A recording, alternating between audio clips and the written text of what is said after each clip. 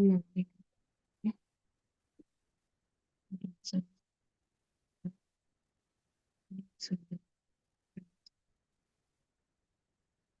so, that is good.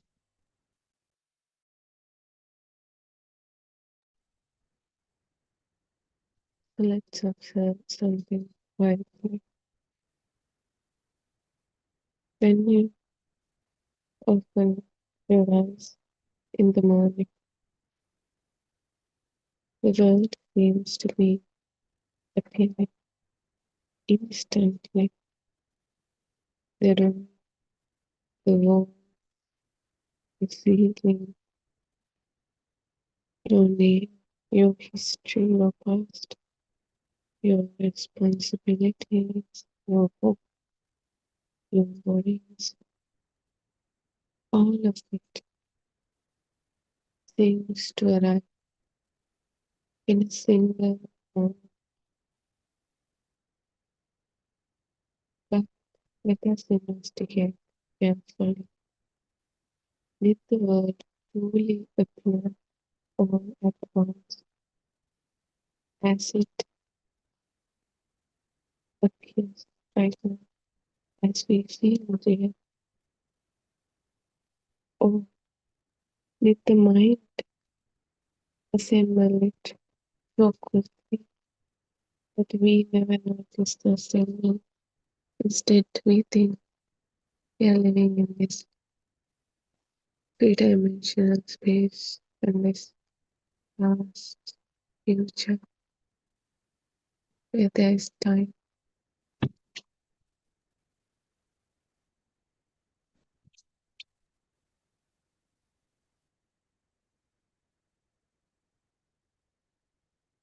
Now suppose a magician performs a trick with incredible speed. Because of that speed, because of that movement is too fast, we only see the result. The rabbit is already out of the hat. Thought we will in the same way. By the time we notice, experience, the world has already been assembled. So today we shall slow the process. We shall look not at the finished world as we are used to, but at that invisible process of the magic trick, invisible construction that happens every moment so fast.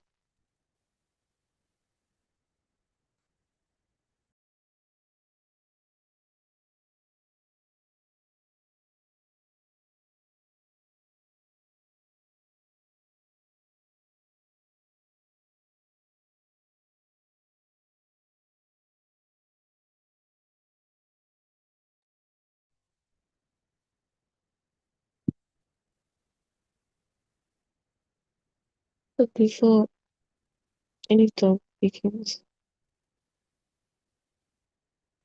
before any thought appears, there is only contact. The fact of God, a sound vibration, a sensation of form, a pressure in the body, a smell, a taste. Nothing has yet become my own, my purpose, my future, or me. So the contact is simple. very simple, very flowing.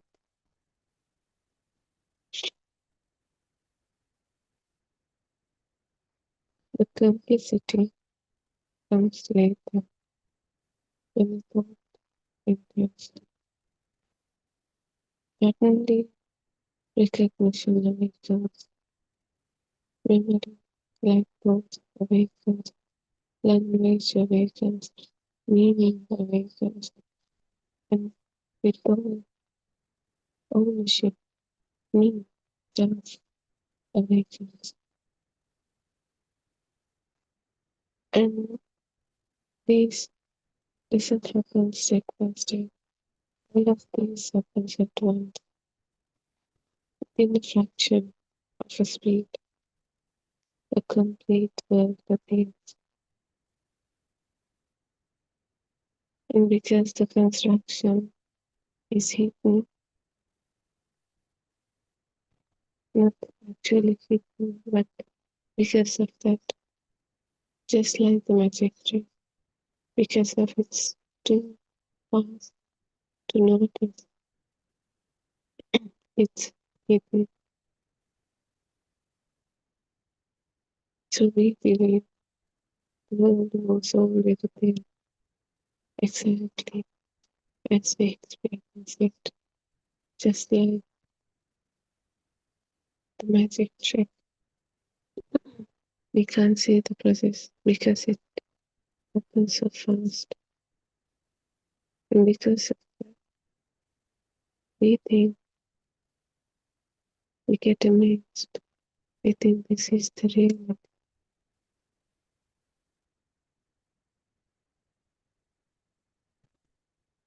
but there is a process. It's happening so fast. And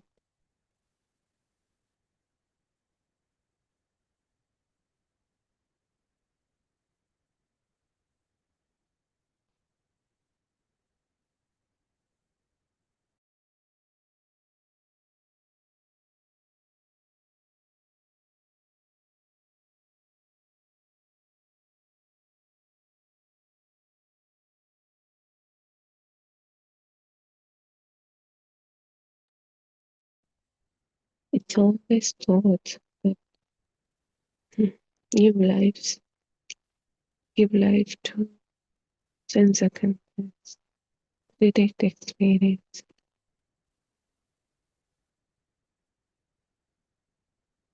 It act names labor and make it an object, bring it to life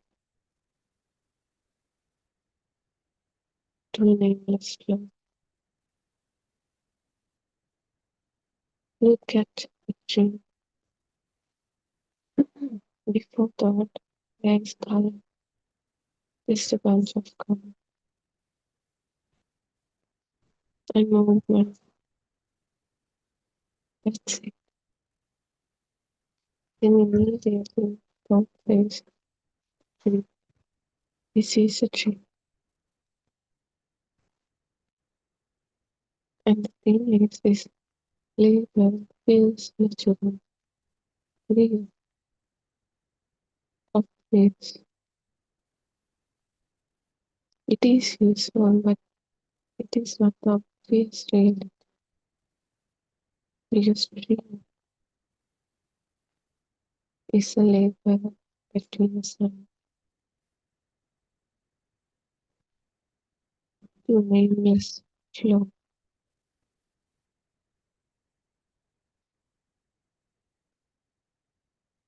A simple vision occurring and a movement happening. That's it.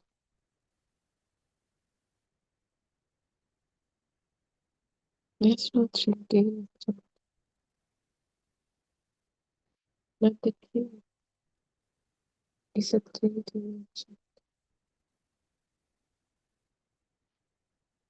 It's a mental object. And the thing is, we think the tree is there existing, not as a thought, not as a mental object, but as something that exists out there. And we getting the image from that object. That's how we feel. It's the wrong perception. Eyes never can give a whole 3D object with all properties. Eyes can only perceive colors, just a bunch of colors. So we never experienced 3D objects in the world because our sense contacts are only 2D, flat, simple. Eyes gives colors, ear gives sound, smell, taste, touch, all are simple. None of those sense contacts, those sensors can give us a whole 3D object. So we never experienced 3D world, 3D outside, 3D object, because the only way we can experience the world is through our senses, and none of our senses can give us a whole 3D object. Yet we blindly believe there are 3D objects. We are observing 3D objects. We are hearing 3D objects. We are smelling, tasting, touching 3D objects. But our sense of context cannot give us 3D objects. They can only give their respective simple vibration in different forms. Just a bunch of colors, just a sound wave, just a smell, just a taste, just a touch.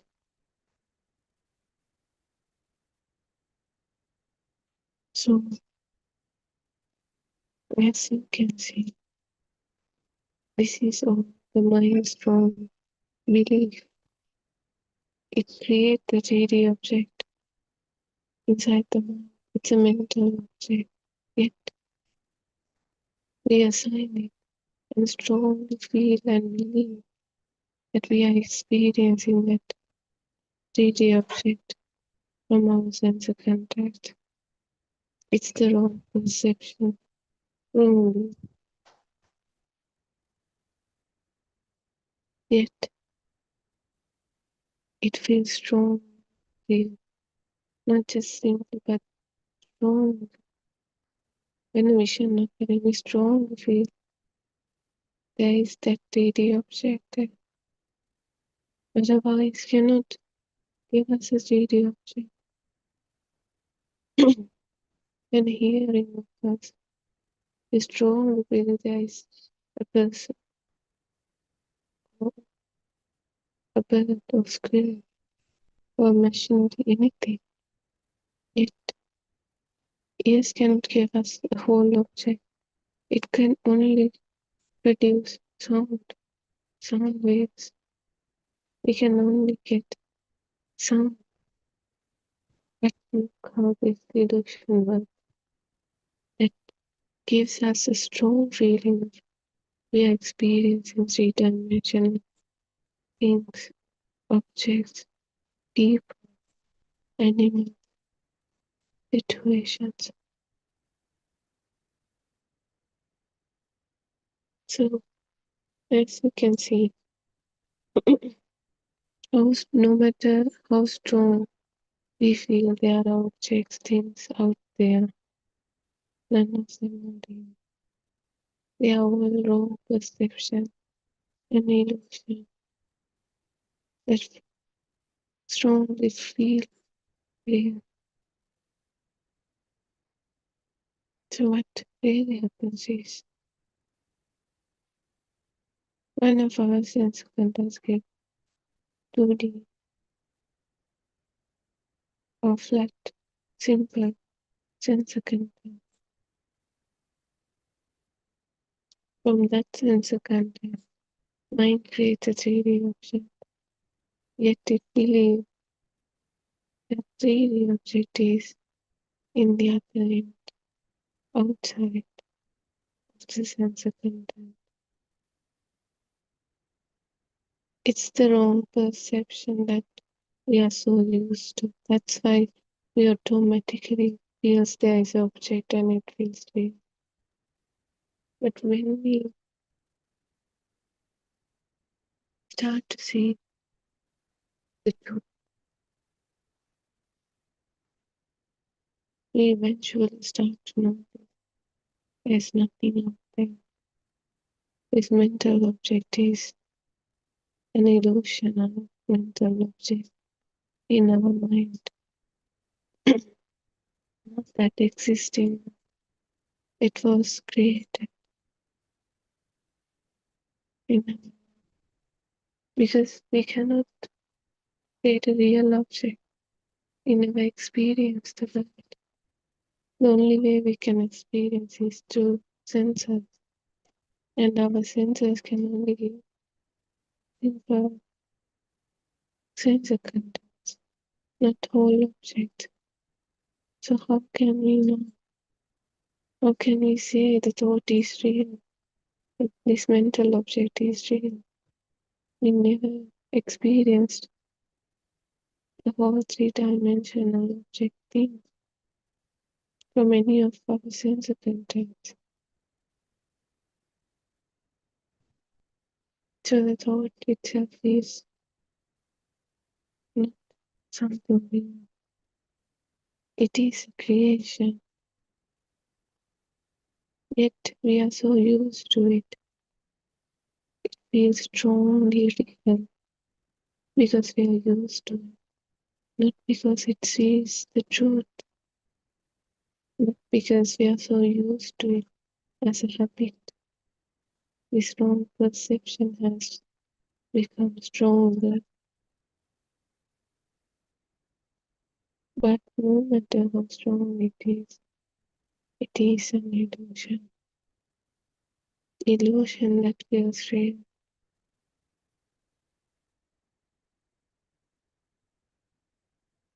So the thought, now we know the thought is not something real. It's something created, constructed, an illusion, a mental object, not a real object, but a mental one. So we can create mental objects as we want because they are our own creation. So the mental objects, these mental landscapes are different from person to person because that depends on the person. They create it, they can create whatever they want. So the thoughts, their world, mental landscape, everything is their own creation. 100 people, 100 different mental worlds because it's not the real world, it's their own creation. Creation, not the reality.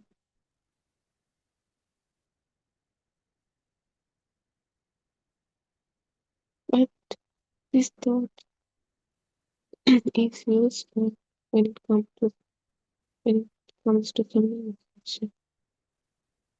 Still, we need to have that understanding is not the truth. The thought itself is the creation of the mind, and that also limited to our mind. Not anyone else has this mental one. Every person has unique, different one, but the sense of content, they are the direct experience.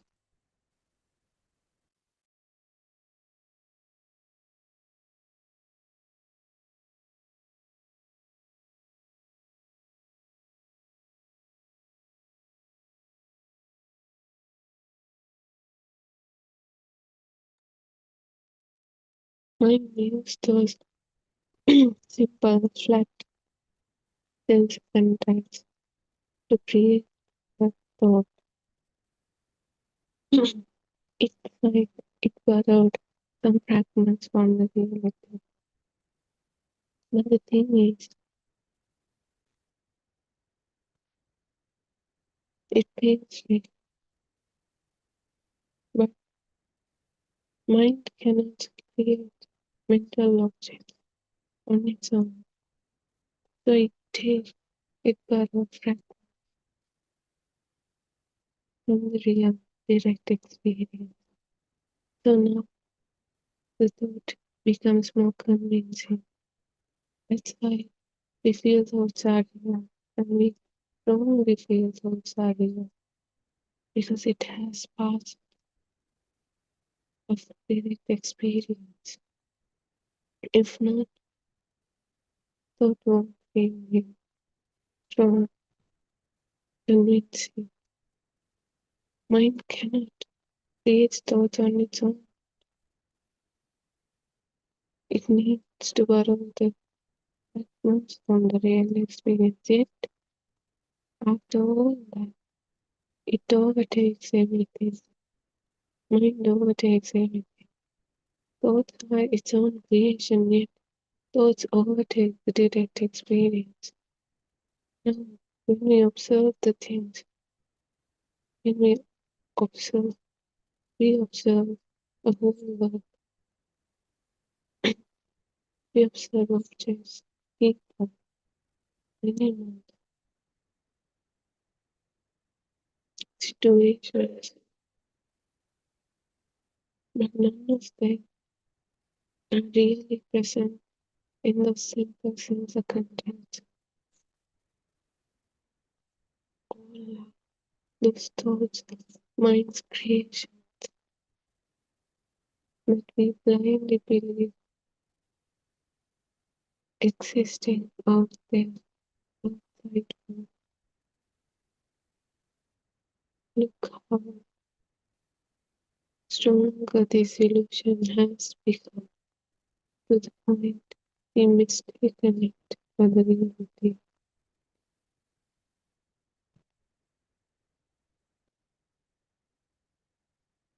We can observe it right now, right at this moment. Notice anything, any sense of time. Everything is simple, flat, and no object is present. Yet mind assigns its thought, its object immediately at it. The thought overtakes the direct experience, and we blindly believe that object is real, and it is present. It is out there. Look how this whole perception has become strong, strong. It creates an illusion of fake reality.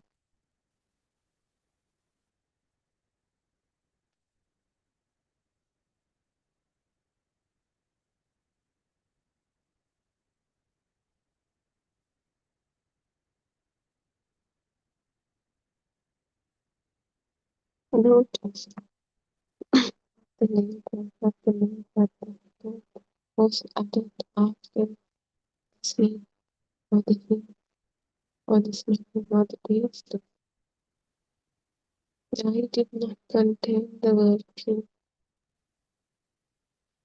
The way that word didn't come from the outside, from the sense of the word came from the mind as a thought, as a language. Thought plays a listening upon the changing process. The real direct experience is always change. Yet we think that thought that mind created is present in the not if it's not changing, the feeling it's continues, it's real, but sense of content is always changing. Feels lonely, it's a solid feeling because we are so trapped in this tangled mind's illusion, mind's thought. That's why we feel totally, totally out there, and they are solid, real, continuous things. This everything that feels real is part of this illusion, and it didn't happen just overnight. We are so used to this illusion. Now it has become stronger, but not in our own mind. The power for this illusion has gotten stronger. The more power, the more real illusion is. More solid, more confident, more stronger. But no matter how strong, how solid, how real it feels, there's nothing existing out there. It's the thought that has opened, powerful, strong, that creates solid faith, real.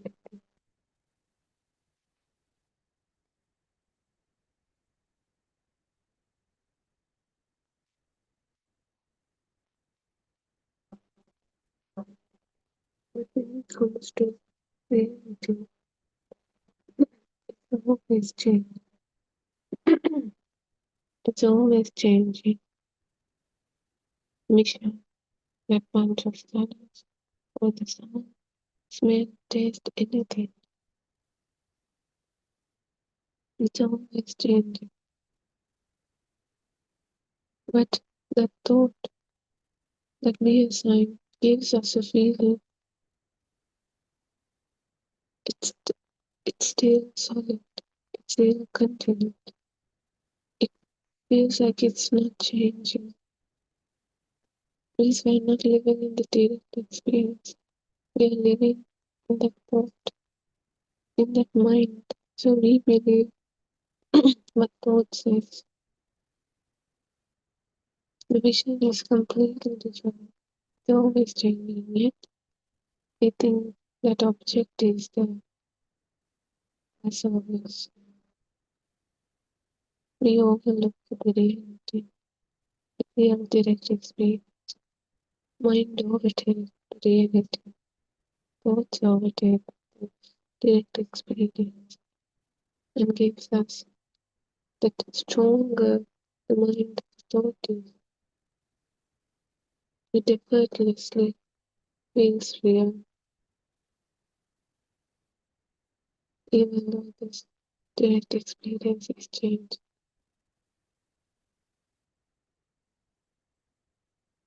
That's why the name feels the thought that label feels more real than the changing process itself.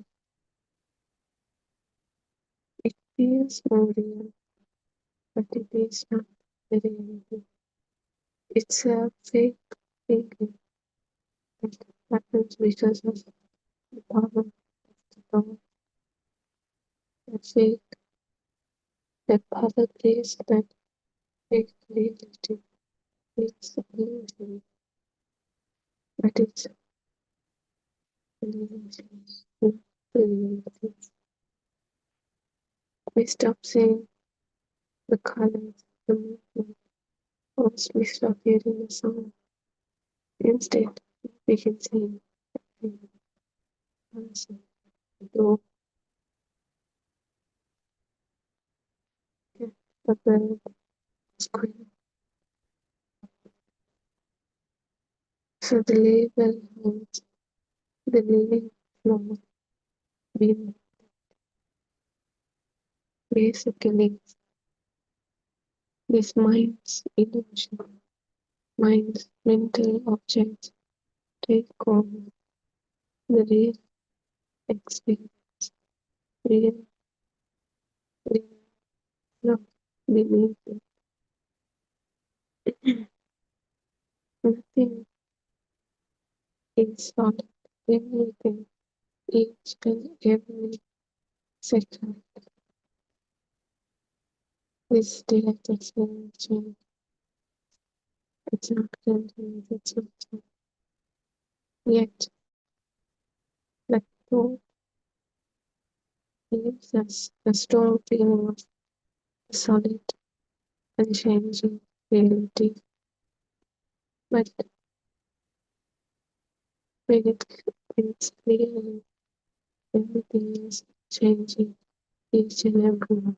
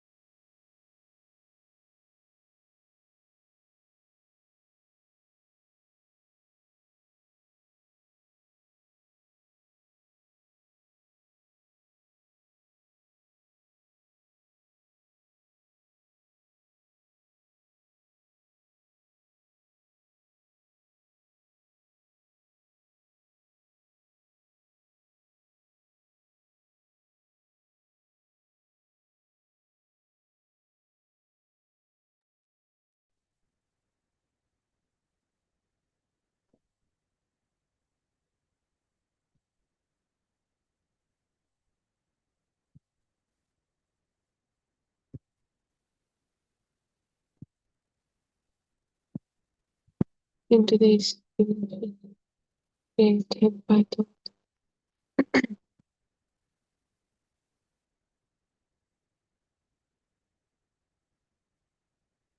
someone who's the place themselves contest.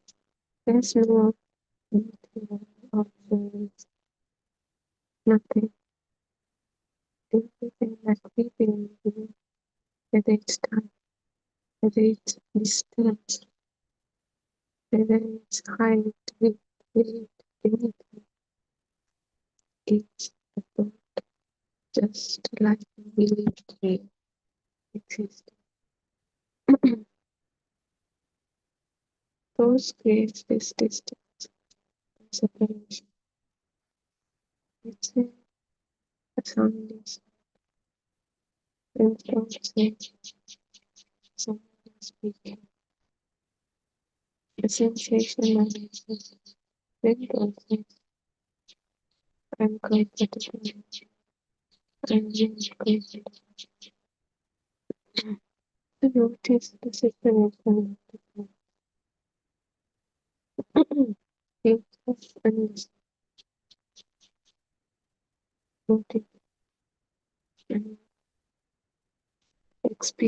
and experience. As always is doing outside in the same inside. God divides what was originally a simple flow of content in a simple sound, simple vision, just a bunch of colors. Okay. Into two different places outside, inside. But there is no clear separation line there. There's not a clear separation line where outside begins and where inside begins. But we strongly feel it really because that's the same way thought feels real.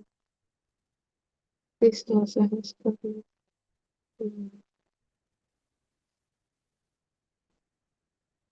What what is actually the simple law of control, knowing its difference.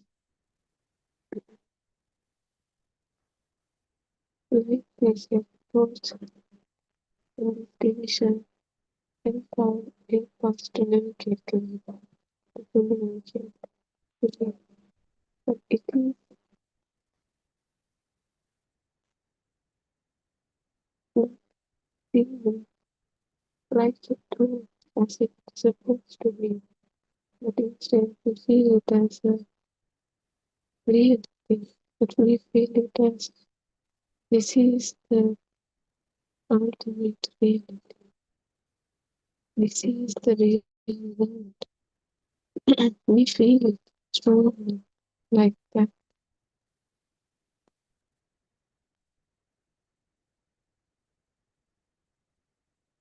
But if we never feel this dividing process, we begin believing in the divisions of absolute feeling. Like the thought, this is also that image.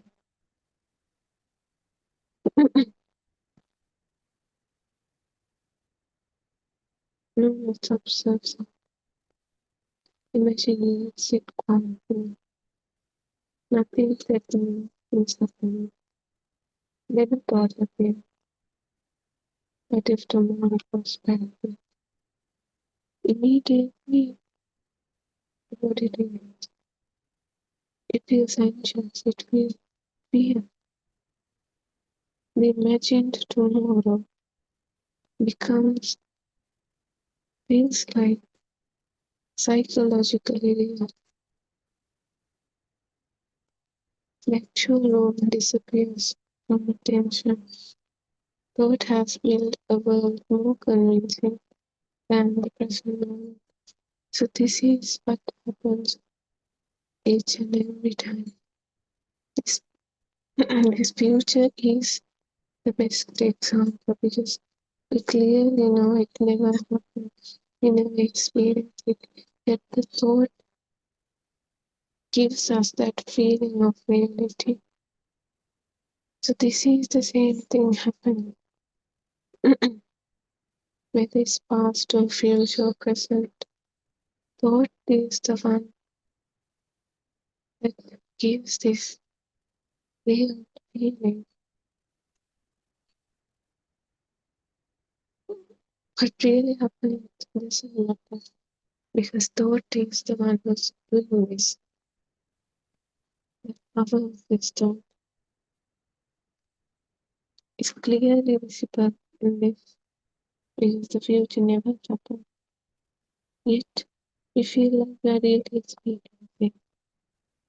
The same happens with the past. It's gone. It's never there. Yet we feel like we are really experiencing it. So it's always the mind. The thought has built a world more convincing than the real present moment. This is why suffering can arise in perfect safety. Danger is not present, only the thought is present, and the thought has borrowed the reality of the present moment. So likewise, even the objects, things, animals we feel here are feeling real in that way. The thought of the animal, let's say dog, the thought of the dog has borrowed the reality of the present moment. So now we feel there is a real dog there. We feel the dog is real. We feel the dog is existing out there. But in reality, it's just a flow of movement. Nothing is solid, real, existing. Everything is changing every moment. If we try to observe it, we will notice nothing remains as it is. Every moment, everything is changing.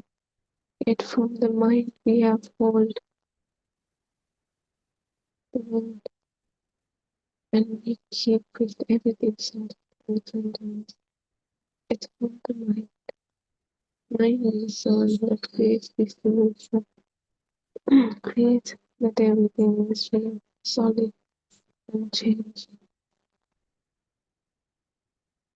Because they believe that both are present and real and existing and not changing. Each and every moment, everything is changing. So the mind creates an illusion of a reality that is not changing, that is existing, but they are still solid objects, things. They are clearly construction in our mind. We are putting our mind's creation to outside and believing they are real, not just blindly seeing, but strongly feeling they are real. So the same way we believe that this object, these things, this mental landscape is real, we believe the self is also real. Likewise, this is how sense contact only can perceive simple of that sense contact. They cannot give us form of it. So there's no way a self has observed to those like this non-whole object can think that comes to our sense of contact. Like either it's just a color or just a sound, just a smell, just a touch, one of those. It all comes together from one sense of contact.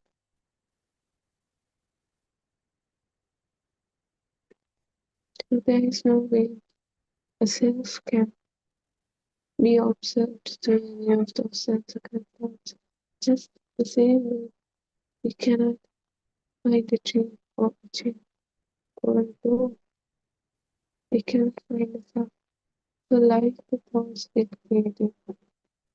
Mind product happens from the sense of contact and created a thought identity essence.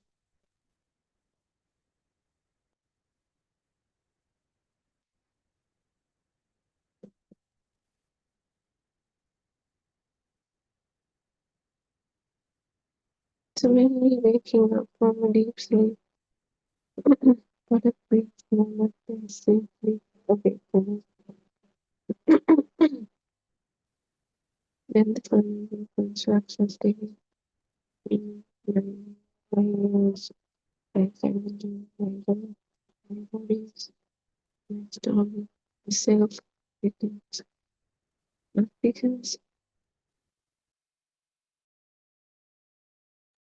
not because it travels to sleep and change, but because the thought reconstruct, it reconstruct it from the previous thought with habit and verification. Like rebuilding a house each and every time. And the reconstruction happens so quickly that it feels continuous. We say, I am the same person, yet nothing confirms. This is the same person. Each and every day, everything can change. Yet the only thing that feels real makes it feel real is the thought of someone. But the thing is, the thought of the self itself is not existing, but also appearing and disappearing. But it creates an illusion of this solid, real, existing self. That's why we feel there is this person's entity. That's why we feel I am the same person. So what is continuous is not a fixed self, but the repeated of reconstruction.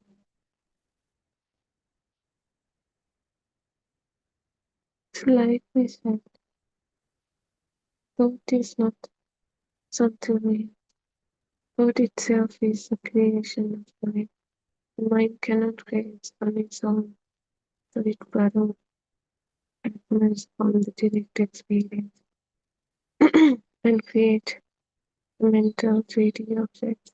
Yet we never experienced any 3D object for real, because the only way we can experience the world is through senses, and our senses can give only simple perspective, simple sense of content. None of them can use as a whole object. So the whole object in our mind, not just the object, even the self.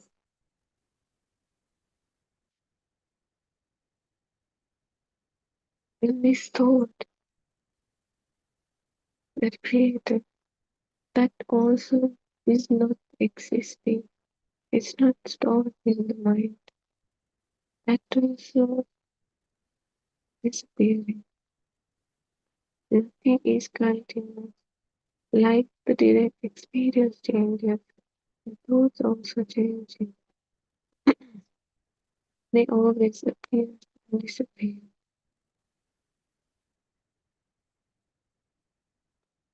Thought itself creates an illusion of reality. But the thing is, thought itself is not real or continuous or solid. Thought also appears and disappears.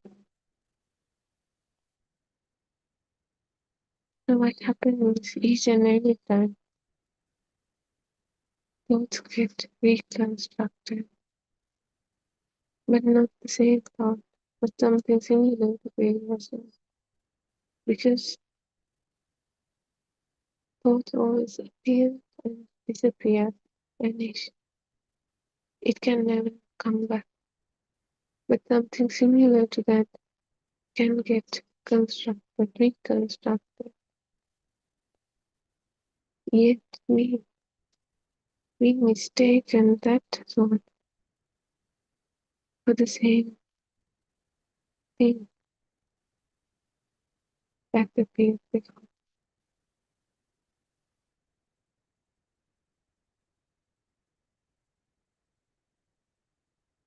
Yet the thought itself is not real or continuous or solid or same. Thought itself is changing, even though it's create an illusion of same thing, same reality. Thoughts also always changing. Never, not even once in our life, we get the same thought again. Only something similar to the previous thought, but not the same thought again, because thought appear and disappear each and every time. They cannot be stopped, located, or reappear. So in this time, it shows how this illusion of thoughts is reality. What really actually happens is changing. Everything is changing each and every moment. That also happens not in future past, but right at this moment. Real existence is this right at this moment. With its future or past, they are also just thoughts that create and fade really, but not the reality. So right at this moment, consequences appear. From that, thoughts appear and disappear.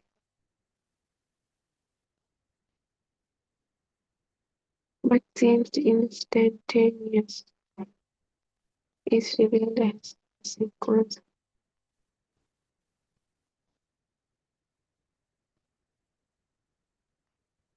Seeing this process weakens the illusion that the final product thought is solid and permanent and real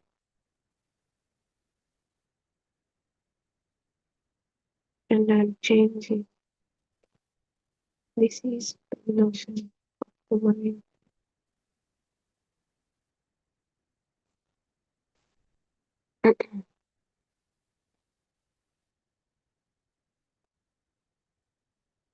So notice, try to see it yourself, this changing nature of everything, even though the thought is not real.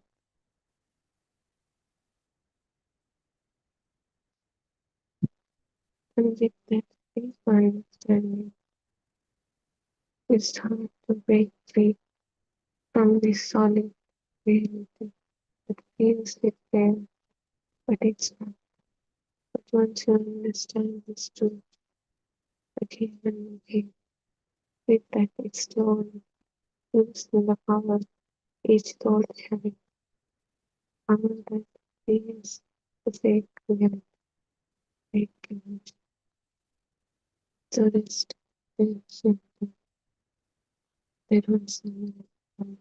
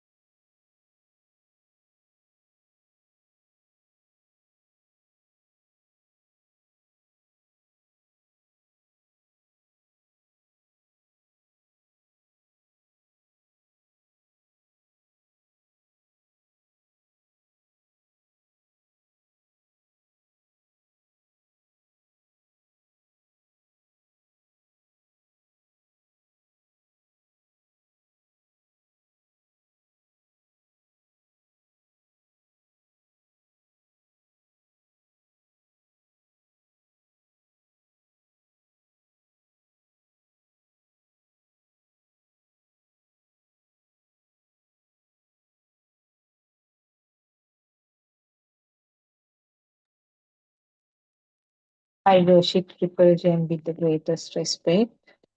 I worship our Aryan Mahanse, our noble friend. At his feet, there was Sarnai Aryan Mahansa.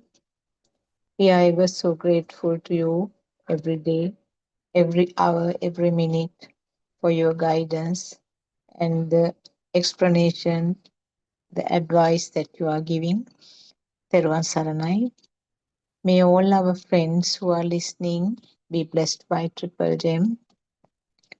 May our friends who are helping with the technology be blessed by Triple Gem.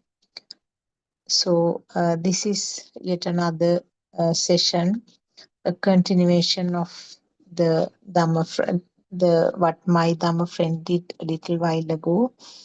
Uh, Another session of the Buddothpado PeoTV English series that we are doing uh, as an attempt to give this true Dhamma message to the world. in English medium. Uh, Truth is something that we have to define actually.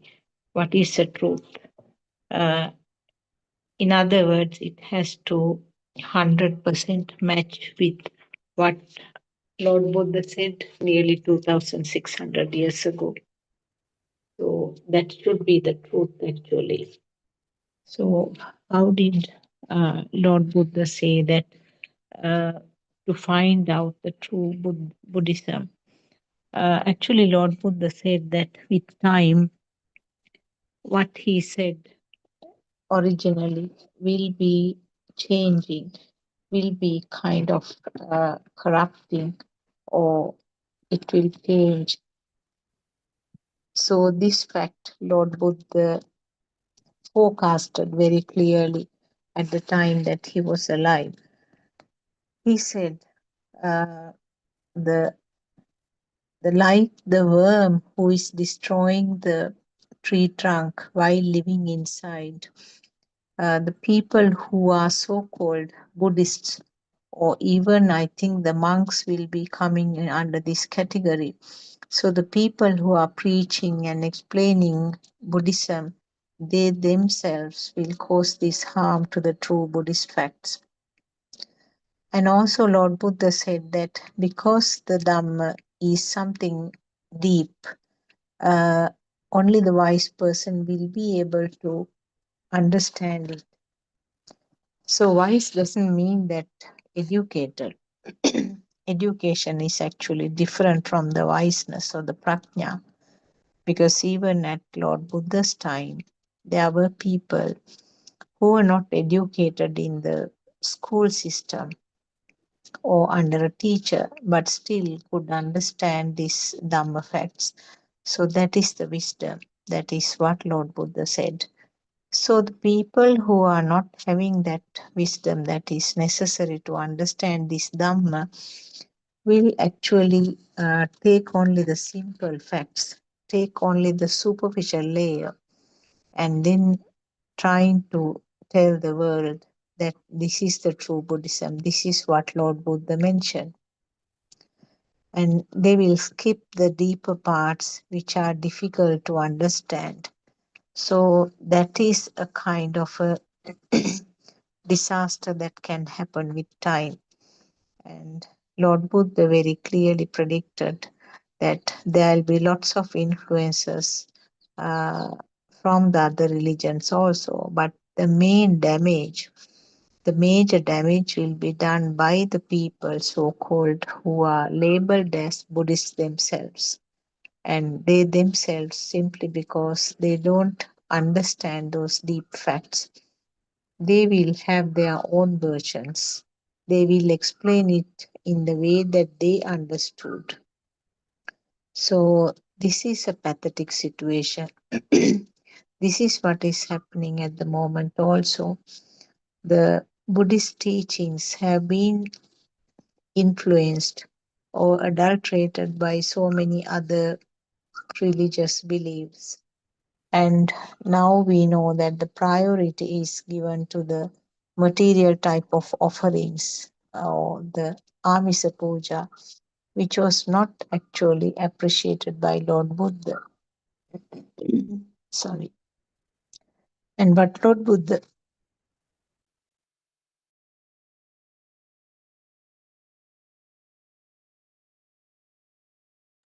sorry. So what Lord Buddha said was that whether it is a true Dhamma fact or not is something that could be realized by the self. He mentioned about two things, Dharma saha Vinaya, the two things. That means the own self, the self itself, or the own system can identify whether this is truth or not. So, Dharma means always it is what Lord Buddha said, the unique Dhamma that mentioned, disclosed by Lord Buddha, was the cause and effect phenomenon. He didn't say that uh, action and effect or the karma is the uh, only pathway. karma or the karmic effects or the action and effect will be applicable only to the category of people who believe about the truly existing world, which is not the truth. So, what Lord Buddha explained was that cause and effect phenomenon. That is the Dharma. So, whatever you experience, if it is compatible with the cause and effect phenomenon, so that is the true Dharma fact. Secondly, he talked about the Vinaya. Vinaya means the own defilements. If the person is feeling or experiencing that there is a reduction of the defilements, then that should be the true Dhamma. So these two facts actually can be checked uh, by self. You don't need another person to do it. We know that Buddhism is not a belief. So what we are trying to give, the message that we are trying to give is something that you yourself can apply and see whether it is the way that you feel, the way that you experience. So, our noble friend R.N. Mahansi has been simplifying many difficult Pali facts, many complex looking Pali teachings into very simple versions, which makes us very easy to understand. And Lord Buddha didn't disclose a Dhamma which is divided to the three time era, that means the past, present, and the future. That happens if the world is taken as true. So the fact that Lord Buddha said that uh, Salayatana loko and Chittena niyati loko both explains that world is the creation of the senses. So whatever is created is felt as real. So that is the magic here. So what R.N. Mahansa tries to tell is that what Lord Buddha disclosed about that this everything is applicable to this moment. It's you can't talk anything beyond that. Everything is something happening at this moment, now and here. So with that concept in the mind, R.N. Mahansi, our noble friend, explains beautifully how most of these complex looking, uh, difficult looking Pali stanzas or Pali explanations is applicable to just simple one point. There is no self. We assume always that there is a self and myself, mine, me, I. We use all these terms to explain the self. That is a self we or self perception or self vibration. These are different levels of the density of the selfness. Self we means it's a thought. We think that I am here. Self perception is a little deeper level where the system feels that there is a self everywhere. Self vibration is further deep, the deepest, most, which is explained as pains or sasava nature, the level even present even in the zygote level. So these are actually deep facts which we have never heard from other Dhamma sermons.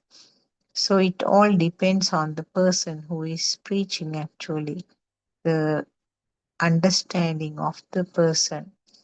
Uh, and depending on that, these facts have been explained.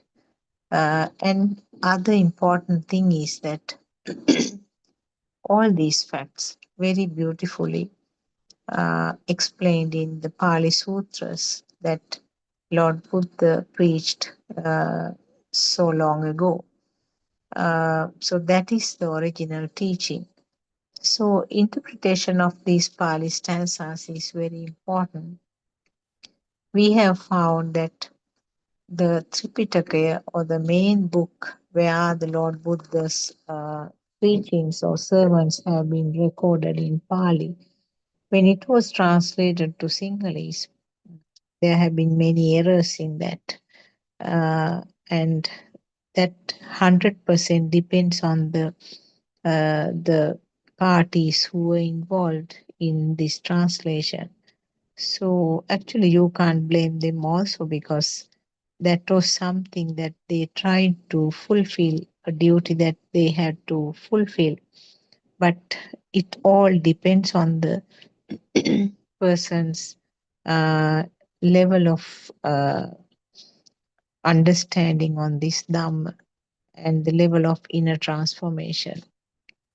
So, if the person who is doing the translation is having his own experiences, then the real translation will occur. So, these are many red tapes that we are facing actually, because there are so many people and monks who are doing these preachings of Dhamma. You have to select the things very carefully. We know in lots of Buddhist temples and monasteries, the priority is given to meditation. And out of that also, maybe even 80, 90, as high as that, 80, 90% of them are practicing the concentration meditation. We know that concentration meditation or samatha bhavana was something which existed even at the time that the Prince Siddhartha was born. So it goes so much to the past. Um, that was something practiced in many religions which were there at that time.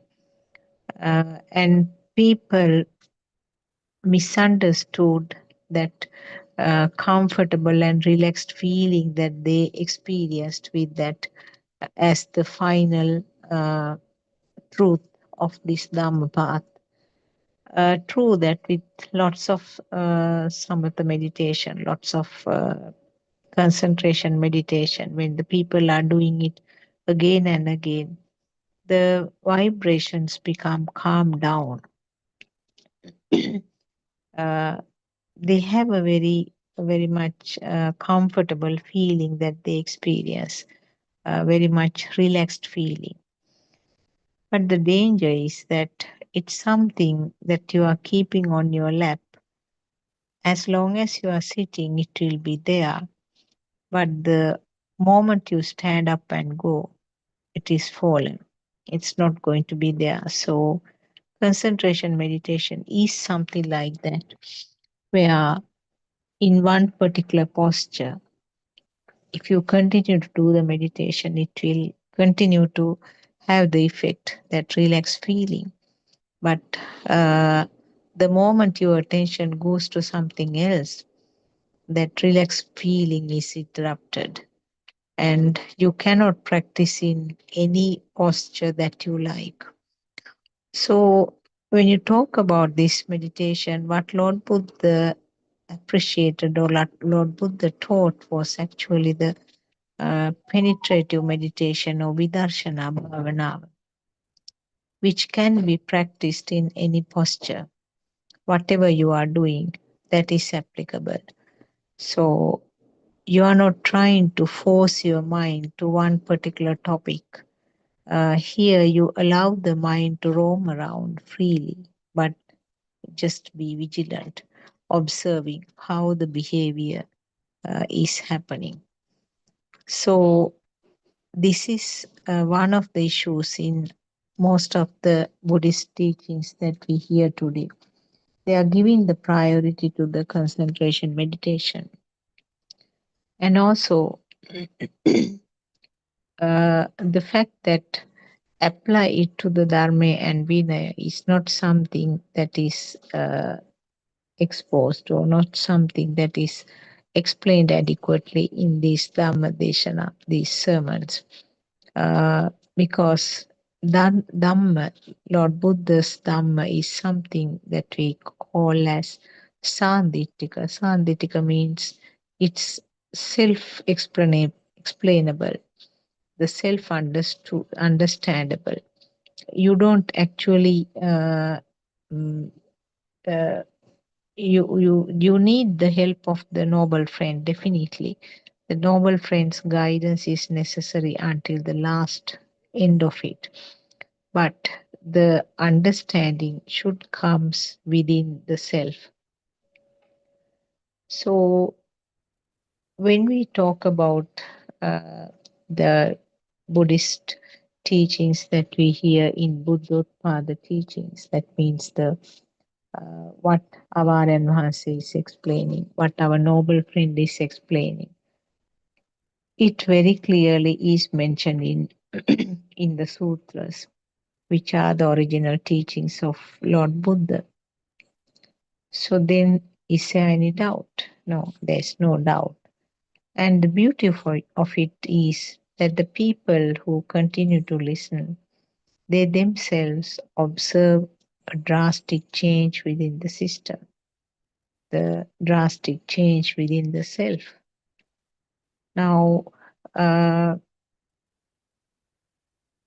even at the beginning, sometimes uh,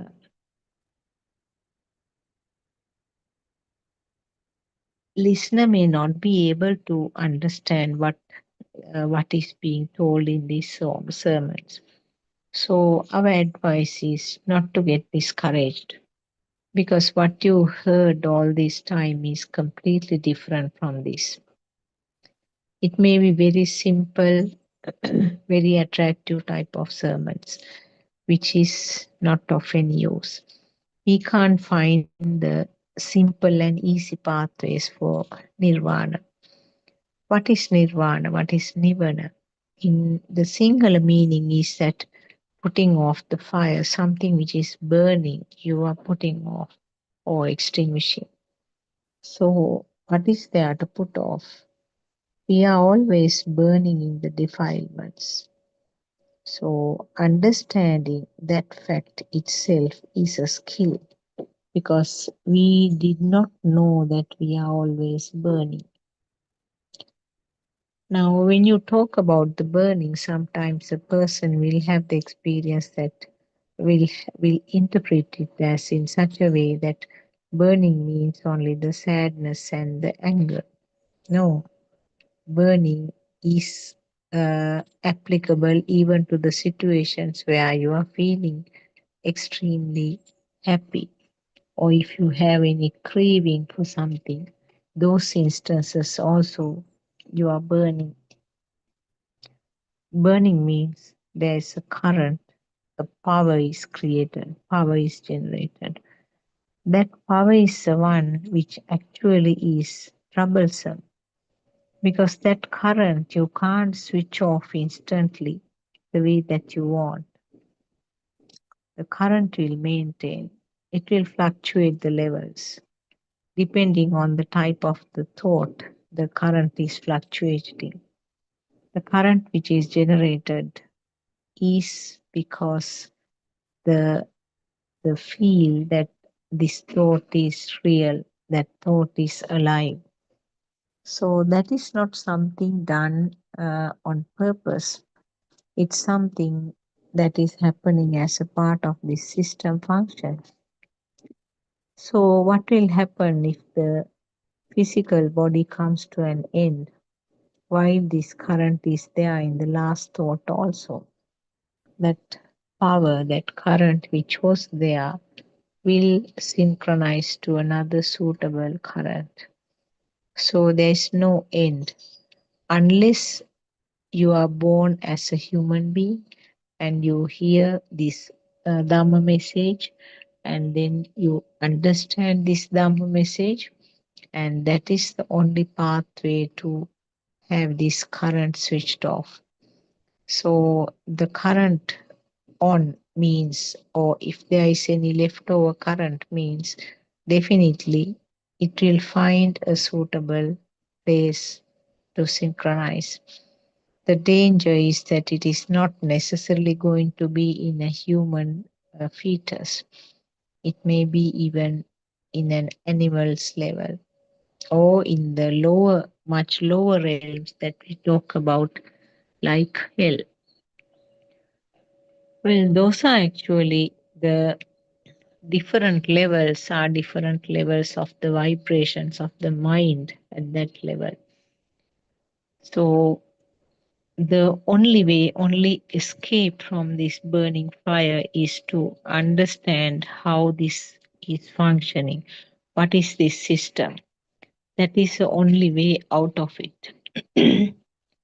And people, unfortunately, do not, even though they are born with the adequate intelligence to understand this, uh, they are born with the capability of understanding this mechanism. Only a very small percentage of people will turn to this side. Once Lord Buddha said that he took a small amount of soil on his nail and said that compare this amount of soil with the amount of soil on the whole earth.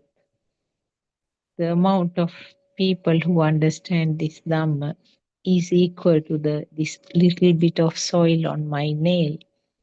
So you can see that how fortunate we are to hear this Dhamma now.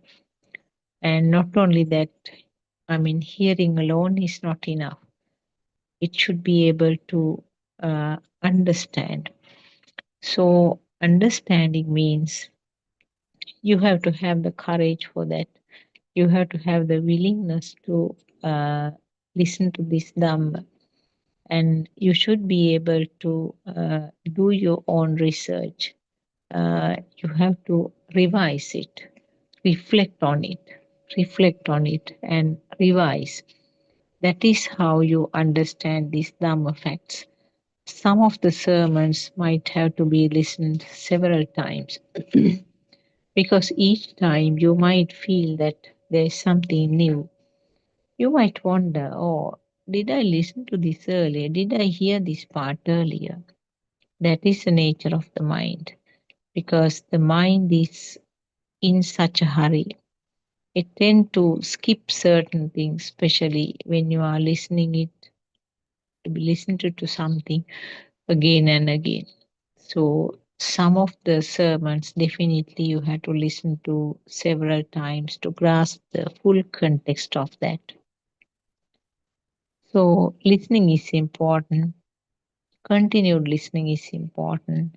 Not only that, discussion with the noble friend who is helping you is essential. So these facts are very important in understanding this Dhamma. Listening, evaluating and reflecting on them, discussing with the noble friend, and uh, uh, having the adequate courage and determination. They are all parts of this uh, Dhamma pathway. And we know there are people who had this very high level of wisdom where they understood this Dhamma just by listening to few sentences. But on the other hand, there are people who tend to listen to this Dhamma again and again and again, but still couldn't make out anything. So there were characters like that even at Lord Buddha's time, where even visiting Lord Buddha almost daily in the temple, still they could not make out of the important essence of the Buddha teachings. Uh, so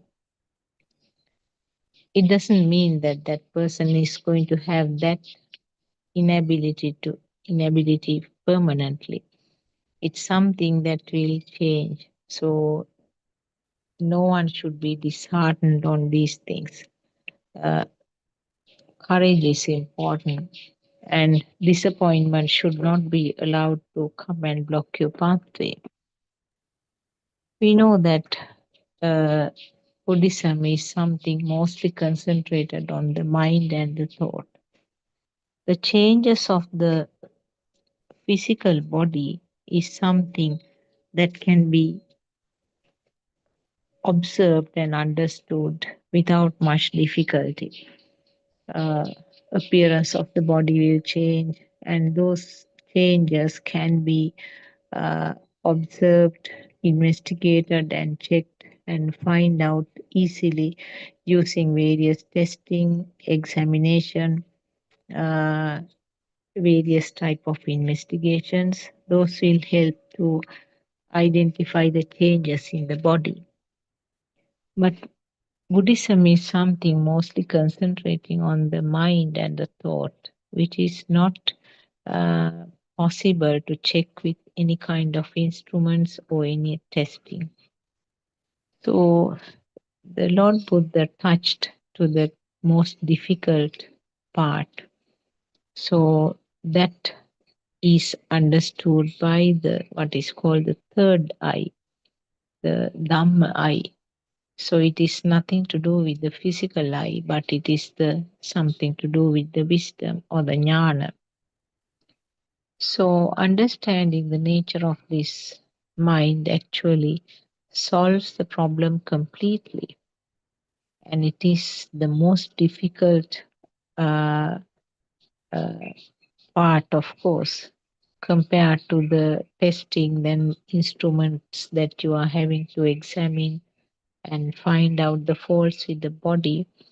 The finding out the nature of the mind is something extremely difficult because the mind is not something that can be uh, picked up or identified by any of the sense faculties.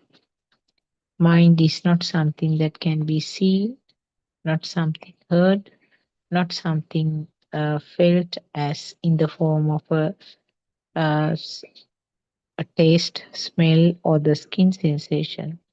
So it is something beyond the functions of the senses. We know that mind is a flow of thoughts. A rapid flowing thoughts is called mind. So the beautiful metaphor given by our noble friend Aryan Mahase is to compare it with the river.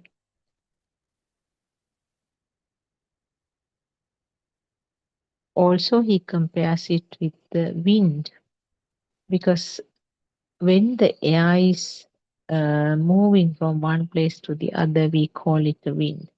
When it is still, we don't use the name wind. Similarly, when the water is flowing from one place to the other, we call it a river. But if the water is still, you can't talk about a river. So, similarly, mind is a rapid flow of thoughts.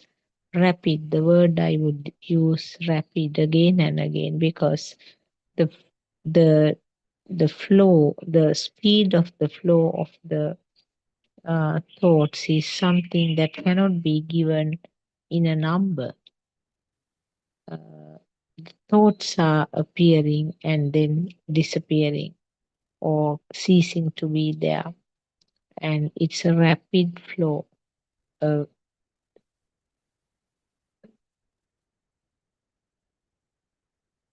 we call it samudaya, where samudaya means how the thought is formed. And when you understand how the thought is formed, it's gone. It's it has ceased to be there. So Samudeva, this is the series that is happening every fraction of second.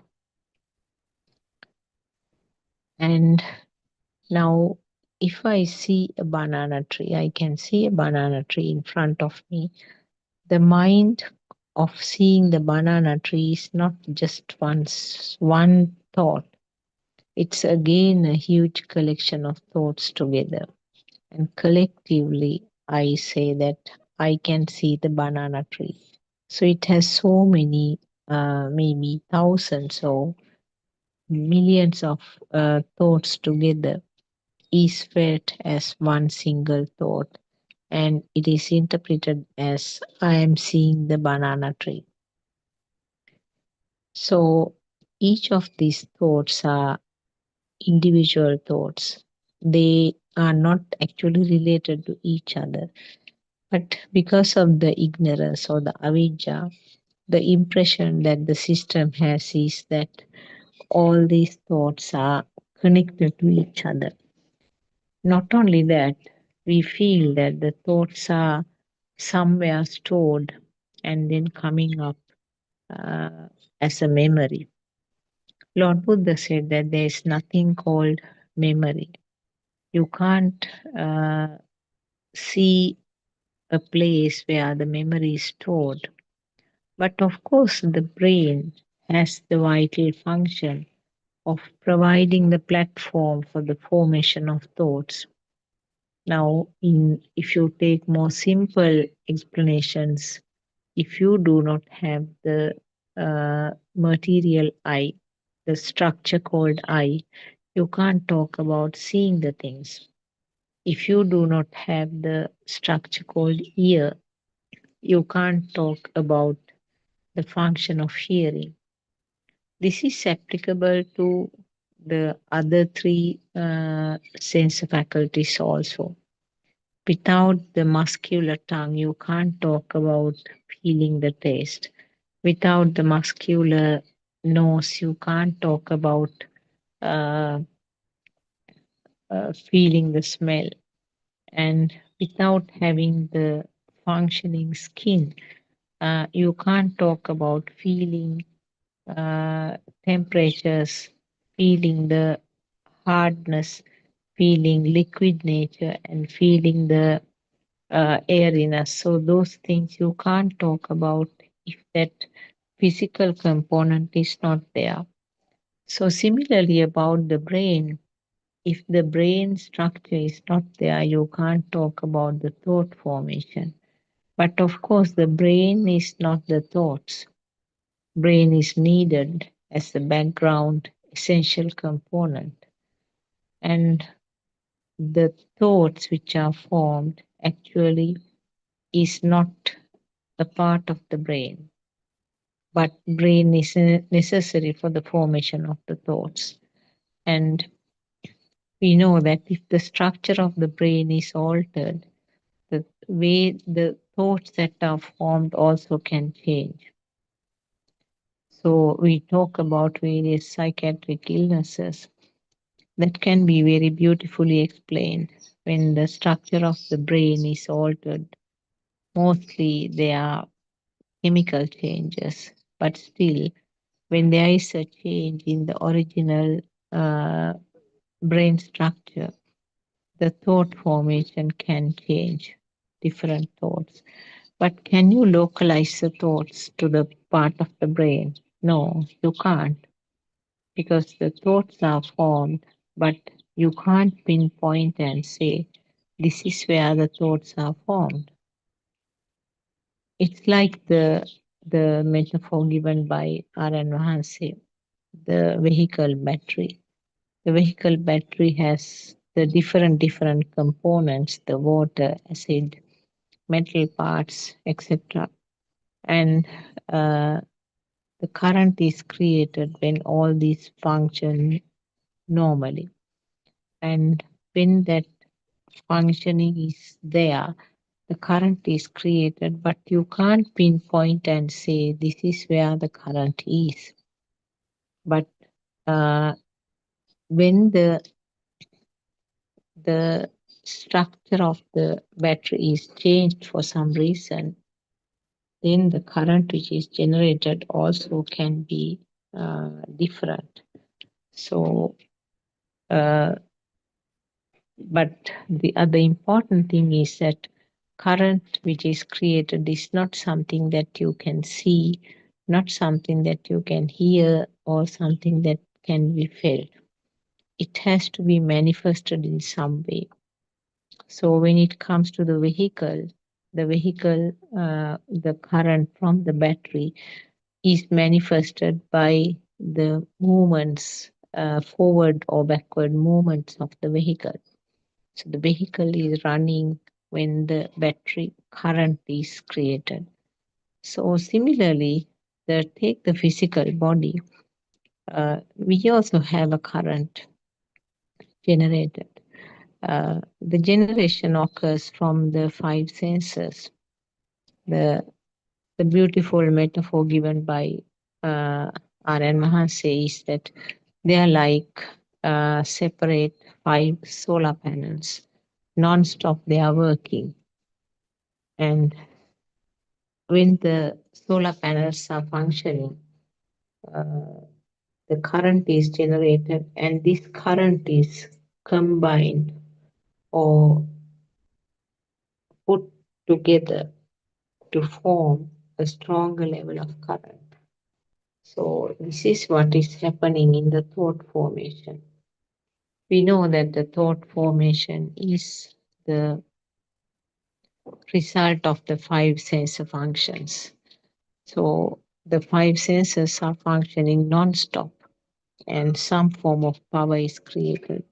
And the combination of the five senses will give rise to the thought formation, which is occurring when the child is a bit older.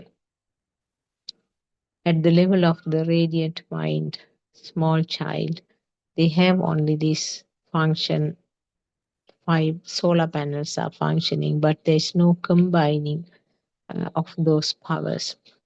But later on, maybe around 1 year, 1.5 years, the thought formation occurs as a result of the combination of these sensor faculties, sensor functions.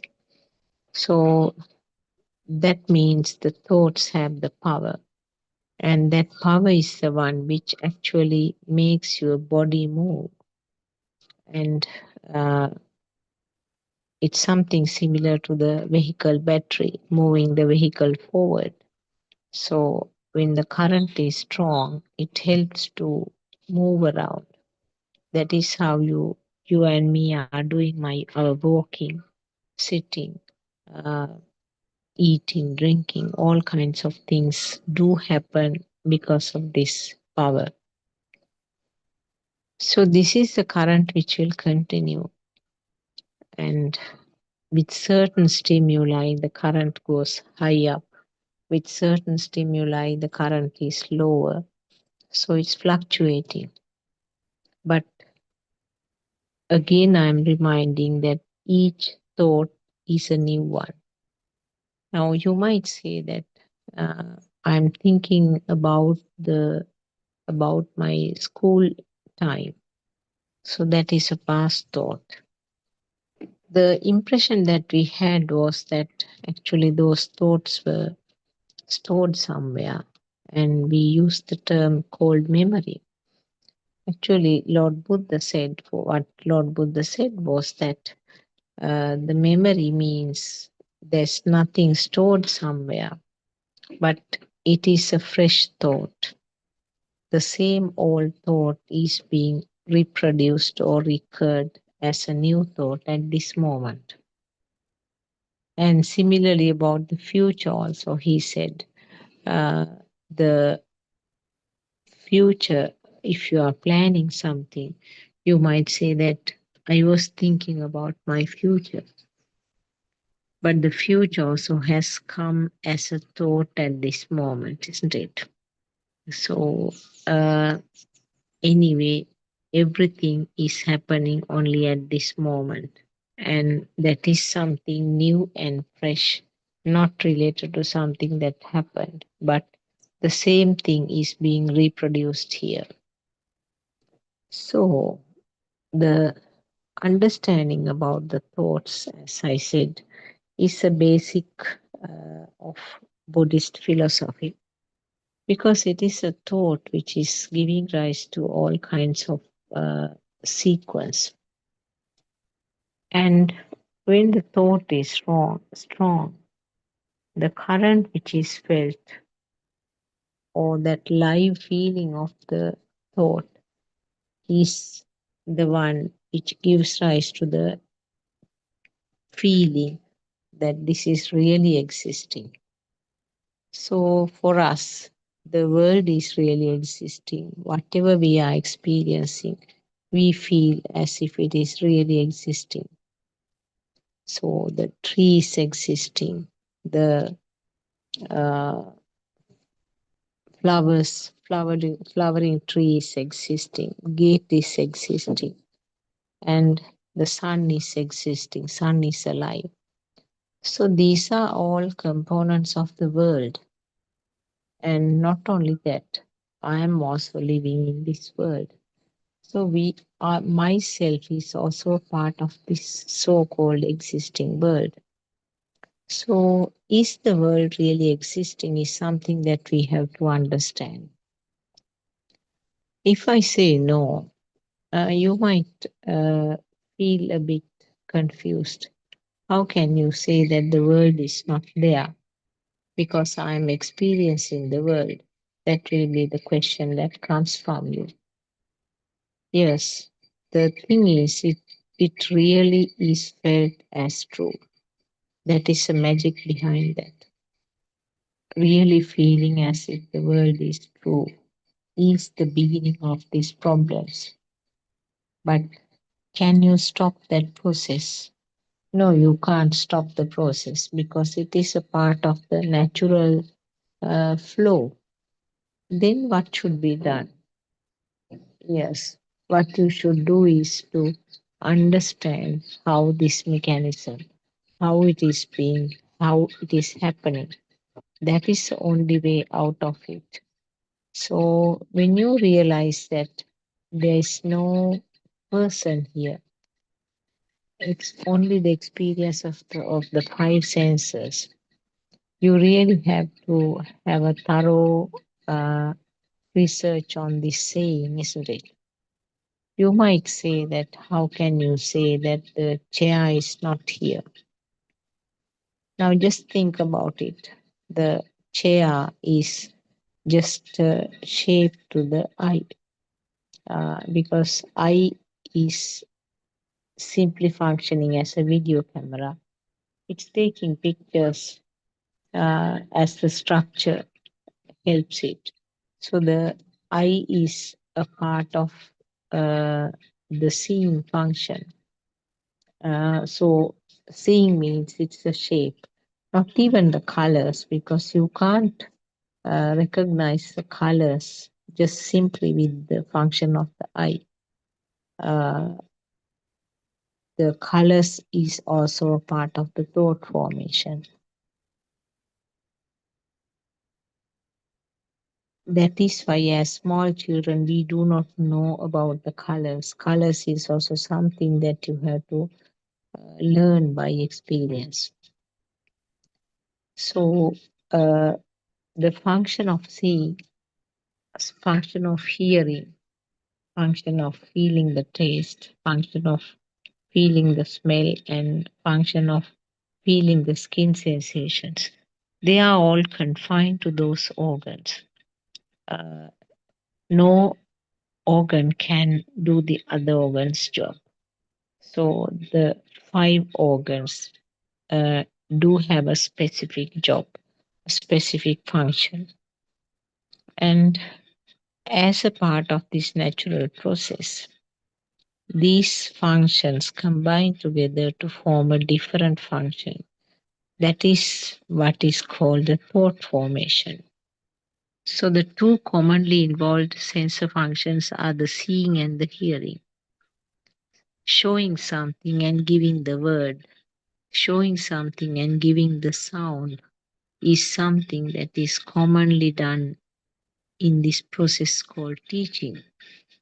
Teaching starts even at home level.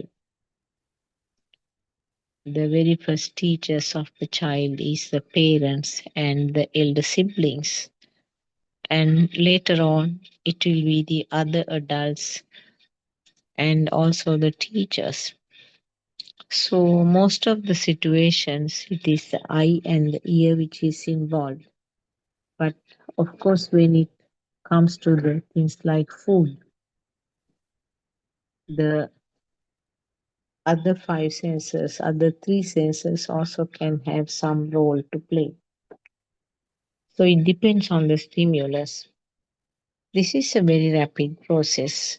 Combination of these sensor functions rapidly forms a different type of a experience which we label as thought.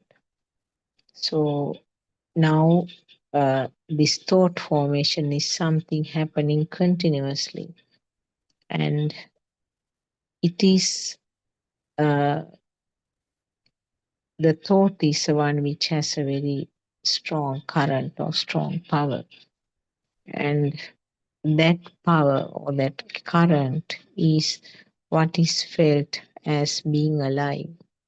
So what I have to explain here is that there was no self in the past, there's no self now, and there's never going to be a self in the future. What is interpreted as the self is that current underneath the thought. So this might sound a bit different from what you have been listening all this time, isn't it? Lord Buddha explained about four uh, orders or four niyamas, uh, or in other words, four natural, four laws of the nature. Now, here I must explain that nature does not mean what is outside, like trees and animals and rivers, all those things, mountains. Those are the ones that we interpreted as nature. But the Buddhist teaching, the nature doesn't mean those material things. It's a process, the natural process, the way that the things are happening. So, Chitta Niyama, or the natural law of the mind, is something that explains many events that happens. So, combining the sensor functions and forming the thoughts is something explained in this Chitta Niyama by Lord Buddha. Uh, and the thought formation is a process, very fast process, and there's no self in it. There's no control in this process of thought formation, and it's so quick. And it is not, as I said, no no way of controlling. Now talk about a sad thought. Now, say a death of a family member. Uh, you will feel that this sad thought is coming again and again, and you are really distressed and you feel that pressurized. You want to forget that. You don't want that thought again and again. But the nature is such that the same thought will recur again and again, leaving the self system, the self system in such a distress situation. You might even cry and say that I don't want this thought. I don't want this memory to come again and again. But there's nothing that you can do about it because it's one of the natural laws. So when you understand how these thoughts are formed, that is the only way out of it. And it's very important to understand this process, how it is happening, which we actually have never heard in our previous Dhamma sermons from different speakers. So this is the reality. This is the real situation that you have to understand. And when you know how the magician is doing those tricks, you do not have that excitement as it used to cause earlier, isn't it? You might say that how can you say that sun is not there? How can you say that the sun is not real? Now, these are some sentences that you have to analyze very carefully because we are not saying that there's no sun. Sun is felt with the help of the senses, but because that feeling that sun is real, and when the fact that this is something created with the five senses is not understood, there is always a very heavy current or very heavy power with this thought called sun. That power or that current is the one which we are trying to uh, understand, and understanding only helps to that is the only path that helps to get rid of this current or this power. So uh, this mechanism, how it is happening, is something that you have to understand. Now, talking about the sun, uh, not only the sun, anybody, maybe your mother, husband, sister, whoever it is constructed as a thought.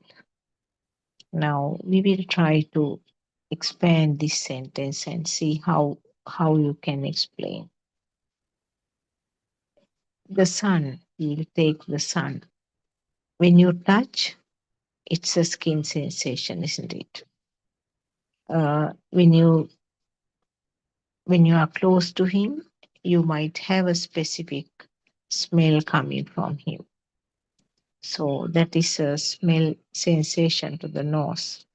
And when you see him, that's a shape to the eye. And when you hear the sound of his talking, that is a voice, sound to the ear. And also when you uh, give the sound saying, "This is my son," that is also a sound. So when you talk about the sensor functions, they are actually limited to the function of that sensor, isn't it? Sun is a seeing and something heard and something felt through the skin, and there may be something to do with the nose also. So the taste is not something applicable here. So you can talk about the four senses here,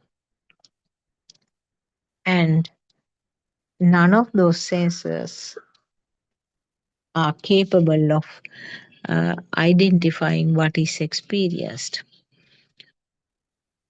You are seeing, the eye is seeing, and it's a mind sensor which gives the conclusion this is the sun.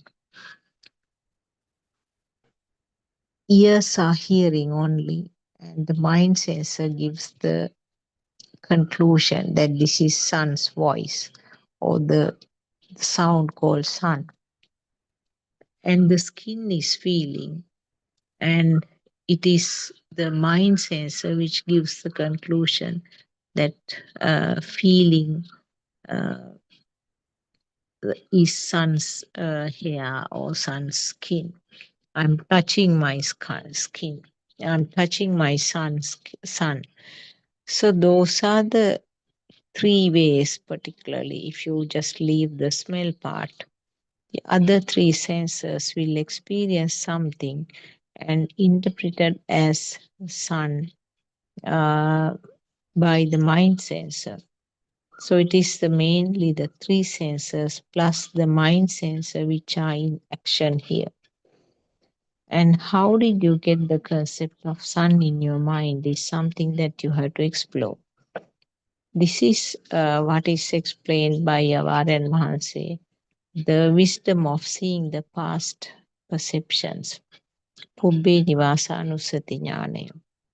So it doesn't mean that the something to do with your previous birth, but it's the previous thoughts, how the previous thoughts were formed, how the previous sanya or the perceptions were found. Upenivasa Jnana is the wisdom of seeing that mechanism. So when you realize this mechanism, how was the sun born as a thought? You didn't have a son before your marriage, isn't it? So the concept of son was born maybe from the time that you were diagnosed to be pregnant, and thereafter, when he was born, the the the concept of son became stronger and stronger every day, every hour, or maybe every couple of minutes. You are seeing your son when he was small. So it's a repeated picture that was uh, created at the eye level. And every time the mind sensor gave the label, my son, the son. So repeated labeling uh, of that interpretation or the vibration that occurred at the eye level made a kind of a solid concept, what you see as my son. And the sound when the son was talking, or the others will give the sound. This is son, son. So the sound, every moment that the sound occurs, the mind sensor will confirm the concept that sound belongs to your son. Every time that when you are touching your son, the feel, the skin sensation is interpreted by the mind sensor as sun's skin or sun's hair. Now, these things, this data is being interpreted, data is being created so many times, again and again, again and again. What happens each time when this thought is formed? The power which is there becomes more and more stronger. That is how you get that feeling of a field or the perception of existence. And now you have a real living sun. And each time when the real living sun is there, each time you experience that self is there. I am seeing my son. I am hearing my son's voice, and I am feeling the sun's skin. I'm touching him. And just for that basic thought, so many other information are added as thoughts. This is in Pali called prapancha or manjana. So many other side thoughts will come and join this basic thought. The things that are liked by sun, things that the sun doesn't like, the way that sun is behaving, sun's belongings, clothing, and whatever other things that are used by sun.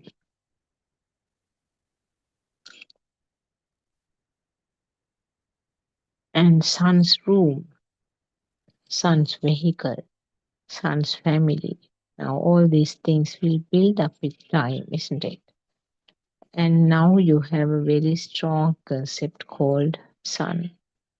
The strongness equals to the self on this side. So the strongly existing real sun is there on one side, and in parallel, in par with that, the strongly existing myself is also here. So this is how the world is created for you. Now look around, you will see so many things, and each of them, each of them you feel that as if they are really existing, isn't it? So that is where each and every stimulus, that is where the three levels or the three worlds are explained by Lord Buddha: sensual world, form world, and formless world. Uh, So this is applicable to each and every stimulus that you are experiencing, whether it is something that you are seeing, whether it is something that you are hearing, or whether it is something that you are tasting, smelling, or the skin sensation. So uh,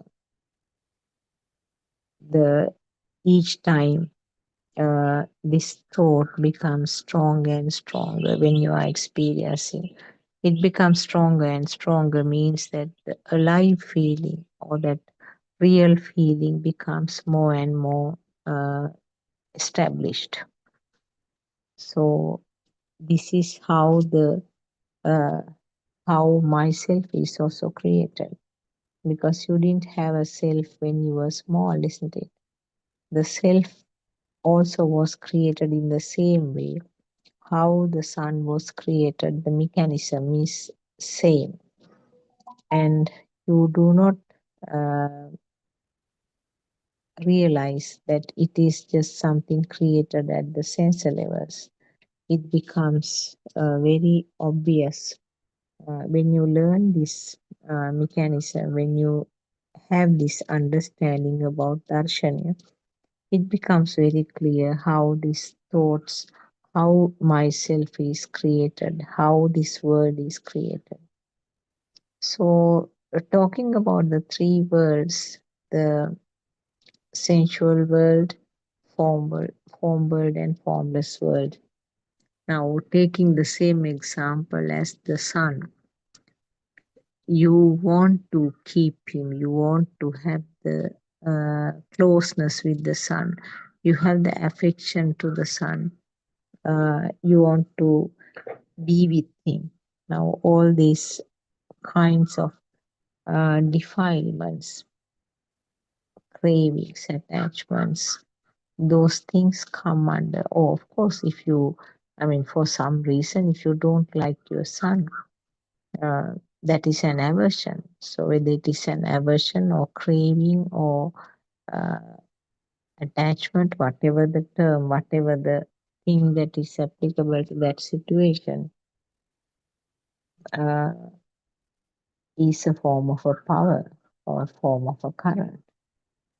So, uh, this is what you have to understand. More data about the person means the current is stronger, the power is stronger, and less data means the current is less significant.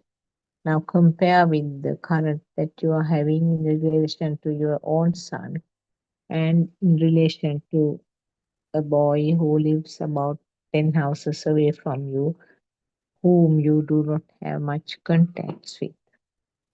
So the current that is created in relation to the sun is much, much stronger.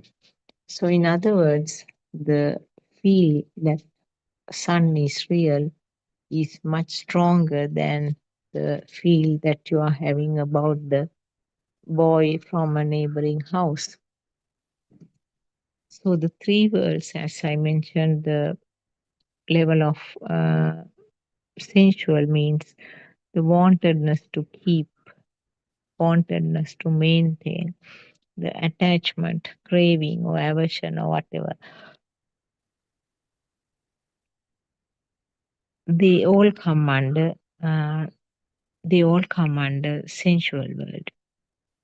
And when sun is experienced with your senses, that means as a function of the eye, function of the ear, function of the nose, tongue, and the skin. When you experience them with the five senses, you call it form world. And formless world means whatever is there, deep seated, there is a feeling that this is real, really existing. That is a formless level or the arupa. So, uh, all three levels or the all three realms actually uh, come to one single thought. Each and every thought has these three levels. So for a person who likes your son, all three levels are already there. Now, I love my son. If I just say that sentence, underneath that, all three words are there. Love, I love my son means I want to keep him, isn't it? That is the sensual word. And I'm experiencing my son with the uh, eye faculty, ear faculty, and also maybe the skin faculty or the body faculty. So, experiencing means sun has been created as a thought, isn't it? The sun has been created as a thought. So, then that is your form word. And not only that, the just imagine now when we talk about the sun, don't you have that feel underneath that sun is real? Yes, that is the formless word or the aropa. So, in other words, uh, any of the thoughts which has become, which is felt as real, without realizing, without understanding that these are creations at different sense of faculties, the more the uh, misunderstanding or the more that avijja is there, the strength or the power of the thought is stronger. In other words, the self weave is very strong when it comes to a topic like son, husband, or wife. Or maybe it might change, of course, maybe even a grandchild.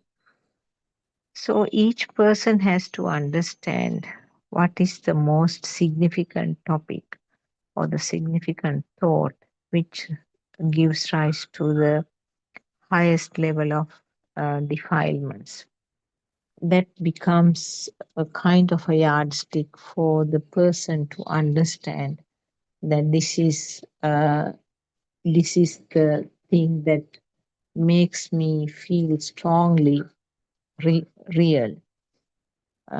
So that is what is explained as the kamatahana by even Lord Buddha's time.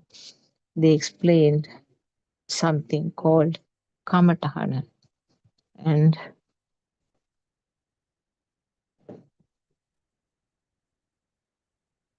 so uh, in other words, explaining these things in each and every moment, explaining these facts in relation to each and every thought is something very important, because we know that Lord Buddha explained that everything is related to this moment only. And these thoughts are changing rapidly and thoughts are evolving. Now, the thought you had about the sun when he was small is different from the thoughts that you had now. So, that is the evolving pattern of the thoughts. It's changing from that time to this time. That is we call the sanya abhisankaranya.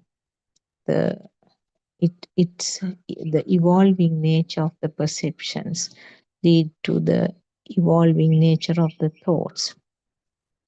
The liking you had to certain items when you were a preschool is completely different from the likings that you are having towards the same thing now. At that time, you had very much attraction or attachment to pencil boxes, colored water bottles, etc. But by now, you do not have any interest about those. Now your thought pattern has changed. So, similarly, see how the attachments, aversions, cravings that you had in relation to people uh, earlier, how that pattern has changed. You may have felt uh, a person like an enemy at some stage. And now you don't mind that person. Your tolerance has become better now. That is a natural process of the thoughts. That is a natural way of changing the thought pattern. That is called evolving patterns of the perceptions, evolving patterns of the uh, thoughts. This is something natural. So, uh, not only that, like we seeing shapes to the eye, the sounds to the ear, tastes to the tongue, and the smells to the nose, and the sensations to the skin. Uh, the mind, the products, basic products of the mind is uh, the emotions, the maybe happiness, maybe sadness, maybe anger. So those are the products of the mind sensor. Or those are the words that we can use to explain the current which is created as the mind sensor products. So production of that current is something again that happens as a part of the natural process. What happens is that we try to put the label of self to this natural process. How do you explain that? You say, I got angry, I felt sad, and I felt very happy. So it can happen like that. But you do not realize that it is a part of the system, isn't it? When you realize that it is a part of the system, the is there anything to worry about? No, it's not something preventable, isn't it? It's not something controllable. If there was an authority called self, should have been able to stop or control this process.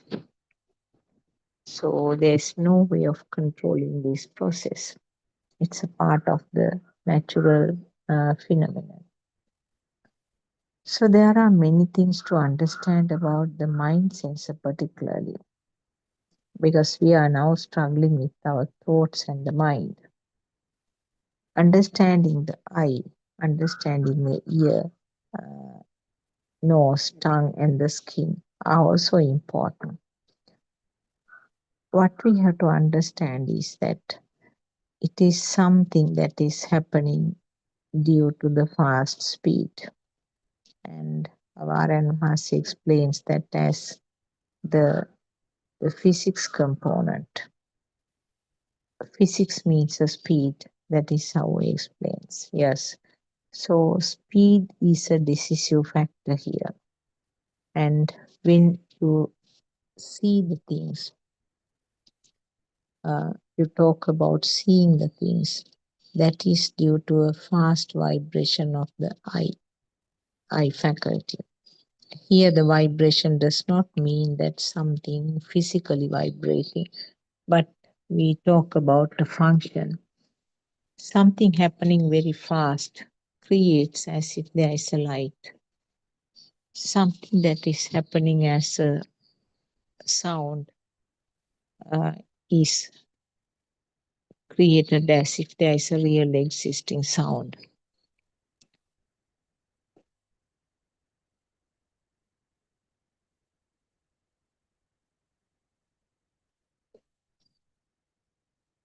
Something that is happening at a very fast speed is felt as a really existing taste.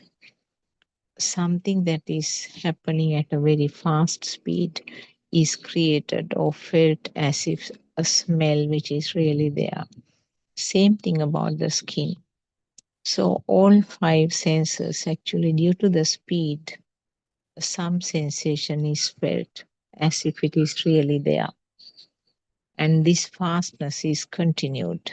And when these sensor functions combine to form the thoughts in the natural way, The thought which is created is also felt as if it is really there.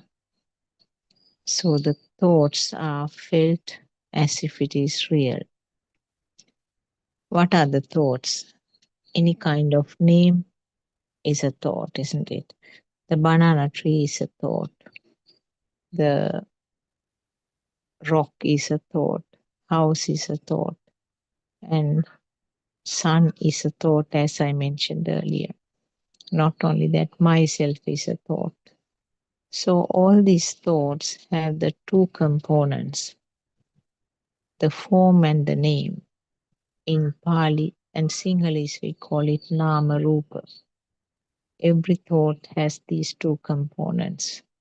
There's a vibration, fast vibration, which we call the Rupa. Fast vibration creates as if it is really there. So the Nama means the description of that fast vibration or that experience. So the naming or giving a description is the Nama component. So always there should be a vibration, fast vibration to give it a name, isn't it? So the Rupa is essential to be able to name it. Fast vibration, which creates as if it is really there, must be there to name it. On the other hand, without naming, Rupa cannot be explained. So both form and the name are helping each other. They are mutually supporting each other. So collectively, the Nama Rupa combination, we label it as a thought. So every experience that the person is having is a product, combination of the form and the name. So any action, any material thing, any self, any person, they are all thoughts. And they are all creations of the five senses at some point. And now you might wonder about the thoughts which are just coming up, which are not related to the present moment.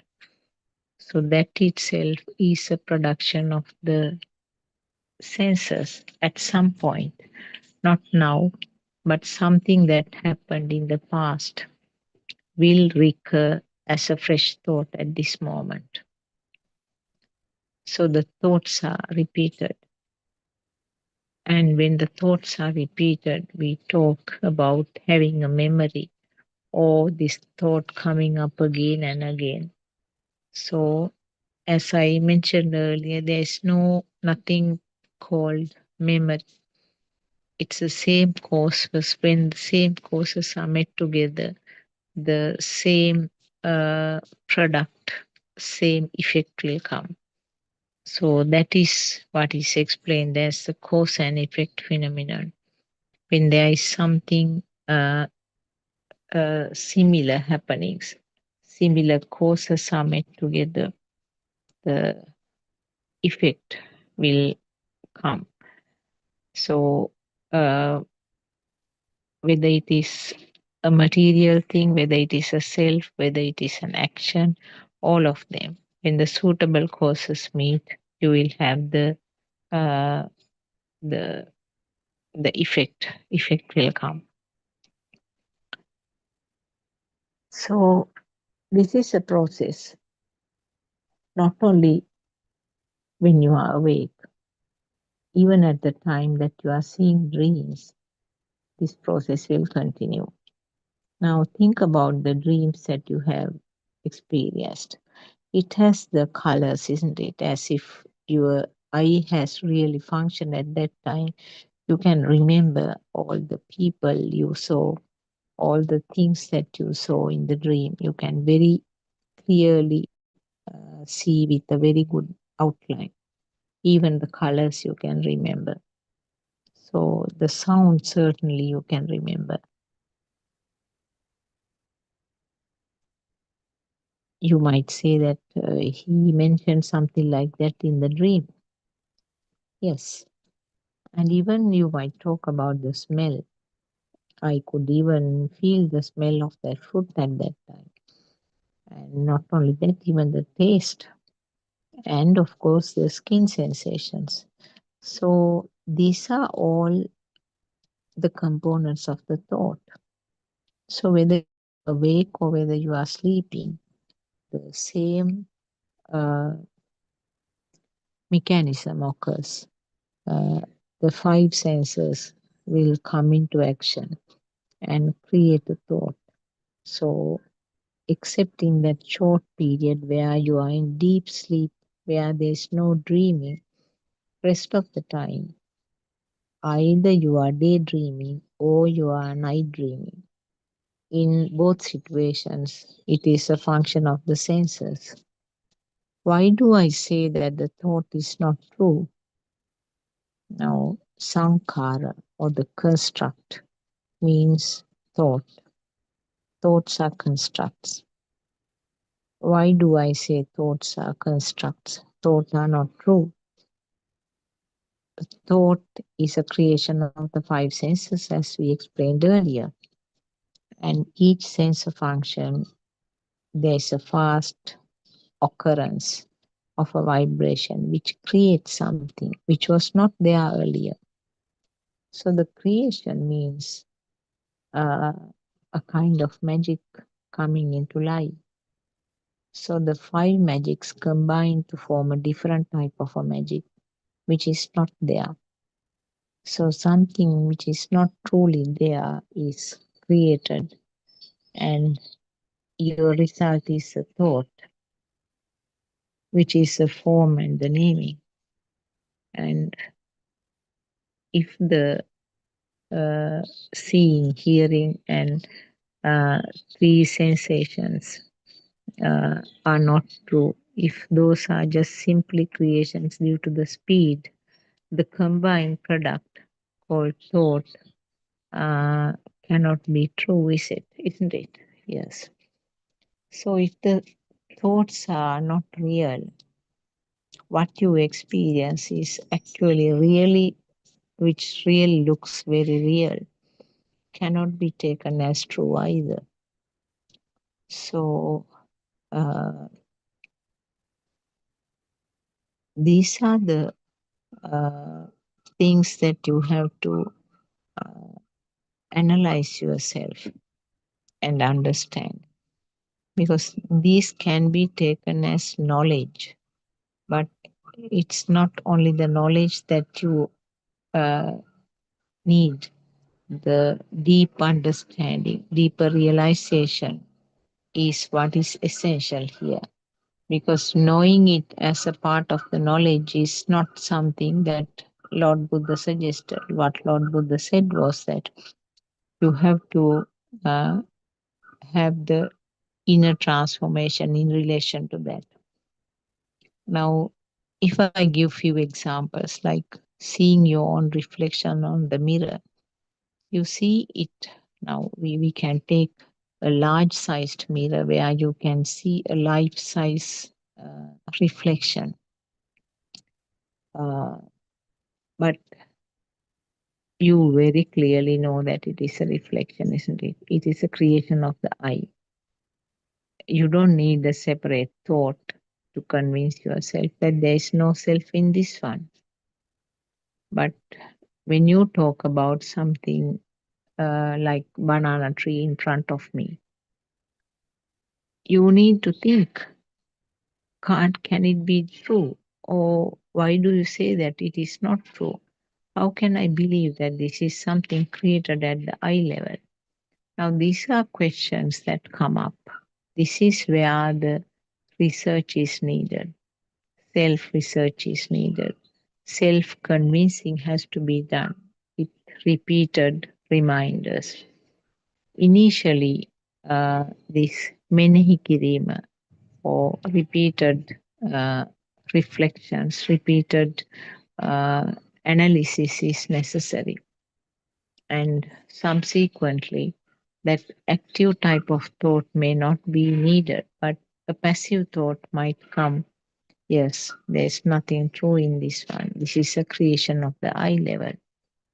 And further, even the passive thoughts are not coming. It comes as a feel that there's nothing valuable, nothing worth of it. Same thing about the mirage.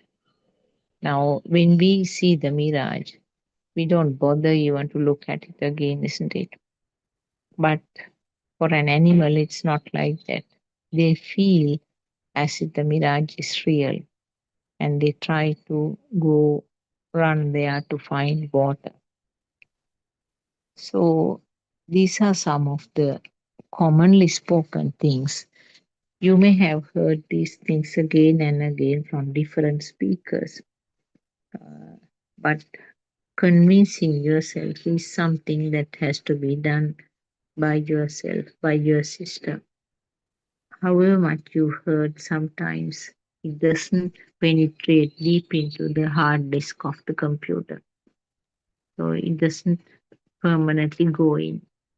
But at one point, when you continue to listen, at one point, it might uh, switch on to the correct track. So that is why we advise you to continue to listen to this Dhamma and uh, do the revision yourself. Discuss among yourselves, and also you can certainly join the Zoom discussions, speak to the uh, novel friends. Of course, the person with whom you are discussing is also important. It has to be a person who has a better understanding than you, not somebody who will drag to the lower level.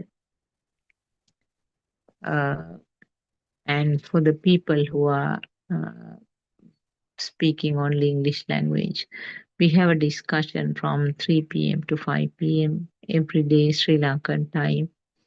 Through the same Zoom link, you can join us and we can discuss your matters.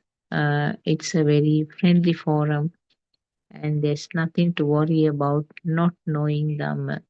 But even very simple questions are welcomed in that. So you are always free to join. Uh, it is happening on all 7 days. So you are free to join and then discuss with us. So, as I said, when you learn this, how these thoughts are formed, what is this mechanism, and the fact that it is something happening as a process, those are the most important things. And the fact that what we have to understand is that there's no self who is doing this process, because that is the biggest misconception that we are having, that there's a self behind all this process. And sometimes we might point out to the body and say that this is myself. Sometimes we might point out to our external appearance and say that this is myself, uh, or maybe a picture, a photo or something. Or yet another person might say that the thought is myself. Sometimes a person might say that my habits are myself. These are very clearly, our noble friend explains how you can't, how you say that it is not the self. None of those things can be labeled as self. So, what is explained as self is that the current, the power which is felt with each thought. So, that is a complete misconception. And more you realize that it is, there's no self here, it becomes more and more simpler. The ways of living becomes more and more simple, because when there is no self, there's no one to take the responsibility of the things happening. Now, sometimes there may be an incident where you say that I got very angry with that incident. So, anger is something that is felt, isn't it? Anger is something, a strong current that is felt. That is what is explained as myself. But when you talk, you say that I got angry. That anger, that strong burning feel, is actually simply explained as myself. So these facts we have never heard from any other teachings, any other sermons, but actually they have been mentioned by Lord Buddha in the various sutras. But interpretations have not been happening correctly, so that is why we didn't have this message all this time. Uh, so, uh, when you study the pattern of this thought formation, when you learn that how this mind is flowing, when you realize how these thoughts are changing, the pattern of changing the thoughts, uh, that guilty feeling that a person has about the self becomes less and less. So, in other words, so many names have been given to explain the same thing, the self or the self view, Sakkaya Drushtiya, Atma Drushtiya, defilements, current, power, all these uh, names have been given to explain the same power or the current which is generated. So, when you are fully convinced that these are all interpreted uh, as self, uh, when that full convincing is there, that point is the one which is most uh, important fact in this pathway, important level in this pathway. And in this pathway, uh, the Sotapanna level is what is explained by R.N. Mahanse is that the point where a person is fully convinced that the world is 100% creation in the mind. Or, in other words, the world means just thoughts only. Uh, you can't talk about a permanently existing outside because there is no way of experiencing what is exactly outside. What we simply know is that what is created by the senses, and we believe that exactly what is created by the senses is what is there outside, which is completely wrong. Whatever the equipment that you are using to investigate the world uh, should uh, should go down to the capacity of eyes. Now, if you are using very powerful telescopes, uh, still it has to be within the range that the human eye can vibrate. So, in more simple words, we don't know really what is existing outside, what is created within the capacity of the five senses we experience, and we think that that is what is exactly there. So each and every animal has its own mind bubble. Each and every animal or the human being has its own uh, mind bubble within the limit of the senses. And we know that some animals do have less senses, some animals do have special senses. So with those, they may be experiencing something different. but there is no way of finding out exactly what they are experiencing. So, uh, but they do survive. They they do their routine things. Uh, they eat, they reproduce, maintain their generation. So it's a cycle for every animal, isn't it? Every insect has its own life cycle. But what they experience is completely confined to the senses that they are having. So take the termite. Uh, the termite has the uh, way of building its own termite hill. It has its own way of taking care of the eggs and the young ones. They have their own way of feeding the young ones, and uh, they have their own way of finding food. Uh, so we don't know what colors they can see, what how they experience with their eyes.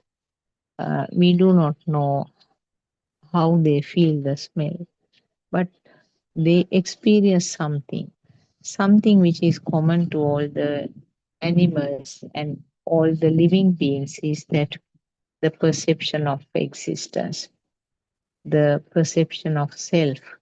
So that is why they all have the fear of death. They all are afraid to die. They have so many defensive mechanisms to safeguard them. Uh, the different animals do have different defensive mechanisms. They have sharp nails sometimes, they can run very fast, uh, they can climb to tall trees sometimes, so they dig down deep into the soil and escape. They have special senses sometimes. They can smell the things from far and they can see the things from the distance. Uh, some of them do have even these radar like mechanisms. So, with those, they have some form of survival, they have some form of uh, perception of existence and perception of self. Actually, perception of self and perception of existence go hand in hand. Each is needed for the other one. So, always for the perception of self is necessary. Uh, perception of existence is necessary to feel the self. So, itta sanyava and atma sanyava. Itta sanyava means perception of existence, and atma sanyava is the perception of self. So, each one is needed. They are two different things, but the difference between the two is very fine. Perception of existence is a must for to feel that perception of self. So all these living beings, uh, any level of animals, any level of human beings, we all have this perception of existence and perception of self. So uh, the that is why they have all kinds of defensive mechanisms and they try to escape when there is a fear of death. And the humans, the defensive mechanism that the humans do have is not something like nails or horns or uh, any other skill, but it is a mind. So we know that the humans do have a very advanced mind, and with that advanced mind, many things can be planned and many things can be done, decide, and the things can be done. So that is a part of the nature. Uh, and the animals or the living beings who are not compatible with the survival, we talk about going into extinct because the survival uh, depends on the compatibility. So, uh, but we know that it is very clear that the way that they experience the world is completely different from each other's. Even the human beings, we can't say that 100% uh, uh, common because uh, the human beings might have the problems like color blindness or sometimes disabilities with the hearing. A person may not be able to feel the taste properly. A person may not be able to feel the smell properly. So, like that, there may be small differences, but uh, mostly one species will have more or less similar sensor functions. Therefore, they tend to agree on certain common things. Now, as humans, we tend to agree on certain things. That is why we have built something called a language. So, we have a language and we use that language to communicate among each others. Uh, and the animals also do have different ways of communicating among themselves, isn't it? With different sounds, particularly when there is some danger, etc. So these are all for the survival. These are all natural instincts that has been occurring to support the survival. So the nature is always uh, is supporting the uh, survival and the maintenance. So that is why the seeds are being flown to different parts, different places by the wind, and some of the animals help with the pollination, and even the birds do help by dropping the seeds of the fruits in different places so that the next generation of the trees will come up. These are actually, when you study these natural things, it looks beautiful. But the common thing is that always wanting to maintain, wanting to have more. So that is a natural way to maintain the next generation, to have the next generation. So uh, even for the human beings, these defilements or the current which is created is indirectly helping us to maintain the next generation. Uh, so it was something very difficult for Lord Buddha to initially find out what is this system. It's not easy because he didn't have a teacher. He was experimenting himself, he was investigating himself, and then found out the truth. And then our Aryan Mahanse has studied quite a lot of Lord Buddha's teachings, and also he has done many self experimentations and then found out that these facts were compatible with what is explained in sutras.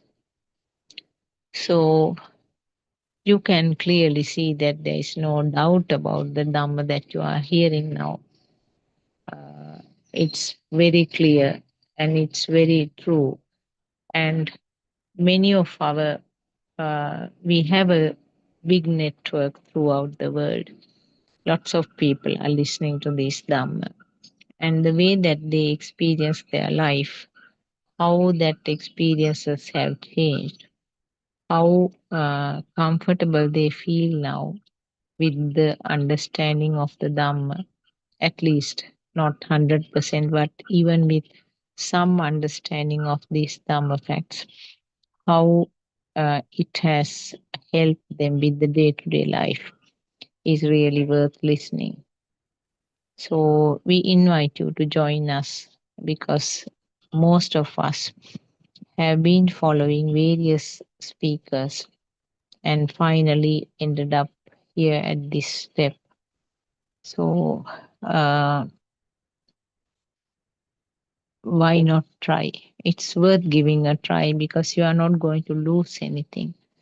Just listen to some of the sermons and see how you feel about it.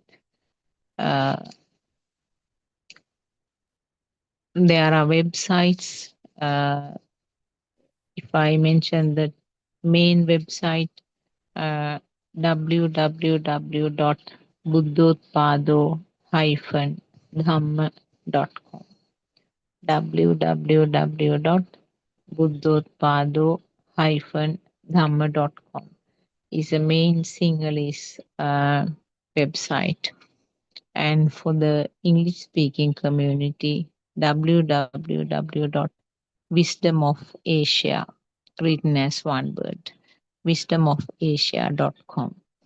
So, those two websites will give you some very useful guidelines and also some, especially the Sinhalese one has lots of uh, sermons there.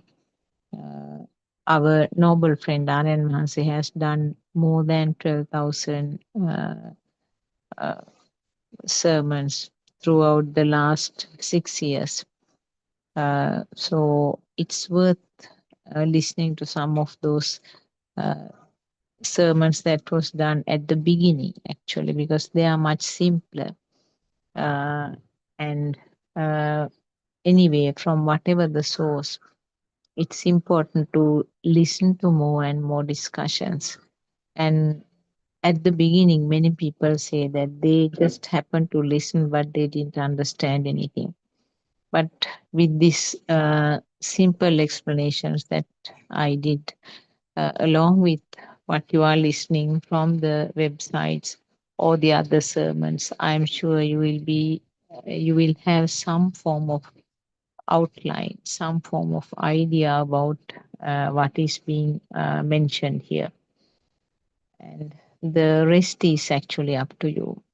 Rest of the self uh, research is up to you because there's a limit that the noble friend can help. Even Lord Buddha, who was the best ever noble friend that we all had, could do the things only up to a limit. He could guide us up to a limit because the rest of the thing is called sandittika, or it has to be done by the self. So sandittika dhamma is not something that you believe.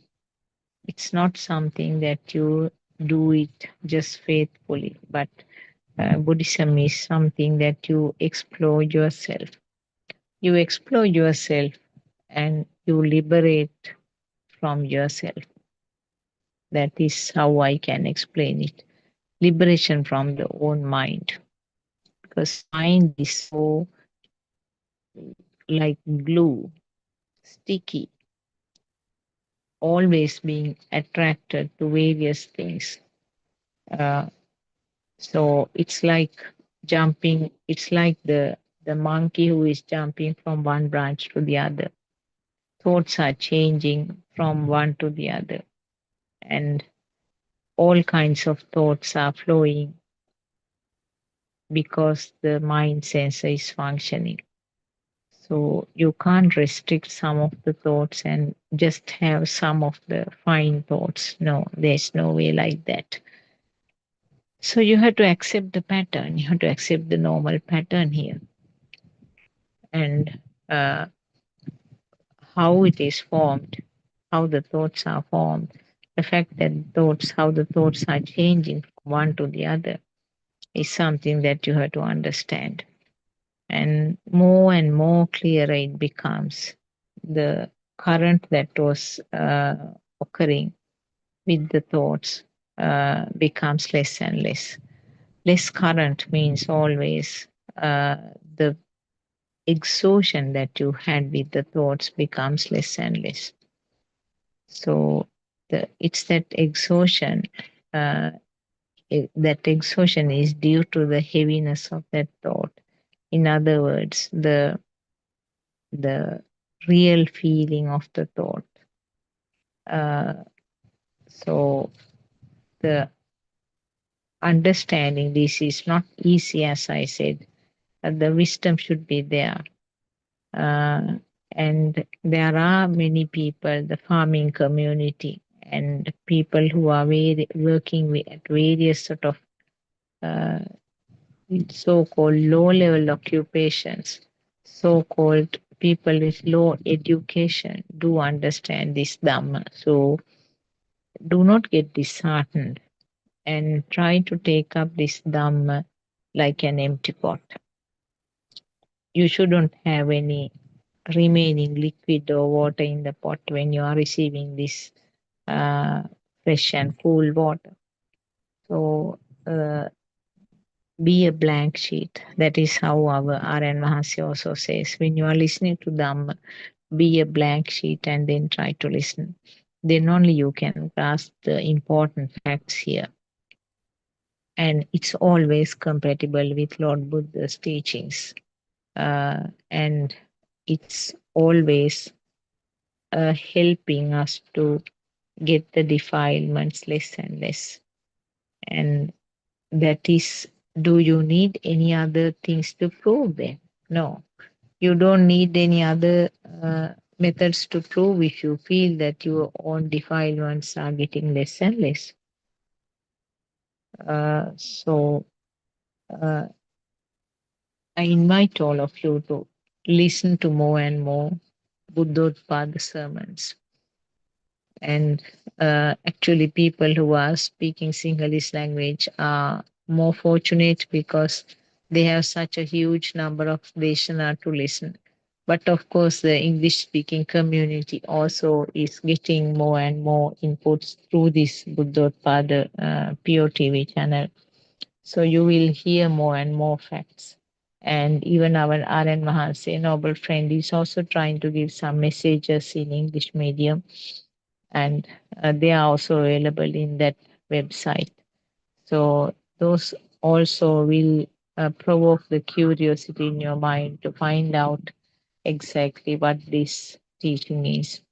So you have chosen the correct path, you have found out the correct address.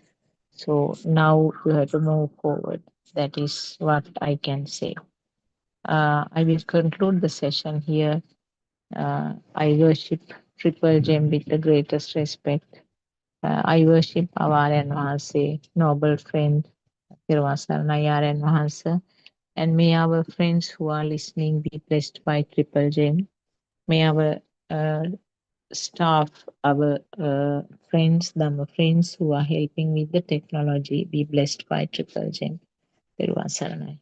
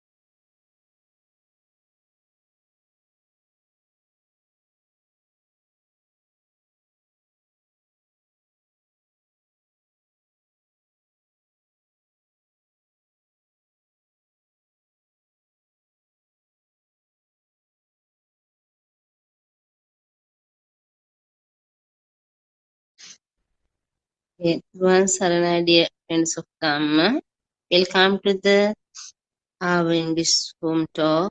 First, we would like to be my Buddothpado spiritual Dhamma guidance teacher, and we also like to thank you all for attending this Dhamma home talk. Today, I don't know say until the in class, will we discuss about Dhamma. Do you know how a Buddhist thinks? There is no self, Sattva here. What is wrong is not thinking about this for such a long time until now. In the history, the kings used to build the Hindu Kovil inside the temples as they married South Indian Hindu women. Then half of the Hinduism and half of the Buddhism got blended together and preached to the kings in his manner. At last it became authority. It is all mixed up now. If somebody is this pure Dhamma, how good it is. How fortunate today the Buddhists are getting away from the Dhamma and they got standard. That is why we say the Buddhists are helpless without knowing the pure Dhamma. We ask, we ask you to listen to this Dhamma peacefully. Don't get trust. It is enough for you to even a day if you mindful of this Dhamma. If you correctly investigate of Dhamma, when you listen, you may sit as a worldly person, and at the time you get up, you will be noble one. Aryan. There is a person sitting down, who is of the view that everything is real outside. We say that there is nothing as such outside. Everything is the mind. If he realizes that nothing is outside, his attachment to outside disappear and he got this relieved from the outside. Now he is heading towards the stream entrance, Sotapanna. He realizes that there is no truth outside. There is no heaven or hell in. Then there is no place to go. Here only he means mind appears and disappears. Only that. There is no exciting mind in a person. Can you understand that this is non-self, anatma, no person? Chakku nityato anichato, nicham bhante. The Buddha asks, is I permanent or impermanent? The bhikkhu replied, impermanent bhante. If the I is impermanent, it is suffering. Therefore, can it be taken as self? No reason.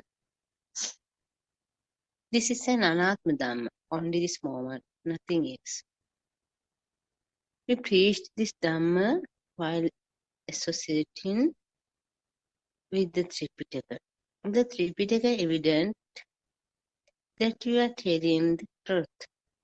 The reason that all sutras in the Tripitaka say about the anatma dhamma, non-self, anatma. We need to bear in the mind only the pure dhamma. Otherwise, do not have a path to go. We can do offering like other days. We can do whatever as we did earlier, but we need to see whether two thoughts related to desire, every sin and delusion and overshadowing our minds. If you see these all thoughts are not true and nothing out there, you see the Buddha nature within you. While seeing that you can worship the Buddha with it. Spend the most of time you everything while thinking that there is the Buddha. There is a person on the outside. Do you worship while remembering that when Dhamma is recalled, the flame of desire, anger, and illusion, and the time and the mind is getting extinguished? Recall that when you see the truth, the flame is the mind puts out. This is the journey which leads to put out burning desire. That is how the mind should be cleaned. In this way, purifying the mind every moment in rest meritorious belief. Therefore, we know that the faith based on wisdom, Prakarati Saddha, leads over extinguished in flames of desire, anger, delusion. This is called seeing the truth. This means understanding that there is no outside in mind. This will lead to the purification of the mind on the other hand. Seeking merit is based on the blind faith. Amulka Sad. Here what you do is see into that there is no mind. You see a mind arise and vanishes momentarily, and there is no exciting mind. The moment you realize the truth, the flames of desire, anger, and delusion in the mind are getting extinguished. If there is a mind, there are desire, anger, and delusion. The mind is available means the book is available. The book is available means the mind is available. Likewise, the child is available, home is available. This all the things are uttered by the mind. But one sees this mind is not true. It is the start of desire, anger, and delusion. Then the mind beings to get purified, fulfilled. Up till now, like is law. You did everything what your mind had told you to do. How much you worked for the mind. At the last moment, the same mind does not bear an responsibility for that it asks you to do. You murdered another because the mind went to ask him to do. But this mind does not take the responsibility for the outcome. Following the mind directives mainly increase the intensity of desire and the delusion.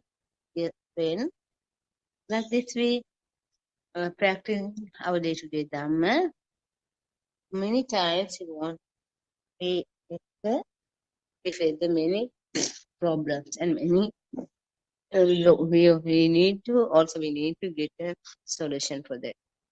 Then a Buddothpado spiritual guidance teacher always ready to uh, explain the correct path. Then we will wait a moment. Buddothpado right spiritual guidance teacher Dennis Hassan.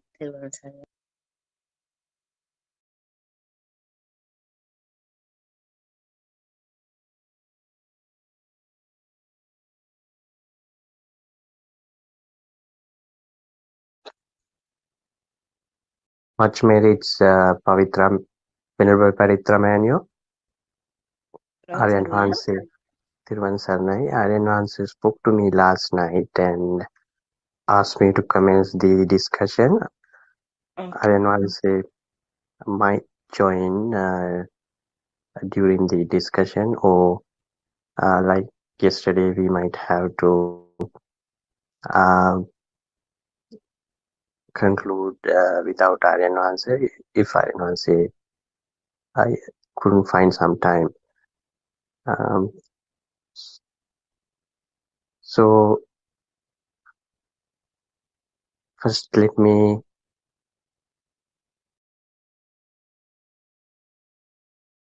pay homage to Noble Triple Gem, and may us pay homage at the feet of Venerable Buddothpado Aryan Vansa, our spiritual guide and noble friend.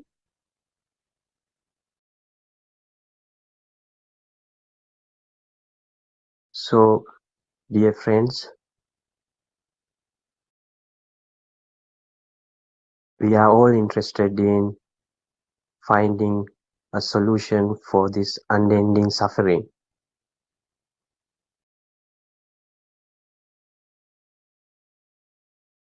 As we discussed yesterday, this suffering begins because of the ignorance, because we don't know the truth.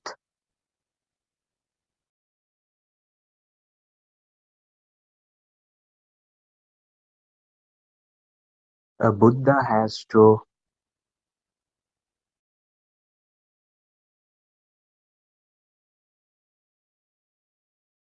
attain nirvana and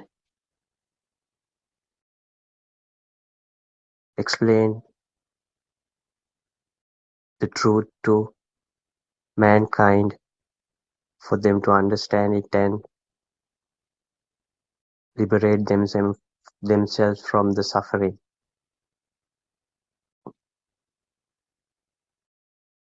And the noble friend or the Kalyana Mitra, who is practically experiencing it, have to give the guidance to the lay people or people like you and us.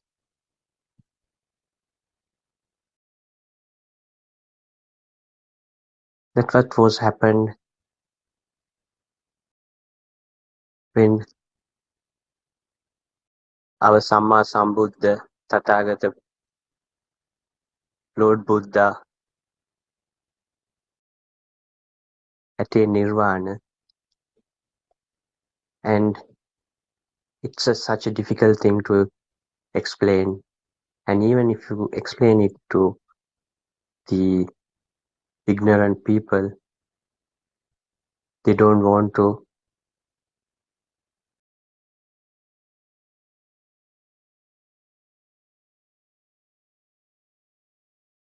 stop the rebirth. That is the craving for rebirth. In Pali, it's called Atma Tanha.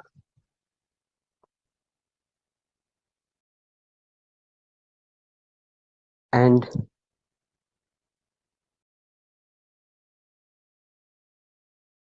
this Dhamma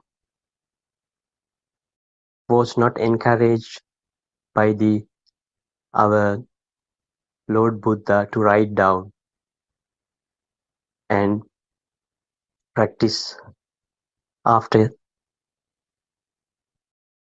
parinirvana or the demise of the Lord Buddha.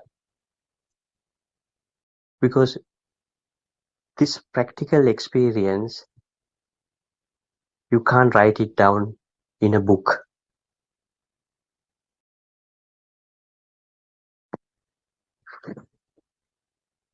And Buddha's instruction was to the monks,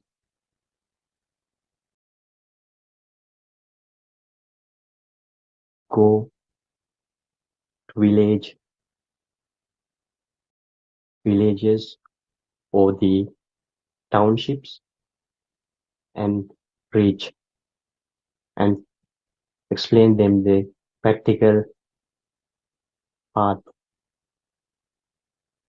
And his advice was not to travel two monks in one road. So you understand how important it is for a noble friend to have for you to understand this Dhamma. How many times you read all these books will not give you this. As a person who done it, I can vouch for it.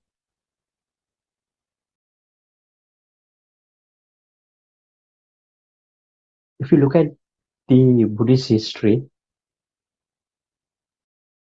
after the Parinirvana, even till Emperor Ashok's time, no Buddhist statue or anything was established. There is a reason for this.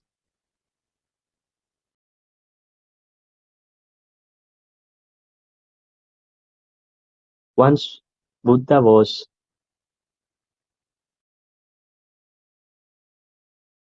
not in the temple, Venerable Anandathero,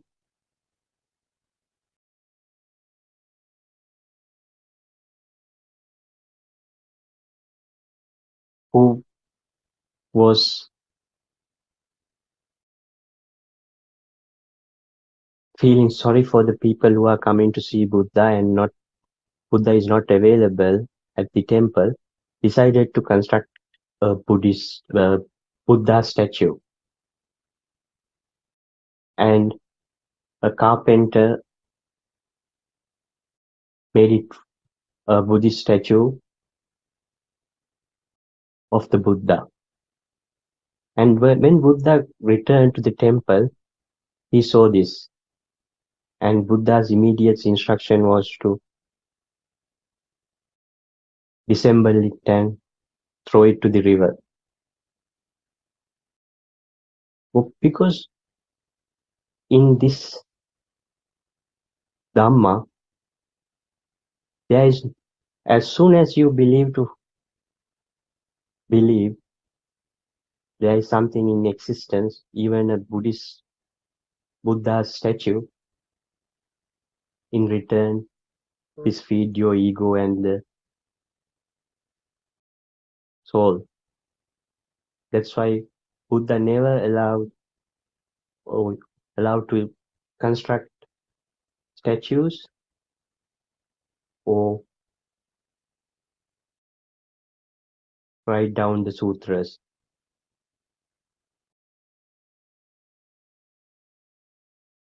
Fortunately for us, most of these sutras were remembered by arahats. Arahats are the people who attain nirvana and without defilements. And they memorized the sutra from Buddha, and same time they show the practical guidance to the lay people how to attain nirvana or how to eradicate suffering. So these teachings of Buddha came from mouth to mouth, and these are actually practical experiences of individual monks who were in a much more advanced level than the monks you find nowadays, majority of monks. And unfortunately, with the invasions to India and to Sri Lanka and many other countries where the real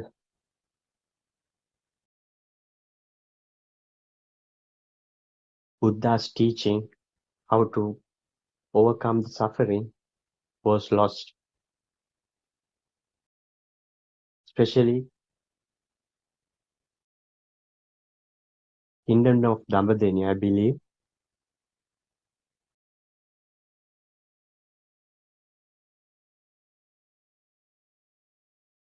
the books were not written. And there was a famine, and there at that time 60,000 of arahats had no choice but to write it down because they knew they are going to parinirvana or demise. This is how we got the books. Books are very important. Nowadays,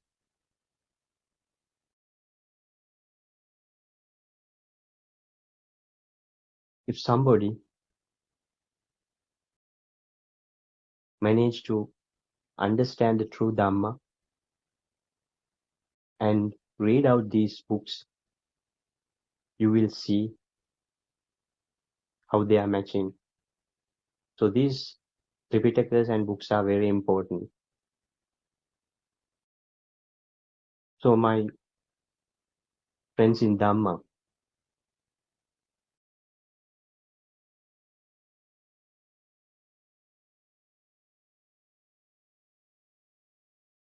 how do we use this understanding for our liberation?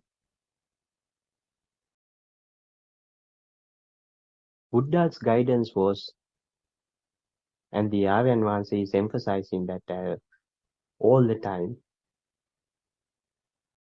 is Arya Parishana or Arya research. That's what we have to do ourselves.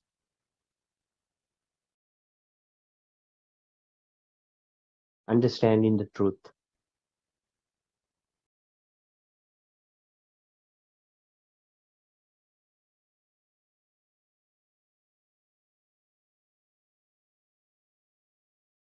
The truth begins when you were born, as we discussed yesterday.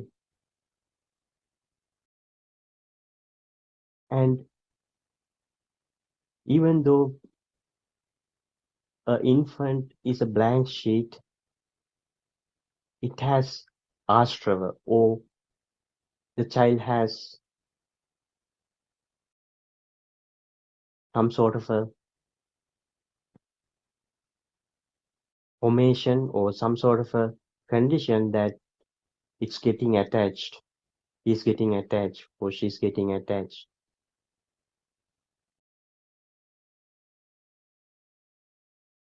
And that's why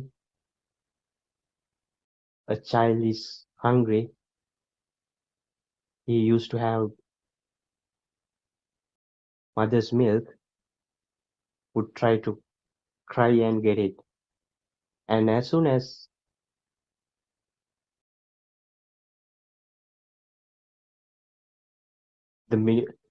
as soon as he's taken away from the mother's breast, he cries again.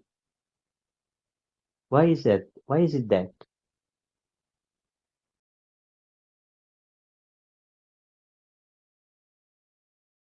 This is because it is the essential core for continuation. And then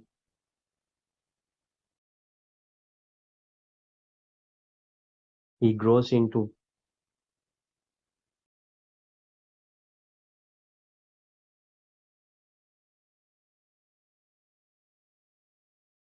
he grows into young adult, and then as a elderly person and die. Let me ask this question. What the purpose of life? Do we want to born and eat and have a family and then die? Is it having any meaning? Or is there more than that to your life purpose as a human being?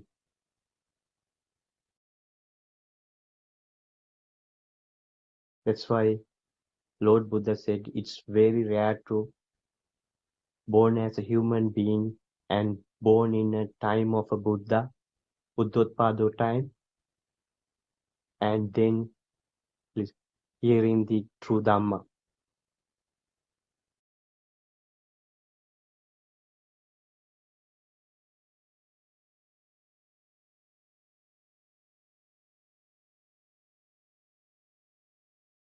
Coming back to the example of the child, I'm going back to the child because this is the inception of how we come into existence. And this is how the suffering created, starting point of the suffering. Even a bird is suffering, but you can see clearly, visible to you from your childhood, how this was gradually turned into a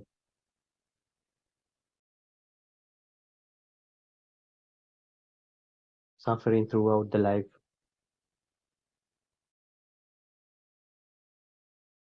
Dear friends,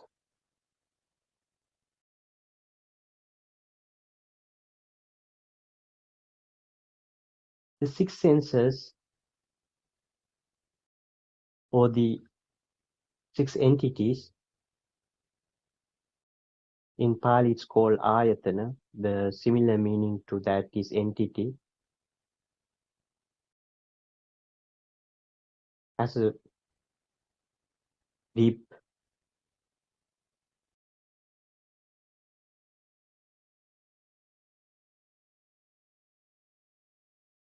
meaning. What is this deep meaning? The deep meaning is entity over a factory. What that does is it's produce things. And our six senses, eyes produce vision, ears produce sound, tongue produce taste, body gives you the sensation, nose gives you the smell.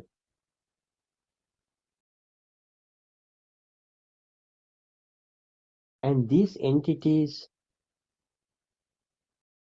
creation of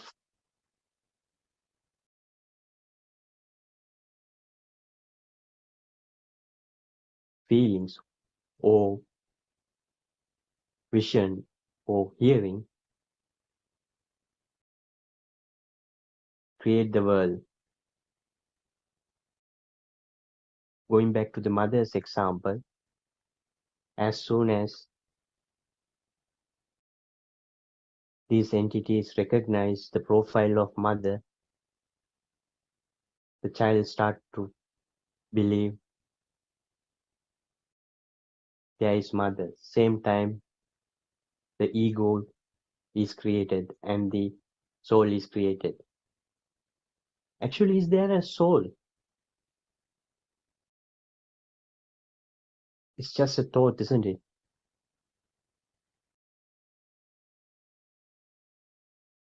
And these five entities are sensitive to vibrations.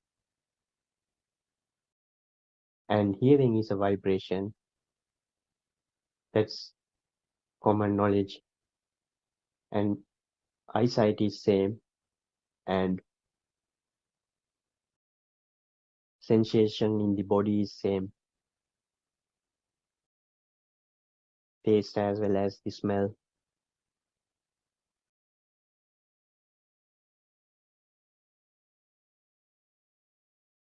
Aren't we slave to these vibrations? Think about it. Have a long thought about it.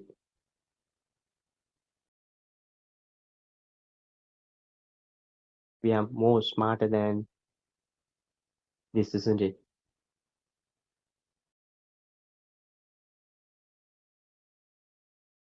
And these five entities with mind continuously work as a process. That's how you get the vision and the feelings and believe you are in existence.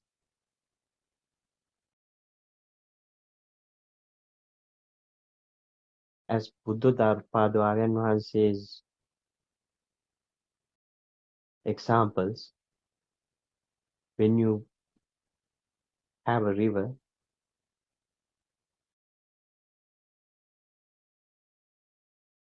do you believe there is a river?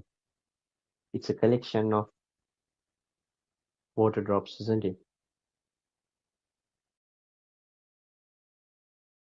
It's a speed. How fast the river flows depends on how much water is in the river, or that is how many drops are there. During the rainy season, river get flooded, and you can see, you can see you can sight the river more coming over the banks. And in the dry season, you can't see the river. Same like our six senses.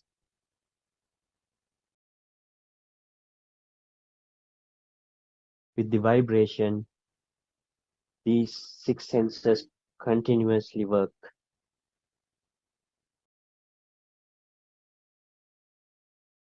and nobody can understand it.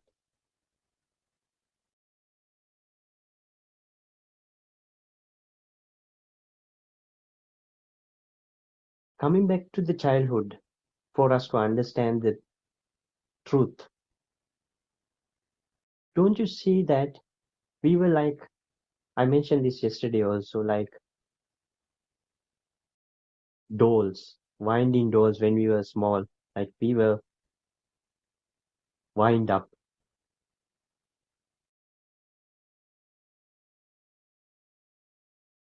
Starting with the parents, they teach you certain things, how to eat, how to recognize people, and they teach you who is the father, siblings, family, and then moving on, you will go into the preschool. There you will learn colors, and you will learn how to do your,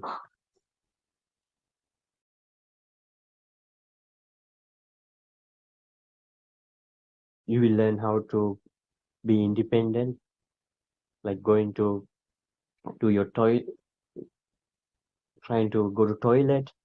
Those kind of things are taught. And this is where the ego and the craving start to come in. And the preschool, if you can remember, you were fighting for your eraser, and you try to grab into things. This is how the soul and ego solidify and getting stronger and stronger.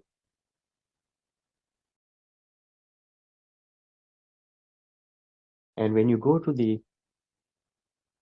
school, they will ask what you want to be one day, and you will get that signal,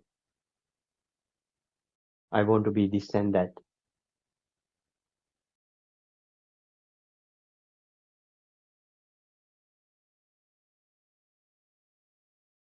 This is how your ego and soul is created. Actually, is there a soul? That's why anatma, non-soul, is explained by noble ones. As long as you believe there is a soul, there is a suffering. Because you will try to keep things the way you want, which is impossible because of impermanence, anitya.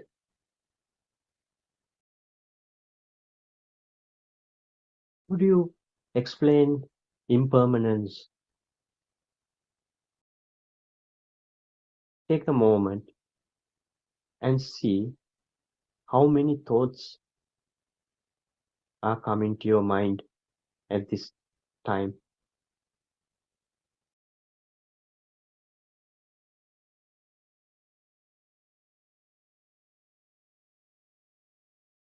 Isn't it incredible?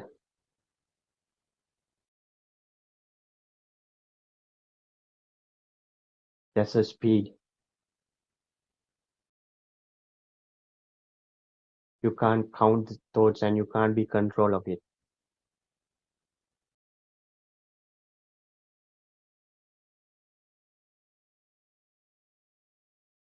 It's like the river flows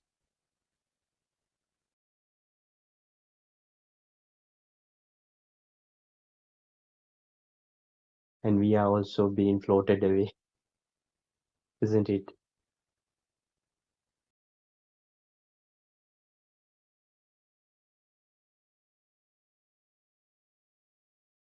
We are at mercy till a noble friend come and tell us this is the truth and you are slave of your six entities.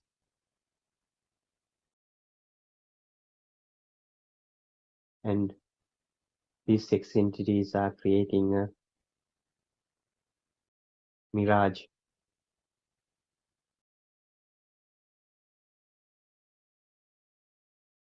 And we are running behind this mirage throughout our lives, isn't it?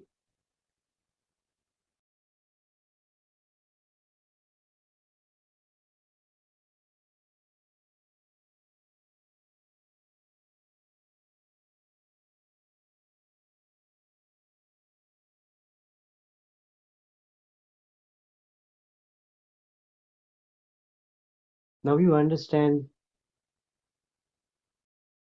how much we are exposed to this system and how much we are a slave to it.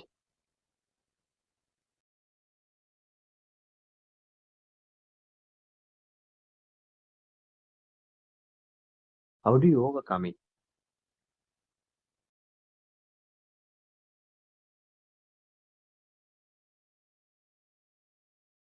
It's not an easy thing to do because you were trained from the day you were born, or you were brainwashed to believe there is a world in existence, and you were groomed to dream. And even if you know the truth, it's not an easy thing to unwind or turn it that way, turn it around and liberate yourself.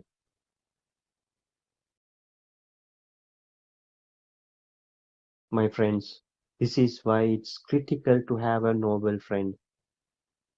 He can guide you, but it's up to you to liberate yourself.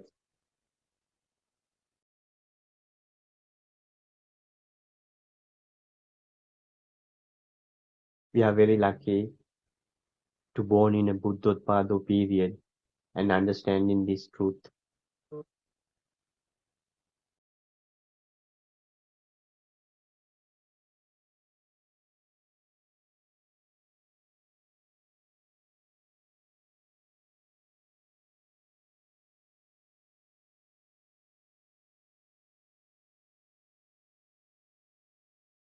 So how do you this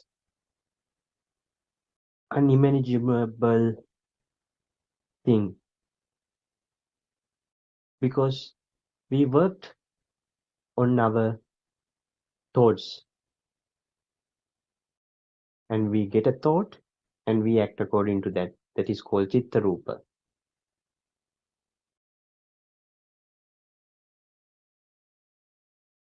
And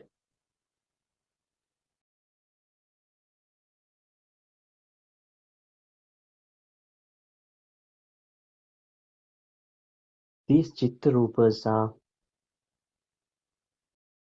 sometimes very hard to understand whether it's true or it's just a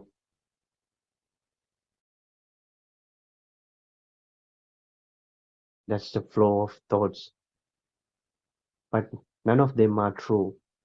They are all based on your six senses and flowing at a very fast speed.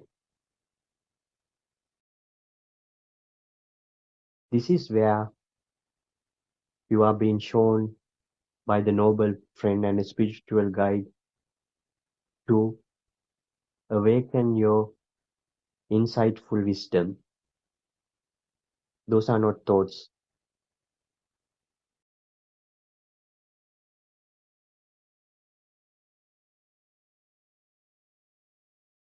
These wisdoms are being suppressed by the thoughts, because when you're born as an infant and going on and on, you will get more and more sankara or thoughts forced into your mind. So the wisdom is gradually going away and away, and you will become a slave to your mind.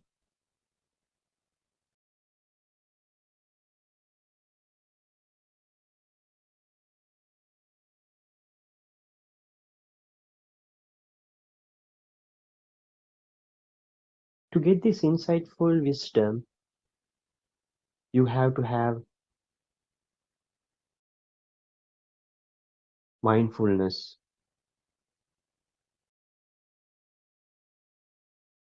What is this mindfulness? I believe you have heard it a lot of times in your workplace. Even Western countries are now picking it up in a different way, which is not the mindfulness.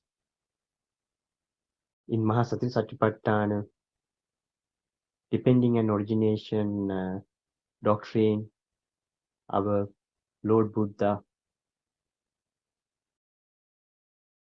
exclaimed, and what we learn from our spiritual guide, Venerable Buddothpado, is completely different to what mindfulness, which is taught in most of these workplace trainings.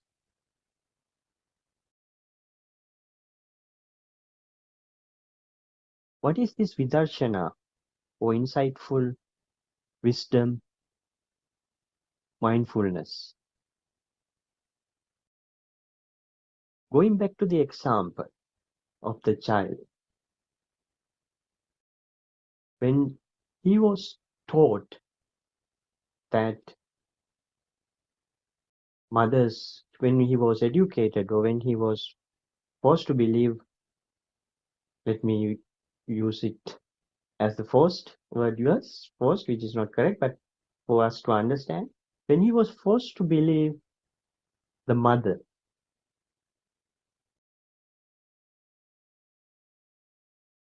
this is the place you believe that you are in existence. And continuing on, everything you learn from outside, colors, when you believe there is a yellow outside, this is the feed to soul. That vibration create the soul or the ego. And as long as you want to be this kind of a professional, you believe there is a professional of this kind outside, and your ego is fed with this to be professional or the scientist or whatever. So this insightful meditation, what it does is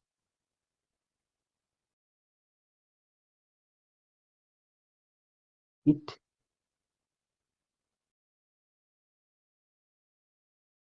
allows you, or it make you to focus on your six entities or these senses. And for example, right now, I'm looking at my computer and talking to you. And if I believe that, if I say that there's a computer in front of me, that's how the soul is created. So what Buddha said was, ditte dittamattang. That is, if you seen, that's only seen. And you shouldn't process the see what you saw further up. I believe you have experience like when you see something suddenly with that vision, you will get something totally different visionaries, visions from nowhere. If you see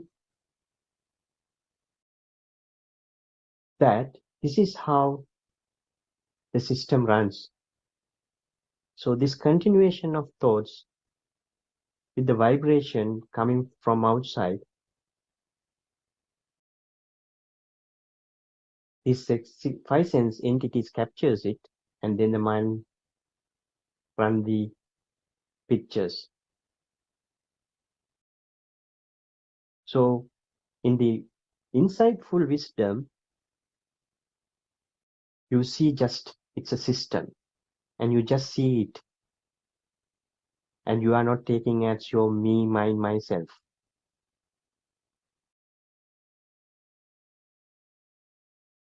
My Dhamma friends, this is the code to elevate yourself from suffering. Let me give you another example. If you hear a sound which was a bad experience for you, for example, if you have met an accident before and you heard maybe 10 years back, when you hear accident or see accident on the road, immediately that sound and vision takes you to that bad memory, and then you go and relive that bad memory. Then it's suffering. This is a simple example I can give you, but it's up to you. It's our research. It's your own work. What others can do is give you guidance and share their experience.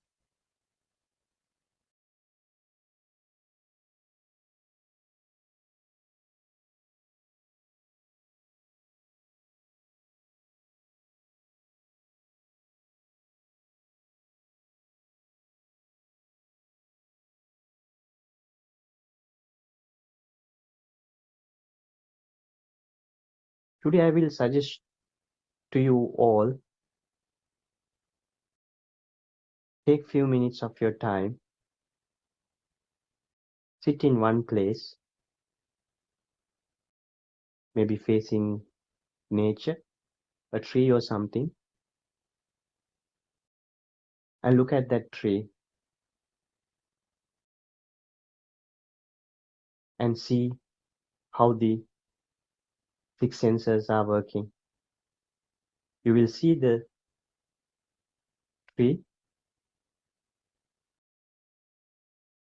and within a second you will get another feeling or another thought, and you will feel a wind coming and blowing over you.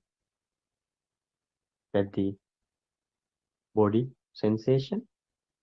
Sometimes you will get a smell if you sitting in a garden. So, and see and experience yourself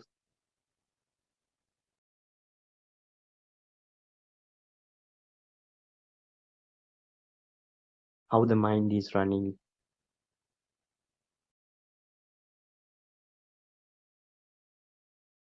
It's just like another system, no difference to television or a mobile. It's just a sensor board, and don't stuck in those thoughts.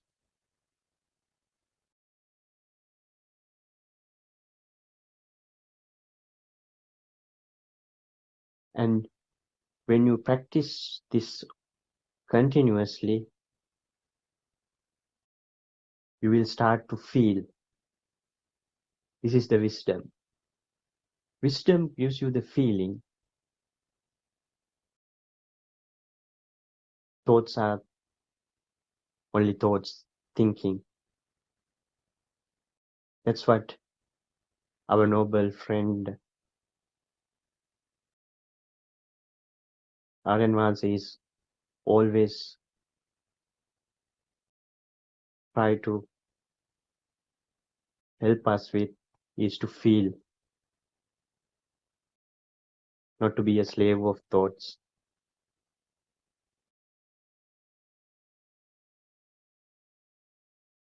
Then gradually your suffering will fade away.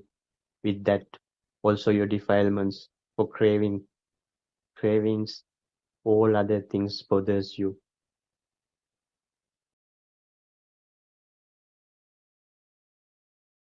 And this is, as the Lord Buddha said, greatest merit you can do for yourself,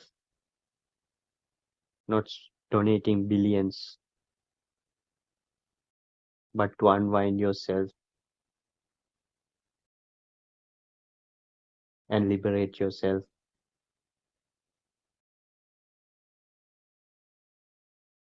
And this is non-soul, anatma.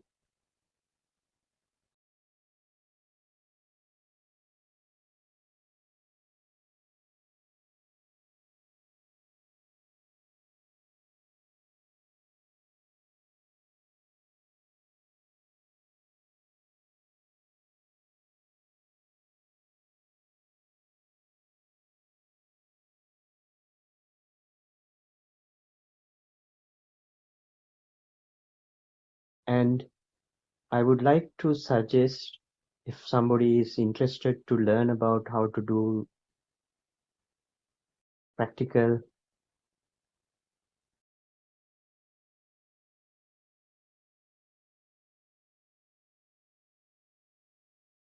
experience of the Vidarshana, Buddothpado Aryan Mahansa has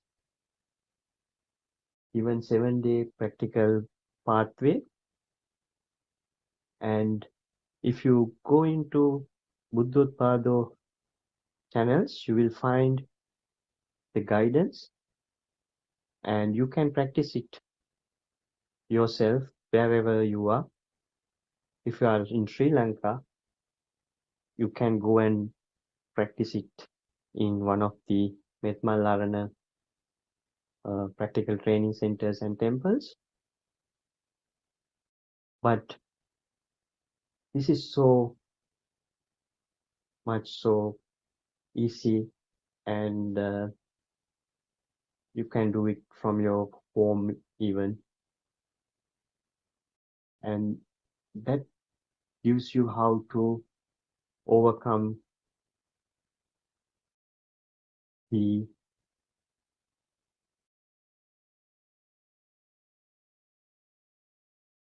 six senses, and just to understand it's, and when you do this practical training, you will understand it's a system just running, and it's not me, mind, myself.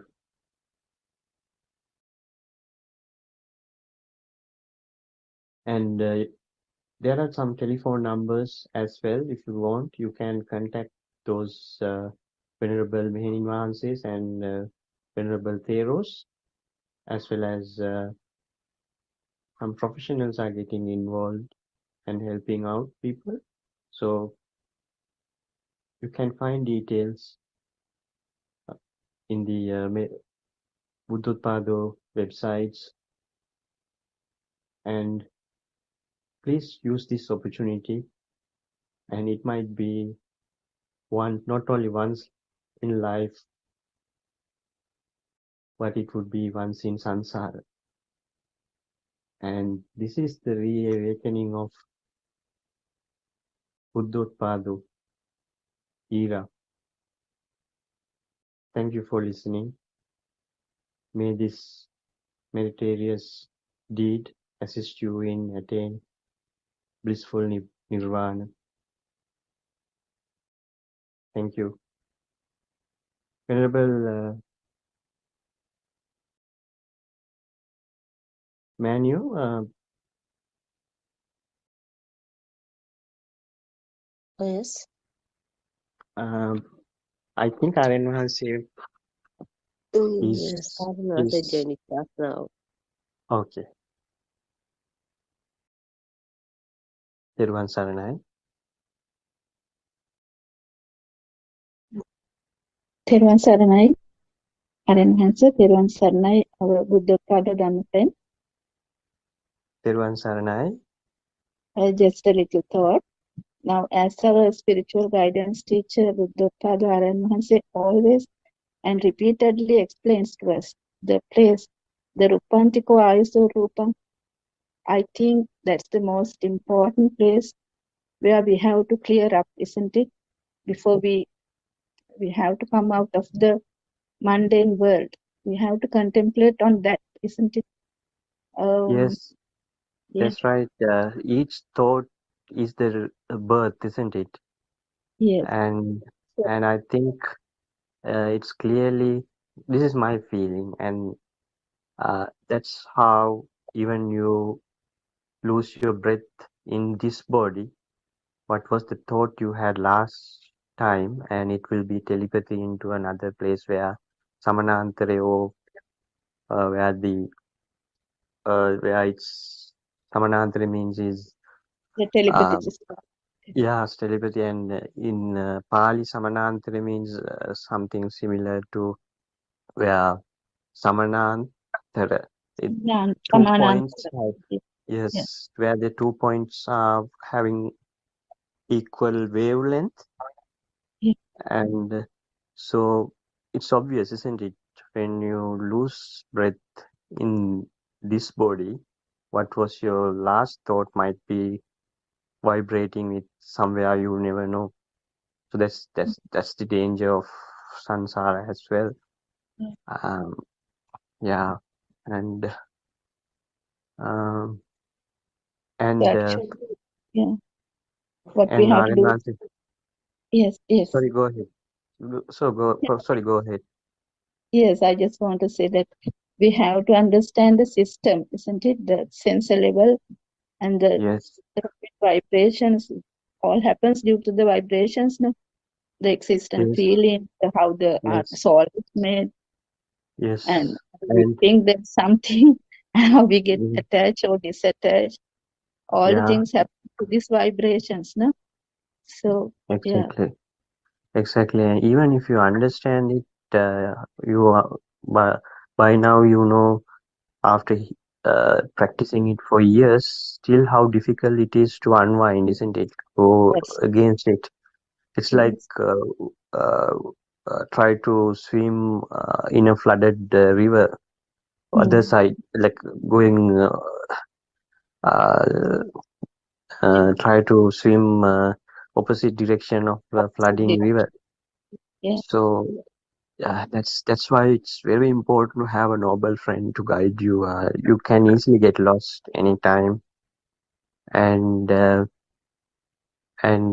coming back to that Samanantara and telepathy, Aryan Mahanse's example of television, where you can capture the signals coming from the US or coming from Pidrutalagala, staying in Colombo. And So that's the classic example. That's the best example I have seen. What till that Aryan ones, till I started to listen to Buddothpado, I didn't understand what is this Samanantara. And we are very lucky nowadays. All these things what we find in our sensor system are being built as equipments. So if you are smart enough and if you are ready to do RA research, you can realize it yourself. So there are ample of examples for you to see and understand Satyajnana, or the true wisdom, isn't it?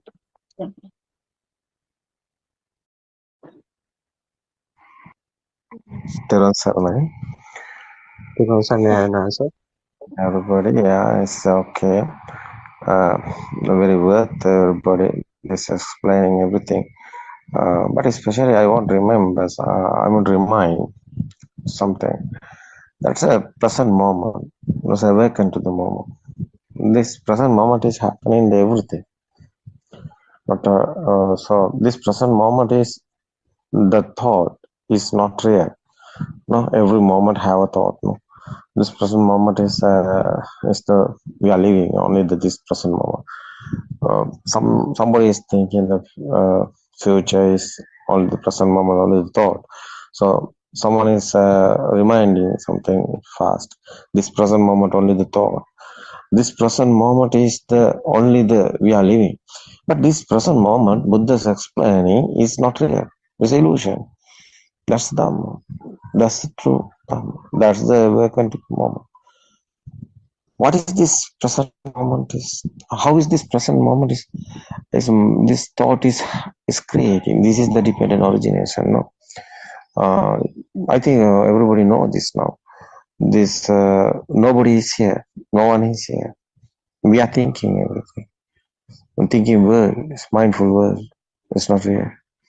How we have suffering, how we have that is sadness, how is coming this, and this is the our story.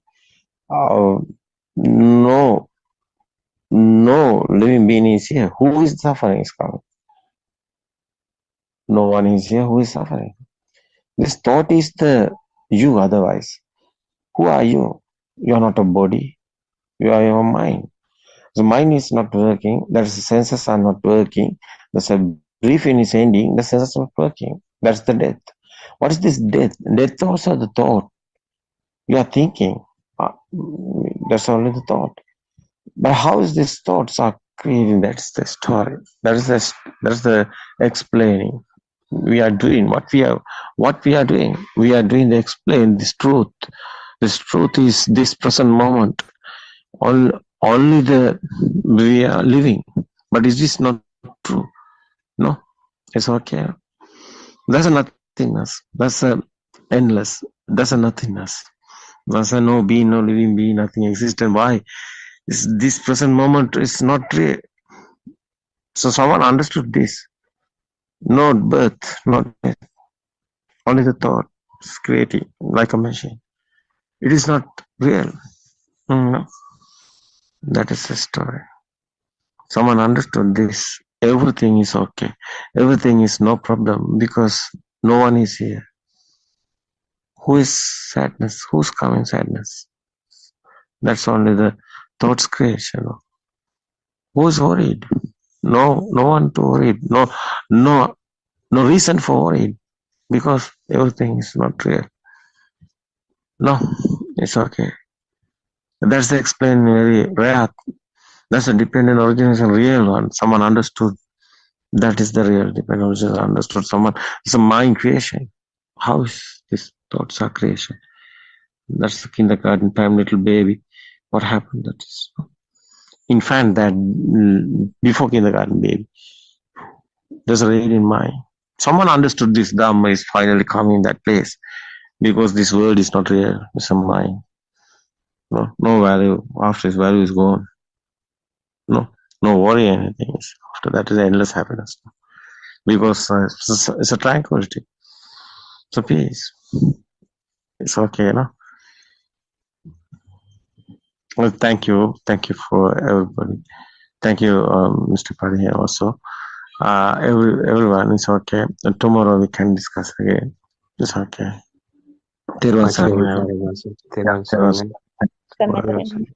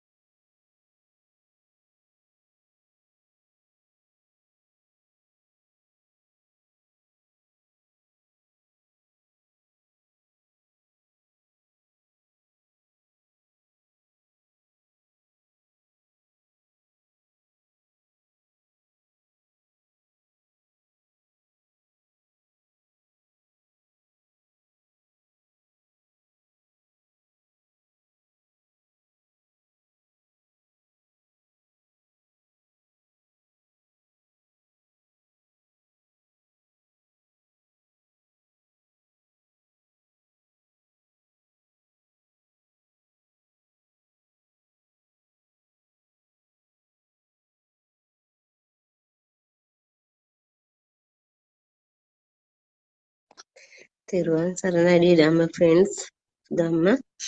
Welcome to our English Zoom is the talk. First, we would like to pay our Buddothpado spiritual Dhamma guidance teacher. And we also like to thank you all for attending this Dhamma Zoom talk. Today we are talking about Dhamma when Tilla Renanse joined us. We are talking about an external world which is considered true. In a real sense, worlds in appearing in the mind. For an animal, also there is a world appearing. It is called Sattva, living being, due to the appearance of the world. For all living beings, the world is appearing in the mind.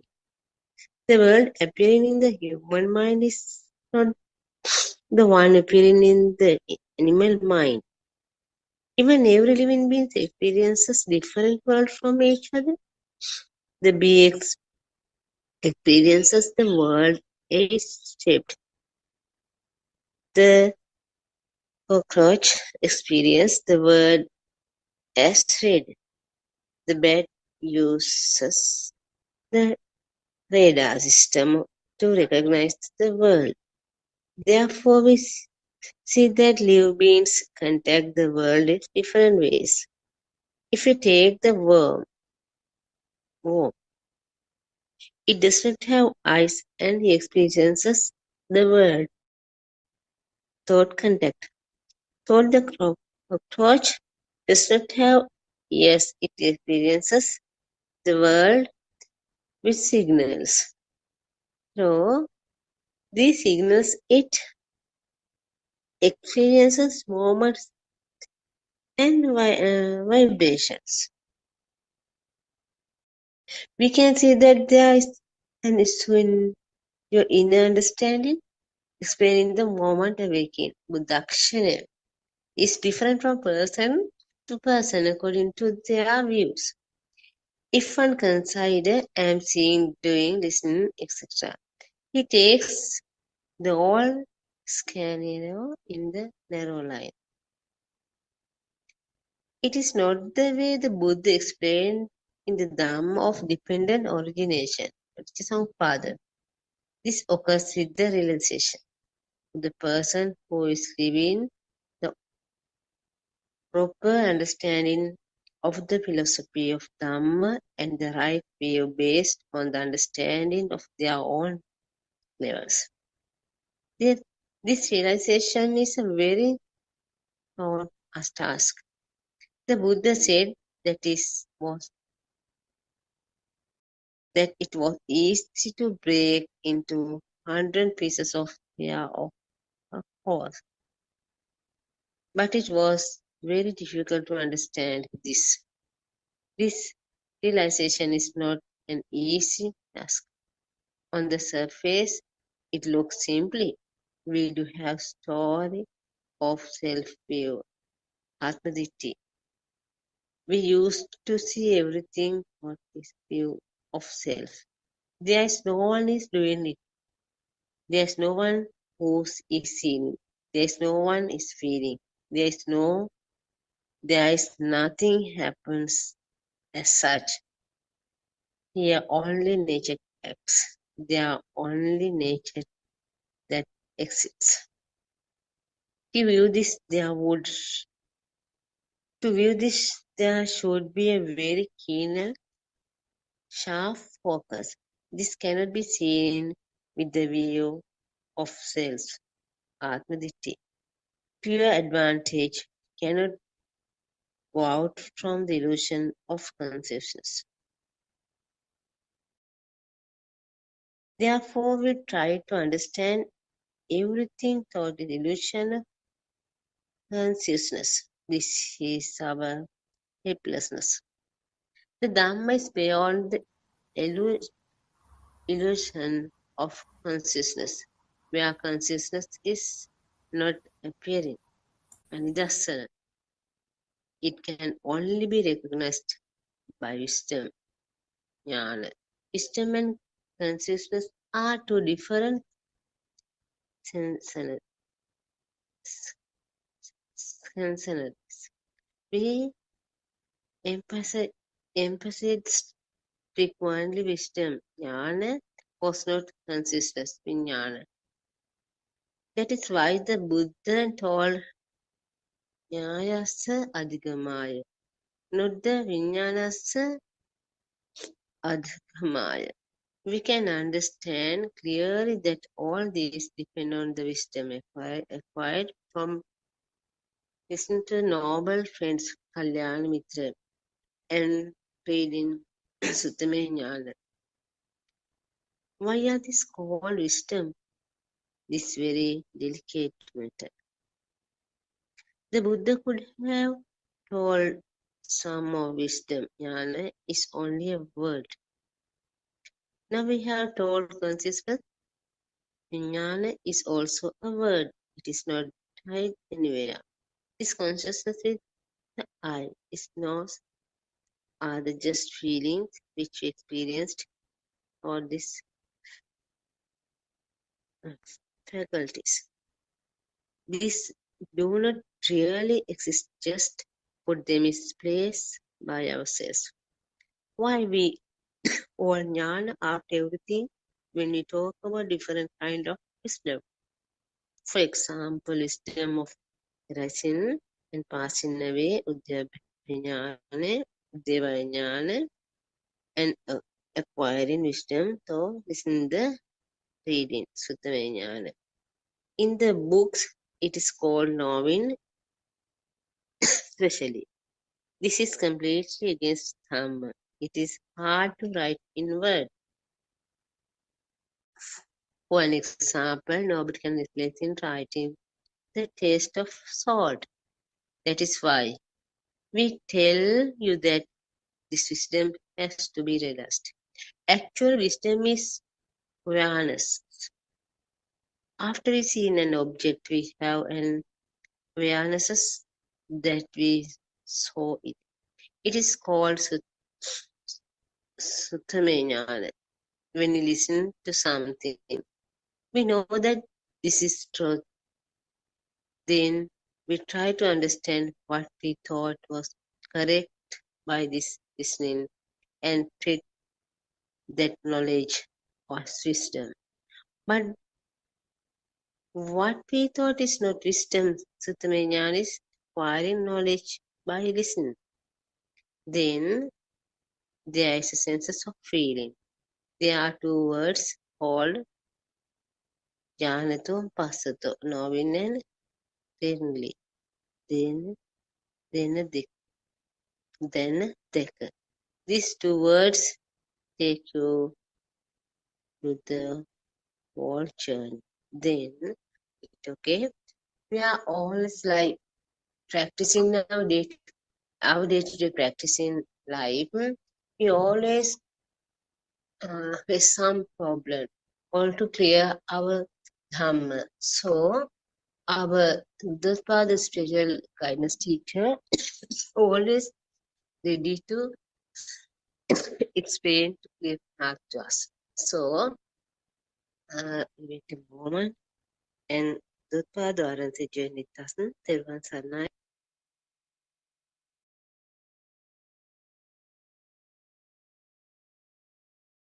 May the Noble Triple Gem bless us all. තෙරුවන් සරණයි. Homage to Thiruvan Saranai. Homage to Noble Triple Gem.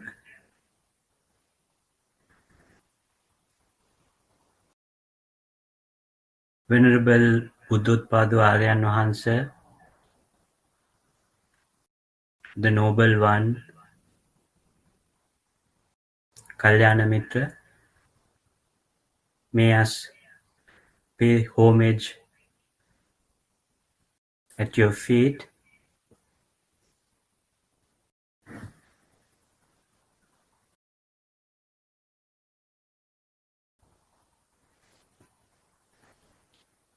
Friends in Dhamma, today our topic is Three Universal Truths, the marks of existence. In Pali, it's called Anitya, impermanence, Dukkha, suffering, Anatma, non-soul. This is the three marks of existence.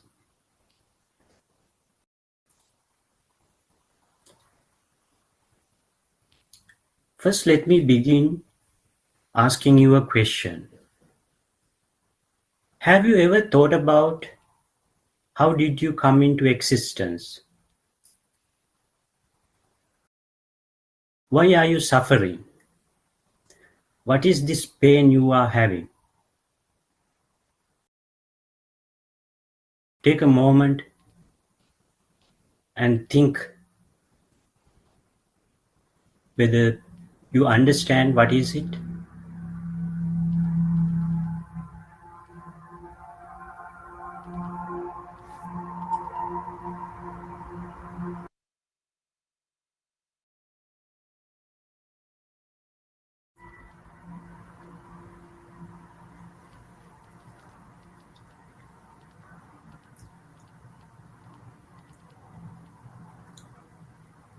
I believe you are confused.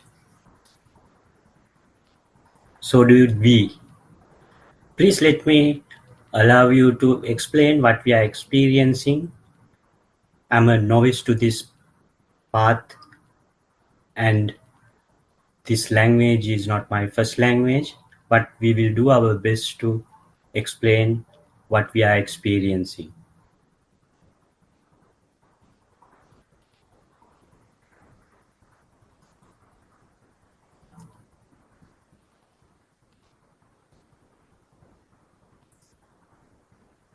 Our Lord Buddha, 2500 years back, attained nirvana under the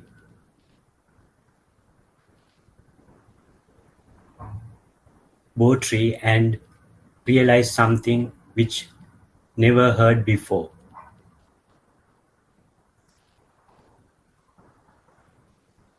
And we were hearing some part of this Dhamma, but we never understood how it works. And we were searching for the truth.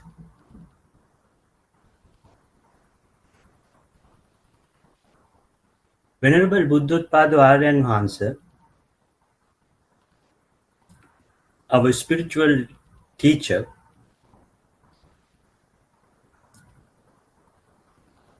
was kind enough to explain it in simple, understandable way for everyone. Let us begin. The best example I have ever seen, heard, or heard to explain what's going on with us. Don't make a mistake, my Dhamma friend. This is our life. It's our story. As long as you don't understand the truth, you are lost. You are suffering.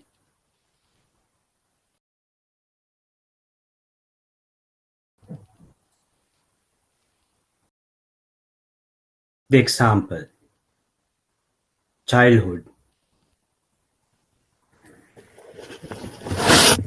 When we born into this world, we were blank sheet. Even you can't remember it, you would have seen it with other newborns.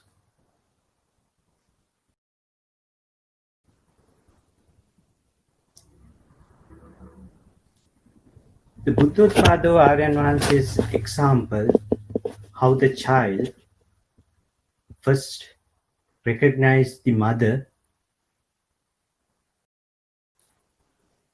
gives you the understanding how the world is created. Let me revisit this example. As you know, our first teachers are parents. Among them, our mother is the carer. She feeds you, she teaches you, she takes care of you, and then she started to teach you things. In most instances, the first thing mother will teach you is how to recognize herself. How does she do this?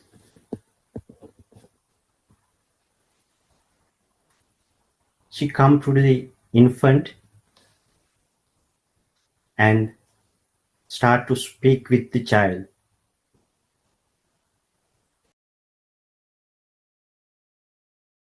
Now, child doesn't have any understanding or any memory for most of the newborns, but the child can see, hear, taste, and feel, and the memory is just about to begin.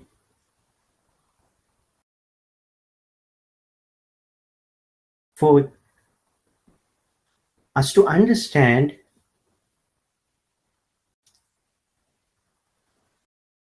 all of the human beings are having 6 senses.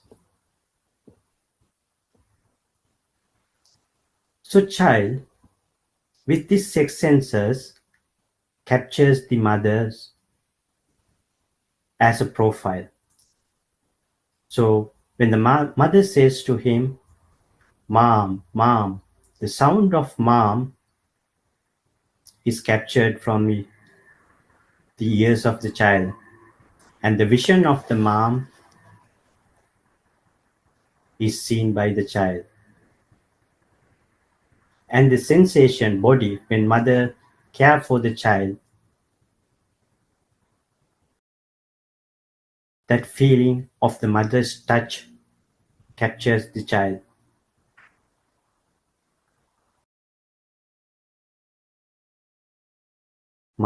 Child's mind. In addition to that, the taste of the mother's milk when the mother feeds him, and the smell of the mother, all these things, all these five senses with the mind now understand to process the profile of mother. This is the first time a newborn or a child within 6 months to 1 year maybe will start to realize the world. This classic example of Venerable Buddothpado Aryan Mahansa really gave us the understanding how the soul is created. When the child begins to realize there is something called mother or mom outside, this is the time that he or she started to believe there is something exists outside. So all the 6 senses, this is a system. I don't have to explain to you. We are living in a modern world. Most of the equipments we are having now, right now, are based on sensors. Where do you think scientists or the people who develop these equipments got the idea? It's our bodies, humans as well as animals. All beings have senses. They can be different, but all are having senses. All beings are based on senses. The best senses, you can't say best senses, but when you have it for a human, these are the senses will let you understand how this system works, and this is the place you can realize you can overcome this system and liberate yourself from suffering. Coming back to that example of mother, when the mother is there, the child is happy, and the child is not there, the mother is not there, is not happy. This is the two extreme what Tathagata, our Lord Buddha said, that's too extreme, which makes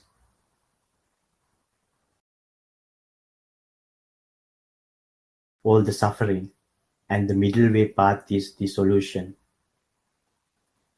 So, to explain my understanding of this mother works and how this mother's image will make the child happy, and when the mother is there, that's have.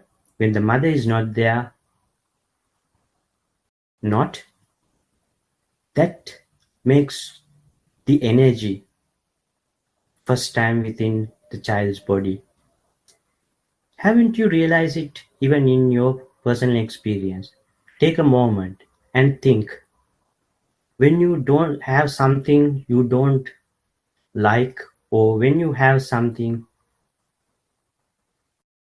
when you really want, don't you feel that energy?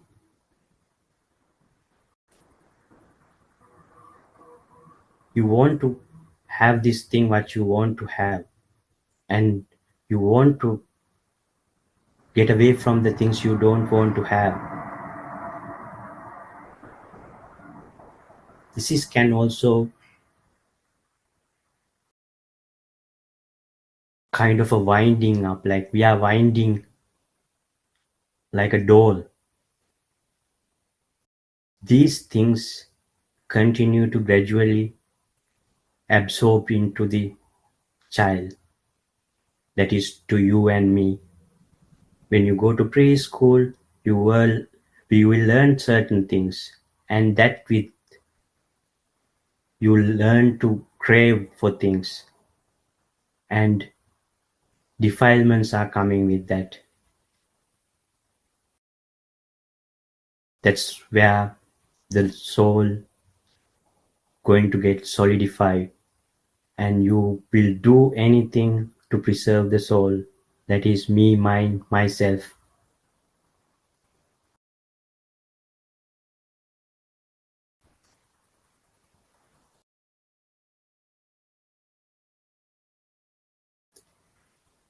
And coming back to these six senses,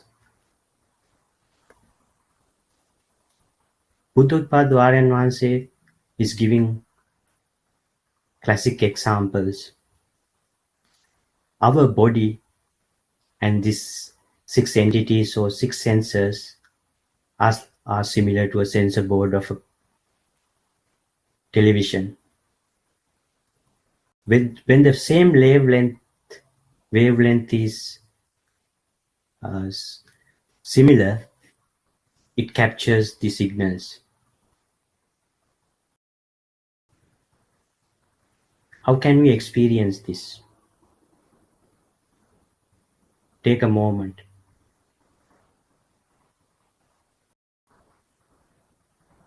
And see, sometimes when you sight something, or when you hear something, suddenly another thought coming from nowhere, which is from the past. And it will continue to run like a movie. Do you know why it's happening?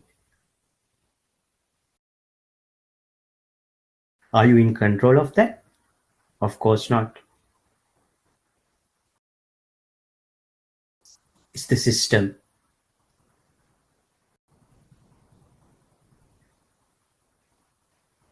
A person who doesn't understand this truth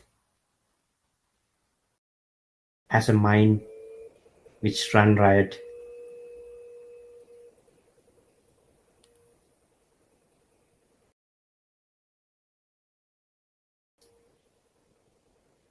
As the Lord Buddha, in his first sermon, Dhammacakkappavattana Sutra, it's in Pali.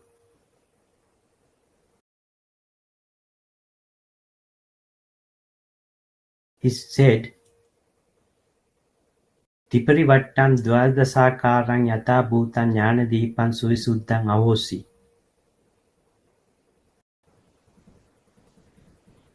That is the three wisdoms.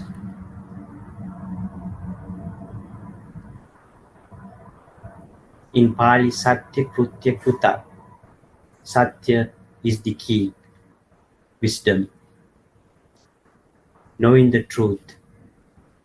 Knowing the truth is how this system works. It's not created by anyone. You are in a way you can say you are your own creator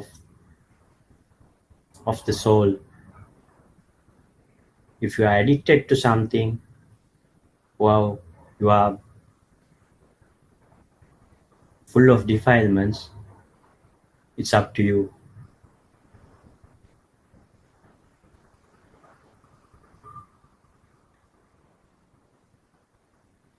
As Lord Buddha showed it and Venerable Aryan Vanse emphasized,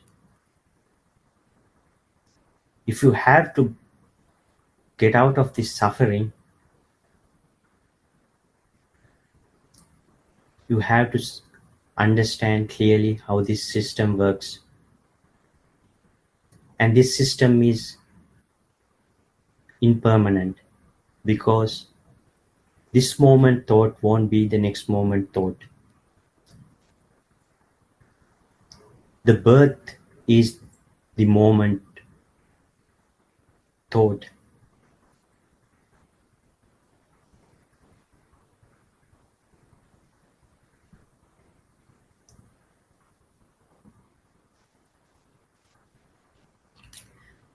First, we'll try to understand how system works, and we'll see how the anatma or non-soul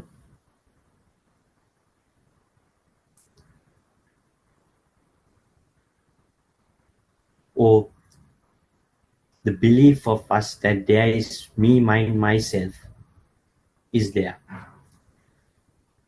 If you go back to the example of the child and the realization of mother, as soon as the child started to believe there is Amma or there is something outside, there's Amma or mom,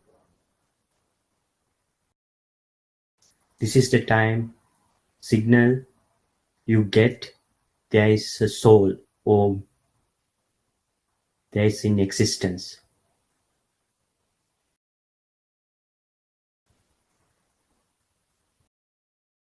And this will go into wrong view or Atmadushti, that child will begins to believe there is me, mine, myself. Child will start to feed himself like I need food, I need to satisfy my senses, and he will search more and more to grab. Isn't it the case with us as well? Every day we fight to satisfy our six senses. Have we been satisfied those throughout our lives? Even what you satisfy with today might not satisfy you tomorrow. It cannot be satisfied ever at all. This is where you get the suffering,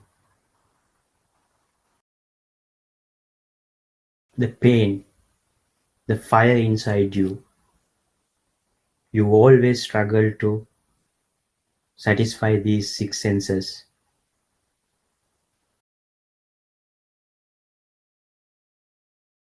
I don't have to give you examples. Think about it. Take a moment and think about how you were behaving throughout your life.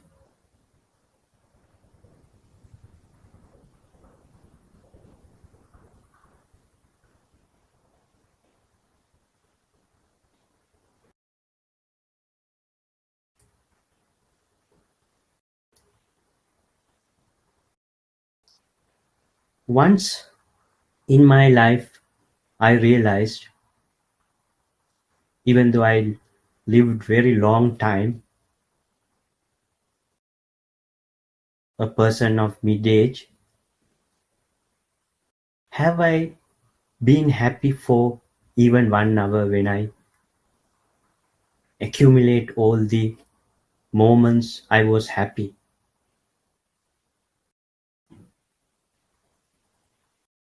No.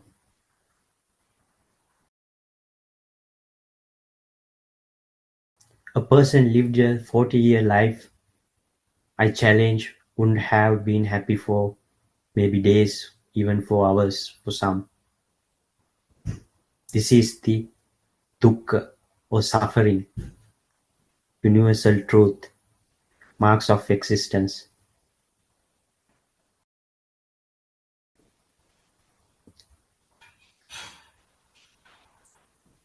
Now do you understand all this happening because of your senses?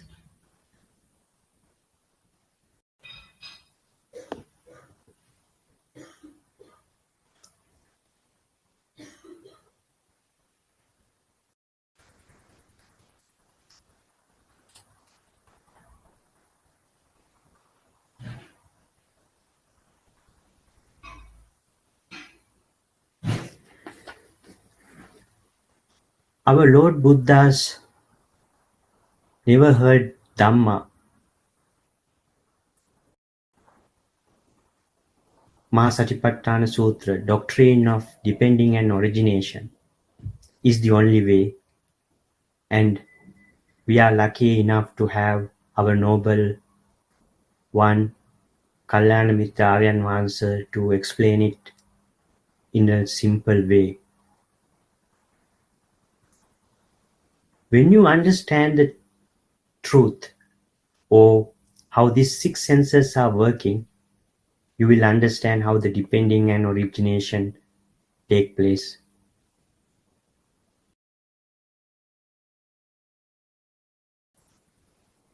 The senses are depend on the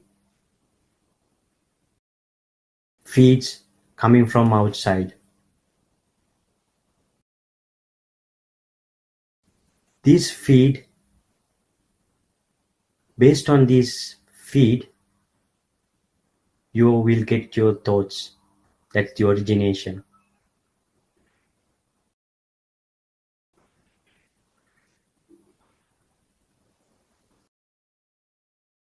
It's not on any other matter. It's purely on depending and origination.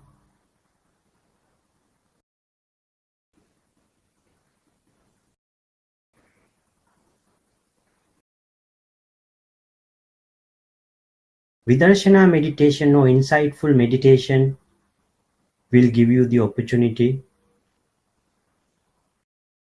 to be mindful of these six senses and overcoming being a slave to these six senses. And when you find a noble friend and a Kalyana Mitra, he will guide you how to overcome it. But it's up to us. As Buddha said, individual has to build their own vessel.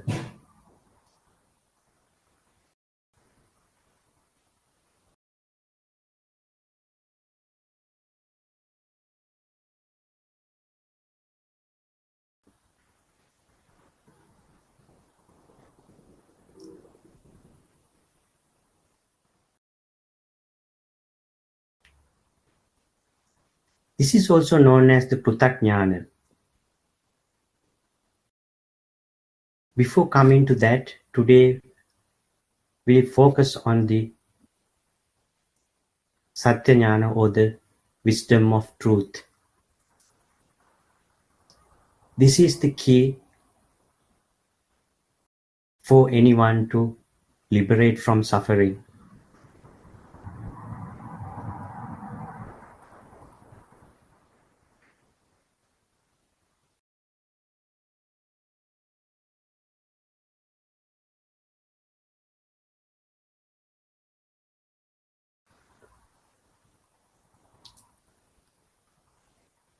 And the positive and negative, if you go into extreme,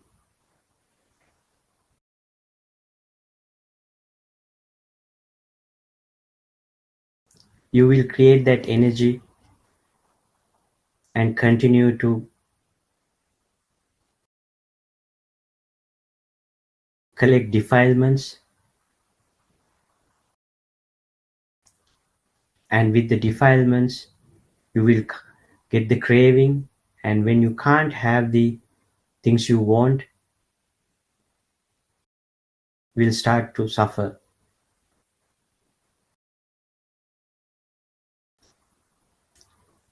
I would like to bring another example Venerable Aryan Mahansa brought forward, is the positive negative energy creation.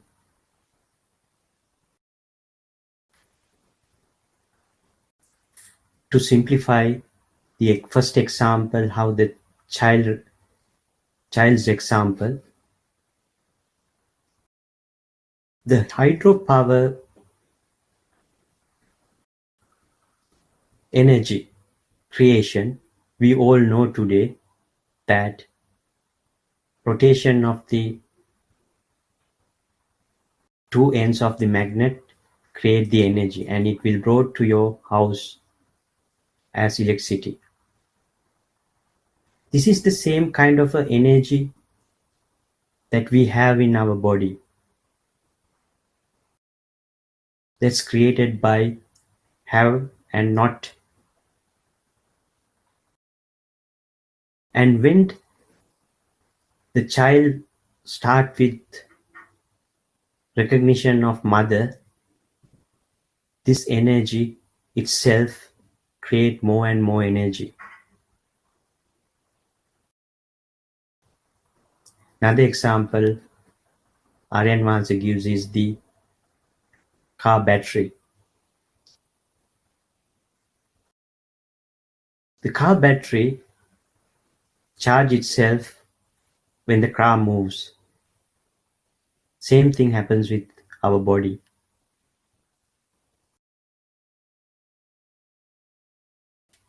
Have you experienced when you have something bothers you, or sometimes it can be happiness, that you feel some sort of energy going down your body? Sometimes if a shocking thing happens, you feel you've been burnt. This is that energy.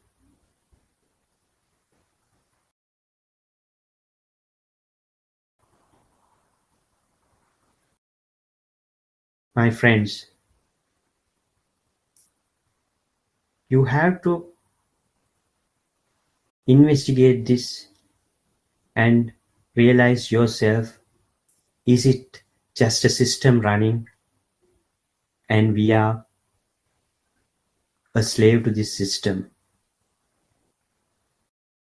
As long as you are a slave to it, you will suffer.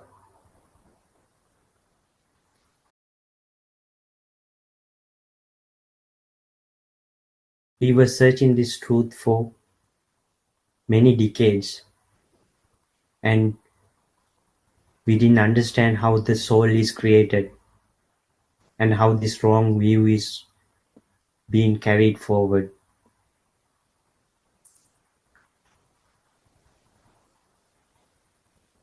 Our spiritual reader, Buddothpado Aryan Mahansa, explain it without anything to be clarified.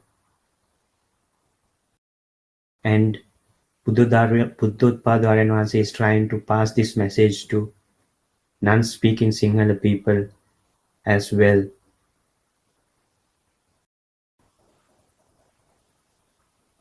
It's our duty, when you understand something and you are experiencing it yourself, to explain to the others as a fellow human being.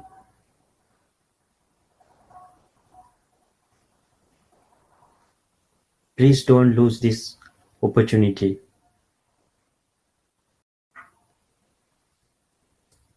Try to investigate yourself.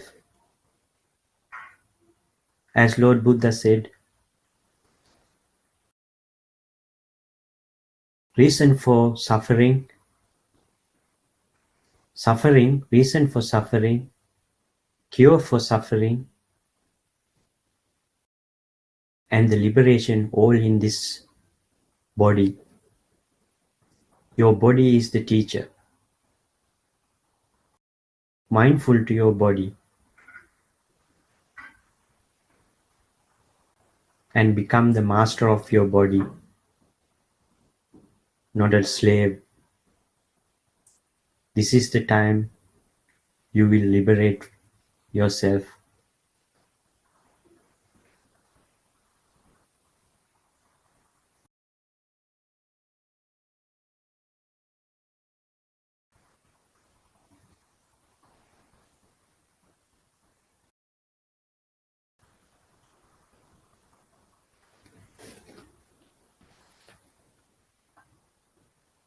Since we have Few more minutes, I will touch base on the Krutya Jnana and Krutak Jnana,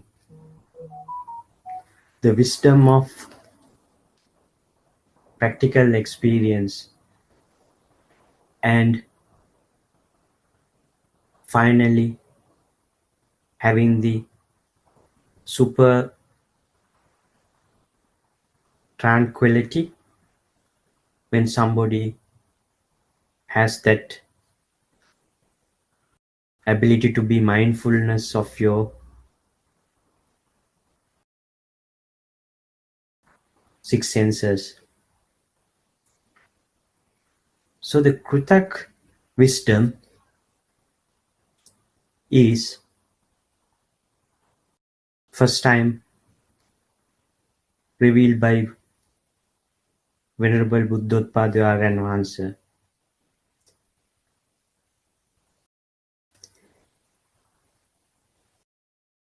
In this, you should further analyze your understanding of the truth or wisdom of truth and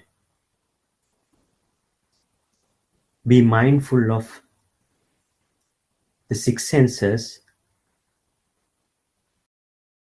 and understand how the soul is created.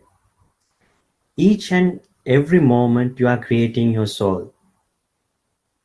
Going back to the child's example,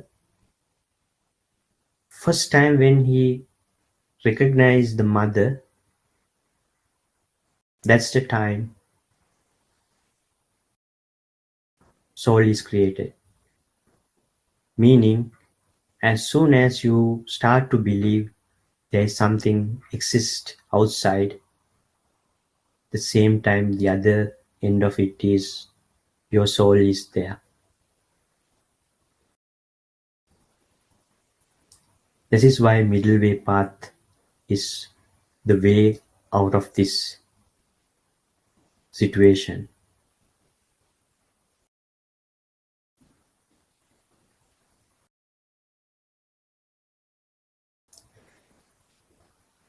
And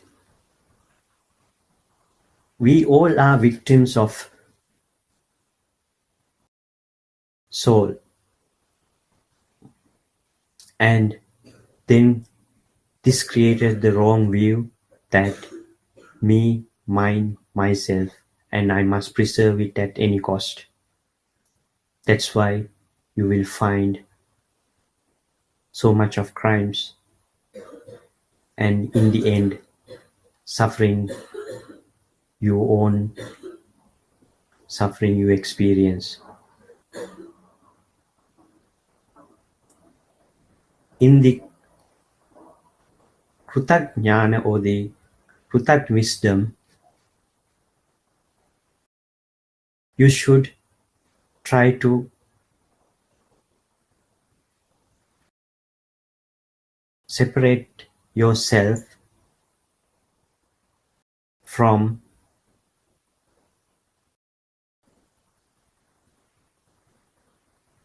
feeding your ego or the soul as much as possible. You must understand it's just a system and a process running. It's nothing there for me to grab as me, mine, myself.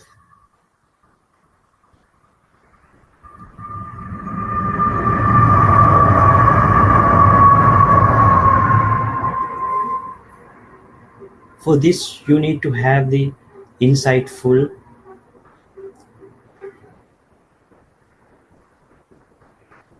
concentration throughout your life with the four postures day to day.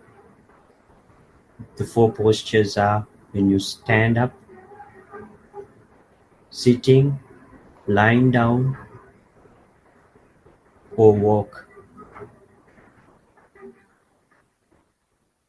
And you should focus how signals are coming or the vibrations are coming, and how these vibrations create the thoughts, and how it telepathy into visions, and sometimes running riot mind or a movie running in your head. This is what Buddha said, kusal, or the meritorious deeds. This is the greatest things he advised. Even Buddothpado Aryanvasi always tell us to be practical. That's the greatest gift you can give to yourself, and it's worth doing any other any other donations or any other work you do. This is the real ability or the talent you should have, not to be a slave of your six senses or the system, but to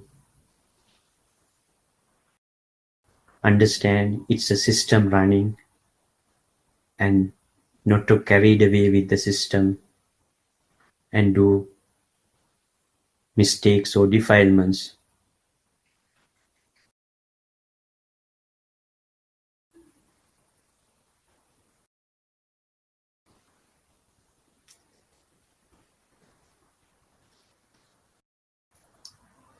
And the third part of this is Krutya Jnana.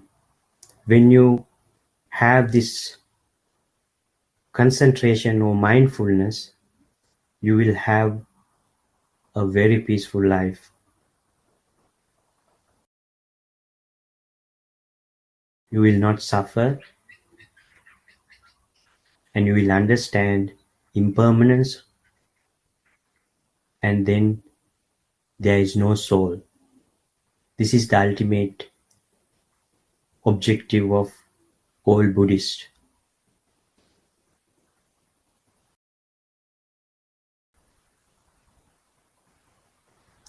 Hope you can get something out of this, and I humbly hope that I explain it to best of our ability, and you will gradually reduce your suffering and liberate yourself. May this meritorious deed of listening to this Dhamma talk help you to attain Nirvana. Thiruvan Saranai.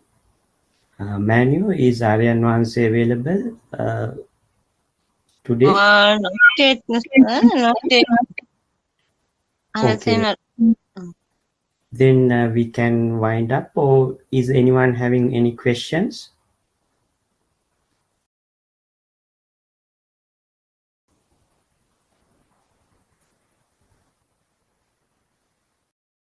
Then Pavitra Manu will wind up for the day, and thank you very much for listening. Oh, I'll give a call. I'll give a call Aranahansi, okay? Okay.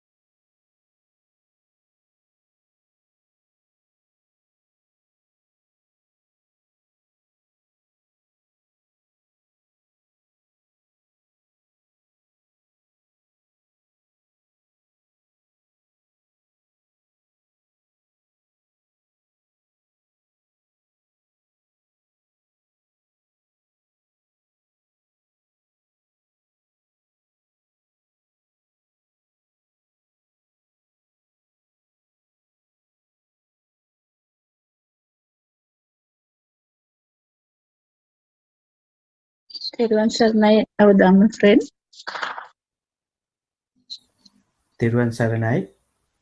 Yes, just a small thing to say. People actually suffer because of the thoughts, isn't it? I mean, Yes, Mano Pubbanga, Mano Dhamma, Mano Sitta, Mano Maya, isn't it? The mind is the forefront of everything. yeah, and the chitte niyati loko, everything Yes. focused on the mind, isn't it? Yeah, So, that's why Buddha correctly says, Aryan Vansi also emphasizing that all the lay people are crazy.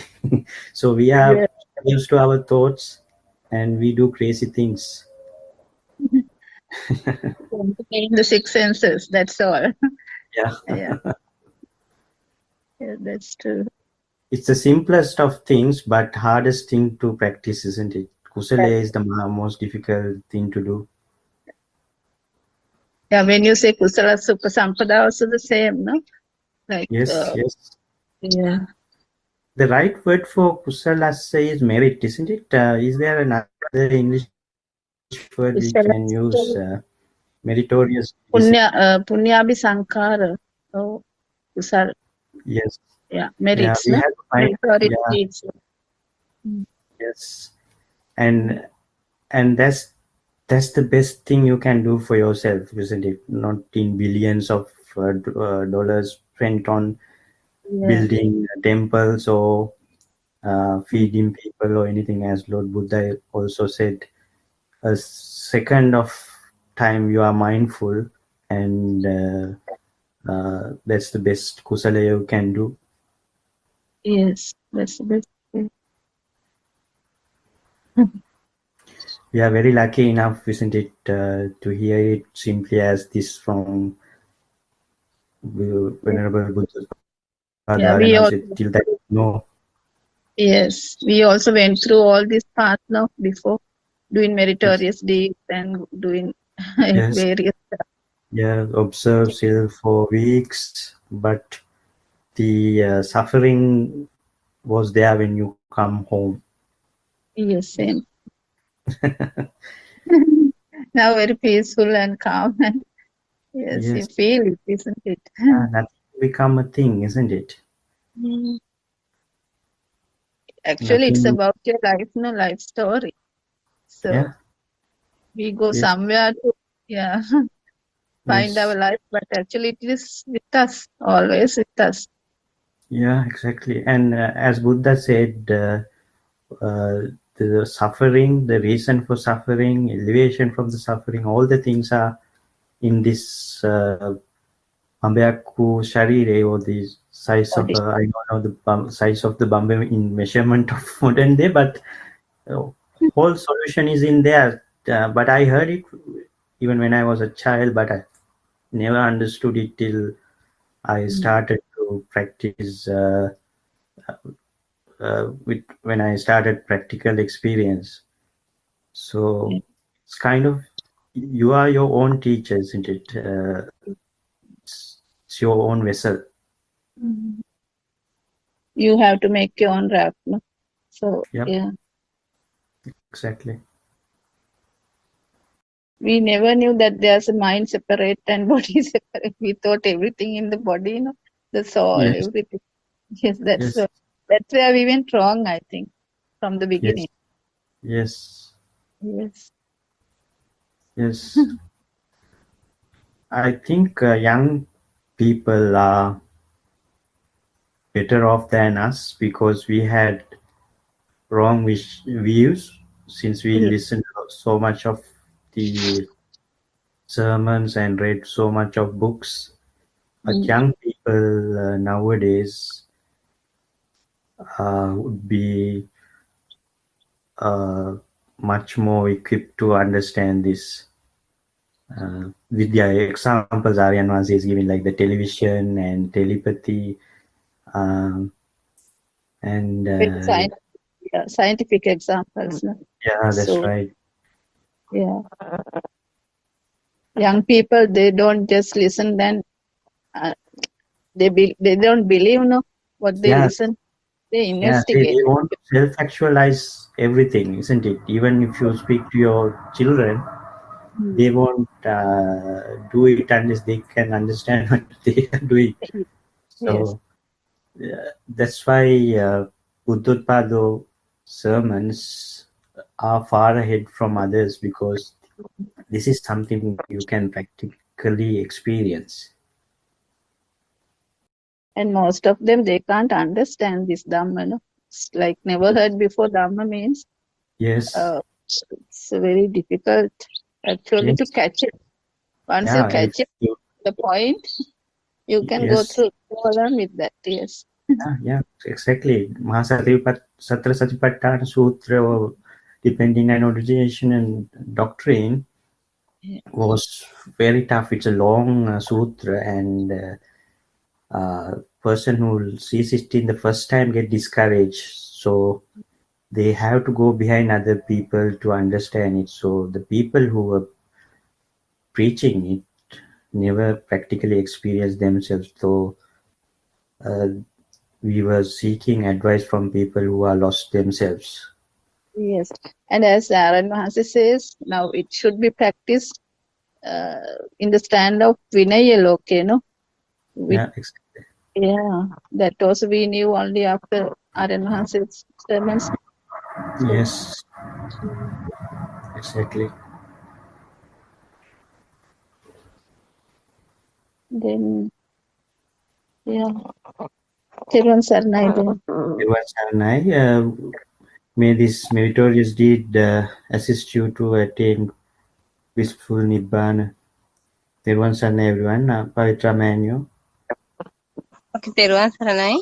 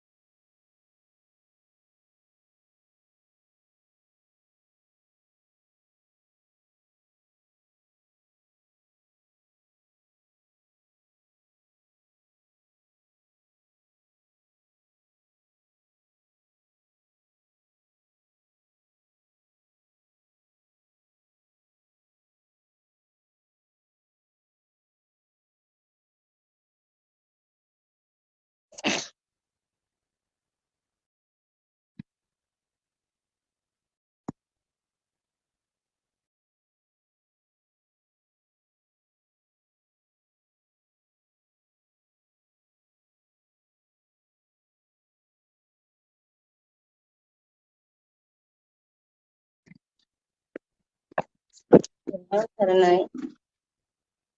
Saranai, dear friends of Dhamma, welcome to our English Zoom talk. First, we would like to pay a Buddothpado spiritual Dhamma guidance teacher, and we also like to thank you all for attending Dhamma Zoom talk.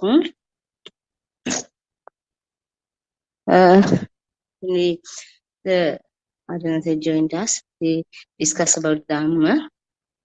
We need to talk. We need to look at how to develop the elements of mindfulness in this Buddhist order. Accordingly, let us see how to develop the mindfulness of feeling in this order, Sasana. We mean to receive feelings within the world.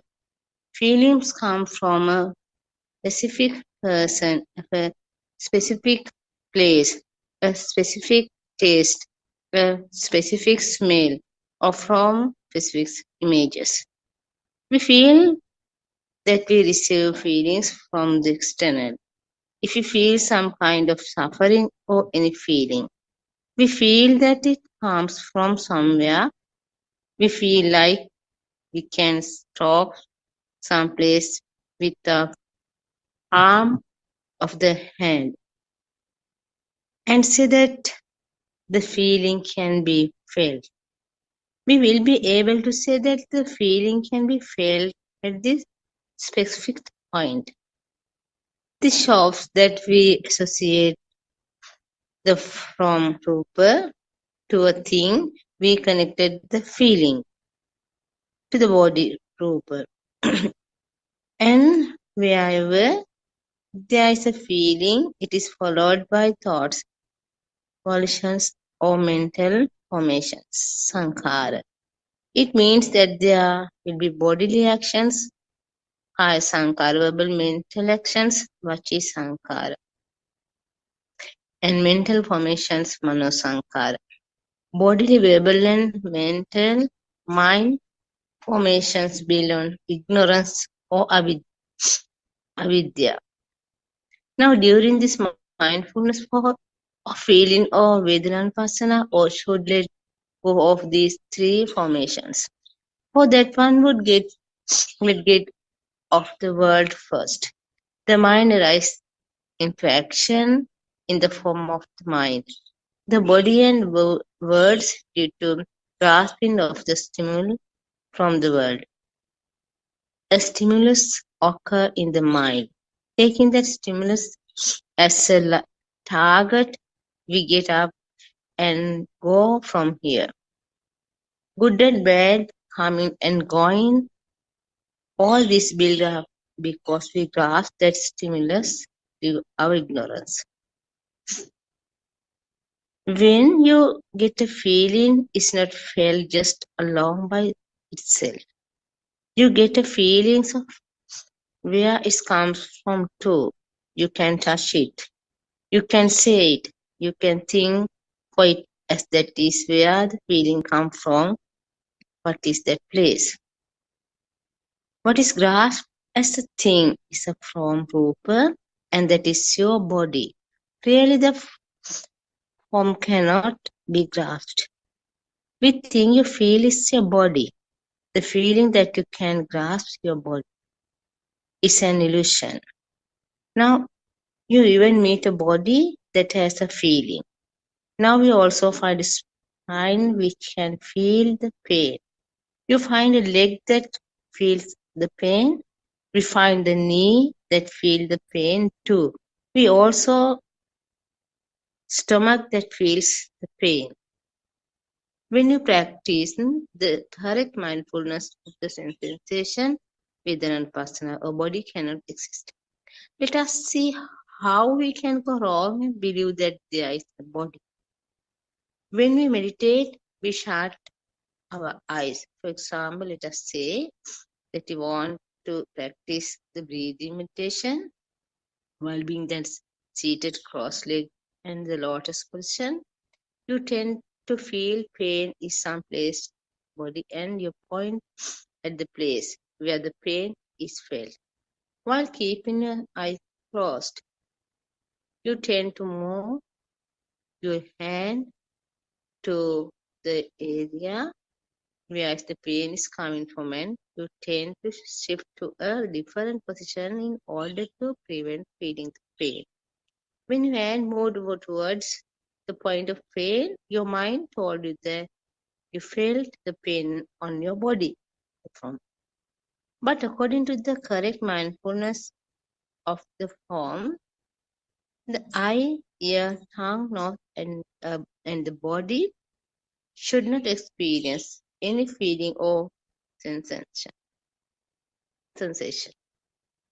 It had all the sensation we experienced. It was experienced only because of the formation of a mind.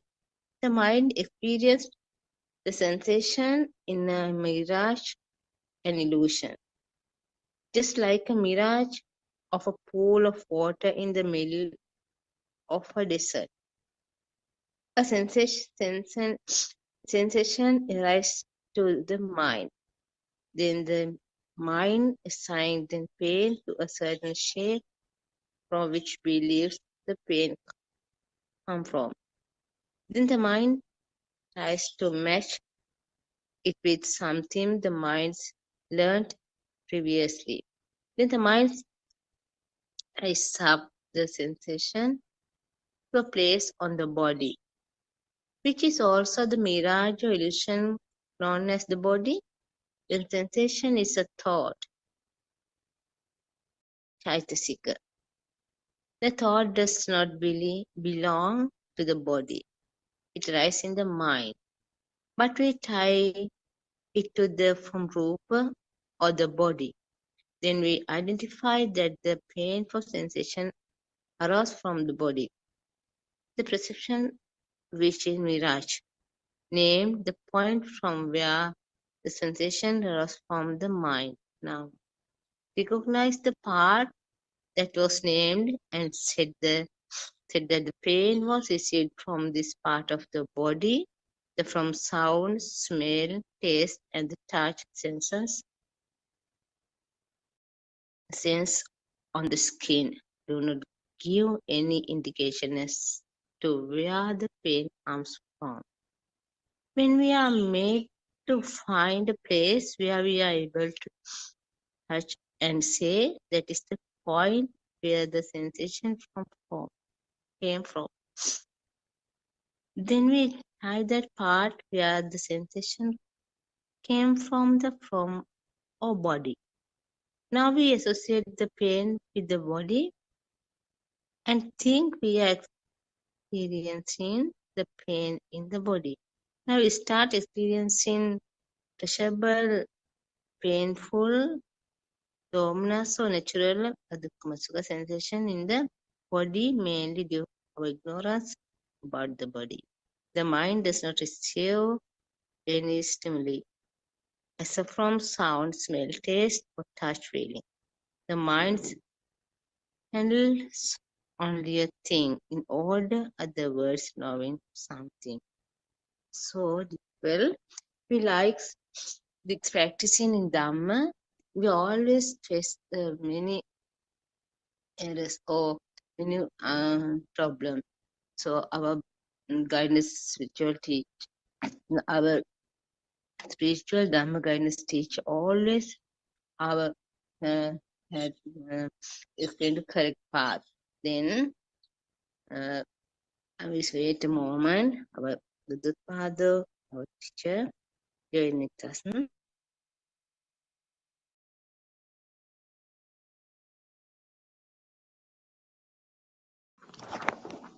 Therun Sarnai. Sir. Therun Sarnai, everybody.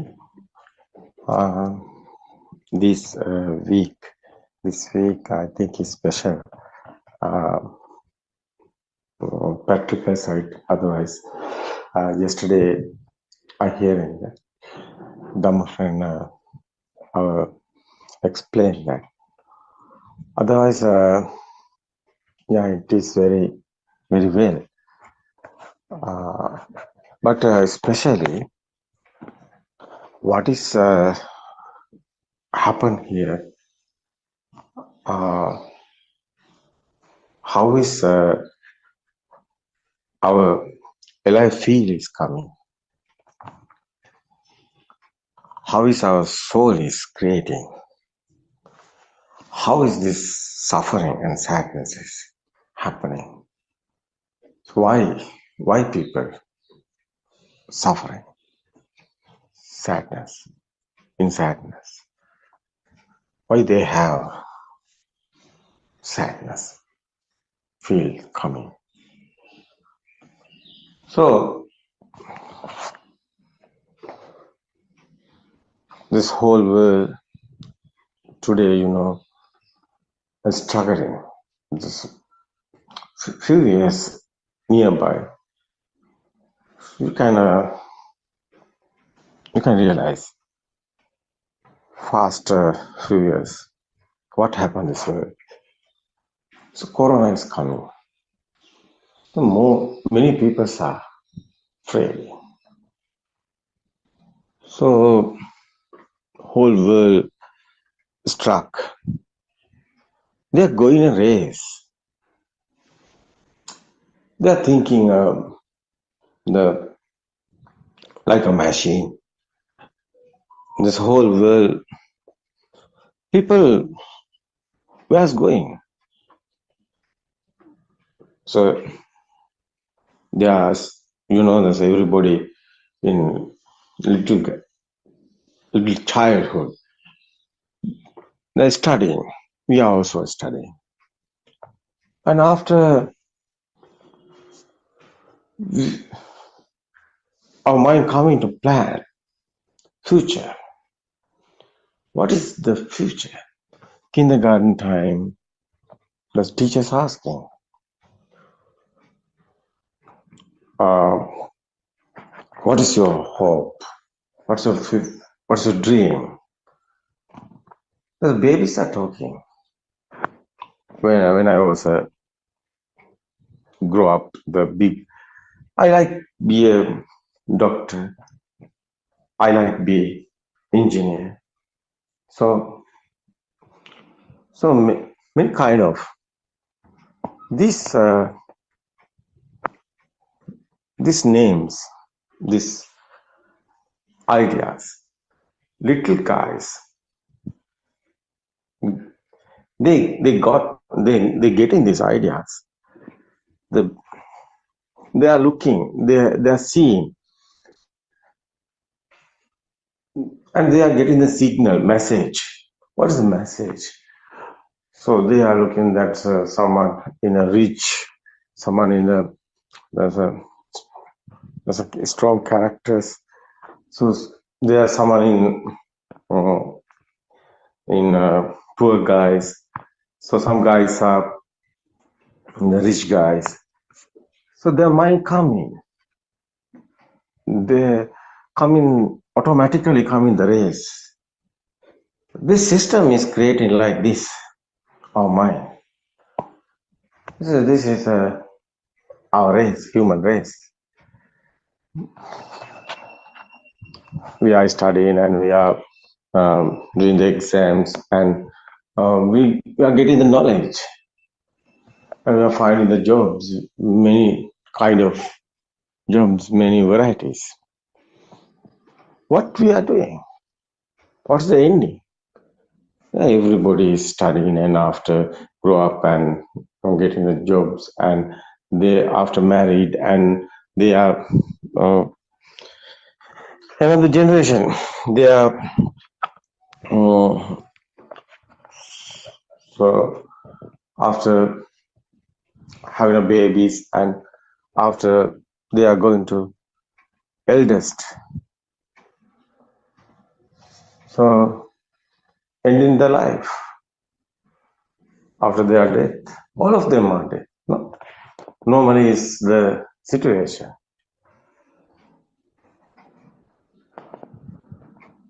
What is this life? You also go in that path.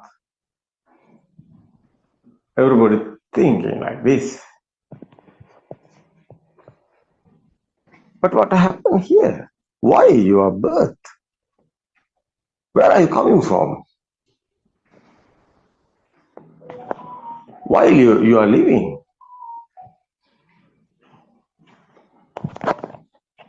Why you are dead? Why is happening this? Some of them are not believing that after the death is going somewhere. So many people believe in gods. So whole world, more people thinking God made this world. It's really God made this world. Where's that go? No, nobody knows. They don't know. But they're thinking, what is the real is? What is the truth? Is this? So how can you believe in? So have you any experience? No. Only the belief. But it's a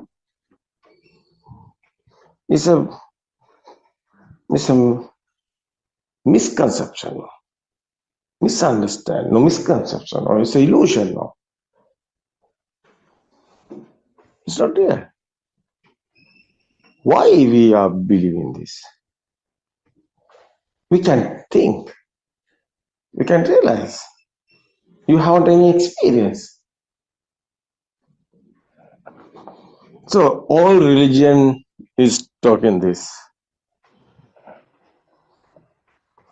After the death, going somewhere. So many people thinking. They want to go head to heaven. So they are praying. They are doing pilgrimage. But they don't like going to heaven. They want good world, good dreams.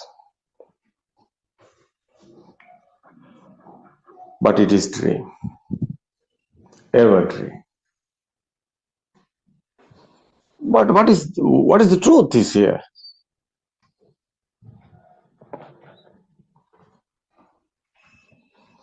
Buddha not telling this.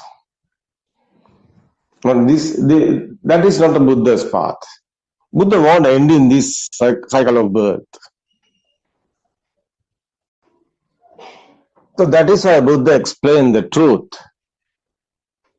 That is why Buddha finding the truth.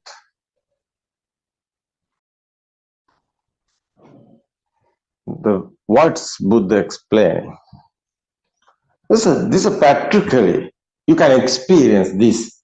This present moment is the whole story. You can remember your history, but it is only the present moment of thought. You can thinking of future, but it is only the present moment of thought. This present moment thought is not real. That is the case. Why? You can realize. You go back to your childhood and you remind what's happened. How is coming craving? How is coming defilements? You are born in the little time that you have a radiant mind. So there's no any defilements. There's no craving. No. How is coming this? This ill will, there's attachments, ill will, and delusion is how is coming this ignorance. What is this world? What is this? How are you know? How I know this world? What is the real? That is the kindergarten time. We are explaining. Our mind is creation. How is our mind is creation? That's Buddha's explanation. That is the dependent origination. That is Buddha's explanation, this world. The true Dharma. The true Dharma is, this world is your mind. This mind is every time is creating.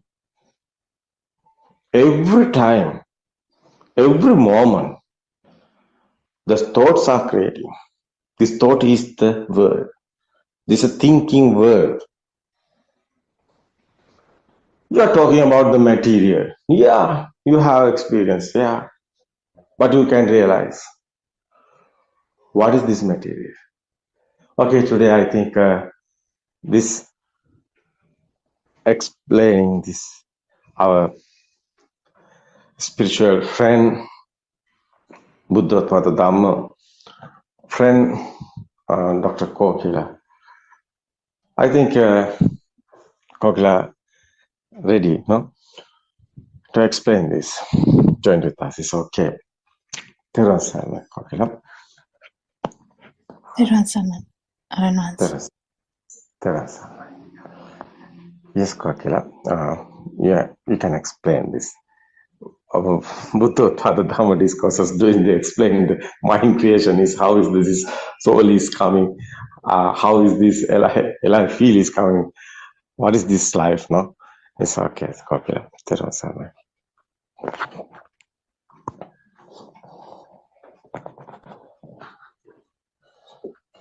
May the Noble Triple Gem bless you all.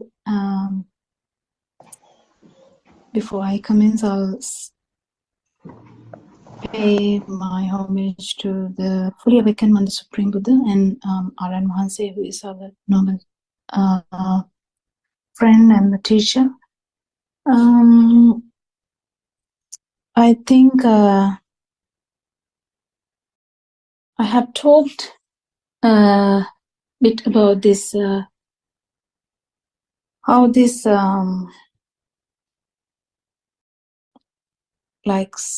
I tried, I would say, I tried to explain and took a humble effort to explain how the mind is originated, or what it's Sampada from a different angle.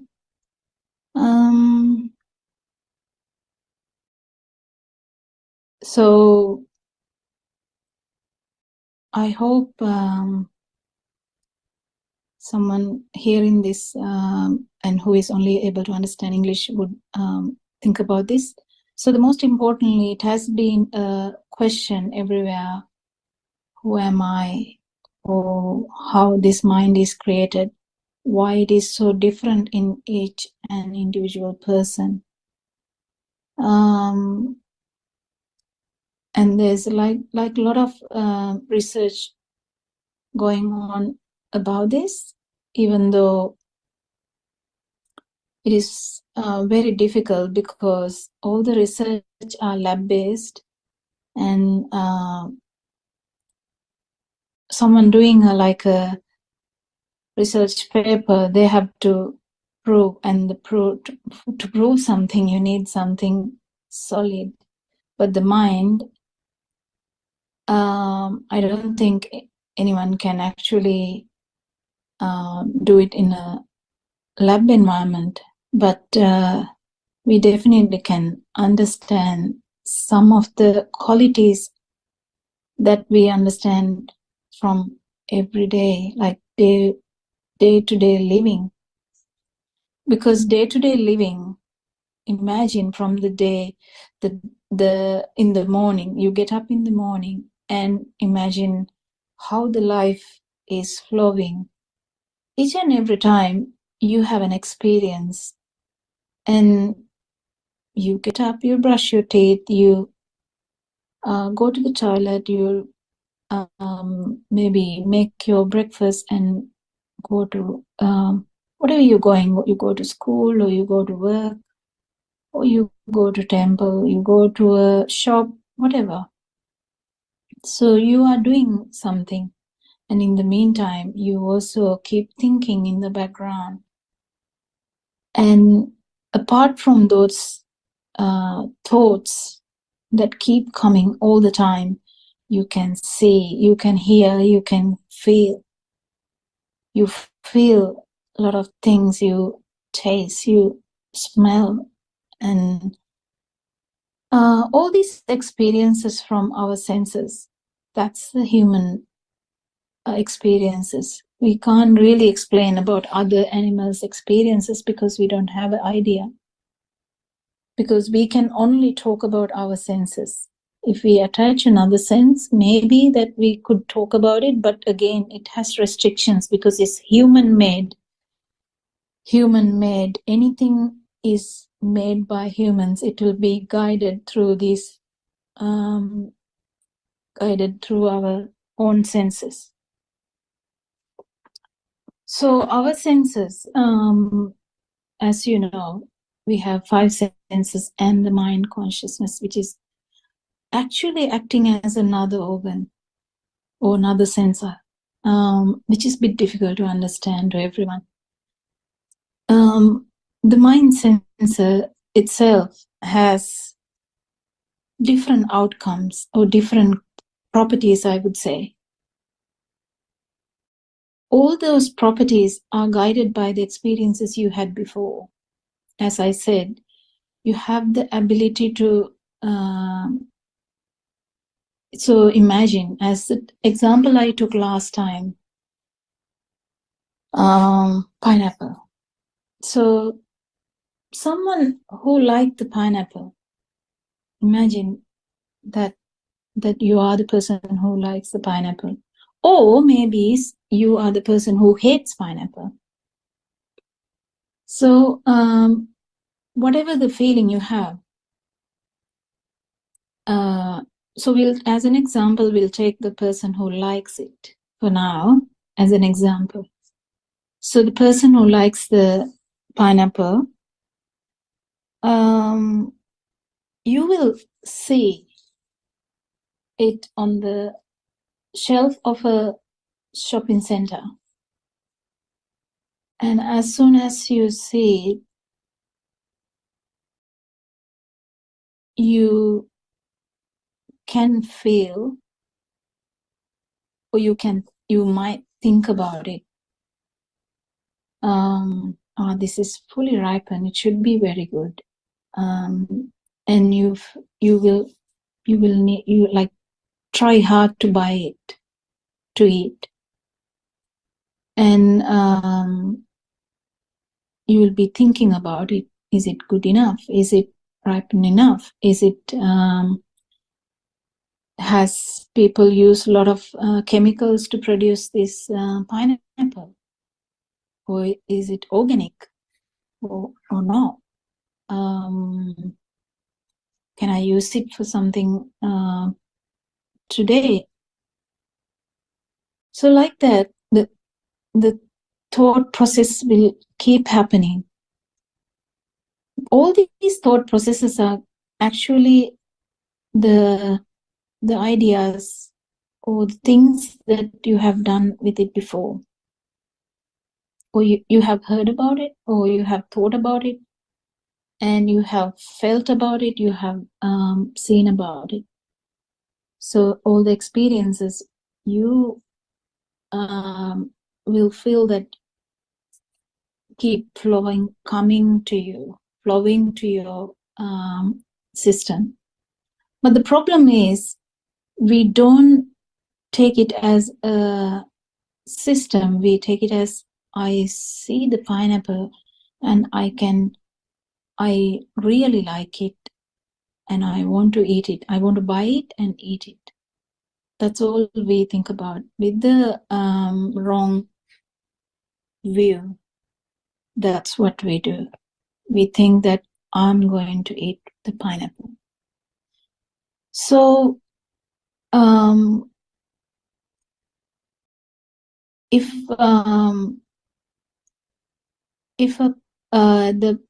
the pineapple is rotten, you will really get angry, and if it's really good, you will be really happy. So I told a scenario, but do you think this scenario has anything wrong? Not really. There's nothing wrong in that scenario. Only the wrong thing is the feeling of self-fear, or that you think that you are actually experiencing this episode. This is like a just a process, but you feel that you are experiencing it. You are in that film, even though it is already happening without your control. You feel you are doing it. You feel you are directing this film, even though you don't have any control over that film. So these episodes or the thoughts do occur without any control. They come and go. Only problem is which each thought, the alive feeling is born. So the jati happens, or suffering is brought about. Why this suffering is brought about? What is the truth of suffering? Truth of suffering is that as soon as you feel something is actually experienced by you, or you are taking something, or you're focusing something, when you focus, if you feel that you focused it, and if you feel that it is real, this suffering has arisen, or the jati has arisen, or you have become it. So the pineapple is very important, and you love it, you want to eat it, all that. So you feel that you are alive and you are experiencing the pineapple, the taste, smell, everything. So it's one chitta though. Can you actually, last time also I reiterated this, you can't really eat the pineapple. You just, with your organs, you can only handle a chitta or a thought.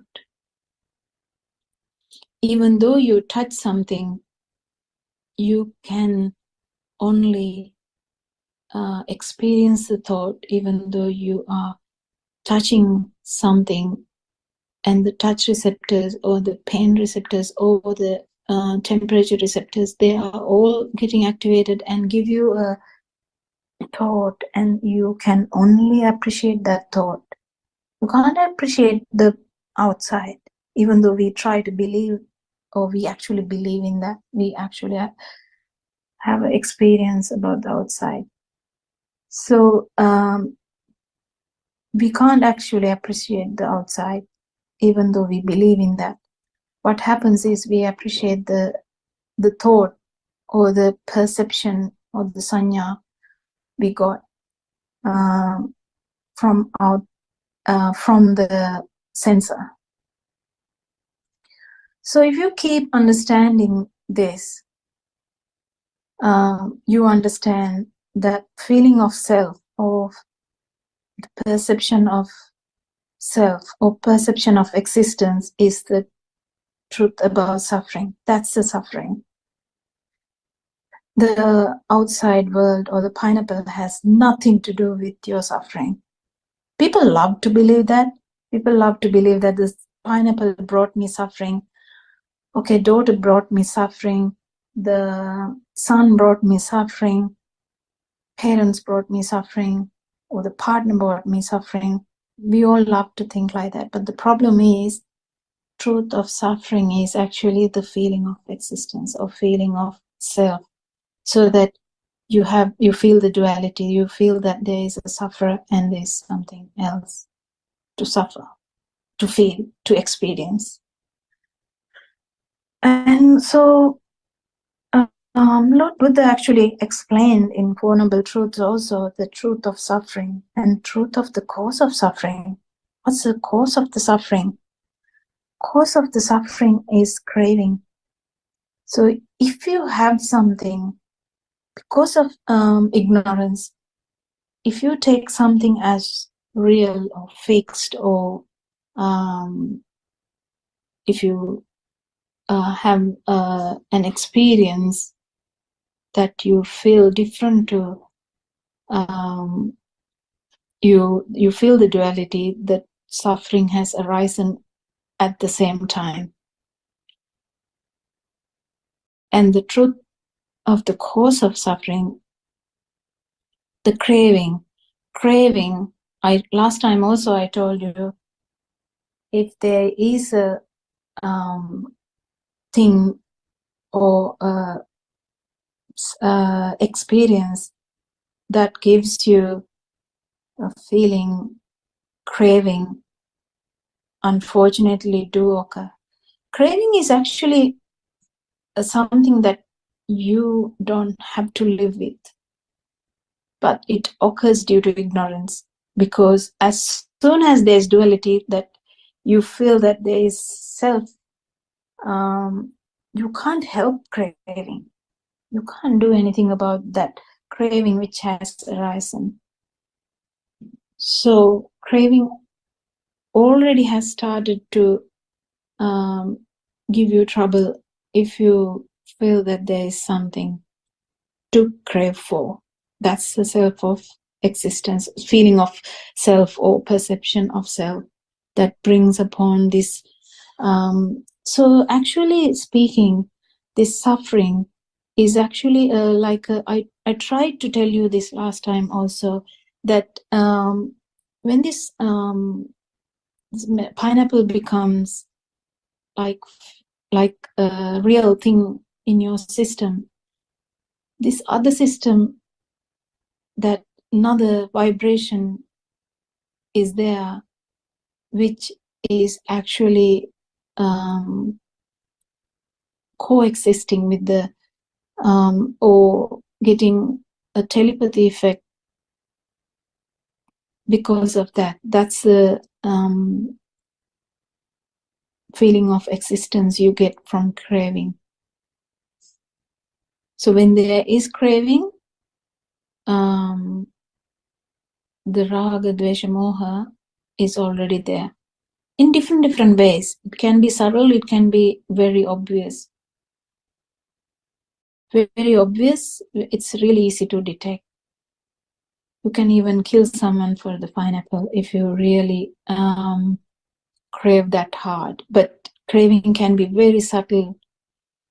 You will not even reach for the pineapple, and still, if you have the perception of the sanya for the pineapple in your mind, still you your mind,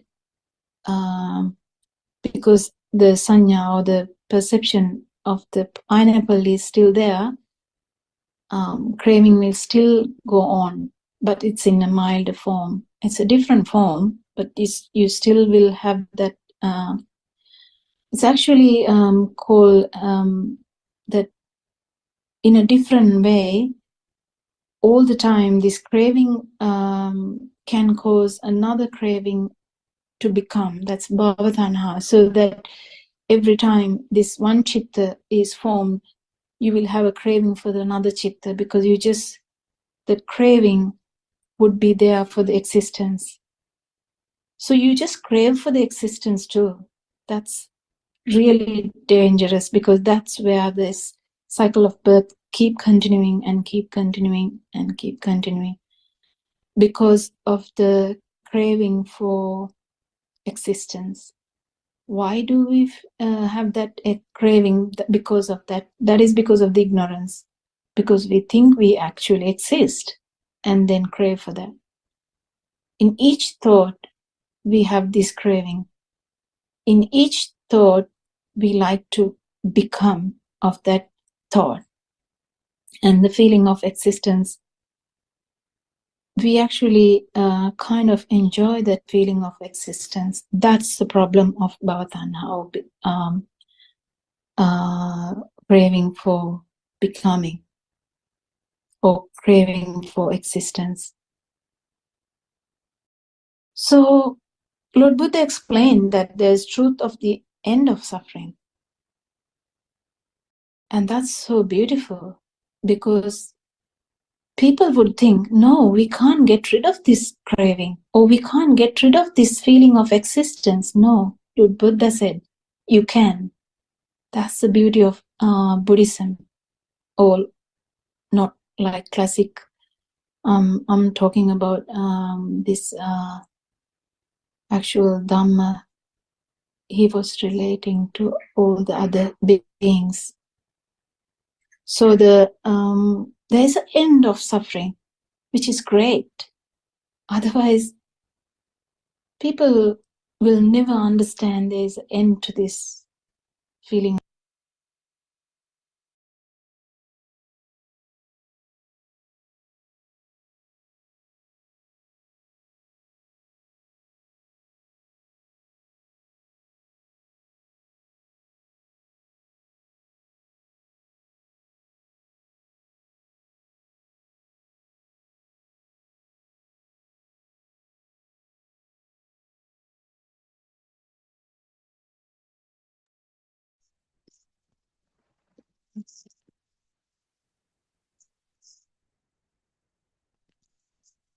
Teruvan Saranai. I worship Triple Gem respectfully. Also, I pay homage at the feet of our Kalyana Mitra, Buddothpado Aryan Mahanse, the great sage of our era, most valuable spiritual master with the highest wisdom. May Aryan Mahanse live long to spread this Dhamma all over the world to end the suffering of all human beings. Teruvan Saranai, Dhamma friends.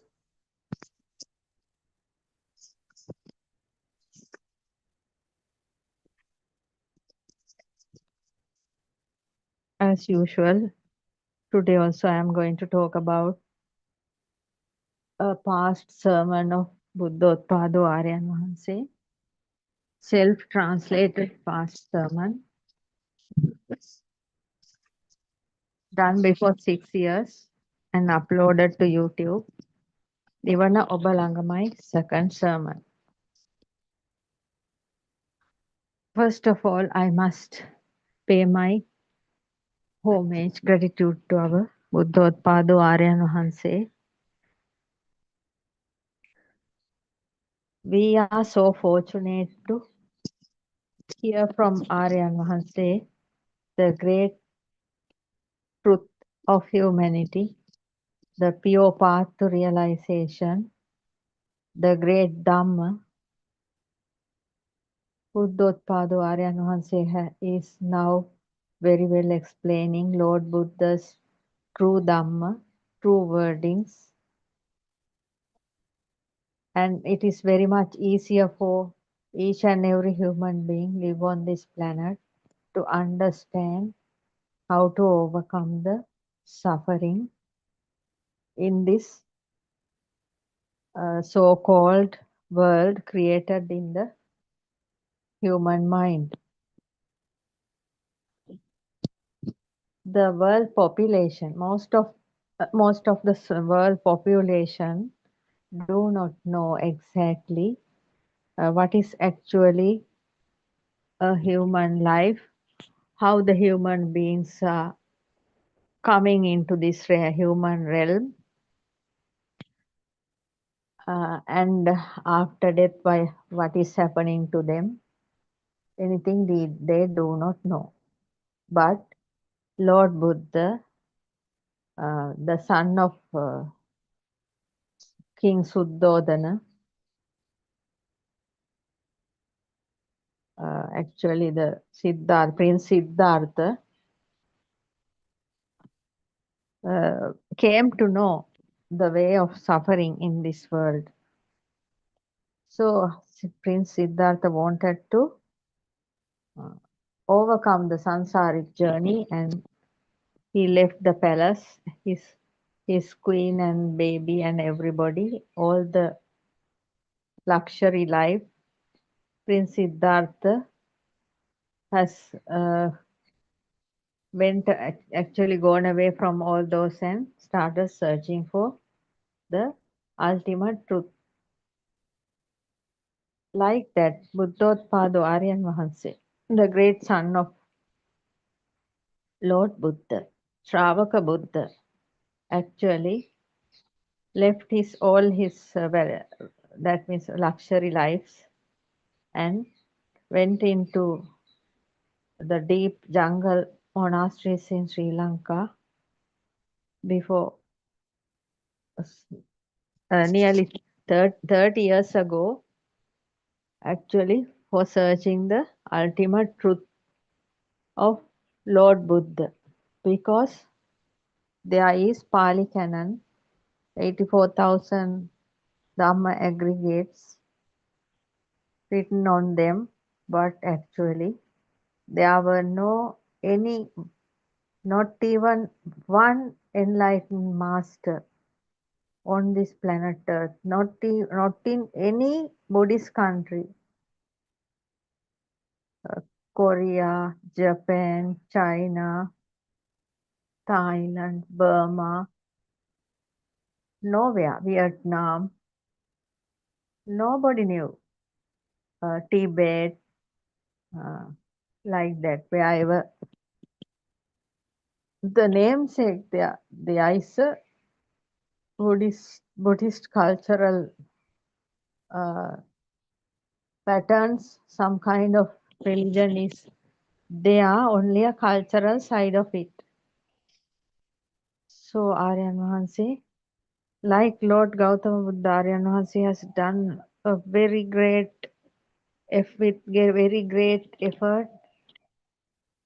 without even good food, just lying under the trees. Buddothpado Aryan Mahansi, with such difficulty, try to understand this Dhamma. Actually, after the effort of 30 years, finally, Buddothpado Aryan Mahansi has fully redeemed from all the three realms: sensual realm, form realm, and non-form realm, and achieved Nibbana, the ultimate realization, the ultimate freedom from this sansaric journey. And Buddothpado Aryan Mahansi wants to give this Dhamma like Lord Buddha did, going village to village, town to town, place to place, not for the large gatherings, even for small gatherings. Aryan Mahansi is coming and doing this kind of with his effort, describing the ultimate truth of Nibbana, the path to realization, based on true Buddhist philosophy, which was hidden more than thousand odd years. So we are very much fortunate to listen to this Dhamma. There are more than 13,000 sermons, Lord Buddothpado Aryan Mahanse's sermons in the YouTube. And there are so many in the other channels also. In Facebook, TikTok, Instagram, Thread, Twitter, each and everything, there are some kind of Dhamma in it. You all can find it. So after listening to this Dhamma, we actually feeling that our burning of sufferings are redeeming, that we can understand. The burning happened in the mind is slowly reducing. So it is our duty to give this ultimate message of truth, true realization of Nibbana. That means the ultimate, uh, ultimate freedom from this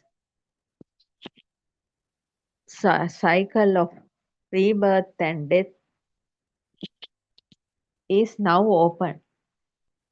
So it is our duty for other human beings live on this planet to give this message in English language. We are using Buddothpado PeoTV, Zoom and YouTube channel. By listening to this channel, you all can very easily understand the path to overcome the suffering of the mind. So, not only that, the English speaking people on this planet Earth can go through the www.wisdomofasia.com, www.buddothpado-dhamma.com, and so many other websites. And if you all are interested, you all can come to Sri Lanka and spend few days with Aryan Mahanse at Dombagoda, Kalutara, Dombagoda International Meditation Center, Buddothpado International Meditation Center, and you all can listen to this true Dhamma and can have a practice there, walking meditation practices, and you will be very much, actually you will be very much lucky if you all can come and have a session there with Aryan Mahanse with prior notices. You all can find the Dombagoda International Buddothpado International Meditation Center. You all can find it on the web, and you all can apply for it and then come and join the sessions. That is actually a very rare opportunity, because living with few days with the fully enlightened spiritual master is a very wonderful experience, and you all can feel how your mind is relaxing. So in so many ways we are trying to give this true Dhamma to the world, because though it is coming from Buddothpado Aryan Mahanse, oh Lord Buddha 2600 years ago, and now through Buddothpado Aryan Mahanse, but this ultimate truth of Nibbana, ultimate truth of freedom, eternity, is not actually belongs to one religion. Any person can understand and listen to these sermons and understand Dhamma, and they can live a very peaceful life, because it is no matter in which country you live in, it is no matter whatever the beliefs you have, whatever the views you may have, no matter it is however what level of social level you have, no matter whatever the color of skin or wherever you live. You may be a student, you may be a working person, male or female, old or young, no age limit. Anybody can listen to this Dhamma, and this will give you a 100% relaxation. Actually speaking, even listening to this Dhamma, going through these websites, you all can, when you all are listening to these ultimate words of ultimate truth, at the same time, you can feel the relaxation of your mind. There are more than 13,000 sermons of Buddothpado Aryan Mahanse. Most of them are in Sinhala language, but if now there are the facility in the internet, you all can translate it to any language and listen.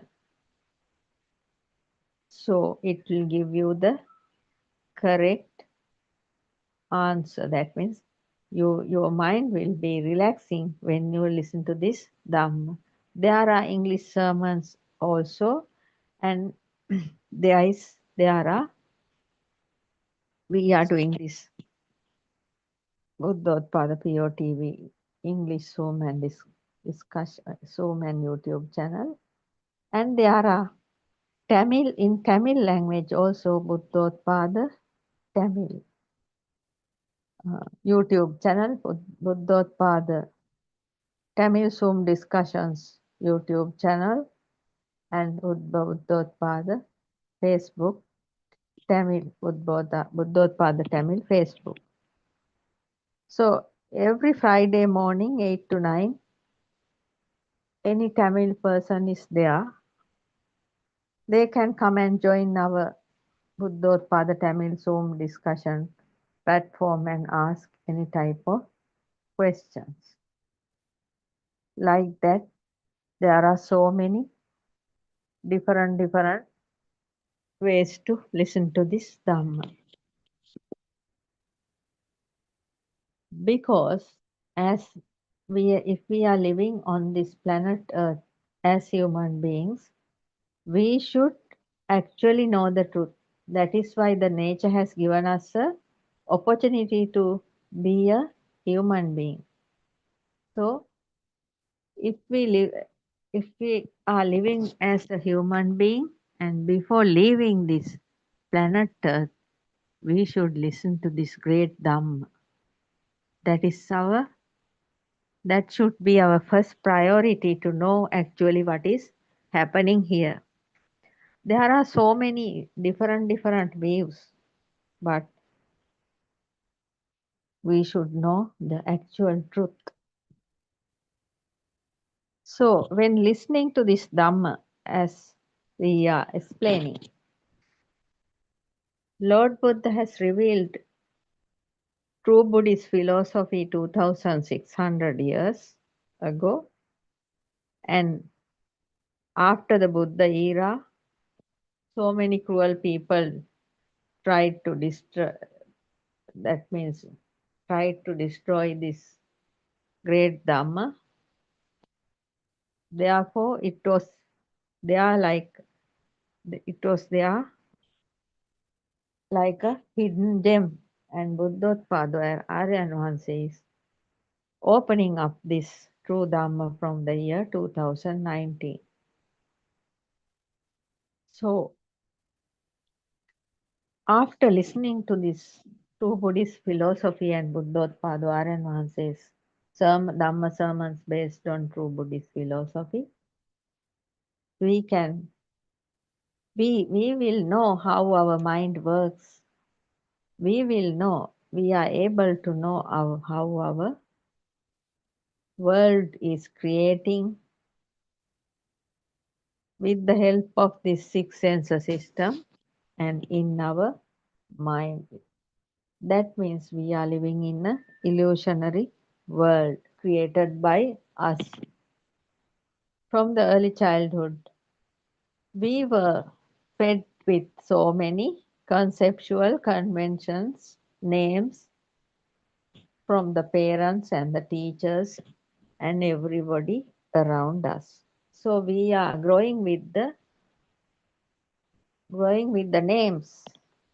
And when we happen to see, hear, or feel things, there are names, and the names and the forms are combining, and thoughts are creating with power. So the most the problem of all this is creating because of the power of the stimuli coming through the six sense system and the power of the thoughts, power of the stimuli coming as forms and names, and when they combine, the power is more in a thought, and the thought is transformed into the level of knowing, that is consciousness. In that consciousness, there are so many thought creations are happening, and it's like a turbine. That means creating the thought power, illusionary thought power, more and more. And also, always this mind consciousness says us what we see is outside and we are inside. The duality is created with the consciousness, according to the Majjhya Sutra. So, while listening to this great Dhamma and practicing the four great contemplations given by Buddothpado Aryan Vahanse, a listener will be redeeming from the uh, three kinds of wrong views. That means the self view and the wrong believings, wrong beliefs, wrong view, and the doubts. We will be able to overcome these three, and that listener, that seeker, will become a stream enterer, because he will be fully understanding there is no self here, and there is nothing called outside, and there is no self here. The doubt is clearing, and there is nothing for us to go behind. When the seeker understands this, he will be a stream enterer, and he will never have a doubt with realization. He will not have a doubt about realization, because the stream enterer means he is seeing the Nibbana, the ultimate freedom of Nibbana, in a fraction of a moment. That is why his doubts are clearing. There will be no self to observe,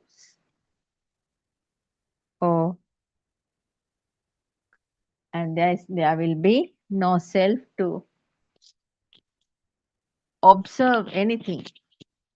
That means there will be no self to observe or pray, or because most of the people are always running around to ask so many things from, even from a sky, or even from a god, like that. They are always trying to seek something. So when we understand there is no self here, the running around for praying or running around for seeking, asking from an unseen God is reducing. There is no self to show off. I am a meritorious person or good person. Because this stream enterer is very leading a very quiet life. He is practicing the path to Nibbana, but not going to show off. Because you all can see in this human realm how the people are boasting about their meritorious lifestyles.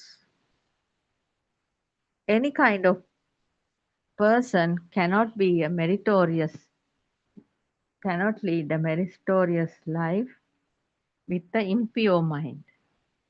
The mind should be clear from the jealousy, hatred, lust, and so all these things. The mind should be slowly clearing. Otherwise, merits will not give any kind of results. With pride, with so many pride, people are using money to give alms givings, but with such a pride, that kind of people can't achieve anything.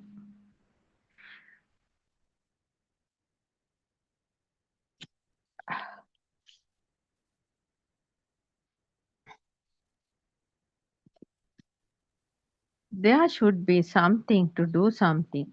You may not understand this little fact.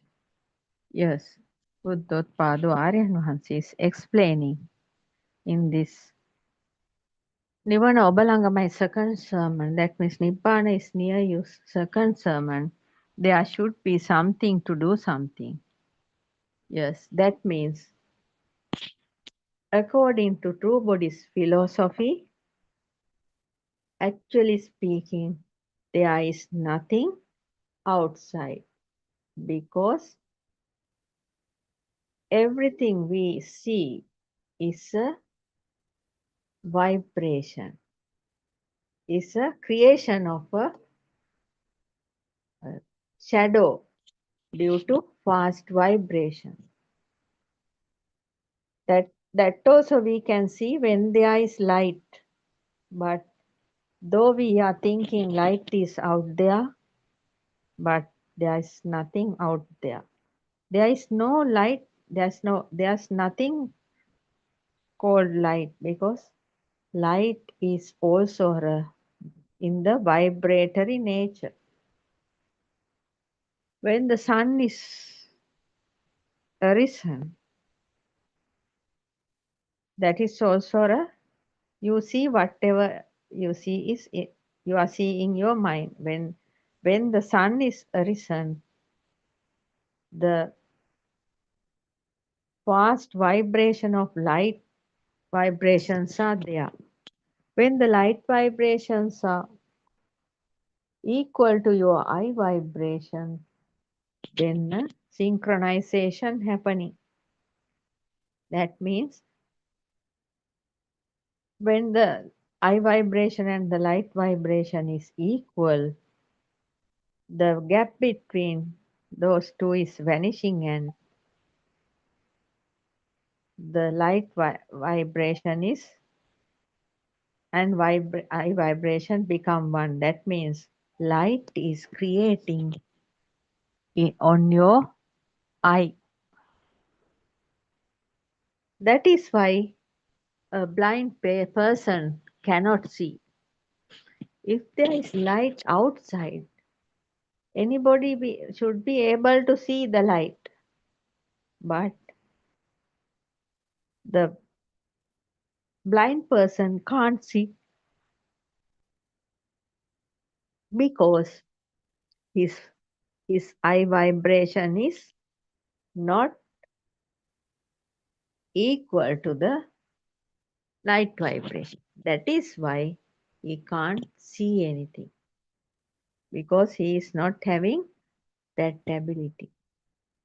So when the light vibration synchronized to our eyes, now the light vibration is on our eyes and stimuli around also can be seen due to this synchronization. That means the eye vibration, light vibration, and the stimuli around, their vibrations are also become equal. Then only we will be able to see the stimuli. That is how we see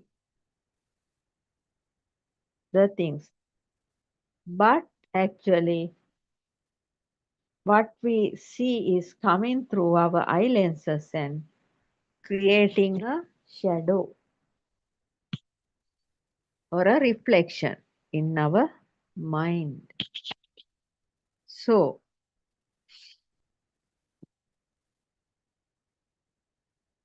that is why we are unable to see anything outside.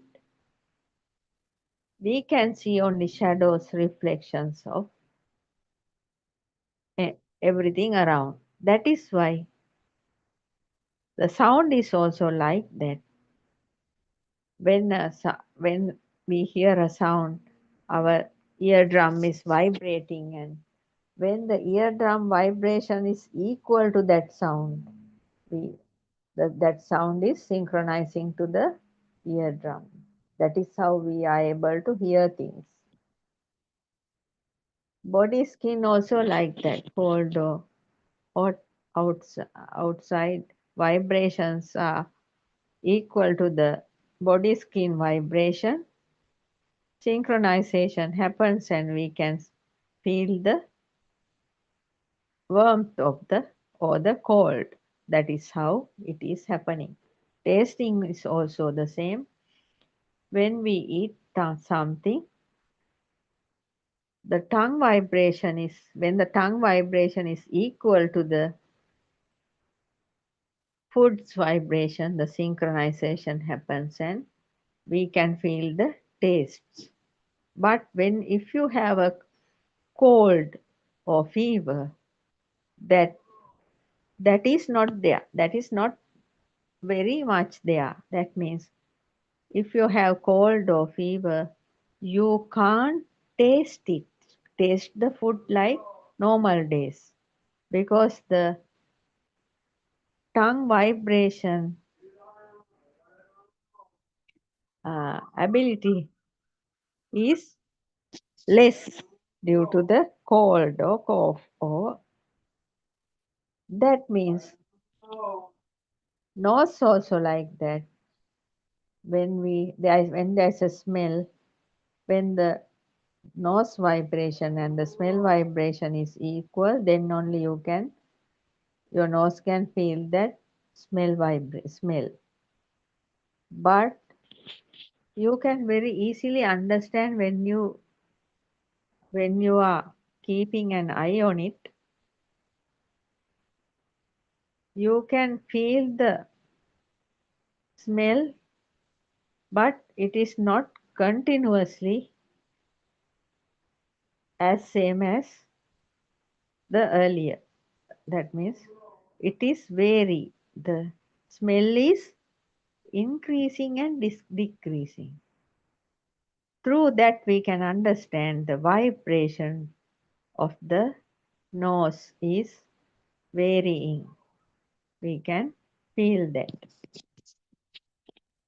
That is why Buddothpado Aryan Mahansa is saying us there is no outside world. We cannot experience the outside world because we are experiencing only the stimuli which are able to come through the six senses only. Therefore, there's nothing outside. And there is nothing inside the mind also, because mind is just the process of mental images. When when the mind means what we see is the mind, what we hear is the mind, what we feel is the mind.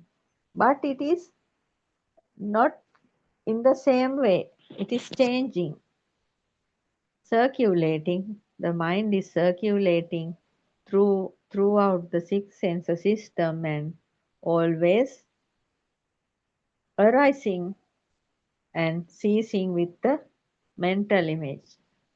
Mind is arising and ceasing. Then it's over. Then it brings another one. Therefore, the mind, there's nothing in the mind, and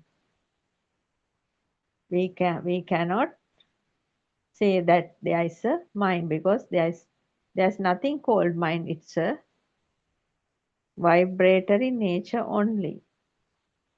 That is why Buddothpado Aryan Mahansa is telling in this sermon, Nibbana is near you, second sermon, there should be something to do something. Because you can't find anything from outside or inside. Because all the time, from the birth to death, we are seeing only reflections or shadows. So we live in a shadow world. We are living in a vibrational world. That means nothing is permanent. Impermanent world. Nothing is certain, always uncertain. And we are living in the world of cause and effect. When the cause is there, effect is happening. When the cause is not there, effect is also not there. But there should be something to do something. Yes, if you don't have anything, that means if you can't find anything, that means there's nothing for you to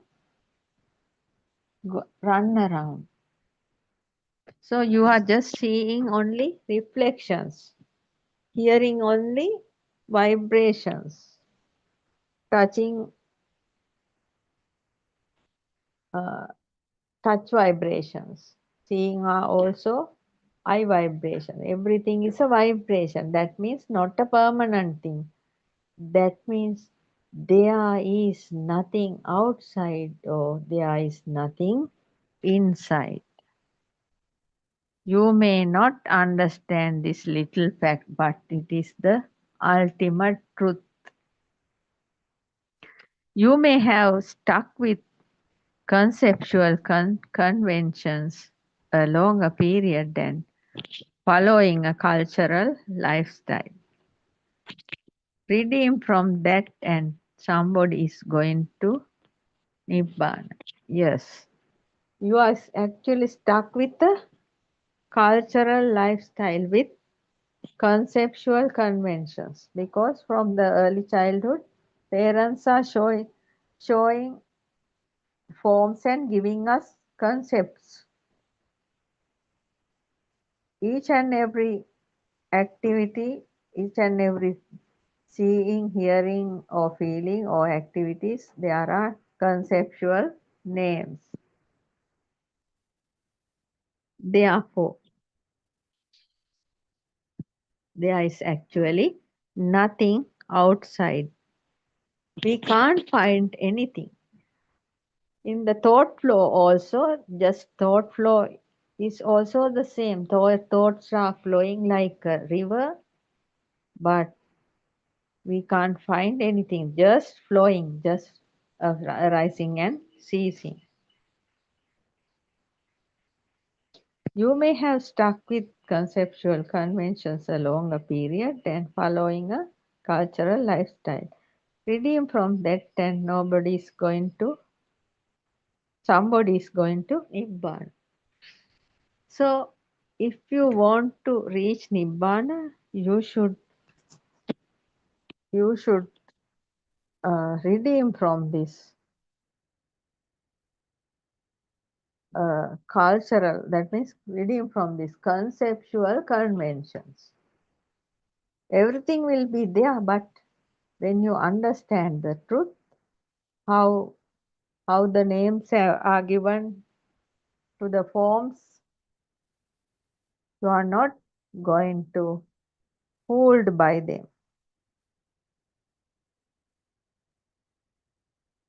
Here you have to go according to the good path and reach to upper realms.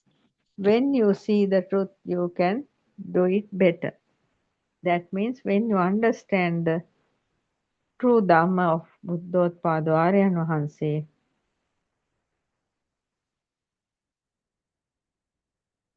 you all must, without going in the direction of sins, you will have to follow the pure path, pure mind purification path, and to listen to Dhamma and practice the contemplations given by Aryan Mahansa, then you all can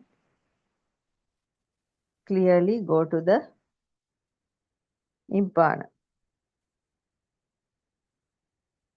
The self-thought, the me thought, self-thought, if you can redeem from this self-thought, you are very great, because actually, according to the true Buddhist philosophy, this human system has 6 sense systems, and this human body is a machine of the nature, belongs to the nature, and there is no owner for this machine. So you know now there is no self here, only a thought, because our parents in our early childhood, they used to put a name tag. This is me, this is self. That is only a thought, and because it is using the repetition of that, due to that repetition of using this me thought, now it has come up to this level, because as described in Buddothpado Aryan Vahanse's true Buddhist philosophy, when the third thought is repeatedly coming again and again, there will be a high power creation with that. The self is also like that. So when you understand how this self thought created, you can redeem from this thought, and that means you are a very great person. Then you can live without any kind of burden here. You can offer anything, you may sacrifice anything, because you are now know that there is no self here. That means you are combining with the nature around. How are you going to do sins without anything? Yes. Now you know you can't find anything. Therefore, you are unable to do sins also. You are unable to do any kind of sins or merits. Only but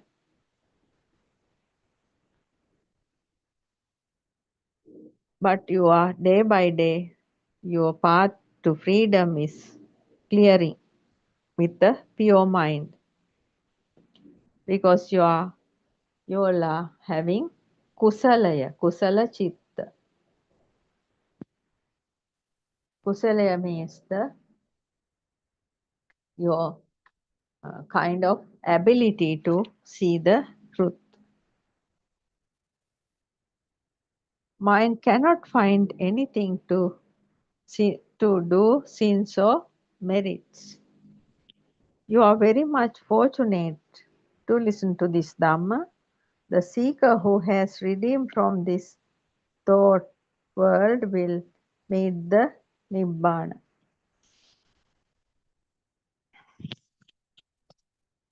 He will meet the nature of emptiness,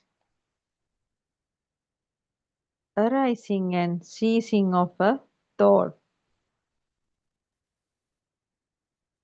That blank nature, empty nature, you should keep in your mind in this nature. When somebody realizes this, his nature will be this. That means he can see the thoughts are arising and ceasing, but there is a calmness inside his mind. Just a flowing river is flowing. You are in the river bank, like you can see the thoughts are arising and ceasing. You are in a relaxed mind.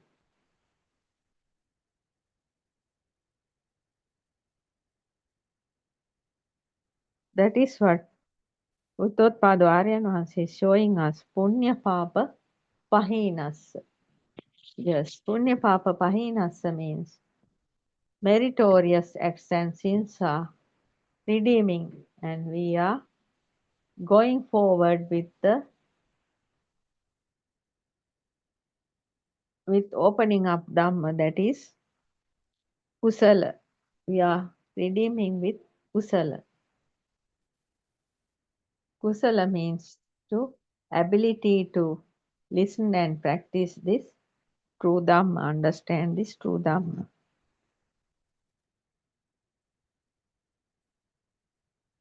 You are very much fortunate. The seeker who has redeemed from this thought world will meet the Nibbana. Yes, Aryan Vahanse is showing us how the thoughts are forming and how the thought world is also creating. So, when we understand how a thought is creating, that means we now know how the magic is happening. Actually, this is a complete magic. Thoughts are creating a world inside our mind. So there's nothing, no world outside, no cosmos outside, no planet outside, no nothing outside. This creation is completely happening in the mind, and at the same time it is appearing and disappearing. Each and every stimuli, mental image of stimuli are just appearing and disappearing at the same moment. That means it is like you are born and dead in the same moment. You are dying and reborn again with another thought, and you are again dying with that thought, and again reborn with another thought. Like that.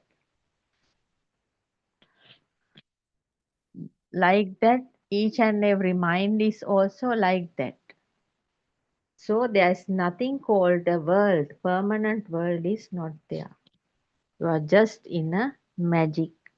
When you see the magic clearly, you are not fooled by the magic, because you know whatever you see is a reflection or a shadow. Whatever you hear is a sound vibration. Whatever you feel, it's a touch vibration, which are not permanent. At this same moment, those are just creating and vanishing. So there is where there is nothing.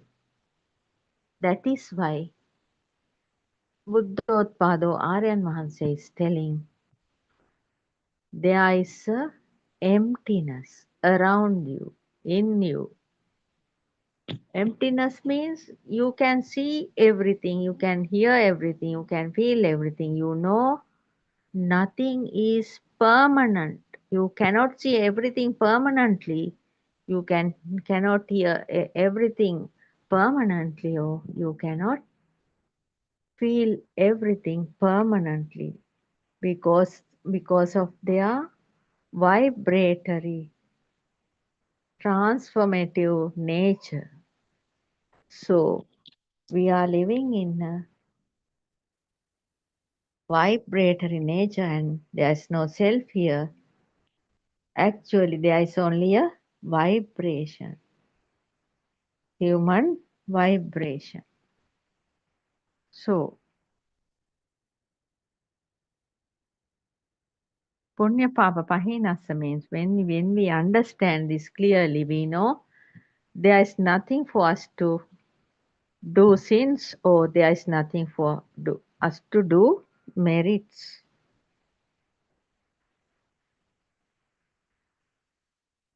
So this kind of person, this kind of seeker will meet the Shunyata Viharanya. That means the calm nature. That means the emptiness nature of the mind. Arising and ceasing of a thought in that blank nature. You should keep your mind in this nature.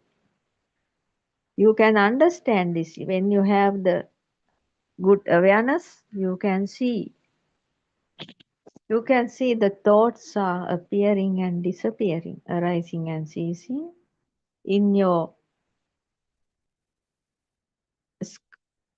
mind sky. It's like a sky, and the sky is not shaken, though there are thoughts flowing. That unshaken nature of the mind is called Shunyata Viharanya. When somebody realizes this, his nature will be discontinuously. Yes, when somebody find this nature of just watching nature, that means the thoughts are flowing. You are watching, just watching. That means without you are unshaken with the stimuli coming through the six senses. Those are just appearing and ceasing. You are just there. That is kind of a wisdom. You know Angulimala. One time he was a murderer, but once he came to this Shunyata Viharanya shown by Lord Buddha, after that he was with this complete nature of emptiness. Somebody achieved this nature will not return back to the sensual world or form world or anywhere. Non-form world, that means he is fully redeemed from the 31 realms. There's no returning. True nature, we have come to this path past.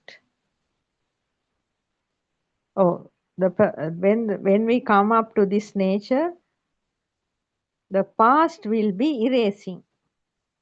Yes. All our past will be erasing, and we are living only in this moment. This is a wonderful Dhamma, a great Dhamma. When we say these words, we can feel the ultimate truth.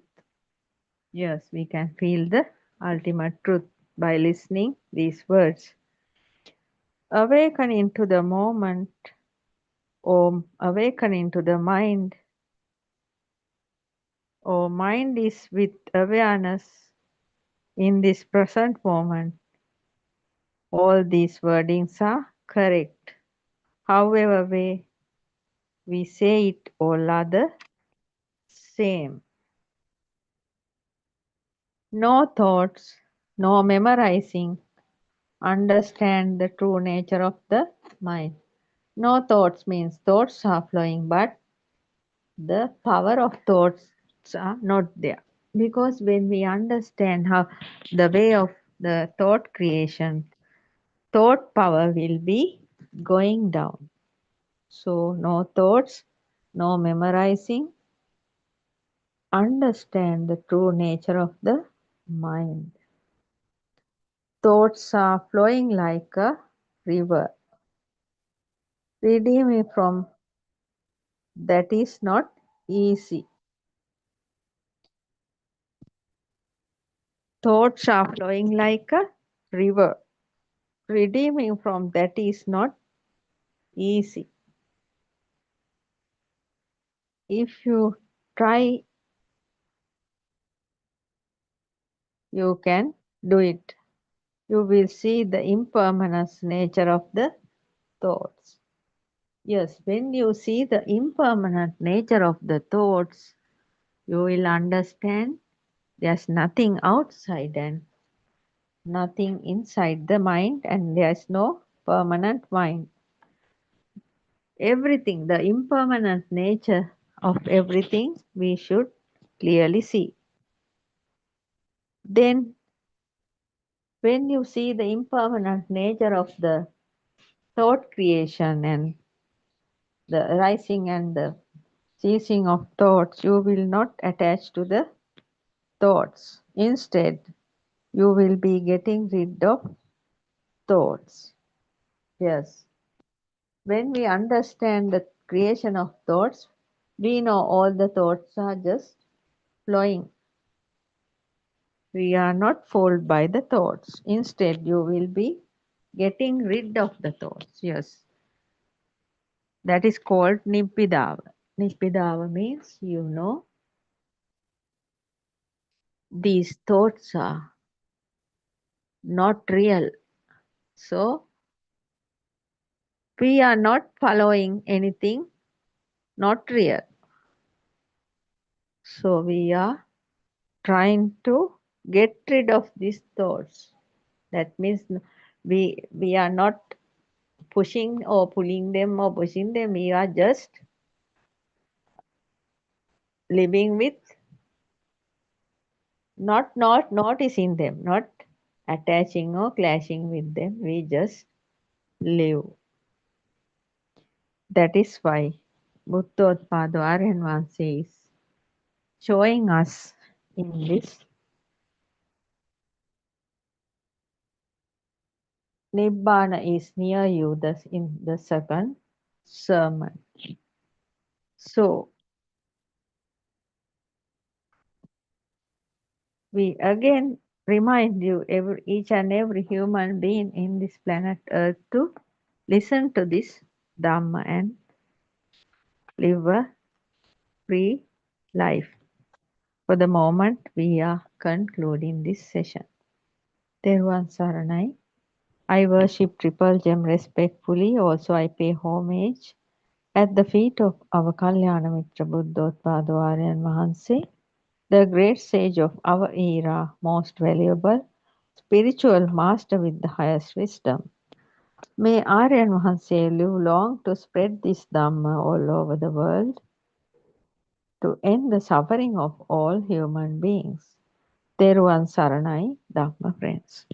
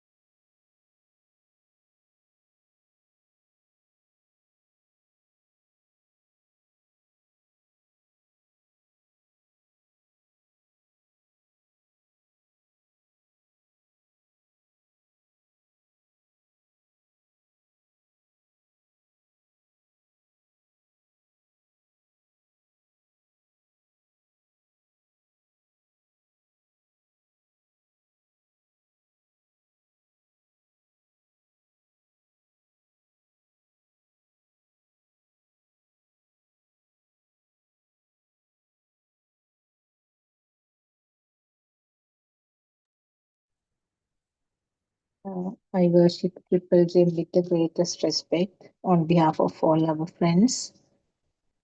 I worship Aryan Mahansa at his feet. Tiruvasarnai Aryan Mahansa. May our friends who are listening be blessed by Triple Gem.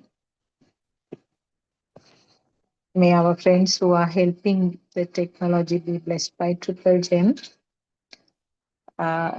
So this is the regular discussion session from 3 p.m. to 5 p.m. Sri Lankan time. It is there all 7 days as a part of this Buddothpado PeoTV English series. So if any friends who are listening via the other means, always you can join through the Zoom link and join the Zoom discussion so that we can continue this as a discussion based on any questions that you have to ask. Whatever the level of the question is immaterial actually. So until the other Dhamma friends join, we can start Tiruvasarnai Champa. Teruvan Saranai, Doctor. Teruvan Saranai, Aryan Mahansi, and all other Dhamma friends.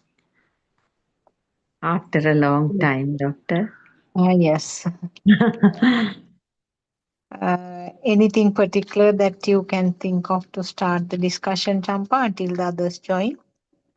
Doctor, I listened to last night one and the today morning one. I have taken few points from last night one. For today morning one, there was a discussion, a lengthy discussion, but I couldn't take anything specifically. And I couldn't listen to the Salavata sermon. Did you hear, Doctor? No. Actually, I missed quite a lot. Actually, I couldn't trace that either. Chilau, that was when was the date?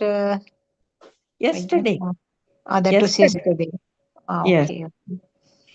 Why, Doctor, you can't catch that practical Buddhotpada No, practical? Huh? it's in a long block, no? You have to find out the part that Aryan Mahasi is doing, isn't it? Maybe. Yes. It's Because like yesterday, Sunday, no? yeah. So they do it as a single block, isn't it? They 6 will do it. hours. Yes. In few days, they will put it. Yes, then we can Yeah. listen. I also couldn't listen. Yes. Today morning one, did you listen, Doctor? Yeah, today morning when I listened, Aryan Mahasi was mostly explaining the experiences with the Swarnamali, isn't it? He Yes, was that is giving right. a Yes. lengthy, very sort of deep facts Yes. how Swarnamali was progressing in this Dhamma path and how she has reached quite a satisfactory or quite a significantly improved level now. Probably, I don't know. I mean, whether Aryan Mahase was indirectly saying that she has reached whatever the ultimate Yes. achievement. That is what I Arena feel. was saying that, Doctor, Mm, mm, she has gone beyond the three realms, it seems. Nearly mm, last week also, I think somewhere Arena said one time she was with the nature, it seems.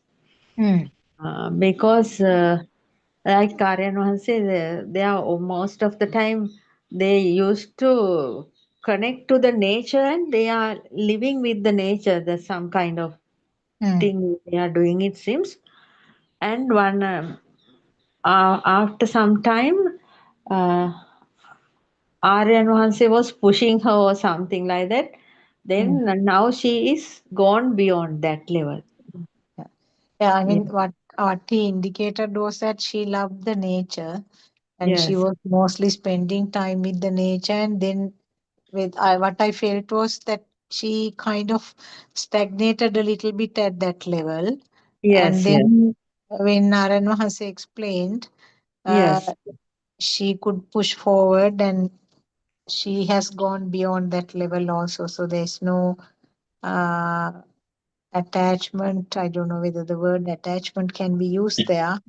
Yes. Uh, attachment to the nature is also gone now. Yes, And one day she explained that the sky and the clouds, that metaphor, do you remember? She yes, said she's no more the sky, even beyond the sky. So yes, that yes, again explain, I think, beyond the formless world. yes, yes, yes, Mm. doctor. Mm. It's a miraculous thing anyway, doctor. Yes, Oh, yes, yes. So nice to hear that. yes, yes. Mm. From this last night thing, doctor, Mm. Aryan also was explaining something Yeah, about not taken everything, doctor. The main points only I have taken. yeah, that's okay. Because Tell. don't spend a lot of time writing because it has become a pressure to you. Yes, yes, that is why. Uh, Yeah. in a telephone conversation or a video call or something like that, Mm. that means that is happening due to a vibration, and equal vibration is there. The Mm. Mm. both the telephone vibrations are equal, then Mm. only that connection is happening, it seems. Mm. Yeah, that is one of the modern examples for the synchronization, no?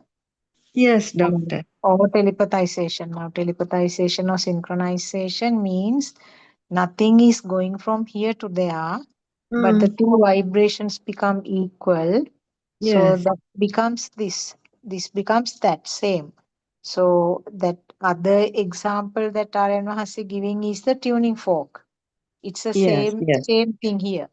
So yes, tuning fork also, if the frequency is same, when one is vibrating, the one other one which has the same frequency will start vibrating. Now, if you have several tuning forks outside and yes, one tuning fork inside, and this is 100 and outside 100, like that, there are several tuning forks.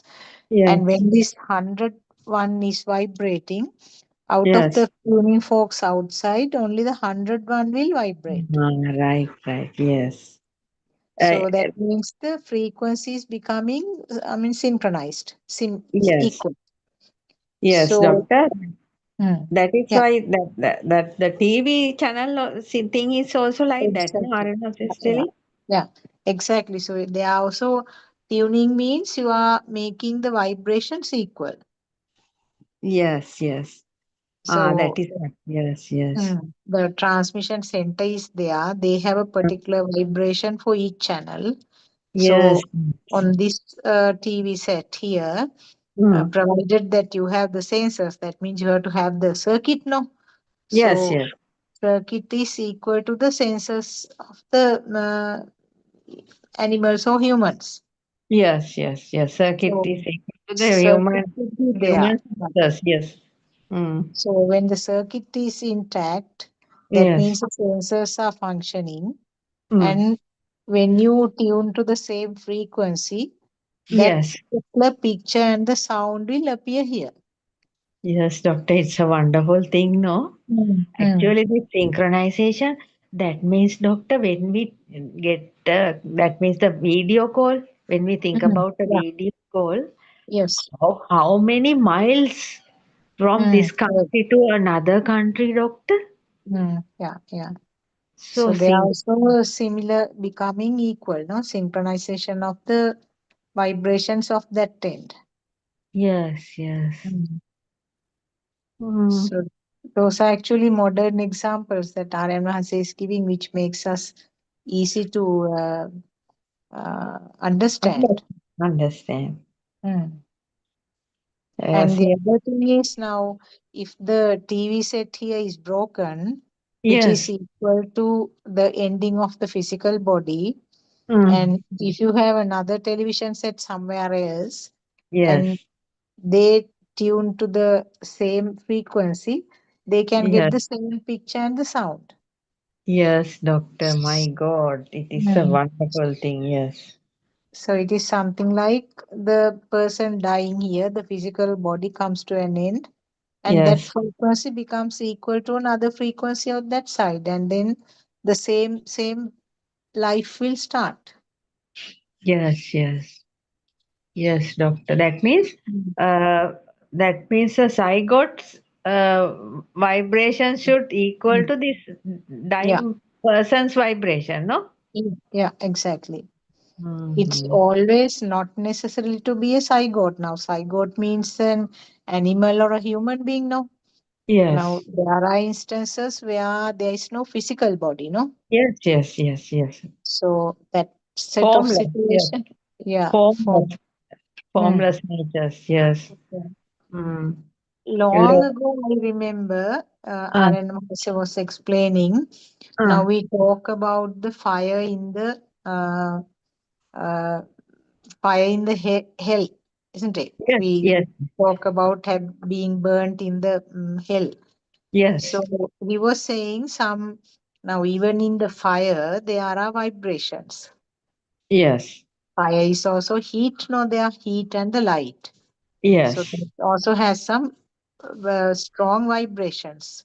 yes, So if a person is sort of at the time of the death, if the person's vibrations or the current is very, very strong, yes, which means lower realm, definitely.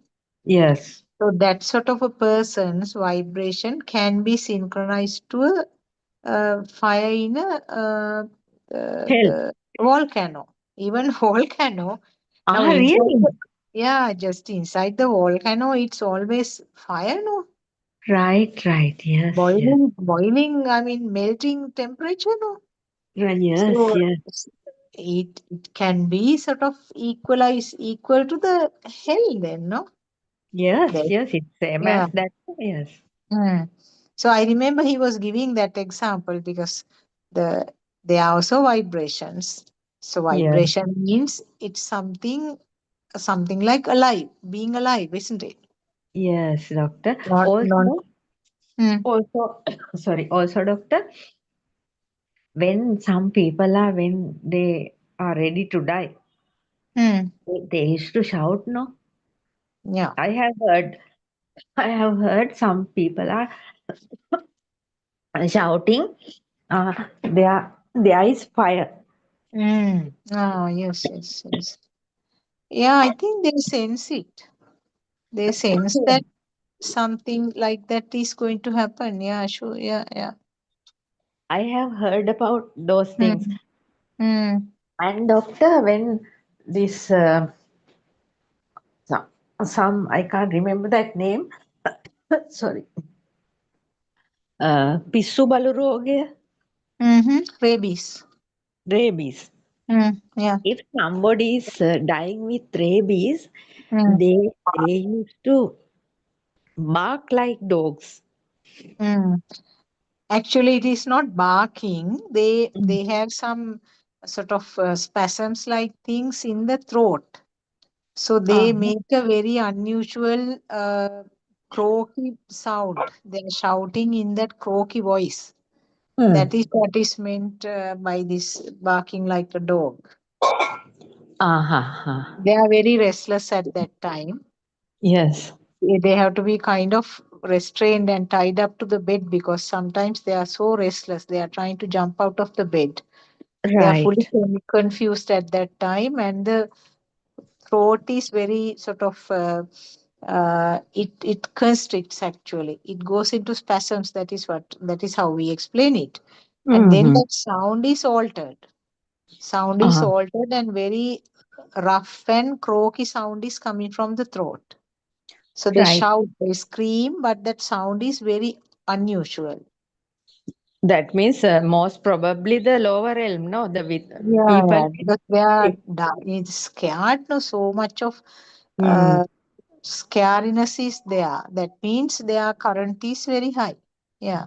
Yes, where people dying with so many illnesses, with Mm.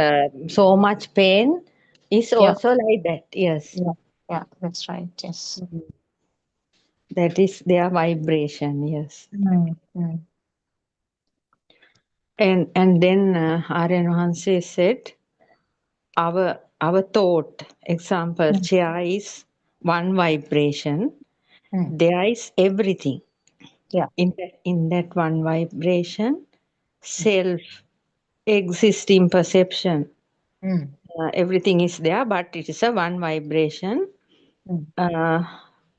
But when looking at it, we cannot see like that, but Mm. it is like that, one vibration. Mm. Yeah. Yeah, I mean, each and every thought, whether Mm. it is the chair, the table, or sun, daughter, house, whatever, Mm. it has the five faculties. Now, things like house does not have, of course, the taste faculty, but the other four are there, no? Yes, Uh, plus, other vibration is that perception of existence and perception of self. So they yes, are all combined together in that one vibration. Yes. yes. Mm.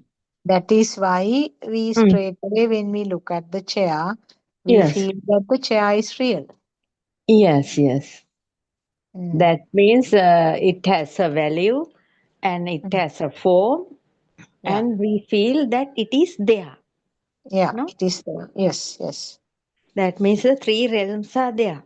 Three realms are there, and the that sensual means the self. No, Yes, self is there. self Yes, is there. So yes. the person who is experiencing the chair is there. Yeah, is there. Mm. Yes, whether there is a burning or not, Yeah. the person is the chair. Yes, Mm. Existent feeling, wherever the feeling of existence is there, the self is there. self is there. Yes. Mm. And then Narayan Maharshi said, when there is current, we need the gadget to light a bulb. Mm. Gadget is like our one sensor. Mm. If there is current, we can make fire, cool, sound, or whatever. Mm. Mm. So that explains that one vibration, how one vibration can be manifested in different ways. Ah, yes. Yes. Which is equal to 10, so the sasava. Ah, Sahasrava. Yeah, now sasava is not manifested. Yes. It's like the current in the wire. So by looking at the wire, you don't know whether it has current or not. Yes. So the nature of the sasava is also like that. It is not manifested unless the sense faculties are functioning. Yes. So, like the current, when you fix a bulb, you can get the light. Yes. So, if you have the fridge, you can get the cooling.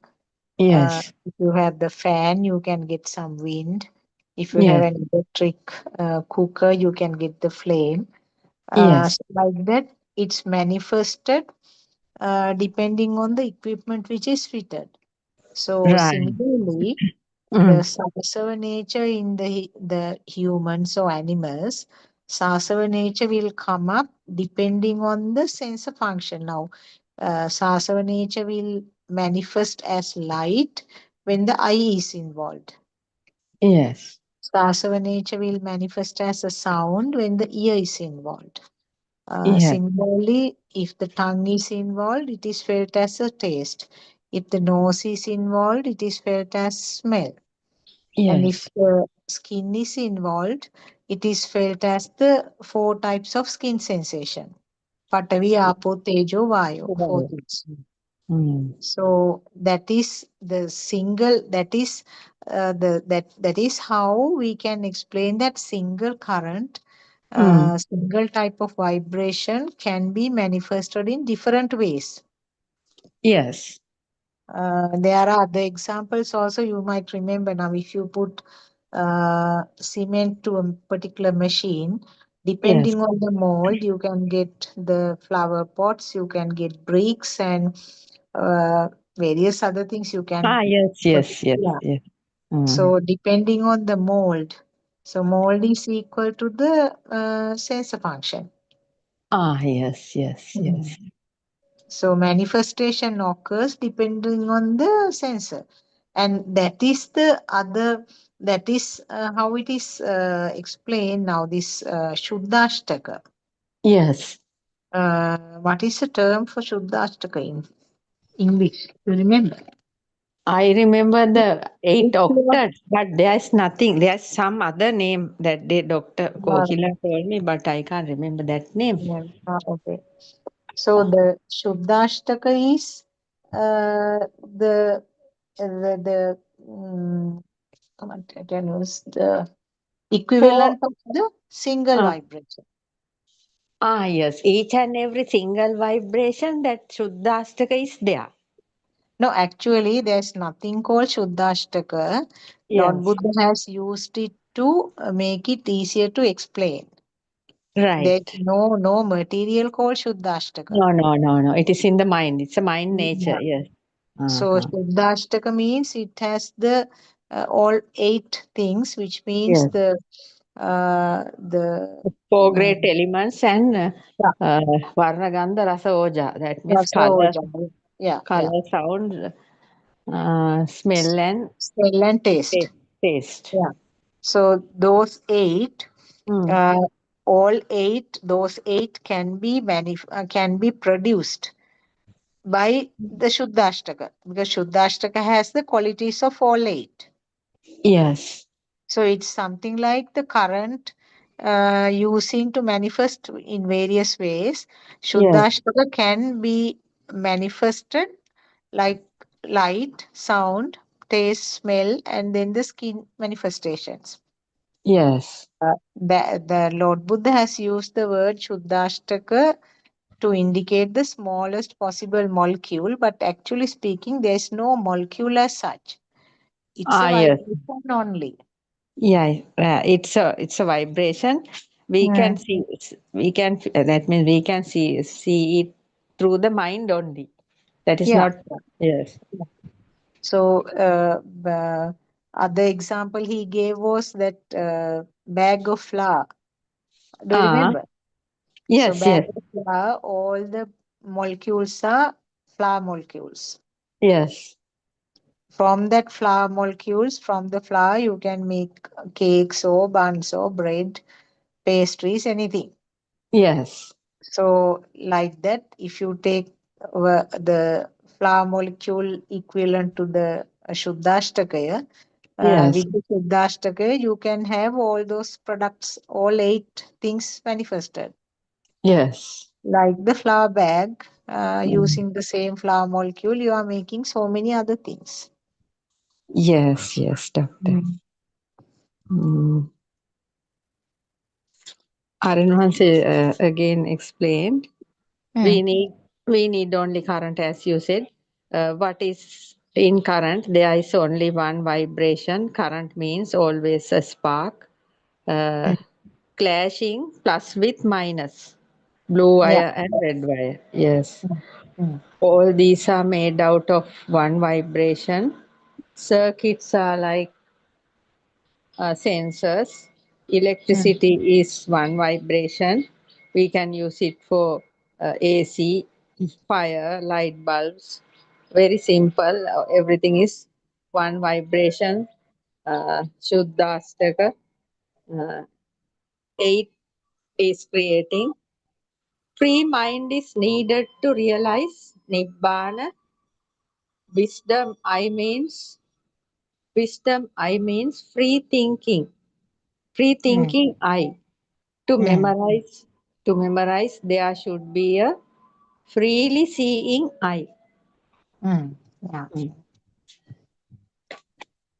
So that if you have many drushtis, I think it is difficult to understand this Yes. mechanism. Yes. But he always says, no, be like an empty paper Yes. uh, for taking this Dhamma. Yes. We should have a clear mind. Yes. Yeah. Free mind. Yes. Mm. And free thinking. Mm. Yeah. Mm. That is why the most of the clergies are not still couldn't take this, no, doctor. Yeah, I think because they have been taught lots of theory components. because Yes. that is part of their education. Yes. And with that, I think they find it difficult to follow this, and also they are not prepared. That is another fact, because they feel that they are at a higher level and they shouldn't be humble enough to listen to another person. I think that is one of the main things. Yes. Yes, doctor. Yes. And each of them have their own set of followers. Some have a large set of followers. So Yes. if they realize that their own uh, spiritual leader is following somebody else's thing, maybe they think that this crowd will be disappointed. So those are lots of, I mean, very practical points are there, many practical points. But Yes. on the other hand, they have devoted their whole life for this Buddhism. It's Yes. actually, it's such a sort of Pathetic disappointment, situation. Yes. pathetic situation. Yeah, it is a pathetic situation. Why not, I mean, investigate? Why not research and find out Yes. what is true? Isn't it? Yes. Mm. Because doctor, for the let me for the sake of worldly luxuries or worldly things, uh, Mm. nobody can sacrifice any this. That means nobody should live like that. They should sacrifice their lives to understand this Dhamma. Yeah, actually, monkhood is a very difficult uh, role actually to play. It's a very tough thing and tough decision also. Yes. So with all that sacrifices, I feel that if they don't hear these true Dhamma facts, it is just, as you said, it is very pathetic. Yes, doctor. Very true. Mm. Free mind can catch this. A mind with wrong views cannot catch this. Mm. Mm. Keeping everything aside and take white sheet of paper and write something. He can catch it. Until the wrong views are vanished, this cannot see. Doctor, can we talk about this white sheet thing, doctor? Yeah, actually, it's. I remember another example. Now, if you have lots of patches of dirt on a white cloth, Yes, uh, the when you wash the large dirts only, you can see the finer ones, yes, isn't it? So yes, when you go on washing only, you realize that the finer and finer dirt patches become more obvious. Otherwise, when there is a large patch of dirt, the fine ones are always obscured and covered. So yes, when a person is going on the path, particularly now right at the beginning, the major burns are the ones which are recognized. Now, yes, that is what many people sometimes when they are talking, they say that I used to get very angry with so and so. I used to have a lot of problems at home, but now I feel like I no more fighting, no more arguments like that. So they yes, are actually sometimes satisfied with that level.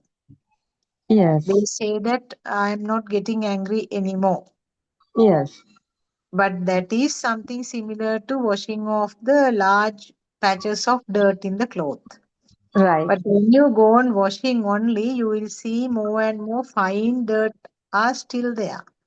yes, So the one thing it's important to find out now, simply because you are not getting any more angry, you are not getting having any craving to the things that you used to have. yes, That is not the end. There's a long yes, way, many more things that you have to recognize and go ahead.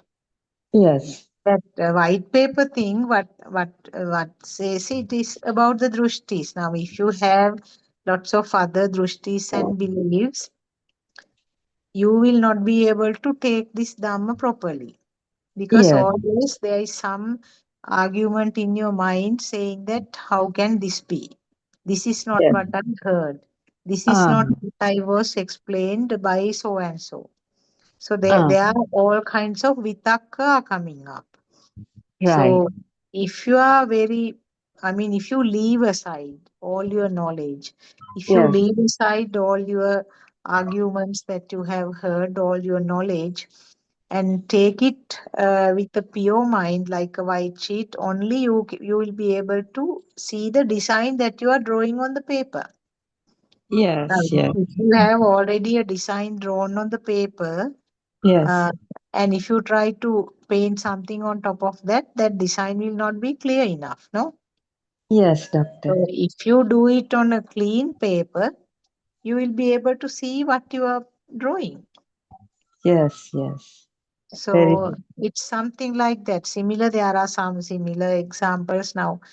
Uh, like empty whatever the contents in the pot before you fill it with water, clean water. Mm. It's something again similar, no? Because if you are already having some water or liquid inside the pot and you add some clean water to that, you Yes. will be able to get the 100% clean water. Right. Right. So Yes. Yes. do it like collecting it to an empty pot. Yes. Yes. So those are some examples that are given just to give the message that leave aside all your drushtis and beliefs and knowledge and everything, because Yes. they are all sankhara, no? Yes. All constructs. Yes. So Mental concept. Yes. yeah, so if you are armed with those things and try to take this dhamma, it's not very successful. Yes. So you have to have a clear mind, leave aside all the other things that you have been carrying all this time, and Yes. try to listen with a plain sort of from the zero level. Yes. Like born now, a baby born now. Like no, doctor. Yeah, yeah, yeah. Mm.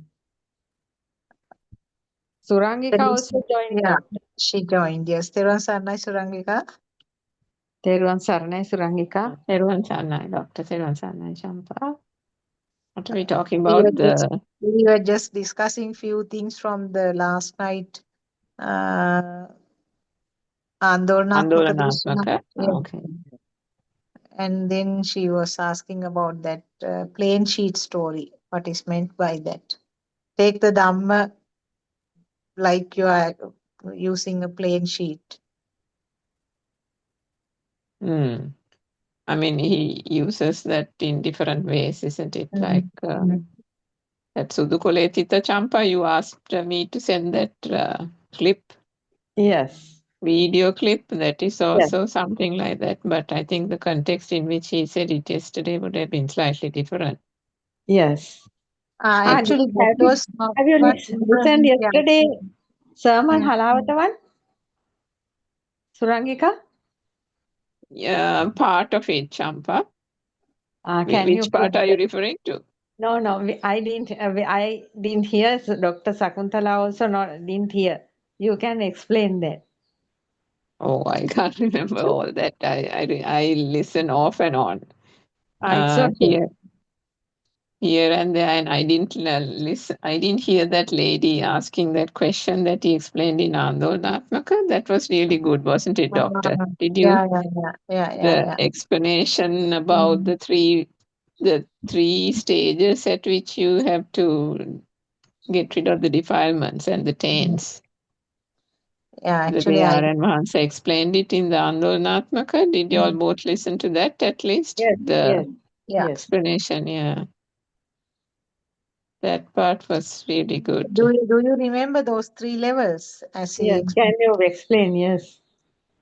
Yeah, so there was a lady in that chill out talk where I think she had come out with her story, and R.N. Mahansa had detected, and apparently she had listened to the Dhamma for 4 years, R.N. Mahansa's talks. Yes. But in the course of explaining her story to R.N. Mahansa, he realized that there were different facets or different types of taints and defilements that if she attempts to, kind of get rid of it or identify the wrong thing, she would get lost in the whole process. So what he said was there was a streak of stubbornness in her that came out in the way she talked about her husband and children and her life story. And that stubborn streak that she had detected in that personality of hers, R.N. Vance said that came from the Shasviya, from the taints. So that was not something he recommended her to address, because that is something you cannot address, he said. But there were things like habits, Gatipurudu. Now, the Gatipurudu were things where he identified were her lack of confidence. There was a bit of sadness in her. The lack of confidence was coming forward and doing things, taking an initiative, that kind of thing. There was a kind of a backward nature about her. Then there was a tendency for her to kind of want to be a good person, a personality, want to be of good character, want to always do the good, correct thing. And then there was a tendency in whatever she told R.N. Mahansa that she was like, how you say, ekateka kiyana with the husband, like arguing, going to argue with the husband. So that kind of thing. All those things, he said, were coming from this lifetime through habits and rituals, because the mind has, kept on magnifying those. And that has become stronger and stronger from her childhood days. And that is something he said that she could address. So he had said, think about those things, how those things were formed, how did those things become so magnified and powerful? What is the so-called character that you're trying to, and what is even the undermining nature, not feeling valuable, not feeling confident. Where is that coming from? There could have been some childhood experiences where somebody either belittled her or didn't give her enough, uh, interest or significance or importance, sometimes Can maybe you in her remember, family. Teruwan Saranai Surangeka, can you remember Aryan Mahanse said she has no children and because of that some kind of Yeah, pressure? I Yeah, also so that remember was also something. one aspect that was, so Mm-hmm. that part he detected that there was a sense of sadness about her. And that had come from, apparently she had lost a child, maybe in childbirth or whatever it is, that she had lost a child. And that sadness also had not been overcome. So right through her life, that is kind of, there's an underlying sadness in whatever she does. So all those are aspects that in this lifetime it has got accumulated and become powerful by, believing all that to be true. So those are things he had recommended her that she address immediately. So there were three stages. One was that stage, the Gatipurudu, where she can address it because it has started from the mind by taking the external world to be true and so on and so forth. Then he said that there were aspects that came through from the parents, the DNA RNA. So that was going to be the secondary thing that needed to be addressed. And finally, it was the Shasviya. So what he said was the taints, the stubborn streak was something that she cannot address, but once she addresses the defilements, and then she can then identify the DNA, RNA. I don't know. I don't think he actually elaborated on how the DNA, RNA thing can be addressed, but those were the three layers that he explained. But if both of you can remember, when R.N. Vance explained his experience, he explained some time ago, a couple of months ago, that there were certain traits of his mother Yes, that Yeah. he detected was kind of coming up in his personal experience, in his personality. But because he was astute enough to identify that these are typical traits that his mother was displaying, which were not appropriate, were not, suitable for, were not even almost like humane or like compassionate. It was coming from a point of defilements. Yes. And the mere act of recognizing those faults or defilements as they were was the thing that made him able to transcend those. So that was the DNA RNA thing. So actually, for that point, there was a reflection that I did as well, because where in my experience, sometimes my mother is very strong-minded, so that I think that trait has come.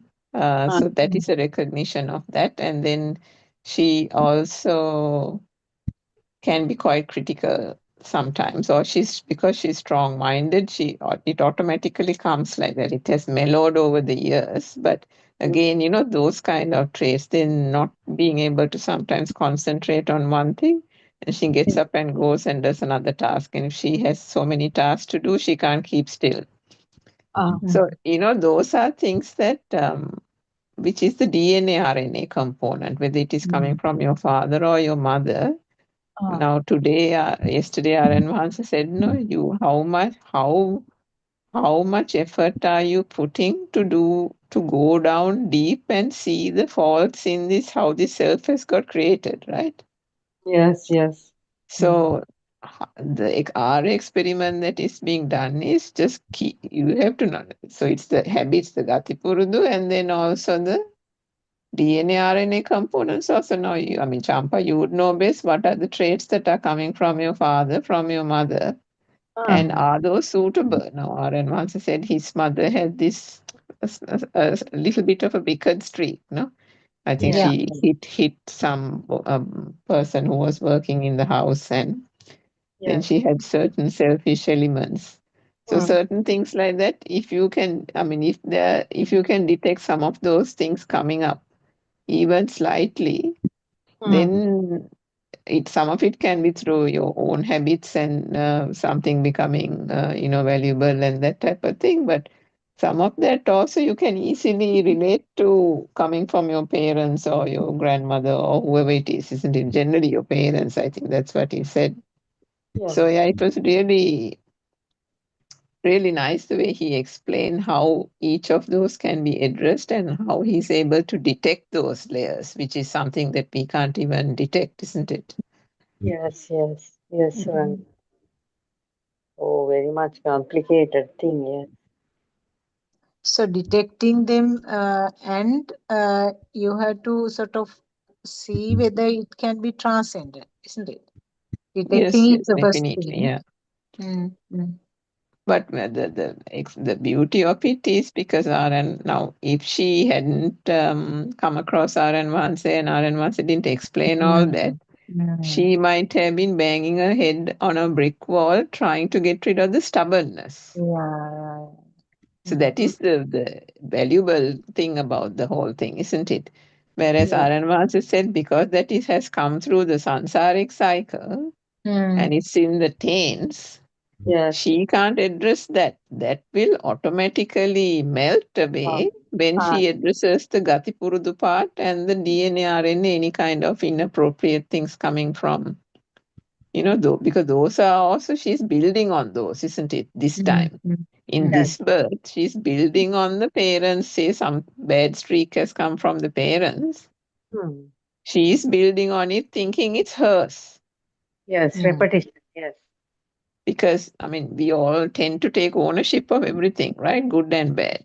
Yes. And then we beat ourselves about it, saying, why am I like that? And why did I do that to that person? And where did this awful thing come to my mind? And, Yes.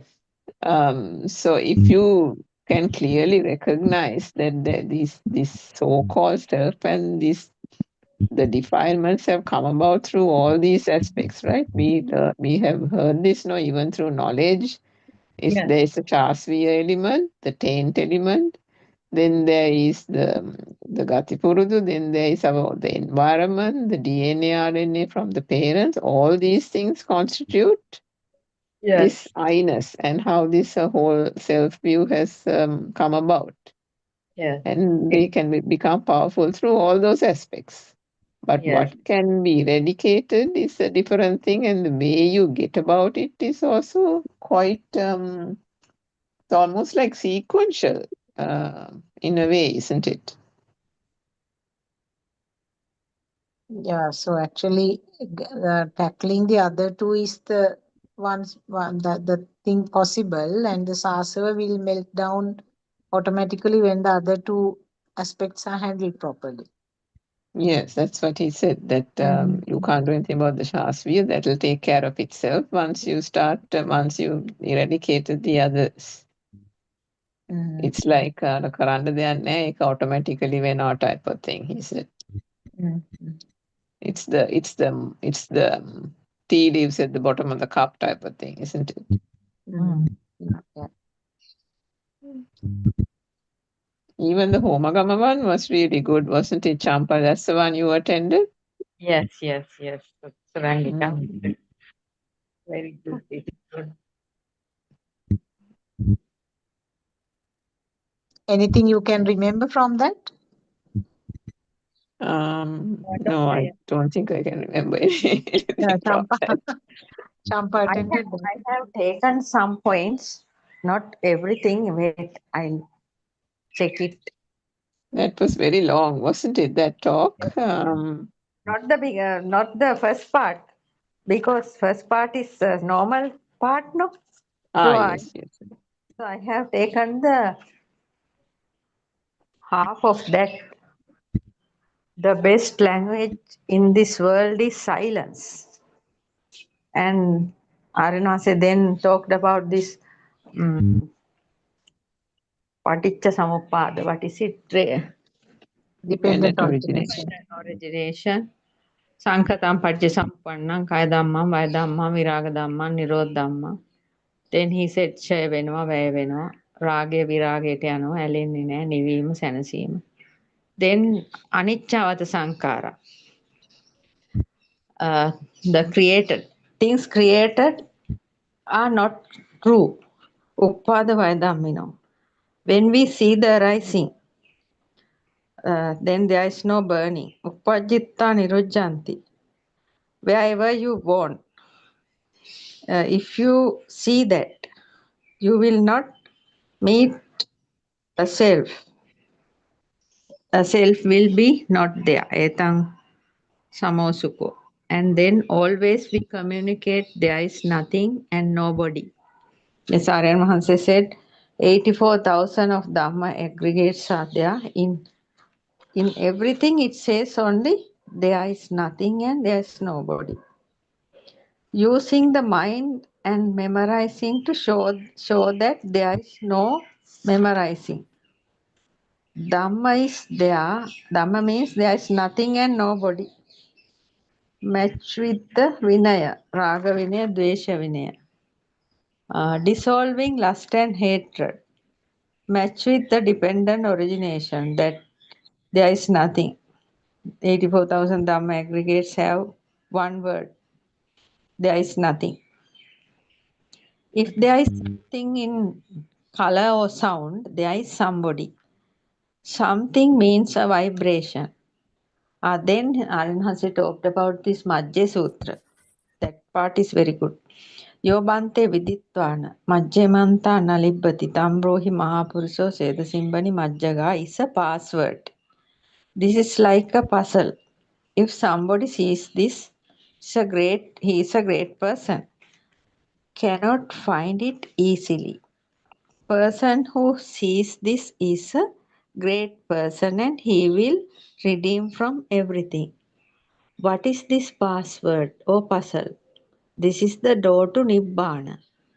If there is no two extremes, there is no power in between.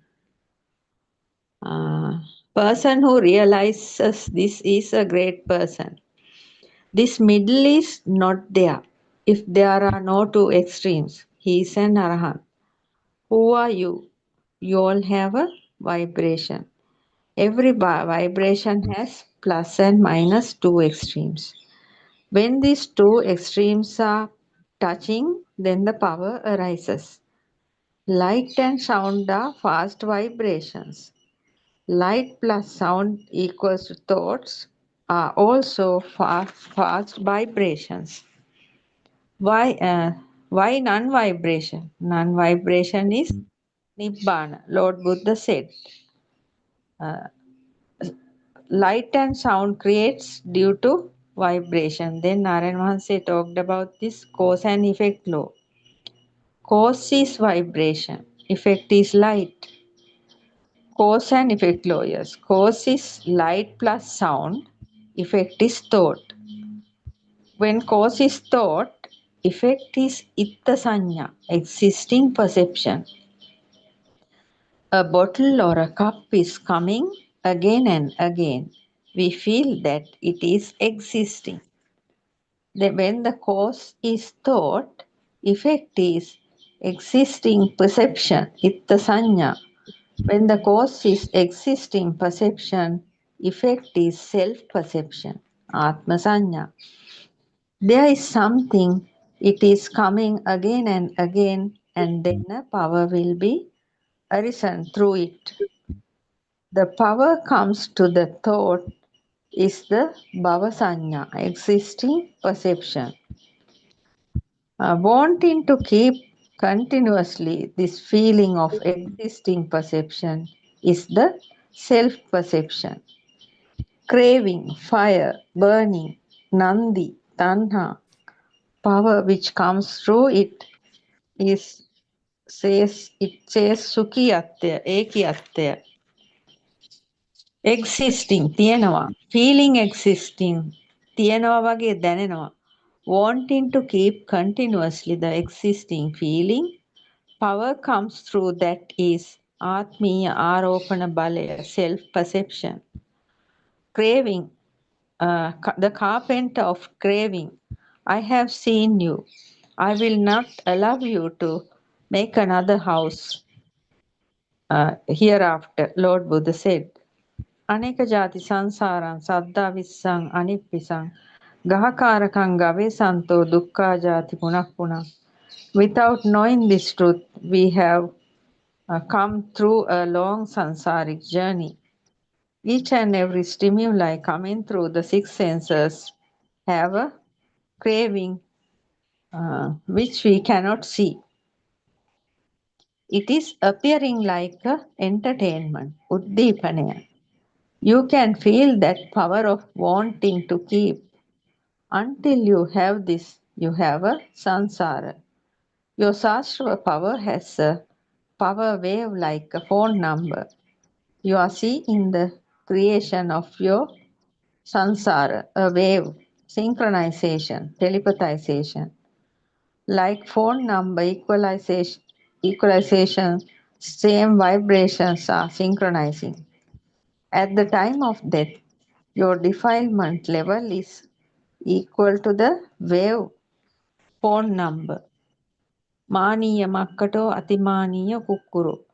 When you die, your vibration will synchronize to a equal vibration. That is samsara.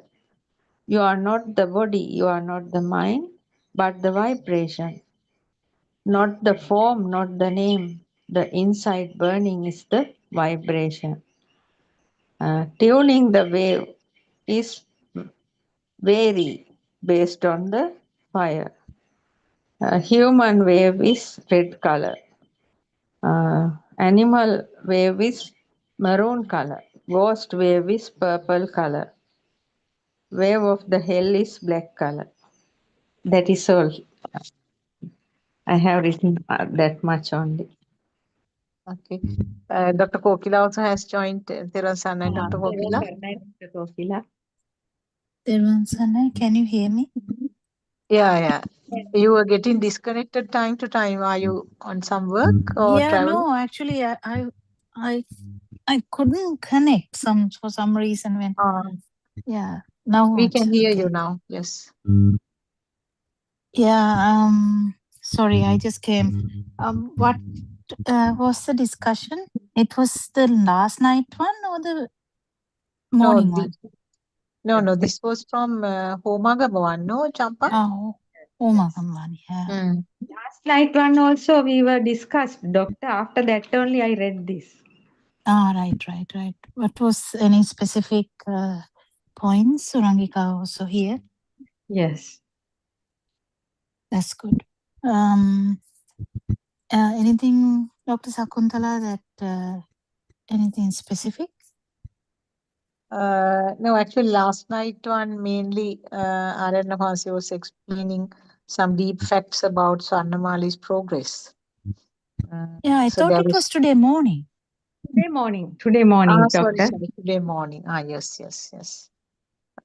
So that was some deep facts, I thought. I mean, how she progressed and how Aryan Hase was coaching her to move forward. So those things were discussed today morning. Yeah. Yeah. What happened last night? Last night, I have taken some points, doctor. Shall I read it again? Yeah, but what was, just trying to remember what actually Actually, happened. there were quite Thiruvan Sana and Dr. Kokila. There were Thiruvan quite a Sana. few points before you joined. We discussed that person in Chilau, that first part of our advances explanation about how he said that she had that taints part that cannot be taken, eradicated, but she can address the Gatipurudu. And there were some traits from the DNA, RNA of the parents. But because taints will come down anyway when, I mean, you can't do it, it has to happen. Yeah, that's what he said. So because he detected what part of it was coming from the taints, he was able to guide her as to what aspects can be addressed by reflecting on the mind and the Buddhist philosophy and so on. So that's the really good thing about his guidance and advice, isn't it? Because otherwise she would be focusing on the wrong thing, like the taints, which she can't do anything, he said. Yeah, we can't do anything. We can only see the truth. And then taints will take time to go away anyway. And because she had these other things like lack of confidence, that sadness, all those things from this lifetime where she had Abhisankarana through the magnification, which she can address by, reflecting on the philosophy, how these things came about, how did they become real, and so on. But instead of doing those, if she goes on and on about why is she stubborn and how did that come, that wouldn't have worked. So that part was really well explained. There were quite a few aspects right through the talk, isn't it? Where he explained, where was that part where, was it Nirosha? Was that today in the morning? Oh yeah, that wire. Was it the wire yesterday? The wire, the vibration current coming in the wire. Was it yesterday? Yes. Everything is blurred now, I think. Yesterday. Today morning. That was also very important, isn't it? Dr. Sakuntala, were you able to understand that part? What was the wire thing? Can you No, remind? wire thing. Yeah, what he said was now the wire, whether it is live or not, you cannot see because whether there is current there or not. So when it is manifested in some way only, you know that there is current. So it is something equal to the sasava nature. Sasava nature is also dormant. And like now, when you fix the It live, is like the kettle, like the example, like the TV, like because we have to have a TV or a kettle for the output. Yeah. Now here what he said was now when the sasava nature is there, it has to be manifested in some way. So if it is something to do with the eye, it will manifest as light. If it is something to do with the ear, if the ear is involved, it will be manifested as sound. So similarly, this wire, live wire, when it is connected to a bulb, the light will be there. If it is connected to the fridge, there will be cooling. And if it is connected to the cooker, in an electric cooker, you can get some fire. So like that, it has to be manifested. So in the same way, the sasava nature will be manifested in some way, depending on the sensor, sensor faculty which is involved. Yeah, that's the same thing, Lord Buddha. Actually, I don't know whether it's Sati, or I can't remember who the Thero was who questioned, someone asked whether Vijnane gaman karanavada, something like that. And Lord Buddha was saying, have I ever said anything like that? And he was explaining that how it is impossible. Because there should be a system for you to have a vijnana. Yes. In that example that he gave, there were several facets that he explained over not just one talk, the last few days, I think.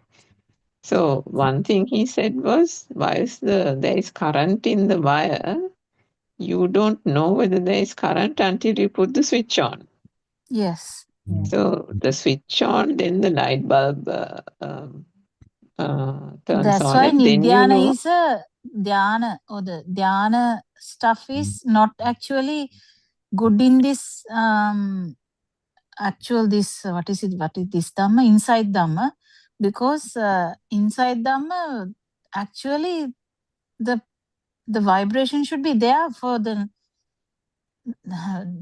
to see the non-vibration or actually feel the non-vibration, because it is that's why it become a what is it, upakles. Defilements. Yeah, it's kind of not even a defilement, it's kind of preventing the nibbana. Hindrances. Yeah. So that light, the light manifestation was, should be there. Yeah. So actually the light in this particular case was the self-vibration. But for the self-vibration to be detected, the sensors have to be there to come alive. For the sensors have to, there must be a manifestation in the sensors, to Dr. Sakuntala's point. But the light bulb was not actually the light coming from the eye sensor. The light turning the switch on and the light turning on was actually the self-vibration. And if you don't put the switch on, meaning the sensors are not functioning, and from those sensors, the thought perception doesn't arise, and then the power behind that thought perception was the light, you won't know that there you have defilements. And as the Dhamma is realized and one progresses on the path, the light is now gradually fading. That is the way one realizes the defilements are fading. So ultimately, that the switch has to be put on, as otherwise you can go around thinking that you have attained nirvana, but if you haven't put the switch on, and therefore you don't know the extent of the self vibration till you put the switch on. The switch on means that something has become real through the senses, isn't it? Yeah, it's kind of in a different angle, because Rahatan Hanse also has the senses working. So the That's why light there's two types of Nibbana equated also. to the power, self vibration power. Yeah. In that example, it's becoming more and more finer, isn't it now? The explanations trickier. Yes. Then this morning, no, yesterday, no? Who was that? Nirosha or somebody? Akaravita? Yes. Yes, she Dr. Kokila, did you listen Was to it that today morning, Nirosh? No. Yeah, I think was it today or yesterday? I can't remember. What was the point, Surangika? Because none of these things, everything is jumbled now. What was the point? I listened, actually. I have listened to everything. That point was where she said that somebody scolded her And she said it didn't become a thing. She said there was absolute peace. Nothing was kind of shaken. Mm. And then Aryan gave that example of that football match. Yes. Now I remember. Yeah. So then he said that, well, it could be because of like the man in the football Yeah, match, it was a because nice example. that was a really good one, wasn't it? So he brought that analogy there also when she spoke and said there can be several reasons why you didn't, that didn't become a thing to you. One is Yeah, you could have been distracted, or there could have been another underlying reason, even with that person, for example. Now, yeah, at that time, something struck to me also. Now, say, for example, somebody scolds you, but say it can be your boss. So you won't make it a thing because you have already put a perception saying he or she is my boss, and therefore I shouldn't be saying anything to him. Whatever they say, it's okay. I can take it because it's my boss. So yeah. if Even you the put a teacher, reason like mother, that, that everything is goes in also like a that. wrong reason, right? In Drushti. Mm. But he said something finer than that also. So he said there could be several reasons.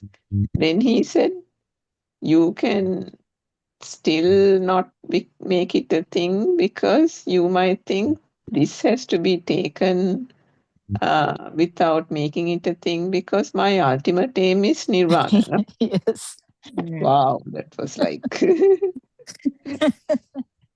it was fantastic, I thought. Yeah, that was beautiful. I thought, oh my God. it just shows the so many tiny pitfalls, isn't it? Where one can get stagnated thinking that, oh, I'm great. Mm. No, the message is actually, we have been talking about this, whatever comes to the mind is not true. Mm. Yeah. That is the thing. Mind can say, it's okay. It didn't become a thing. That's great. Dhamma is working or something like that. Even that part is not true. Or you might feel, nothing is happening, useless. Even that part is not true. So the two So, things that Surangika mentioned, they are not different from, they are more or less same, isn't it? One thing is nirvana has become a thing. Other thing is the respect to the boss or whatever has become a thing. So there are no there isn't difference between the two, isn't it? Both are in the same pile. mm, kind of. Yeah.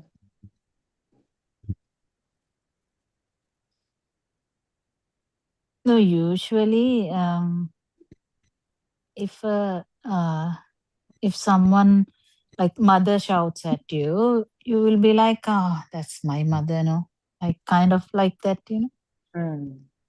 But if Or someone else also, for shouts, example, another one like say there is a patient and the patient is either hallucinating or because of the pain, the patient can't bear the pain and is yelling at everybody around. Now we then take a very tolerant approach, no?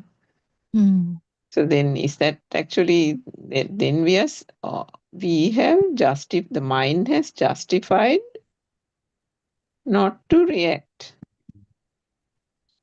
to that. Because the patient is entitled to shout like that because the patient is in pain. So we have I think taken that perception this now. whole thing is Surangika. It's not either being involved or not getting unhappy or not getting in sad about it or not getting happy about it, anything like that. It's the feel that you're not in that situation.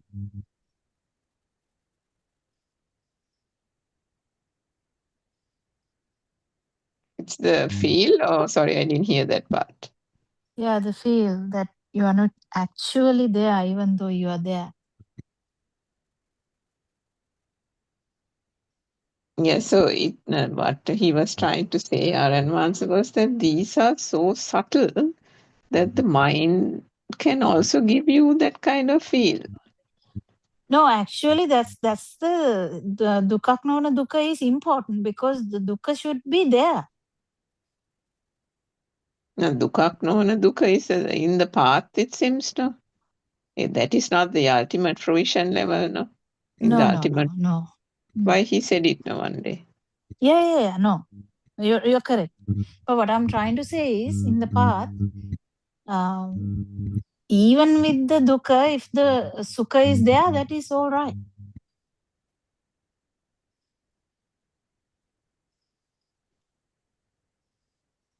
That's very deep, though. That is very deep, yeah. So that is also what you're saying is that fruition then?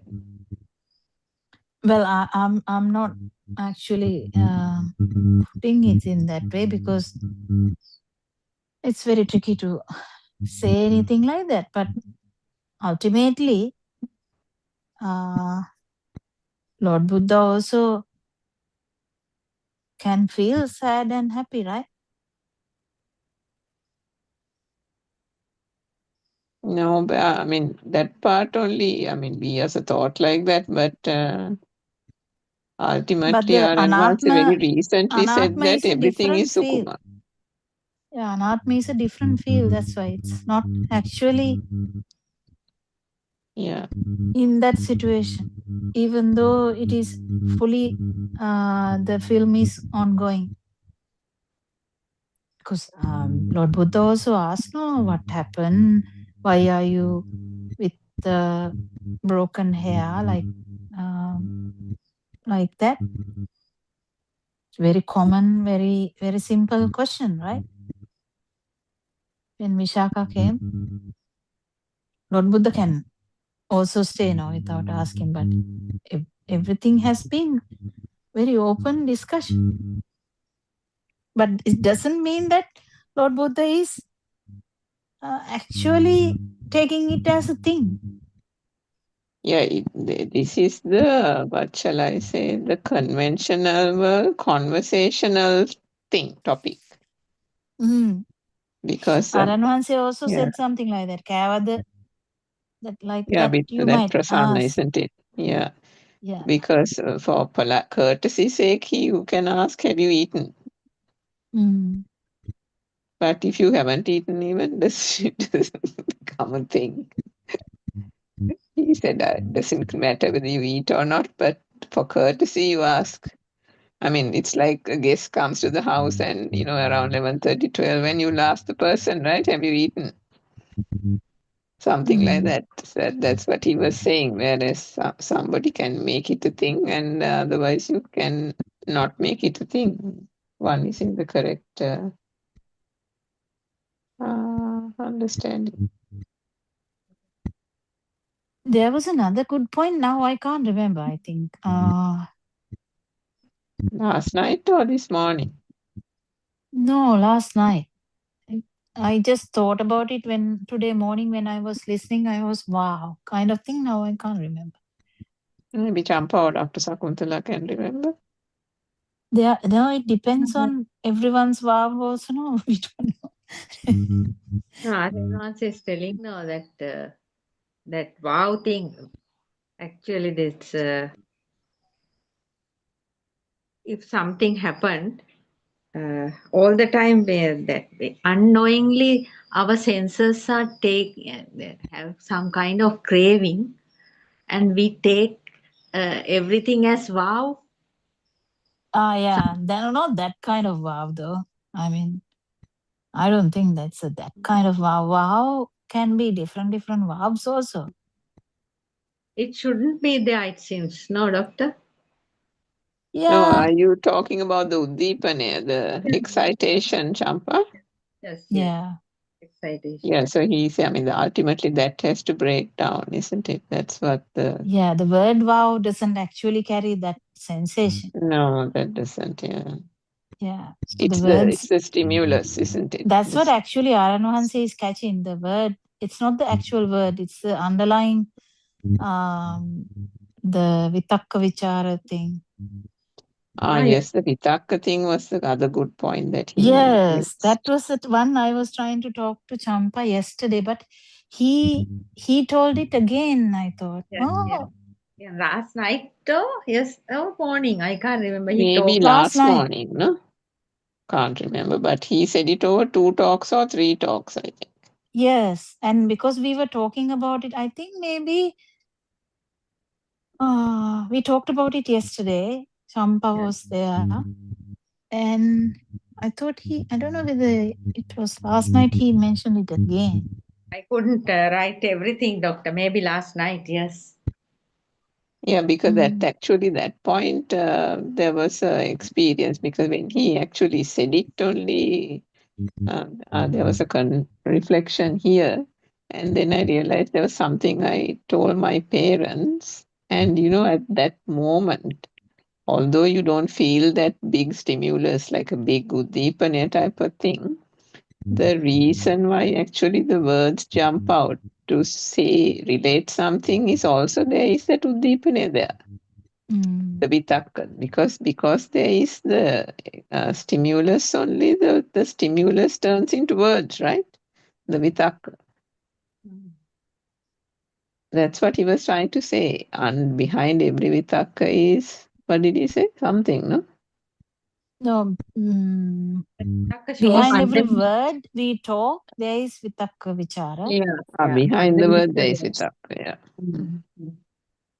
Yeah, so the thing that turns into words, it means there is an excitation which prompts or which turns into words. Yes. So Sure. that is where this Arya Tushnim Bhutatva or whatever silence comes. Because the more the words and the stimuli ceases to become real and valuable, the urge to actually relate it to somebody also goes down, isn't it?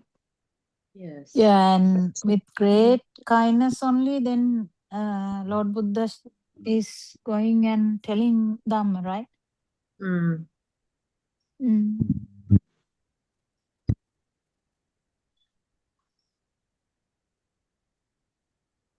Then there was another very fine point that Harshi brought up this morning.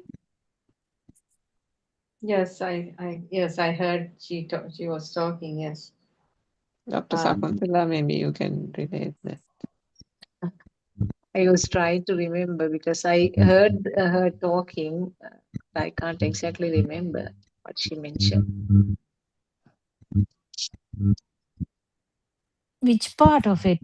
She said something like that. She said something like that in her work. Is that the one that you are referring?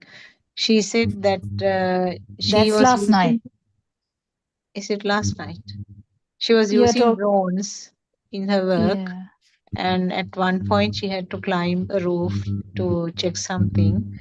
And when she was coming down, when she was about to get down on the ladder, she felt some sort of fear. But that she said it is nothing, I mean, not the fear of death or something, but instantly it came up. And Narayan Maharaj said that it is as a habit, or what did he say? System kind of thing. System, part of the system. Yeah. She said it is different from the fear that she felt earlier. So, as you said, I think it was coming from the part of the system. So, I mean, Aranvasi said it is natural to feel like that, something like that. Yeah, she said that that came from, I think, the mind sensor. No? The mind sensor had created this fear of falling from heights, which was a fear she had, and not out of the fear of death. So the fear of falling was a mind sensor driven emotion kind of thing, which is a natural function of the mind, a sensor driven thing. And it wasn't the fear of death itself, which would be more which would be the thing that relates to the self vibration. Yeah. But then this Similarly, I morning think. she was, sorry? Yeah. No, No, you go please ahead, go. doctor. No, this is not something related to this. Yeah, please go ahead. Yeah, this morning, of course, she was explaining a lot to this now, but then later on when Aryan Vasa joined, she was saying about how these little subtle things about listening to somebody talk, but sometimes you don't even know, but you're judging them unconsciously, and then wanting to have like a coffee or something, that there can be the self there. And I don't think it was self-view. She was talking about self-vibration, self-perception or self-vibration. Perception. Yeah, perception. And then she said, getting up and wanting to wear a particular kit or wanting to do something, that these are coming and we tend to ignore them. But if we are really aware of that, there is a subtle layer of self in those aspects as well, that more and more one is keenly aware of this nature, that these things also have to be looked at, seen. And the seeing is only the thing that has to be done, but is often almost goes undetected. Maybe Dr. Kokila can explain that further. Yeah, I remember a long time ago I asked Saran Hansi like going from working place, there's a small kitchen. Going to that and having a coffee. I one day I felt it. Why am I keep doing this like this? And I told Aaron Hanse kind of how these things are getting, like how these things carry this perception, even though it is not. Actually, it is not, but they carry that. Like, no, this is my way kind of thing. It's very subtle though. Like even being truthful, being open, being non-judgmental or judgmental in that case, being good. There are so many things that we take for granted, like not for granted, like we attribute them to this system. So we just need to detect them. We can't do anything about that. And there are so many subtle things like how would I say, like being a teacher, being a doctor, or like with the being a mother. There are so many aspects that you would carry as kind of self-perception. Very subtle though.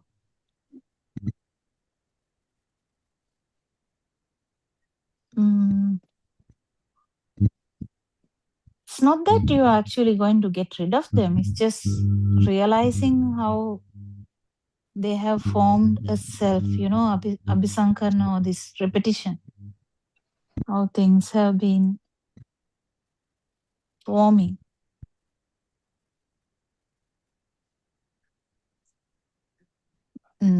Person who is not doing a mistake. Even something like, I suppose in this country it's not that bad, but maybe like you won't wear rubber slippers and go to work type of thing. Is that something like that? No, not a good appropriate example. I don't know. No, even wearing properly, like in a definite way to one particular occasion and another definite way to another particular occasion. and wearing like not the color or anything, but at least having a kind of a particular plan for the self, which may be very subtle, like the slipper also. Like some people, they can't really wear something. There are so many quality problems also.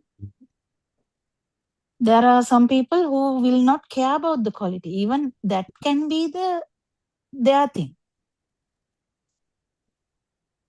There's nothing like that's why the good thing about the Lord Buddha's, everyone put everything aside and takes one single bowl and one robe or two robes, and that's it. So everything's changed. So the most of the patterns are just dropped. It's easy. I think Because that's you never said know about that patterns yeah. are actually you, because there's no actually self. So the pattern is the you. Yeah, that's true. You become the pattern because you want that variety, you want the color variety, because you are trying to live through the variety of colors. So You that just have becomes to you then. detect that. Yeah, that's it. There's nothing you can do. You're not supposed, you don't have to even change. But if you detect that, it gets really, really dissolved. After that, you don't really care what you do, but because this is what it is.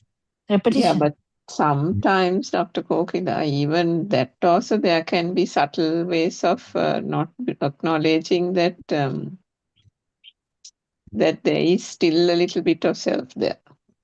Yes, because there also you can get deceived saying that now I have seen through it and it No, doesn't because become a thing. actually speaking, that's where the seeing becomes not limited to these things. Seeing becomes important for the rupa side. Because if you take about million habits, are you going to check all the million habits? No. But main aspects would be like R.N. Vansi says, no, find out the main ones, attack them, everything will be kind of collapsing. Because you can't really do the million or billion habits. Because chair is also a habit.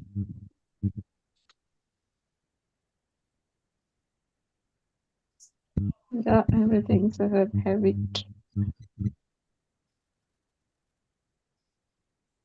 Yeah, chair is also the same. We never talk about the chair. No, actually, I mean, just think about it. I can't remember a time where the phone has not been by one side, right? Oh For a my whole God, day. yes.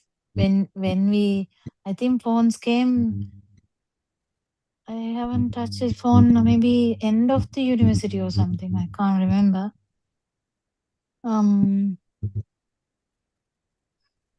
Yeah, now it is like part and parcel, kind of.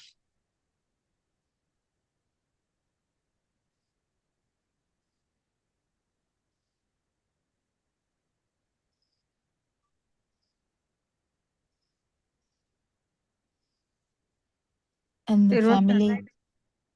Yeah. Doctor, for a habit, if a habit comes, we can only understand that, no? Yes, we can understand, but there are so many subtle things here, Champa, because Aranwanse always says, no, main aspect is understanding these 5-6 sensory organs. Yes. And these habits actually fall into the category of mind sensor. Yes. So that's why I said you can't really do the billions and billions of thoughts. We are actually trying to understand how this works. And later, the Atma Sanya part, that is the self-perception. Yes. Even if the self-view is gone, the self-perception is where you can only keep detecting. Someone said, I think it's Harshi. Can't remember. Someone said about an example like this coming down the ladder. Mm. That's kind of again a habit. It can be from another birth though. Yes, yes. So we never know. Mm. Some people are scared to go to water. Some people are scared to go to a height. Sometimes it's not related to this life. Yes, yes. So there are so many things. And it's not anything to do with the self. Actually, this system, this repetition system is there. But here there is a tricky area. What we are understanding is that whatever it is, there is no self. So even the habit becomes useless. Because if there is no self, who is the owner for the habit? Yes. So that fear also becomes isolated. It's like someone else's fear. Now, are you fearful just because the friend is fearful? No. No, no. Yeah, but like that. It's someone else's fear like. It's not taken as the self. It is take serious. Yeah, because no, Aranwanse always says, no, if you are awakened from the dream, yes, it is like someone else's fear, yes. When the fear appears, we have to just be with the fear. No, that sentence, just take it away because we are not trying to do anything like that. We are not doing anything here. We are actually trying to understand that if you are trying to do something, we are trying to understand the Dhamma, that the Dharmatave or the what happens here. That's all we are doing. Sapaduka, it's okay. Just let it come. Yes. But even if you think that I am going to be with it, that's wrong. Right. Just to understand, it is fear. It is mind sensor.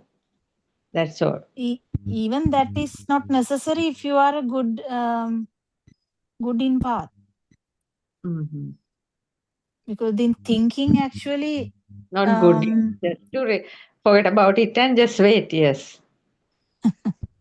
Nothing can be actually said at the end. Doctor, now in that Harshi's example, so I mean, recognizing that fear of falling is fine, but fruition level, because the fear, if she reflects on the fear of falling further, the fear of falling, there has to be something called falling, no, that the mind has taken to be real.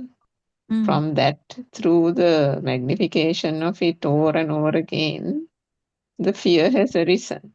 So if she does a bit more reflection on that point about the falling and the fear about the falling, because there has to be something to be falling from, no? All that kind of thing, that would also be that would also cease, because at the fruition level, there is no fear, no, at the fruition level. Is that a correct? No. No? No, I don't think it's a correct way to look at it. Okay. Because I thought the fear of falling is still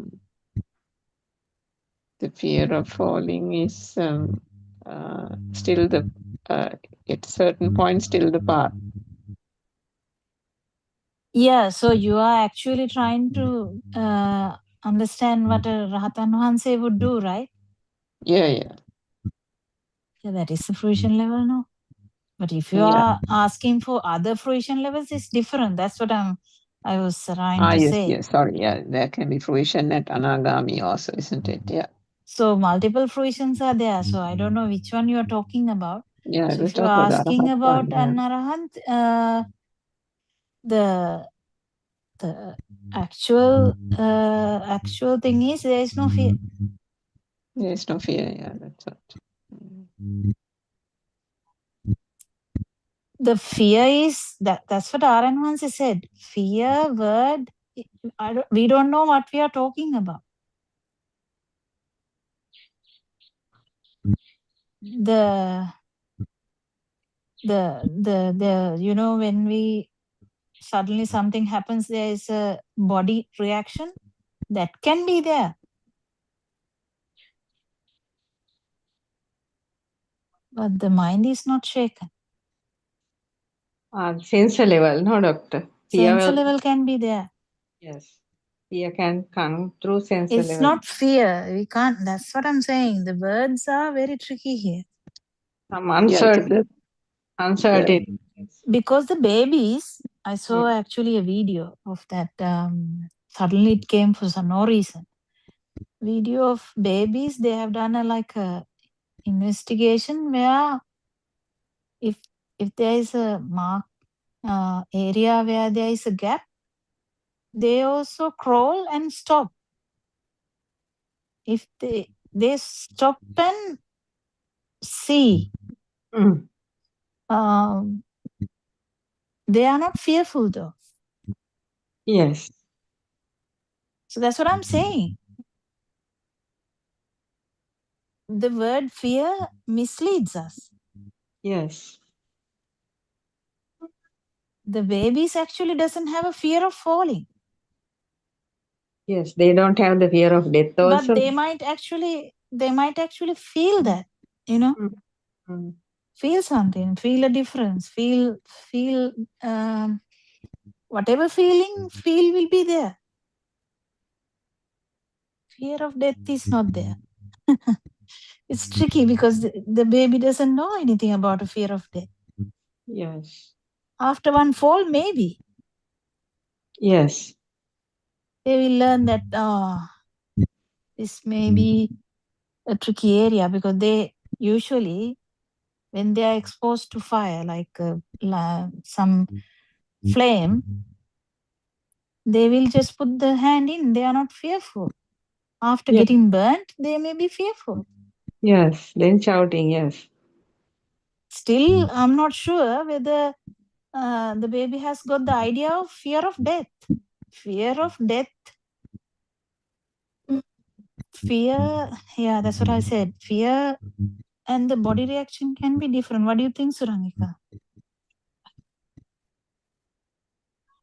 Yeah, the body reaction is like if you're taken by surprise, isn't it?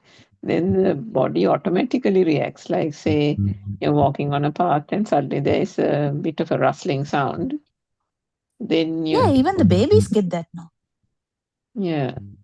Whereas that Hashi's example, the falling thing, now she went to the edge of the roof and was about to step on the ladder. So That's that is actually a not a auto synchronization. reaction. That's a synchronization of the past. That's a synchronization, which is the mind sensor, isn't it?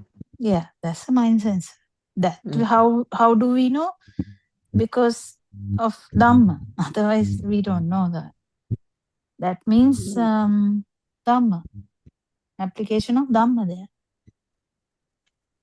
Not that she applied it there. What I'm saying is, because we know now, we are applying it in that way. Imagine a baby came to the edge. Baby might stop and see and feel like fainting. But baby is not going to have a fear, because baby doesn't know. Doesn't know means there is no idea yet. Now, these babies fall from beds all the time.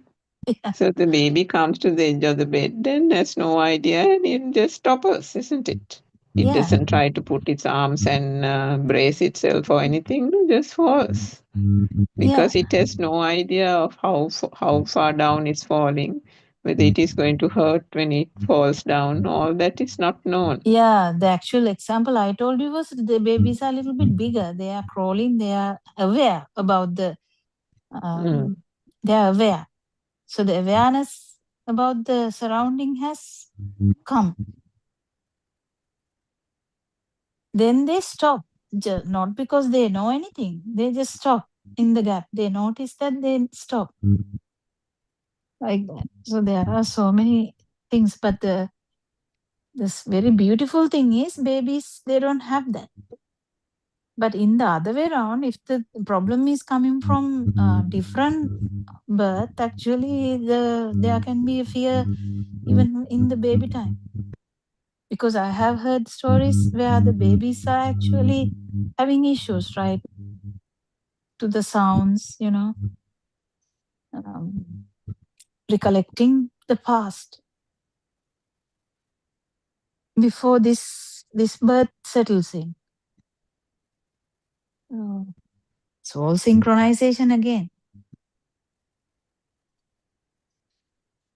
Babies used to laugh, no, doctor? Sometimes alone. That's it. That's in our mind that we say it is laughing. Ah.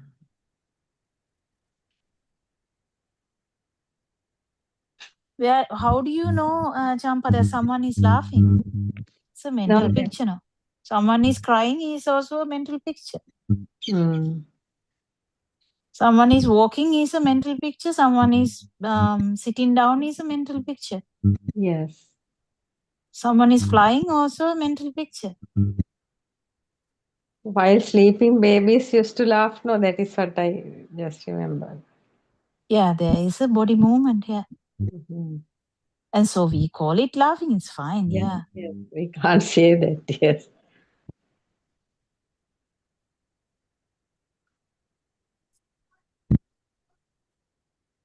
They have the electricity, the wire, the electricity is there. As when mother or the first stimuli happens only, everything starts. Yes, yes.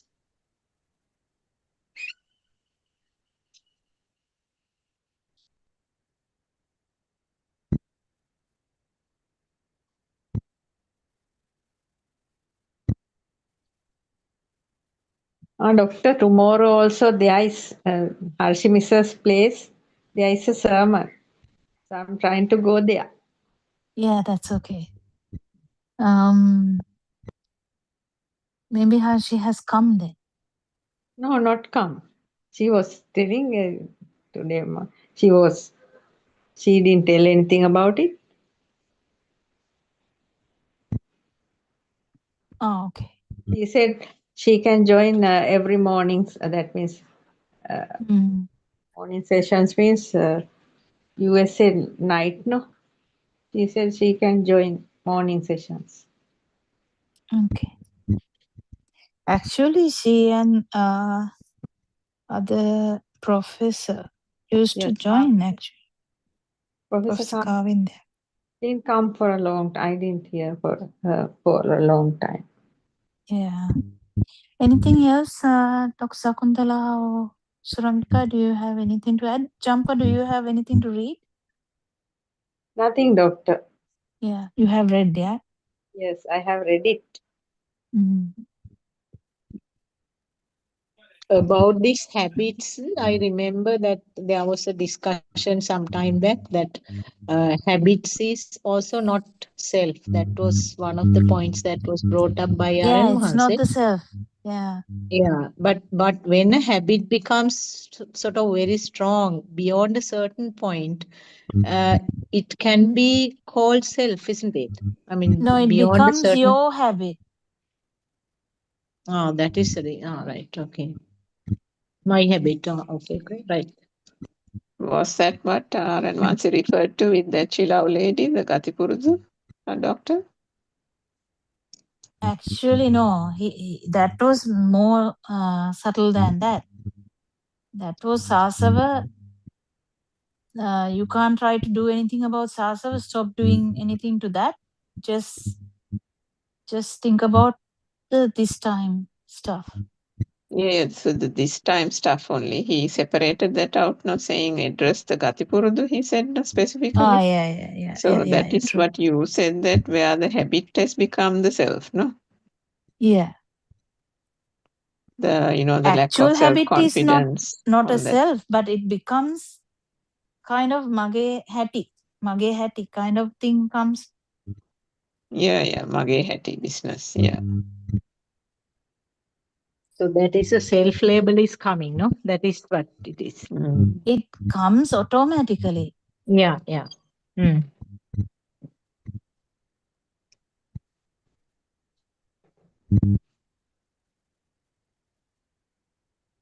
An incident which comes to my mind just now, something I remembered, it was about a patient actually who was brought with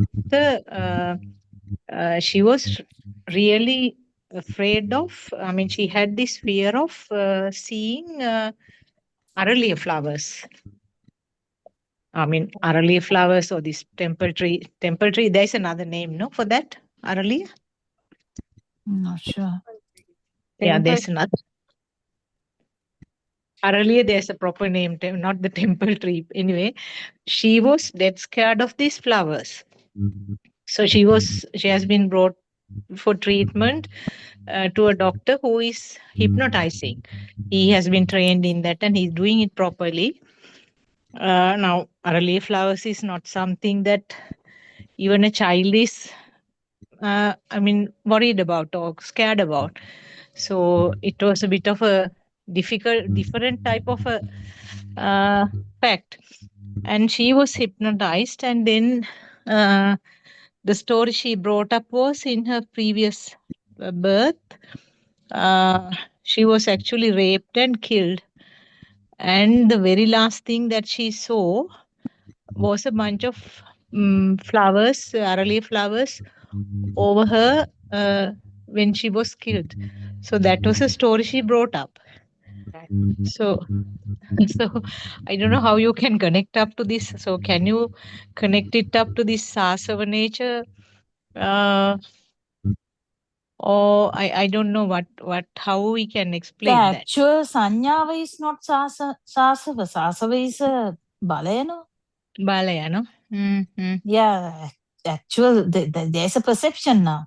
Perception is nothing to do with the sasava. Sasava is the power. Power is that power that how it is felt as real. But that perception, just like we explained the wire and the current, doctor, that perception comes to life in this birth when the senses have created the thought perception again, isn't it? Yeah. Yeah. Actual Because no perception carry a risk to anyone. It's this power which does the damage. That's why Lord Buddha found this magic. Yeah.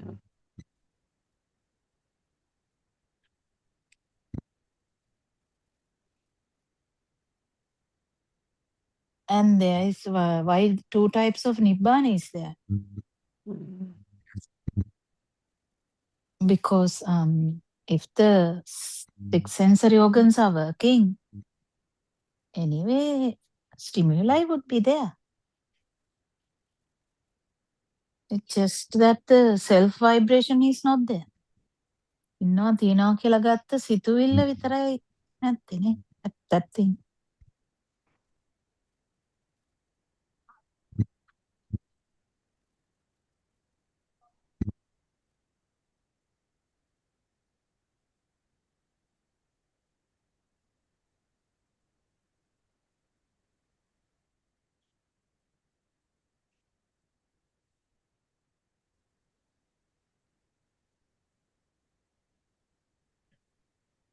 There are so many stories like that.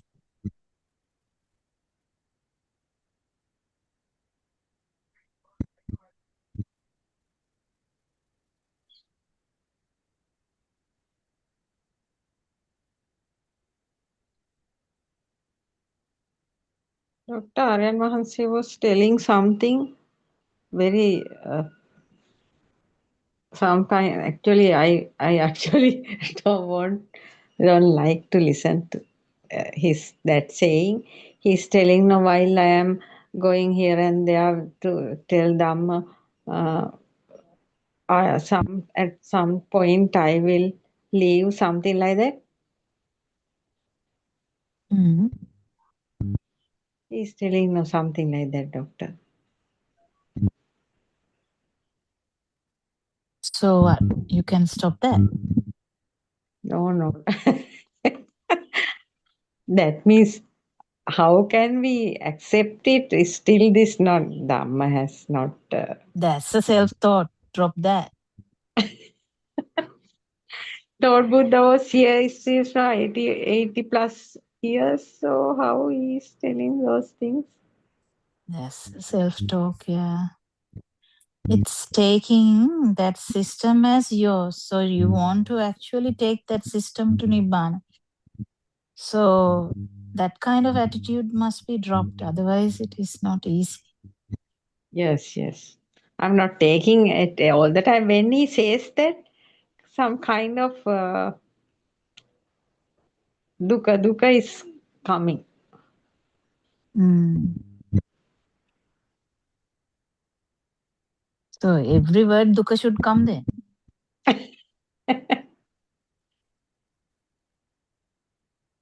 Every word is dukkha tamai. Yes. Every word is dukkha. But if it is real, dukkha tamai.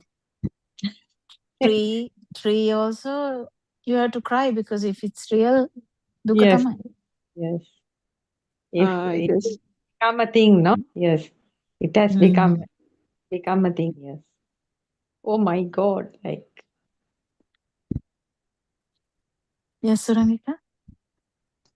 The other thing I remembered was, I don't know the English word for it, this Mano Sanchetanahara conversation. Oh, wow, that's a good one, yeah. What is that called in English, Champa? Some food thoughts? Thinking thoughts? Thinking food? Because there is that Vijnanahara also, no? Yes. I check about it. Yeah, that's why I don't know whether That was also something I wanted to ask Dr. Kokila. What is the difference between Vijnanahara and Mano Sanchetanahara? Vijnanahara is, Vijnana means දැනෙන දෙයන්නේ. naturally it's අරක coming. සිතුවිල්ලක්. Yep, but give an example for that one? Vijnanahara is the ආලෝකය, ශබ්දය, everything. තියෙනවා වගේ දැනෙන එක. Why is that third? That's the third one, isn't it? Not passa. Passa is the second one. Vijnana is the third one. Mano Sanchetana is the fourth one. No. Vijnana is the last one. Or is Vijnana the last one? Yeah, Okay. in the sutra. We told that one day. I actually Googled at that point and told Vijnana was the last one. That was the one Lord Buddha told like I can't remember now. But it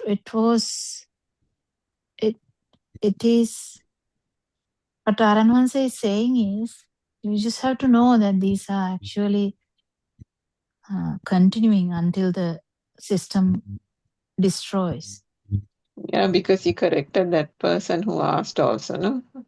That was also, I think, a good point that she raised, because I think I was slightly confused there. I didn't realize there was a confusion till she brought it up and Aranwansa clarified it. What was that? I think she said api ahara dendone or something. And he said, no, there's nothing to do with anybody giving food to kind of entertain the mind sensor. It is the natural way the mind sensor works. Yeah, and it is understanding that is the way it works is the thing to until the comprehend body system works, klesa nirvana, after that, the body system will work. the system will work. That means all these will be there without that power. So That all that was kind of saying that for the Not mind to to get sustain. stimulated by them. Yeah, but the mind sustains itself by having some kind of stimuli. No, mind Mind- itself is stimuli. Don't make it two things. There's nothing called mind. No? Yeah, but you know how he was saying ekata මොකක් හරි ඕන type of thing. Meka. This one.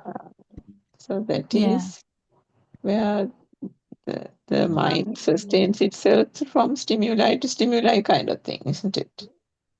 Which is why when you get up, you want to shower. Then after showering, you want the breakfast. And after the breakfast, you want to something.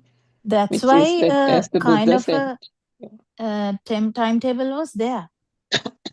And he changed it also. Like time to time, Lord Buddha changed the timetable. Trying to make it more appealing for the other people, not for arahants.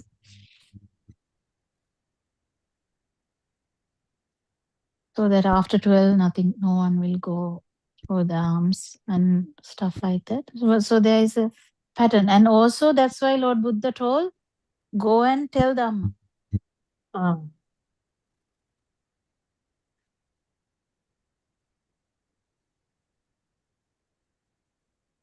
And that becomes kind of a thing from the teaching.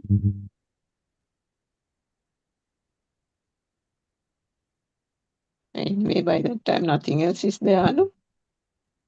Yeah, but you can say, no, why they might even not do that. But no, there's a kind of a order, That's right? the obligation, he said. No? Yeah. Kind of a order from the teacher to go and tell this to people. That's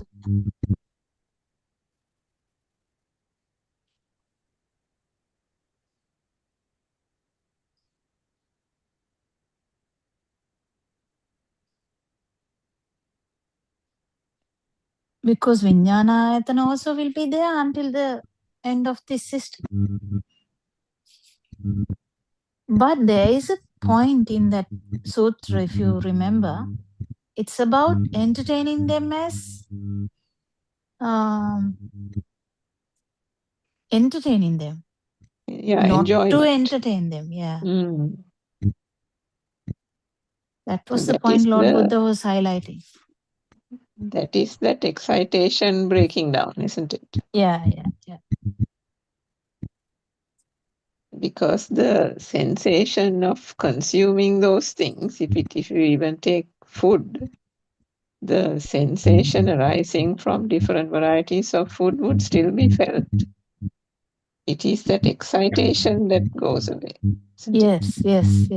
Even the way that Saroja worded it about the back pain and the medicine, that was wrong. So the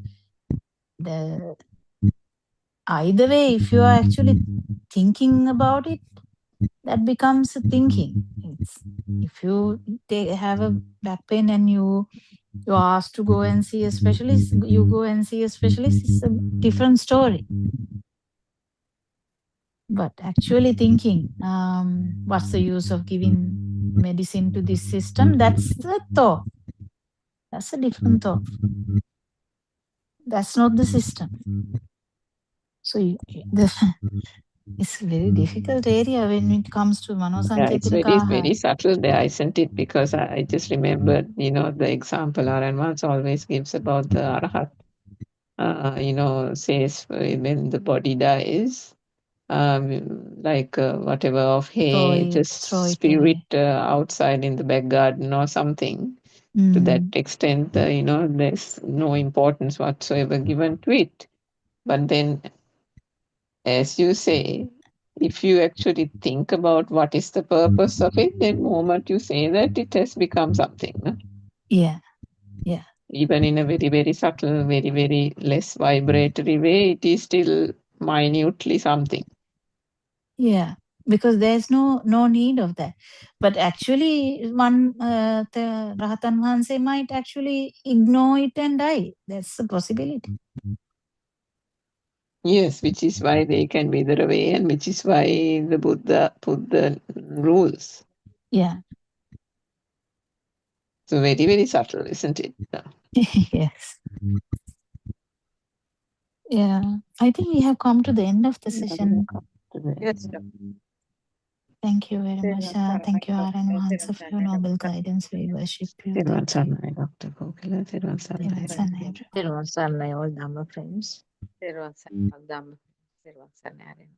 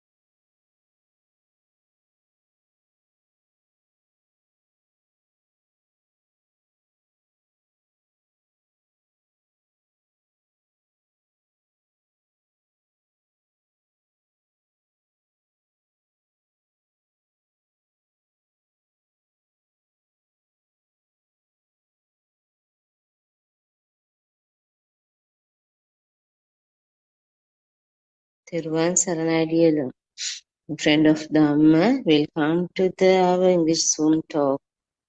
First, we would like to pay our Buddothpado spiritual Dhamma guidance teacher, and we also like to thank you all for attending this Dhamma Zoom talk. We discuss about the Dhamma, others still join us. The Buddha preached the Four Noble Truths to make us understand that believing in any of the aramunu that we receive from our six senses is called samudaya. So, supposing we receive an image of a book, and if we believe that in truly six exist outside, it is called samudaya. This belief that the book truly exists outside means that we are actually tricking ourselves. It is our ignorance, the pure truth, also known as avidya, which make us believe in the outside samudaya. It is only because of your ignorance of the pure part. If there is a samudaya, it means that you have been tricked by ignorance, and that you believe that the book truly exists outside. If you believe in the book, you begin to develop an attachment or dislike to it. It can make you happy or it can make you sad. At this point, you begin to create karma for yourself by generating thoughts of lobha, desire, dvesha, ill will, and moha, delusion. Craving tanha, or knowing a book can reside. On there is a book outside, you definitely tend to get attached to it, or you would dislike it. If you believe in the book, you see outside, then cleaning, birth, old age, death, sorrow, and lamentation will follow. To avoid going to all this suffering, how could you use this thought to realize this truth? Can you use this thought to come out of your suffering? We will teach you how to do that. You have to see the truth in the thought. You have to observe that there is no book outside. You have to know that outside is only an illusion. The book is seen within the samudra, which is an illusional mundane world. This mundane world does not exist outside. The book is only a thought. It does not exist outside. And the thought too is a lie. It does not exist anywhere. If you have the wisdom to see all the above qualities in an aramunu or stimuluses, and if you have thoroughly understood and the Dhamma, then you could begin your journey to realize the ultimate truth. Once you develop the Satya Jnana, it will lead to Prutya Jnana, which third will lead to Pratajnana. When you go on the path, you have to develop the Satya Jnana. Developing the Satya Jnana means you need to realize that you don't exist. You don't exist. You need to eliminate your Sakkadrishtiya. You have to recognize that everything that you experience to feel from our six senses does not belong to anybody. Once you completely attain the realization that there is no you automatically move on to develop the Pruthanyana. Pruthanyana means you realize that this illusion is created only by the six senses. And you clearly see the Nimitti Subhave and the six senses. When you have the wisdom on the Pruthanyana, you just don't do anything. The seeing on the illusion automatically happiness. Automatically happiness means you don't think that there is no outside. You already feel that there is no outside. At the stage of Krutajnana, the moment you receive an aramunu from any one of senses, you will immediately be able to realize that the book which you see outside is only thought, that it does not exist outside, and then you let go of that thought. When you let go of one thought, it is similar to letting go on a long string of consecutive thoughts that arise in the mind consciousness. To come to this stage of Krutajnana, you should be a Sotapanna. Only a person who has delayed the wisdom of Sotapanna and Anagami could come to a point of Krutajnana. If we explain it even further, we could say that only person who has practically experienced the pure path, a person who has dropped off his concept of self, and the person who is on the path to nirvana can be at the stage of Krutajnana or at the stage of wisdom. At the stage of Krutajnana, you should already have deep realization that stimulus aramunu that comes from outside or the book seen outside is only a sign of a perception that has been introduced to your mind consciousness before. You should also know very well that perception of a book is something that was not introduced to you at this moment. The preparation of a book was something that was introduced to you before. Also, you must have a very clear understanding the respect for the thought that was formed. At this moment, there is no other thought. You always have only one thought, and you should also know that the thought of formed only in this moment. You should also have a very clear understanding that there is nothing as the moment entire. And you should have understanding and the wisdom that not even a book exists at this moment. It is an illusion.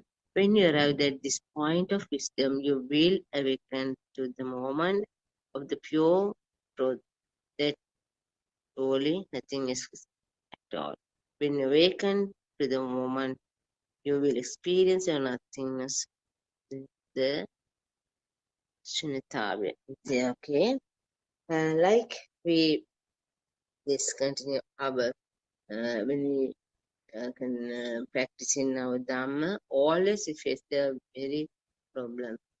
Our Buddothpado spiritual guidance teacher always with the correct path to Nirvana. So, we wait a moment to learn as a joint person, Tivasaranai. Teran Sanai.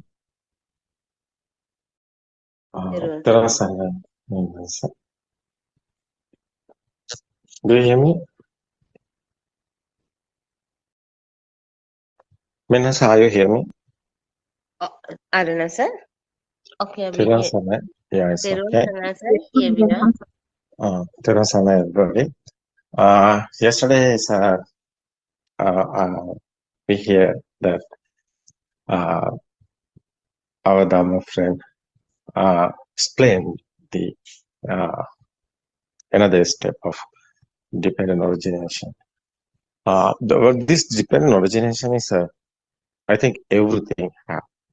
So, Four Noble Truth also there. So, this dependent origination is Buddha explained this word. Just never heard before. Dhamma is that's first time is Dhamma Chakkapavattina Sutra. Yeah, Tripitaka, how you can search. So, Buddha explained that first time Dhamma Chakkapavattina Sutras, 5 teachers after became a Buddha. What explained this whole word? This insight meditation. You know, this insight meditation is not a concentration meditation. This insight meditation is the special. So what happened today? Today people try to understand what is the real dependent origination. There's a struggling here, the whole world. So some people talking concentration meditation is Buddha's word, but it's not Buddha's word. But people are going that path. They are thinking Buddha done.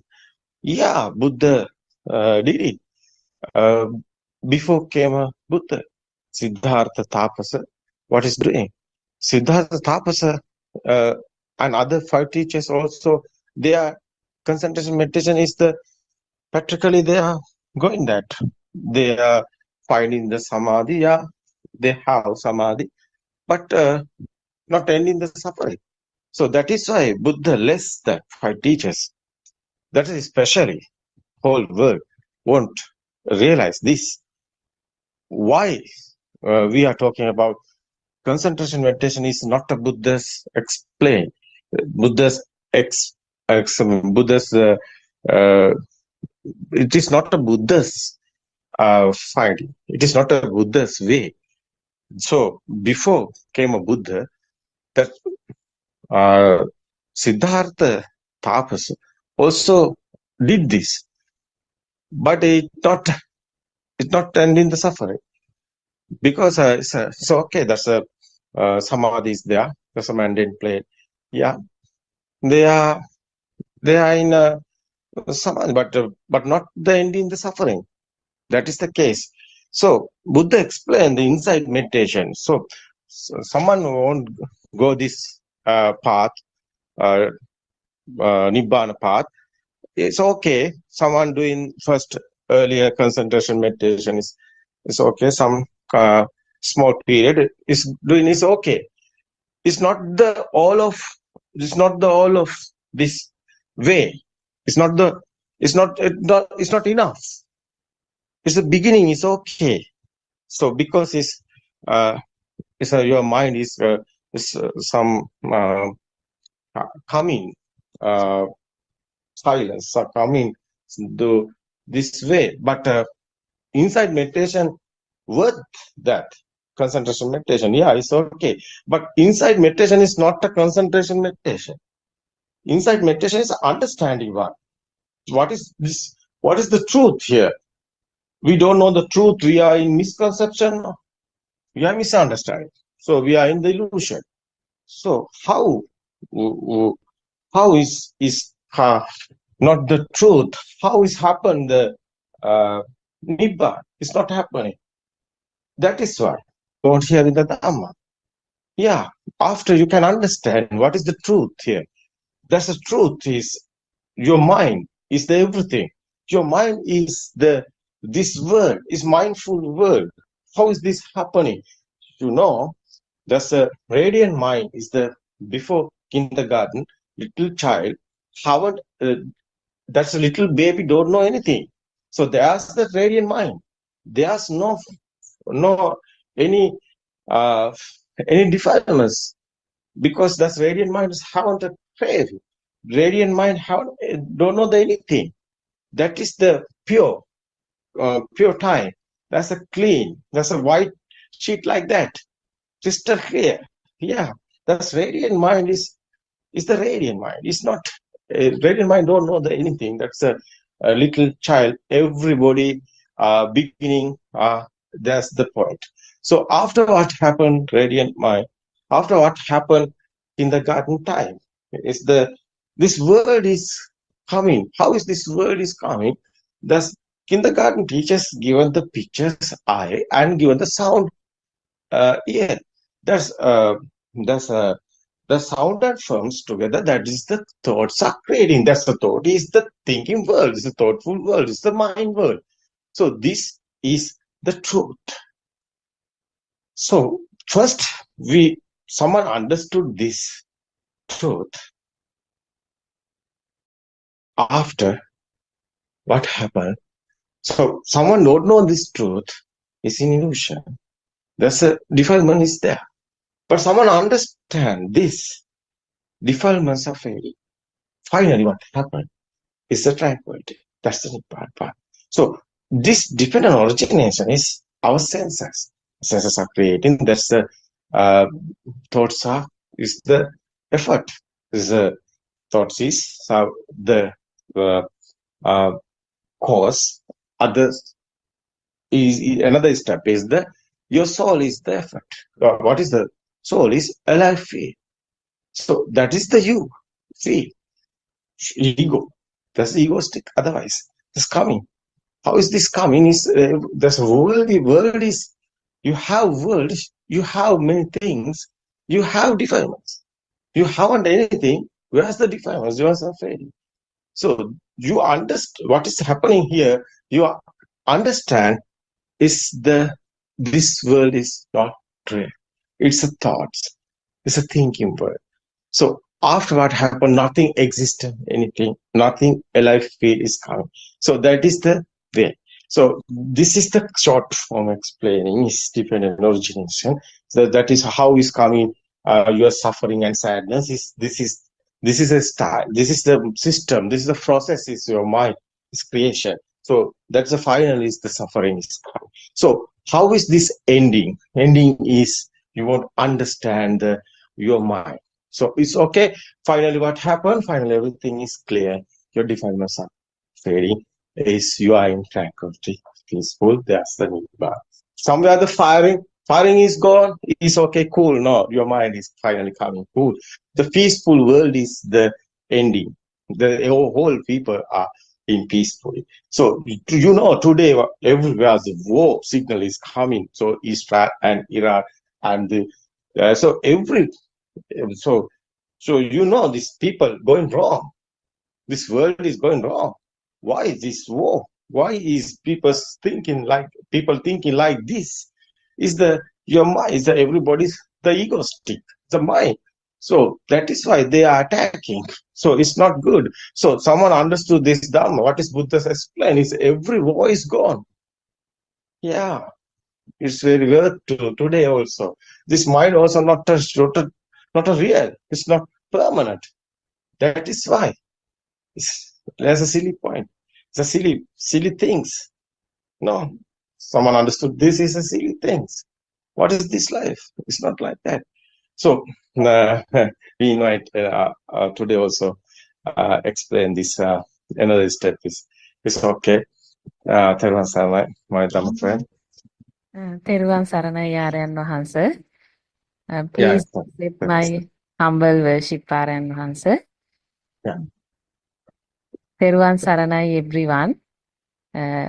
Actually, we are sharing the true Dhamma message we received from our spiritual guidance teacher, Buddothpado Aryan Wahanse. Just now you listen to our Aryan Wahanse. Actually, whatever the content or the example or the concept like, vibration, these radiant minds, all that what we are discussing here is really not our wisdom or not our knowledge. All those wisdom came from our Buddothpado Aryan Wahanse, that is our spiritual guidance teacher. So therefore, if you have any question, the best thing is you need to approach our spiritual guidance teacher. What we try here is actually we are taking a humble effort somehow to deliver that message to you. But what we are discussing here somehow or the other, belongs to actually our Aryan Wahanse, spiritual guidance teacher. But the certain places there can be, because sometimes we may interpret the way we realize, but I think we are trying our level best to, explain the same thing. But I think there can be certain situation our teacher, the spiritual guidance teacher, needs to, improve this content. So whenever, sometimes during my speech, so I request our Buddothpado Aryan Wahanse to improve then and there. So it will be helpful for everyone. Right. So today also we'll continue the discussion. So I request whole world to research this Dhamma part because this Dhamma is highly practical. That is the difference I see in this Dhamma. That's why I also became a follower in this Dhamma, because I see a reality, this is highly practical. So as Aryan Wahanse just explained, we were also, doing the concentration meditation for some time back. But after we, complete that, we back again have this Raga Dvesha Moha experience. So, but this one, of course, we see a greater difference because we can clearly see our moha, our, delusion, that is being gradually reduced, because we know when the moha or the delusion is present, all the problems comes. So that's why I invite everyone to, come and research this, because this is very interesting, and you will definitely benefit out of this. Then anybody who observe this Dhamma will, experience a complete change day by day. So that is the most important. That's why we say this is Sandittika Dhamma. So actually what we are sharing is the experimental experience of our spiritual guidance teacher, Buddothpado Aryan Mahanse. Right. Now we'll start the same discussion as yesterday. So now we know this mind sensor. Actually, there is nothing called mind sensor, but I thought to today to touch upon this a bit. But because when we explain, we have to always refer to a thing. Otherwise, we can't explain this Dhamma. So we have been discussing other sensors like, eye sensor, nose sensor. But today, let's look at this mind sensor. Actually, mind sensor is like a stream. So what happens is naturally, one after the other, thoughts will flow to your mind. So that I think you can experience. If you never had experience of a thought, you just, take a moment and maybe 5 minutes and you just observe your thoughts. Then you will see thoughts are flowing. One after the other, different thoughts are flowing. So it is natural for thoughts to arise from the mind sensor. Yeah, right. So sometimes you will get a thought to go to the garden. So that is the arise of mind consciousness, right? Then what happened? Now your eye consciousness will arise and mind consciousness will recognize the direction to the garden. Then what happened? Then your body consciousness will arise and automatically your hands, legs will be moved according to a pattern or a rhythm towards the garden. If you really see that rhythm, that hand and leg movement rhythm, we know that rhythm is not something we do by thinking. It's happened automatically, isn't it? You practice and see. Because it is we think, we work, but actually from the body consciousness, that movement happened towards the end point. Then what happened? Then back again your eye consciousness will arise and mind consciousness will recognize you are in the garden. Because we know eye consciousness cannot recognize the image. So it has a kind of a photo only, So then mind consciousness will recognize, okay, now you have arrived the destination point. So now what happened? Now actually I need to discuss a bit more about these thoughts, how the thought flowing happen. So now when you are, now you are in the garden and now you are looking at the same thing, maybe you are now looking the same garden. So what happens when you are looking at the same thing longer, then you get another thought. Now enough. Go and watch television. Now see, because what happens is your system needs energy. Your system derives energy from the sense of pleasures, So the moment you are seeing the same thing, automatically you get bored and then another thought comes, right? So now you understand when you are looking at the same thing, your sense of pleasures gradually reduces. Then your system needs more energy, right? Therefore, now a different thought came for you to go and watch television. Then still it will not end. Then after sometimes what happened? Another thought will come to drink maybe a fruit juice.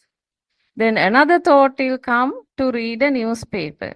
So you will complete that. Then another thought will come to have a bath. Right? Then another thought will come to go and eat something. Right? Then another thought will come, I must stay with my child for a while. So we can understand the thoughts will flow one after the other.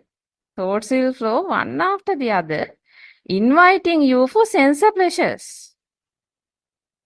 So the variation of sense pleasures, this variation, this is the important thing. So this system requires a variation of sense pleasures. The variation of sense pleasures kind of a fuel energy to your system, because that, as Aryan Mahansi explained, that live feeling, because the sense of pleasure gives you a live feeling. That is the energy. That is actually you. Right? Now what happens here is, because now your level of craving for sense of pleasures need to be maintained kind of in the system constantly, Craving is like a battery acid for a car battery. So you need to have tanha, craving, So that's what forms the energy to your body. So what happens? You keep on your system invite you for sense pleasures. So due to our ignorance, we do not know actually we are satisfying this craving. We are giving battery acid for the car battery. We are trying to maintain the battery acid level. We are not thinking in that way. Instead, we always give a high value. I mean, that happens naturally in the system. The moment you are in avidya, that happens.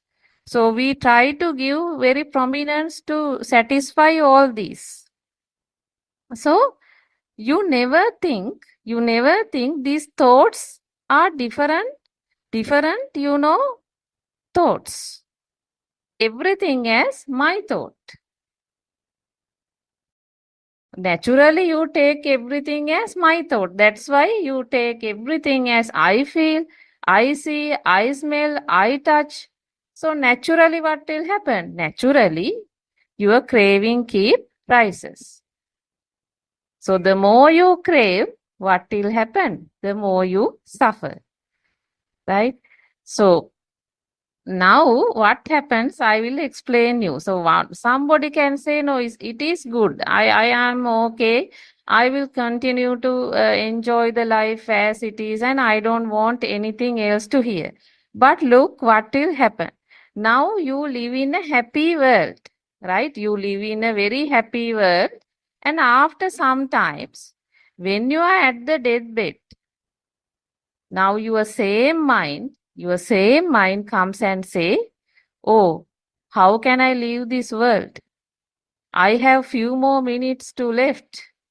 So I can't leave my house, my happy place, my beautiful garden, my children. I can't leave. So what will happen? Your level of vibration at this point would not be peaceful. So it will be unbearably at a high level. And now you can understand at this point, your craving for existence would be very high. Because you need to stay in this world. You don't want to go. So actually, as per our spiritual guidance teacher wisdom, Buddothpado Aryan Mahanse, that this particular part actually, I think Aryan Mahanse will add. Because what Aryan Mahanse explained is, when somebody dies, right? When somebody dies, the vibration will keep continue. I mean, there will not be loss of the vibration to vibration. So instead, what happens? The body will change. The vibration will keep continue and the body will change. So I can't explain anything more than that. But we need to, we need to understand the reality. So that's very important, we listen to Dhamma because we never know what's going to happen. So we lost in samsara just because we crave for the existing world.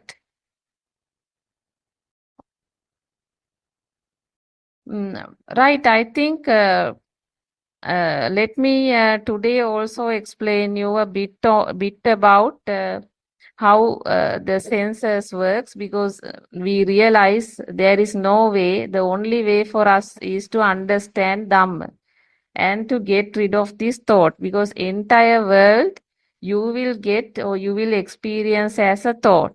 So if we see the reality of a thought, that all these thoughts are just sounds and forms, so then within ourselves we will feel a relief from all these attachment. Therefore, I'll continue my discussion today on explaining senses. So now, if you take your body is like a sensor system. So sensor, eye sensors, in the eye sensitivity we call Chakku Prasada. Then ear sensitivity we call Sota Prasada. And then nose sensitivity we call Grana Prasada. Then tongue sensitivity we call Jivha Prasada. Then body sensitivity we call Kaya Prasada, and the Mano sensor. So Mano sensor now we explain. So once what happened is, once exposed to vibrations, this sensor will continue to spark. Okay, it will continue to spark. So that is the nature of the sensor. You need to understand that is the nature of the sensor, because it will spark. So there is nothing called sensor. Actually, the arising of the sensor is the arising of consciousness at each sensor level. So that also you need to understand. So this is like a producing center, or this sensor is like a factory. So what it produce? It produce seeing, it produce hearing, it produce smell, it produce taste, it produce cold, and it produce warmth. So these are kind of input, input to the input your system. So you may have experience, I think, fingerprint machine. So fingerprint machine, you will put your finger there, but at the same moment, some scanning image will, occur, no? It is not that outside thing came to, to the system.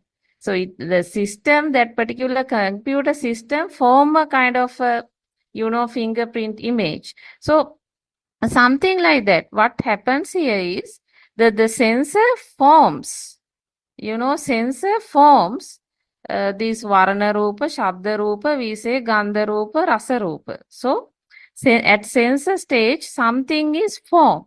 But only thing is, it is just a feeling only. Now, for example, if you eat chili, that hot or that spicy flavor will felt. Then some fragrance, that fragrance will be felt. But the issue is, this cannot identify whether it is chili or not. So your tongue cannot identify whether it is chili or not.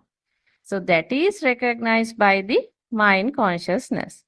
Then at the same time, let's say you get a feeling of a fragrance. Then that is the nose sensitivity, rise of the nose sensitivity.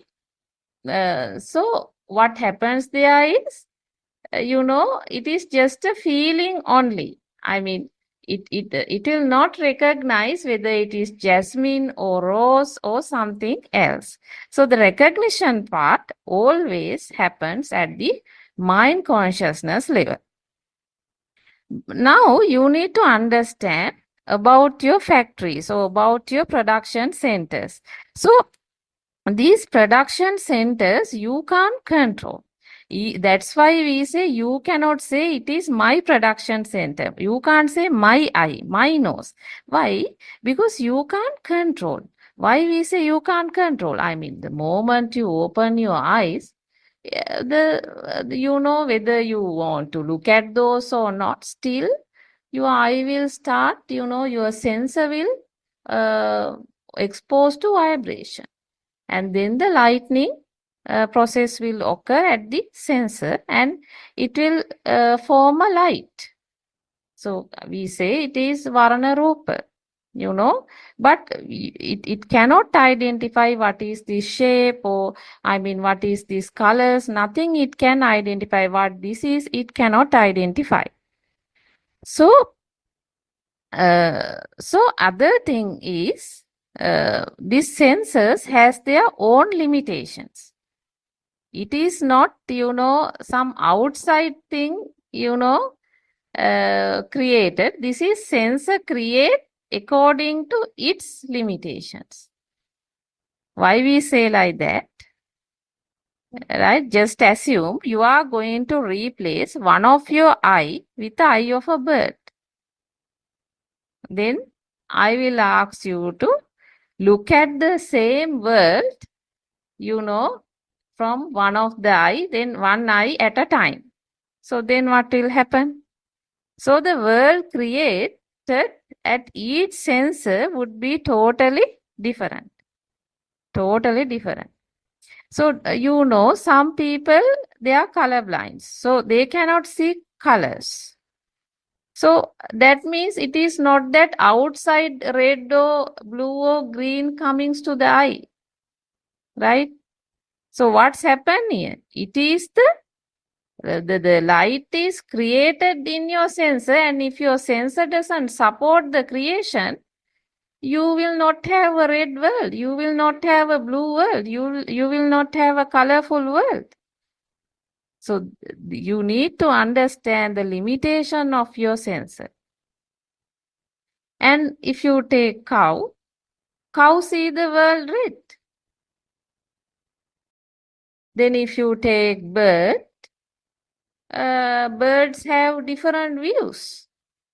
If you are interested, you can search the internet and see what's the reality. So what all this means? World is created in the sensor. That is Salayatana Loko refers to that. World is created in the sensor. But you think you look at outside. Actually, world is created in your sensor. It is not the outside world. It is created in the sensor. Right? So actually, we can say the moment you open your eyes, the world created in your sensor, and at a fraction of second it disappears. It is not the same world you are looking.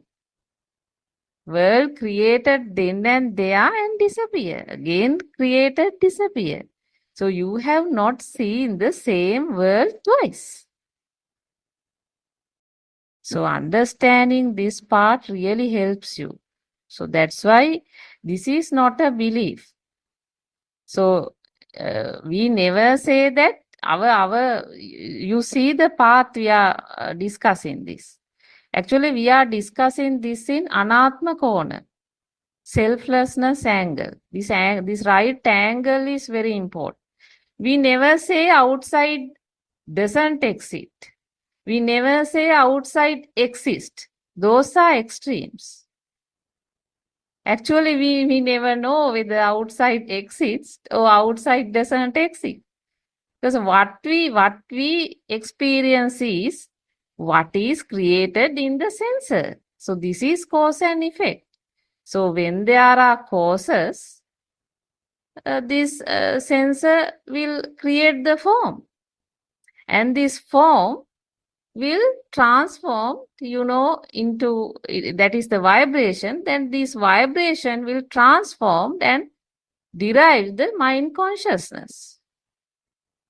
So then that mind consciousness is a current. There itself it disappears. So back again, the same process happen. So you get a live feeling because this happens. No, I mean, one thing is due to this spark, because spark occur, if you get a one thought, in that single thought, so there are trillion, billions of sparks. So due to that, you don't feel this is not real. But if you get a very slow motion of what is happening, you will see the reality. Right. So,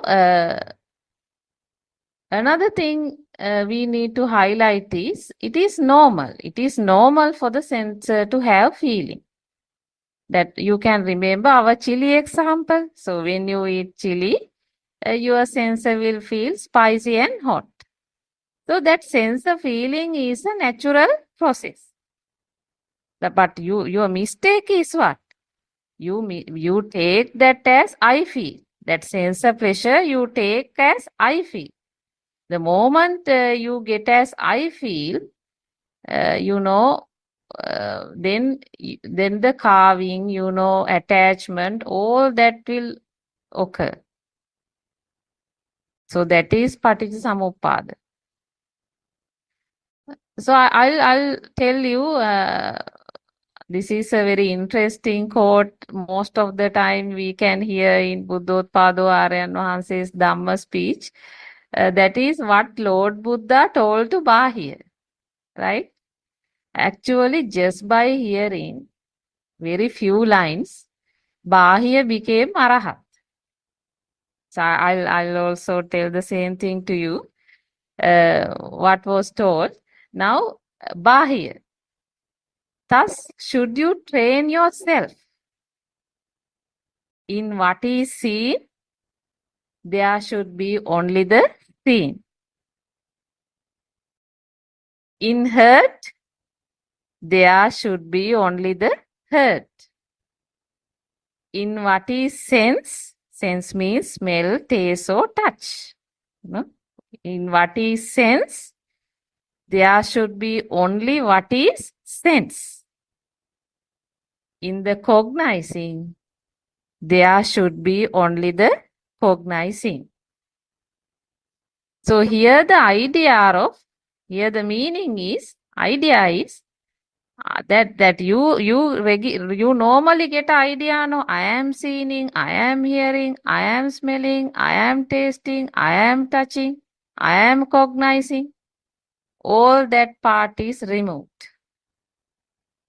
Actually, the concept, the ego, that I-ness, that comes due to your ignorance. Because you take all these, sensor feelings as I. You connect. Right? So actually there is no Atma. Atma is a belief. So you will realize that if you really see how your mind is formed. So there is no place for Atma. Atma is another thought. So in a moment we'll explain that part also. But before that, I just want to say a few things. And now you see, Bahir became Arahat just by listening to these few words. That means what?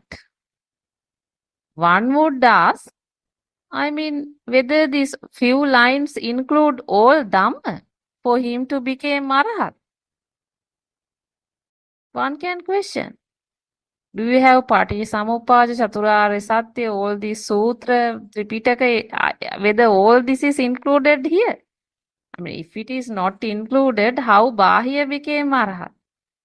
Actually, everything is included here. Why?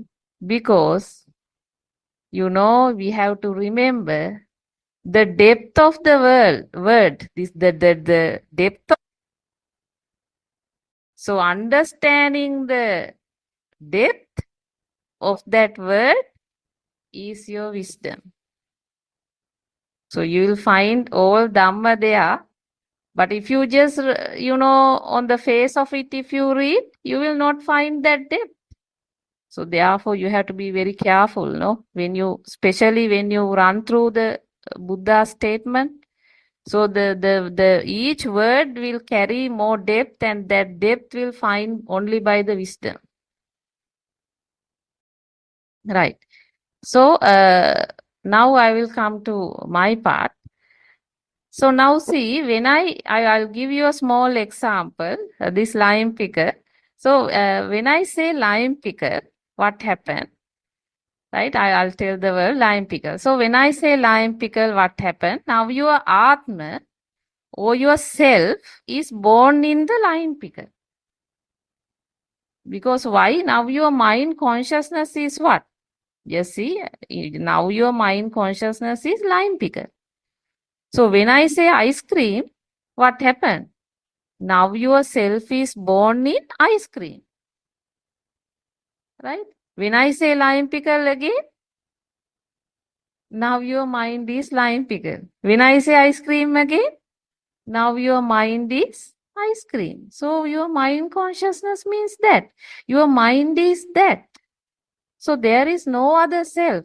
Yourself, if you think that mind is you, that mind consciousness is you, so you were really born with the lime pickle, and your death was also there, and then back again you born in the ice cream. Now see, so what we are trying to explain here is, whenever object present, when I say object arambane, that can be anything. I mean, it is a name now you have given to, like pencil or box or father, mother or sun, moon. All are object. It is one Dhamma. All are object. It is you that who has given various, a name for all these. But it is one Dhamma. So what we try to explain here is, whenever object present, your mind become them. That object is your mind. And if you think you are there, then that is you. That object is you. When a book is there, that book is you. So when you look at the table, that table is you. So this is what is happening to us all the time, right? Actually, the belief or Atma or self is another thought. It is another thought. So I'll explain that. So now we know when we look at a particular thing, particular object, maybe a book. So arising of the mind consciousness is one type of a vibration. One type of a transform vibration. A thought. Right? So what happened? Which recognize outside book, let's say book as real. It will recognize whatever the object as real. Then what happened? Then the same moment, another vibration is formed. That means another different thought is formed, saying, I see the book. Then another one saying, it is my book. So all these are different thoughts. Different vibration. This is what is happening. So your I means what you are thinking. So you see an object, and from another thought you are thinking, I see the book. Then from another thought you are thinking, it is my book. This is what's happening to you. So you will not find another I. This I is an illusion. So we need to understand our body is like a circuit, right? And it sparks all the time. It sparks. You can't control that happening because automatically this human body is exposed to vibration mechanism. So it generates thoughts. Therefore, thoughts also you can't control because automatically thought is a spark. So, so that also naturally form in the same circuit system. But that thought dies there itself. But we think there is I-ness. That wrong view, I think, may be introduced to us. Maybe the first day we stand in front of the mirror, yesterday also I told, so I-ness was introduced to the system. So we live with that wrong view. But we need to understand all thoughts, whatever the thoughts, it can be anything. All thoughts have no meaning. They are just sounds and forms generated through a vibration system. So we continue to suffer. Why then? Why we suffer? We continue to suffer believing I-ness is present in our system. So unnecessarily we tied up I to this natural thought process. So this wrong view is called Sakkaya Ditthi, or we say Atma Drushtiya. Actually, I'll tell you again, you have to study this in, right angle. That this is Anatma doctrine we are discussing. So when you formulate your thinking pattern or the thought process to study this, never believe. I mean, don't try to just we say, don't believe that there is no self. That should not happen. This is not that kind of a Dhamma. What you need to understand is, okay, this is the world creates then and there. The world creates then and there. So then you realize it is the mental world. So that is the mind consciousness, that is sounds and forms. So it will derive some feelings. Then that is what actually your feeling is. But there is no I here. That I, if you think that is I-ness is present, that means it is also another thought. So back again, any thought have no value, no? All the thoughts are sound and forms. Even how many, 100 thought comes as I or my, that itself forms to the same bucket, no? All are sound and forms, so no value. So therefore, you have to look at this in the right angle. Then you will identify, oh, this is the scientific process which is which is happening. And therefore, there is nothing called self. Okay, that's how you need to, come to the conclusion. It is not a belief. This Dhamma is not anyway on a belief. So you need to get a kind of a wisdom to, then you will get Dhamma Chakshusaya. That is, you will able to see through the illusion. And you will realize, okay, this is what it is. Because you feel, the reality, what is happening. So that's it. This is understanding. Right? So let me explain furthermore. So we'll now try to see what will happen. We'll take an example and try to understand what will happen when you look at a book. So the moment you open your eyes, what will happen to you? So there will be a continuous vibration process take place. So at a very high speed, form of a photo or image created due to this vibration at your eye sensor level. So now back again, you need to now remember there is no actual photo here. So it is due to the speed of vibration, kind of a form created at sensor level. So that continuous spark deliver the image. It is like lighting at the sensor level. So kind of continuous lighting at your sensor level. Just imagine there are series of lights on and off, on and off, on and off continuously. Then what you get? So this is what is happening. So the light is created in the sensor.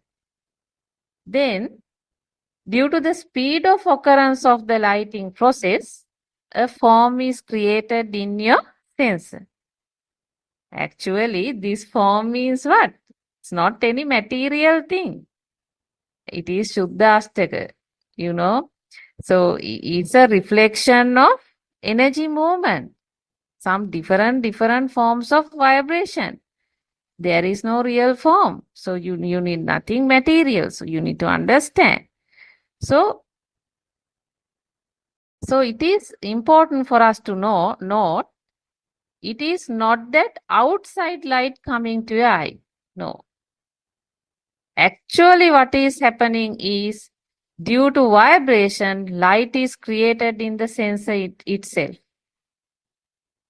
In Dhamma, we say rise of Chakku Vijnane, because that is the consciousness or the live feel that something, is there, kind of a thing.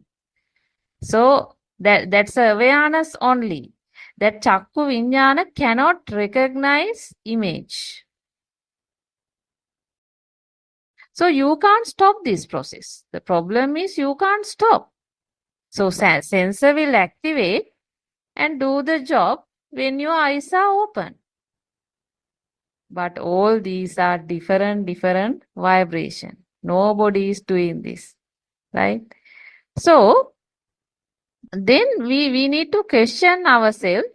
Then how do we identify the book? If the Chakku Vijnane or at your eye level, if that cannot be recognized, then how are we to recognize this book?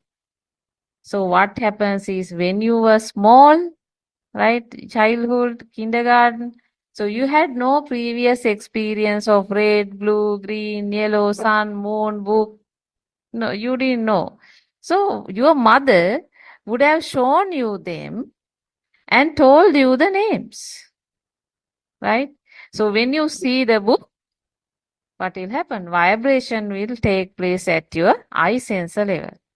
Then when you touch the book, vibration occur at the body level. Now, if it is a new book, you sense the smell also, no? So then vibration occur at the nose level. So now mother gives a sound, no? Book. So your eye sensor level, there is another vibration take place. So without your knowledge, another magic is happening. That is a transform of a vibration. What is that? So new vibration will be taking place at a high speed. This is happening. We are explaining the slow version, slow movement, right? So new vibration is slow motion. So new vibration is taking place coming the previous vibration. So kind of a transformation of vibration occur. So it is a spark. It is a current. So this new vibration created in the system called the rising of the mind consciousness. So this is what you need to understand. This is mind. So there is no other Atma or self. This is how the mind is formed. Actually, when you were born, you didn't know what a book was. Book was formed in your system when a color stimulus and a sound stimulus comes together in your mind consciousness. So a color stimulus and a sound stimulus are two different sparks, two different waves. So those seeing and hearing, those are the two waves. So these two waves comes together at a high speed and we recognize it as a book in our mind consciousness. So then what will happen when you see the same book again? So when you see the book again, what will happen? Vibration now. Let's say today you see the same book or whatever book, then what will happen? Vibration take place at your ear level. That is the arising of Chakku Vijnana. And So then quickly some awareness will arise. We know Chakku Vinyana cannot identify image. It is also a kind of a vibration. Now in your system, this new vibration will match with the original previous vibration occurred in your system. This is called the telepathy system. So due to the telepathy system, new vibration occurred in your system will be all the time. This is happening to you. Will be matched to the previous vibration occurred in your system and kind of an interpretation come. This is what this is. Like a printout coming from the printer, that interpretation come. So you think it is a past memory. No, there is no place for the mind. There is nothing called past memory. This is actually telepathy system. Even though you think now you have some understanding, no, you live in a mental world that is sounds and forms. What happened is this world, these sounds and forms also a name given. No, what happens is there are exists in various ways due to these sensor activities. Various vibration will be occurred to your system. Let's say that mental system. So they another transform vibration from those existing vibration in the system.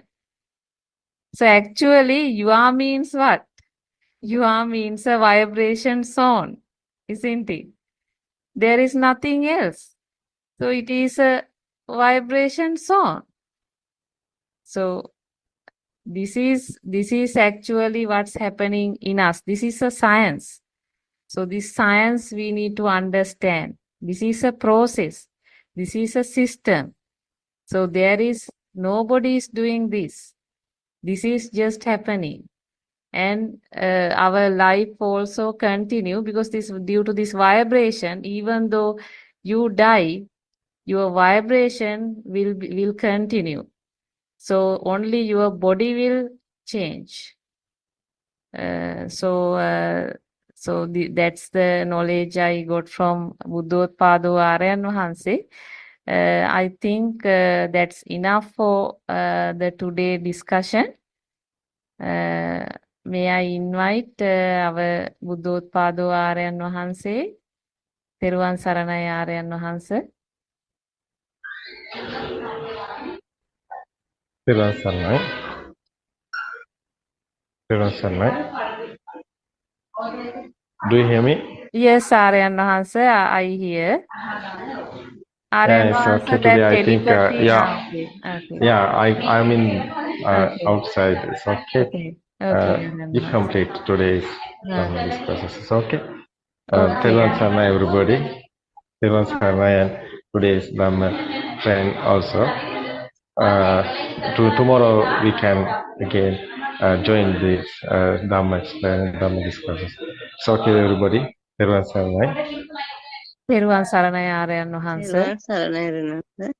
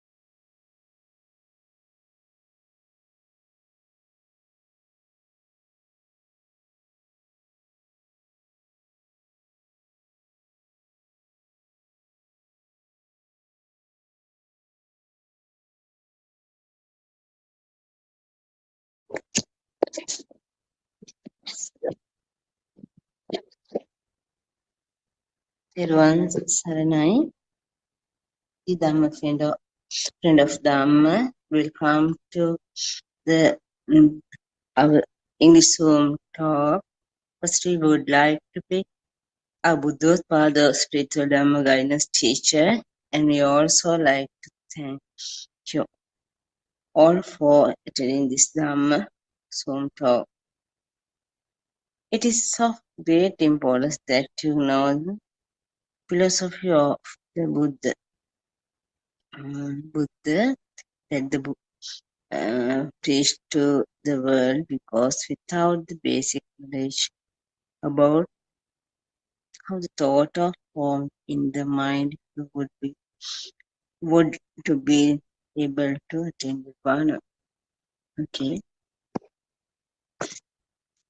When we begin to go on the path, we clearly need to see how one thought arises and how it immediately ceases to exist, or how it disappears.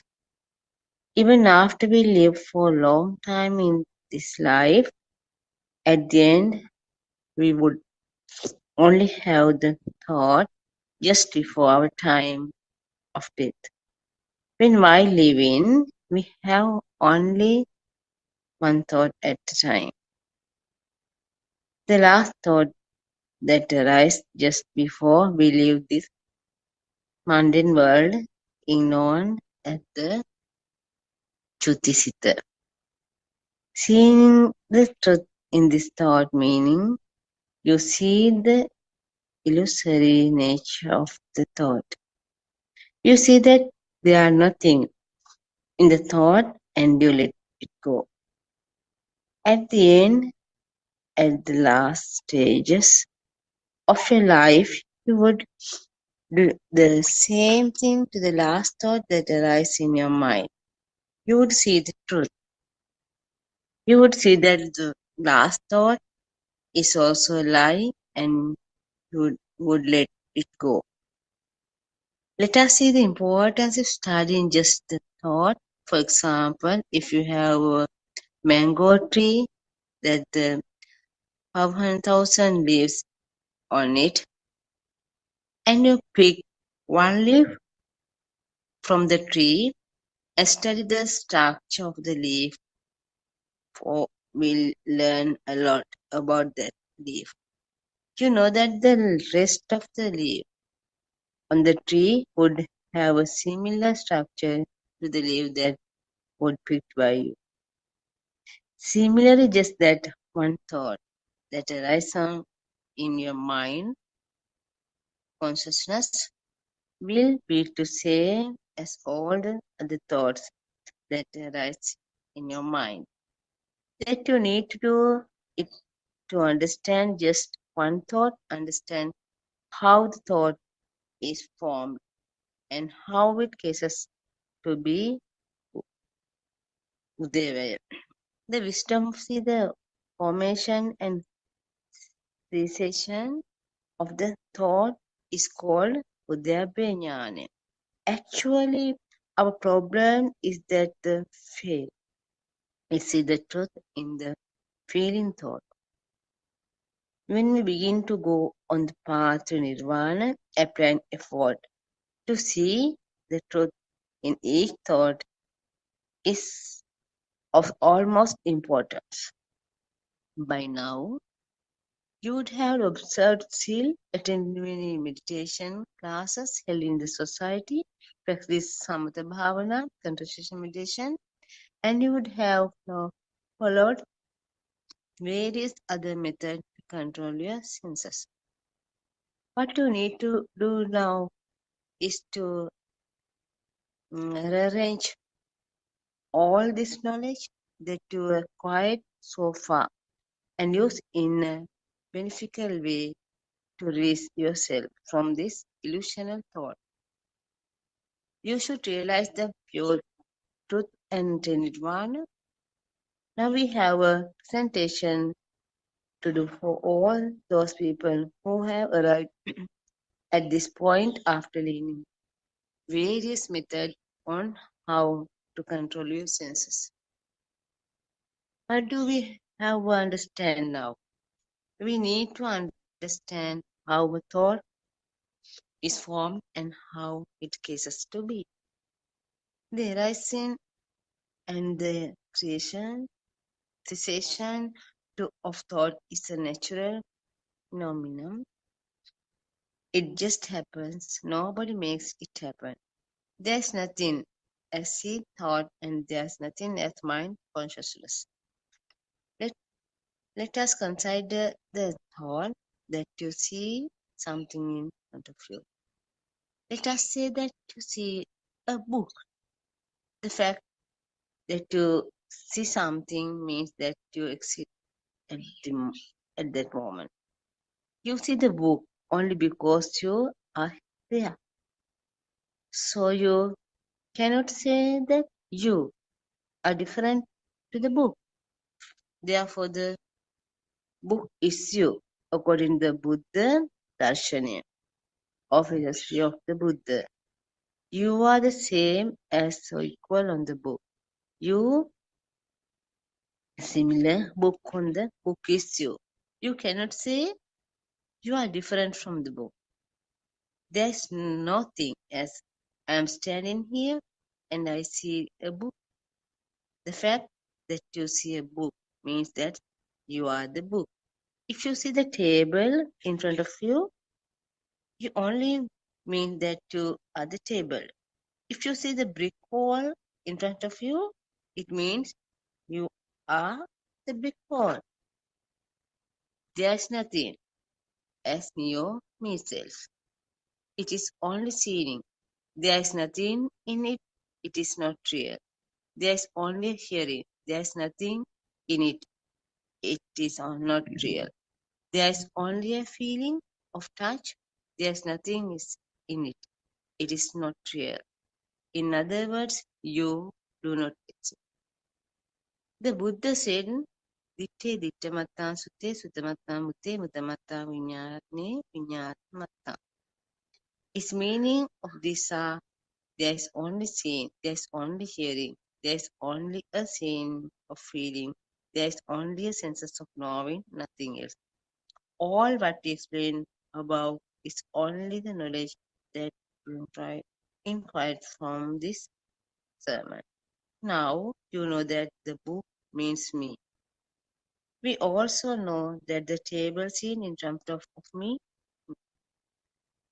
is me, even though have you this knowledge about how you don't exist, you do have another problem, and that is how are we to realize this pure path?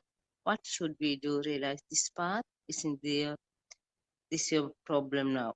Many people request me to teach them practical method on how to analyze the formation and the creation of the five aggregators of skandha. They want to know how to develop the Udeva Jnana. Like we practice in Dhamma, we want to always face the many problems. Our spiritual guidance teacher, the Padre, always give us to solution all problems, and we the guidance to the path Nibbana. We will wait a moment. Buddothpado join us. අවසරයි මෑණියන් වහන්ස. තෙරුවන් සරණයි ආරයන් වහන්ස. Please accept my humble worship. තෙරුවන් සරණයි everyone. Through this Zoom, actually, we are ready to reveal the truth to the world. That is the message we received through our spiritual guidance teacher, who have experienced the end of suffering through his own experimental experience. So it is the story of how you get rid of your sorrows. That this absolute truth to end the suffering actually was hidden under dance of time.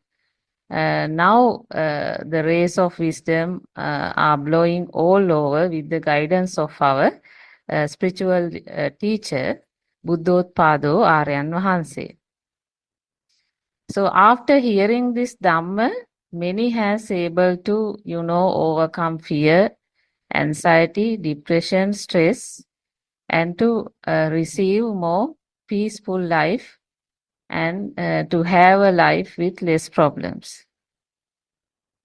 Right. So we'll continue our discussion today. Now, first, if I ask you a question, do you really attach to your child, or do you really attaching to your own thought? So I'll repeat the question. Do you really attach to your child, or do you really attaching to your own thought? Now, if we try to look into this, you did not have any attachment to your own child before you met him. So your attachment to your own child, you will aware that it is much higher than a different child, because your attachment to your own child is more. Now, let's assume for a moment, if subsequently you get to know that your child is mixed up with another child, then what will happen? Then what will happen to your level of attachment? Definitely, the level of attachment will be dropped. And now you will be start searching the correct child. So, what happened to your attachment? So, this indicates there is something more we need to think about. So, are we really attaching to a child, or are we really attaching to our own thought? Because when you are connecting to the child, what happens? Your system generates lot of sensor pleasures, right? Lot of sensor pleasures. So you are actually fear to lose your own sensor pleasures. You will think you are worrying about the child, but reality is you are fear of losing your own sensor pleasures. Because you are fear of losing your own sensor pleasures. That is the reality. In other words, we can say you have a craving for your own sensor pleasures. So you have a craving for your own sensor pleasures. This is the truth.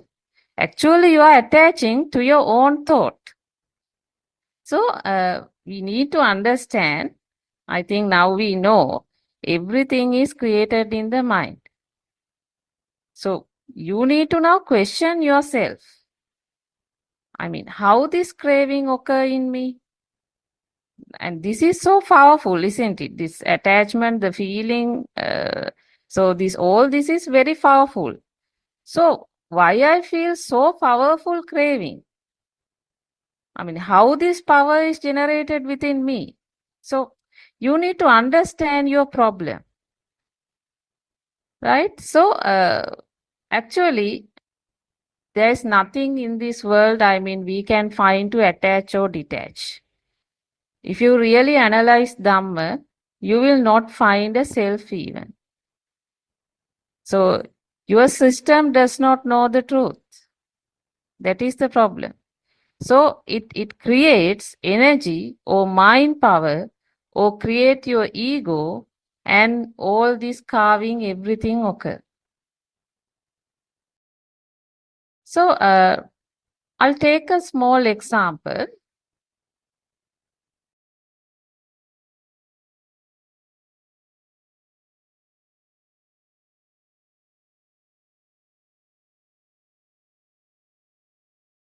So I'll take a example. Now I will say Jasmine. Okay. Now see what's happening to you. Now analyze yourself. What's going inside you. So I say only one word. So I said jasmine. So it's a flower. So what's happening to you? So you get the illusion of a jasmine. Right? How that happened? I said only one word, no. Now think about your mind experience. So the moment I say that word, kind of an immediate shot, right? Kind of an immediate shot. That is that I'm trying to refer into your mind experience.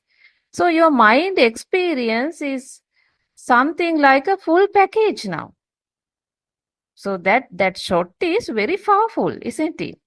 So that particular feel or that mind experience now you are getting, or that single shot, it is a combined feeling where you get everything in a full package. So you can see the jasmine flower, you see the color, and so some and smell. So I mean the touch feeling even, right? It's softness, everything you feel in this single shot.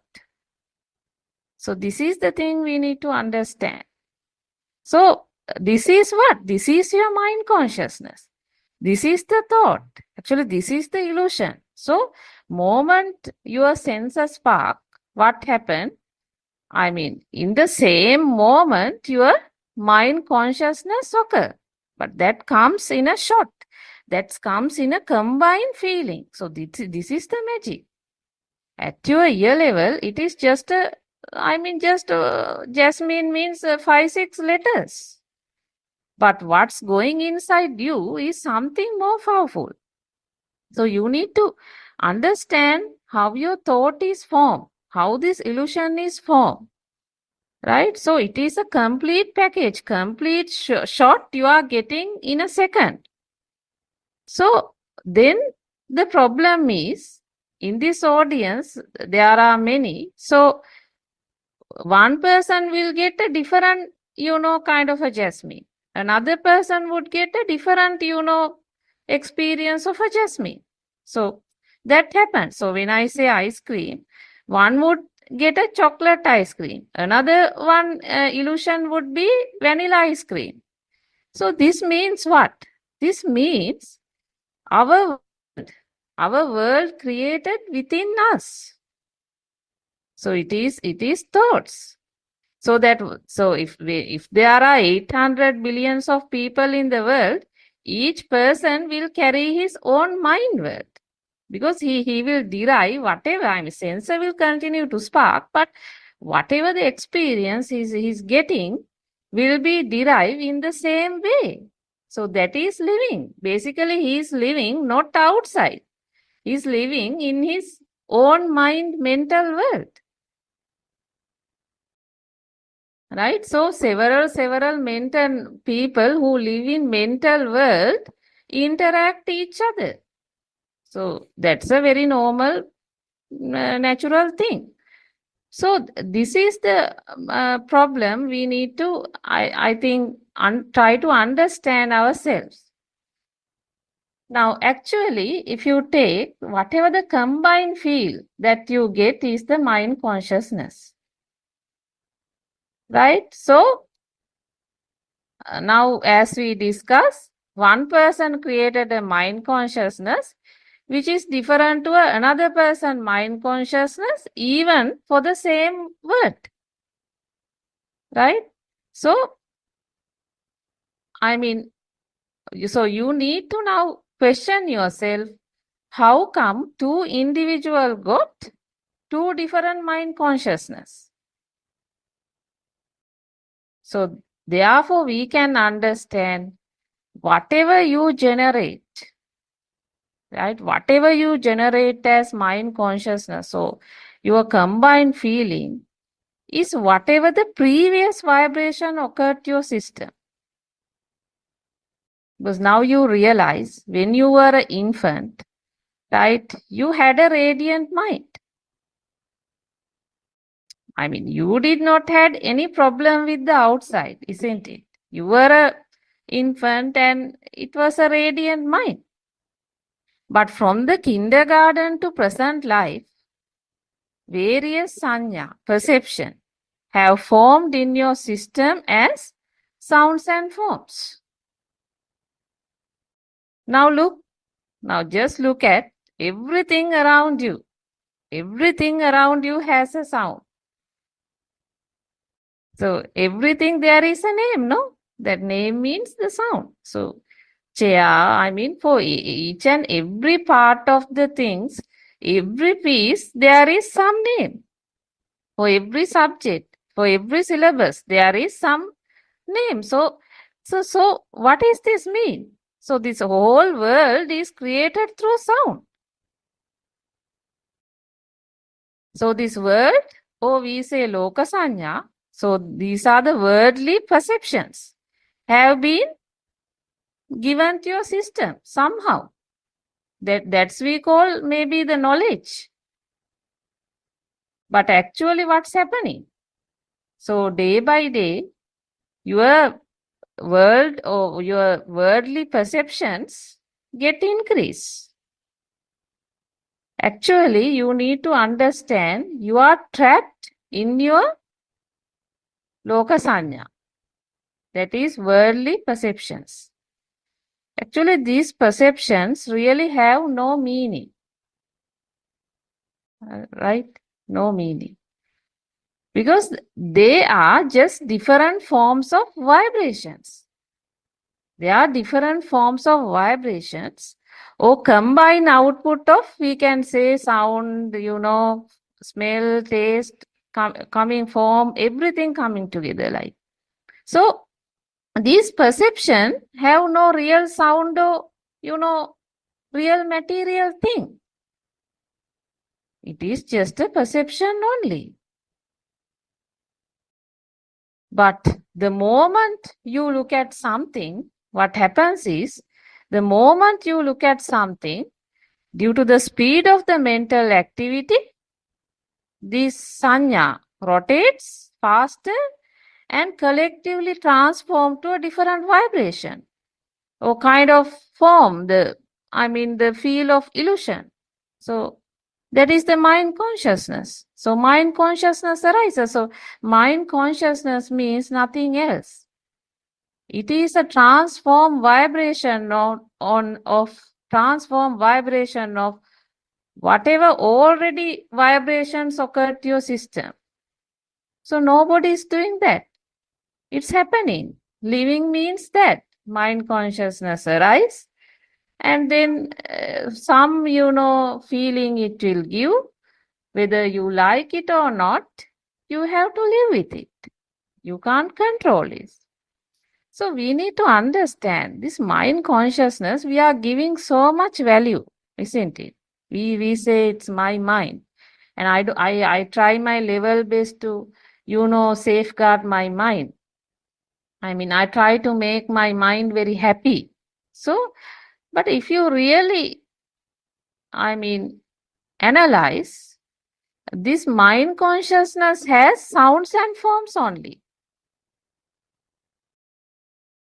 So, even if you live for 100 years, this is what you have to experience every moment of life.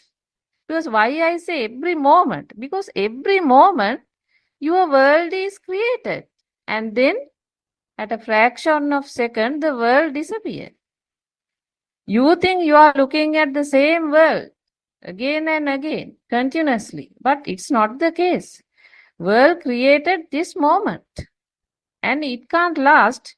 It disappears there itself. But that world also, there is no way in your system to experience the outside world. It's always the world that is created, the mental world. That's the mind consciousness, that whatever that combined shot or with that combined feeling, you have to live. So now what happened is change of, one mind conscious to another will occur basically.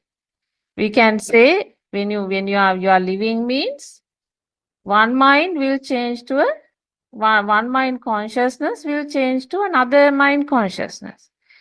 Or we can say your object. So arambane change. Your one object would change to another object, right? Or else we can say one combined sort of a feeling change from one to another, whatever it is. So there is nothing more than that. So whatever you are that combined feel, then in the next moment it is a different feel. So then your life goes on. So that is life. So you can't control the content of your mind consciousness.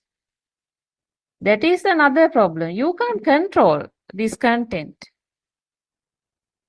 Because you will not like some thoughts. I'm sure you have that experience. When certain thoughts come, you are really uncomfortable, but can't help. Right?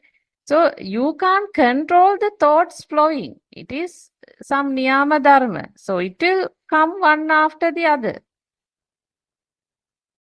Then we need to understand where the problem. Where the problem? The problem is the existent field generated in your system. That is due to your ignorance. Because without your knowledge, there is some existent field generated in our system.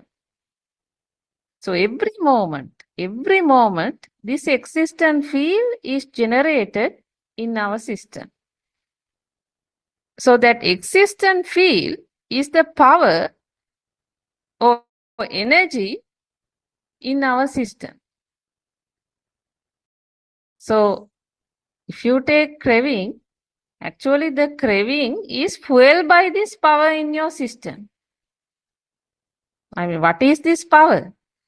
This power is nothing else. This power is the rise of ego, or the feel of existence of self, or what do you call Atma. So the moment the ego present, that automatically crave. So the moment your ego present, that automatically crave. Therefore, we will not be having any craving without ego is present. So whenever ego present, craving arises, right? So we understand all the problems comes when this I present. If there is no I, there is no problem at all. When I present only, when your ego present only, all the problem comes. So you can slowly analyze. Let's say you go to some wedding function. So you will be staying there maybe only for, let's say, 1 hour or 2 hour maximum. But still, the moment you enter the wedding, hall, you will be looking around to see the most comfortable seat for you, isn't it?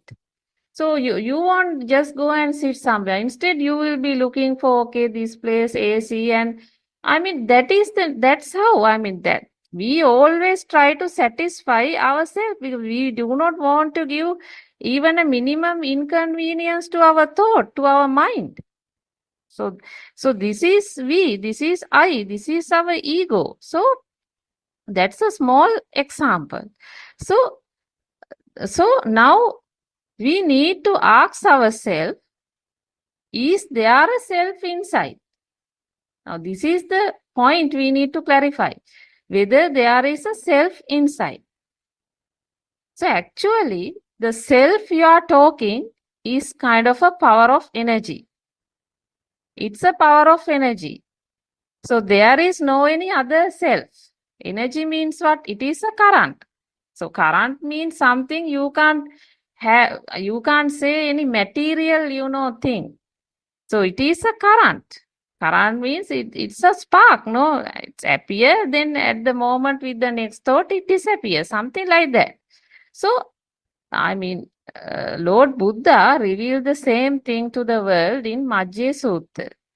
That is, Yo Bante Vijitvana Majje Manta Nalipati. Actually, that was referring to this energy. Means, when there are two extremes exist, it creates power. Actually, it is our Buddothpado Aryan Mahanse really told this to the world in this era. So when there are two extremes exist, what happen? It create power. In other words, we understand for any case for the power to generate, there shall be two different extremes, like a battery. Now, if you take a battery generating a power, there is a positive and negative, no? Plus and minus. So, when there is negative, plus and minus, two extremes are there, what will happen? The battery can generate the power. So, when there are two extremes, power is generated. So, something like that. Same thing happen in our body as well. So our body sensor system also like a circuit. So the sensors continues to spark. You can't stop it. We know, but these sensors have limitations, right? So because it creates according to its limitations, because world is created in the sensors, right? So it is not the outside world you are directly seeing. The sensor level that's created. So we discuss about it. So cow will see the world differently. Bird will see the world differently. So these sensors create light. It is not the outside light coming to your eye. The sensor create light. So now if you take the eye consciousness, so arising of the eye consciousness means what? The spark in the eye sensor. So here the consciousness means what? Now we need to understand why the word consciousness is used here. That consciousness means some feel of existence of light, some feel of existence of something. That's the existent field. That means this existent field, it's generated everywhere, isn't it? So we know Chakku Vinyane cannot recognize the object. Basically, your eye cannot recognize the outside object. So the Chakku Vinyane or your eye doesn't know whether it is a table or a chair. But what happens is some awareness of existent field arises as Chakku Vinyane for that light object or visual form. This is what happens. Some consciousness arises. So the same thing happen in other senses as well. Now, for example, we can say spark or vibration at ear means what? A spark or vibration at ear means arising of sound object and arising of sota vinyane. So that is the ear consciousness. Now we know for sounds more than 20,000 hertz, your system will not form any sound object. Right? Therefore, ear consciousness will not arise. So now you need to understand it is not any external sound or external light. Right? You are experiencing. You are not experiencing external light or external sound. Light is created in the sensor. The sound is created in the sensor. So for the mind sensor, right? If you analyze the mind sensor, they can't go outside. I mean, mind sensor, always the experience or the input would be the consciousness generated by other senses. So, if you discuss the same thing using this vibration, what happened? All this Chakku Vinyane, Sota Vinyane, everything we have to understand. All these are different vibration made to the system. So then what is the mind consciousness? mind consciousness will be generated like a spark by transforming whatever the existing vibration in the system. That is mind consciousness. So when there are existing different vibration in the system, mind consciousness will, transform those existing vibration and give you a feeling. So mind, therefore, is a current. So moment you are in avidya, what happened? These sense pleasures taken as real in your system. Right? So moment you are in avidya, that is ignorant, what happened? Your sense of pleasures taken as real in your system. So duality. The duality is there. That means what? There is a duality. So actually that duality caused the mind spark to appear as real. In other words, duality in the sense the two extreme. Because this two extreme is outside and inside. That is ajjata bahidda. So the two extremes fuel the fire to the system. So one extreme is taking outside as real. So you actually think you can actually experience the outside.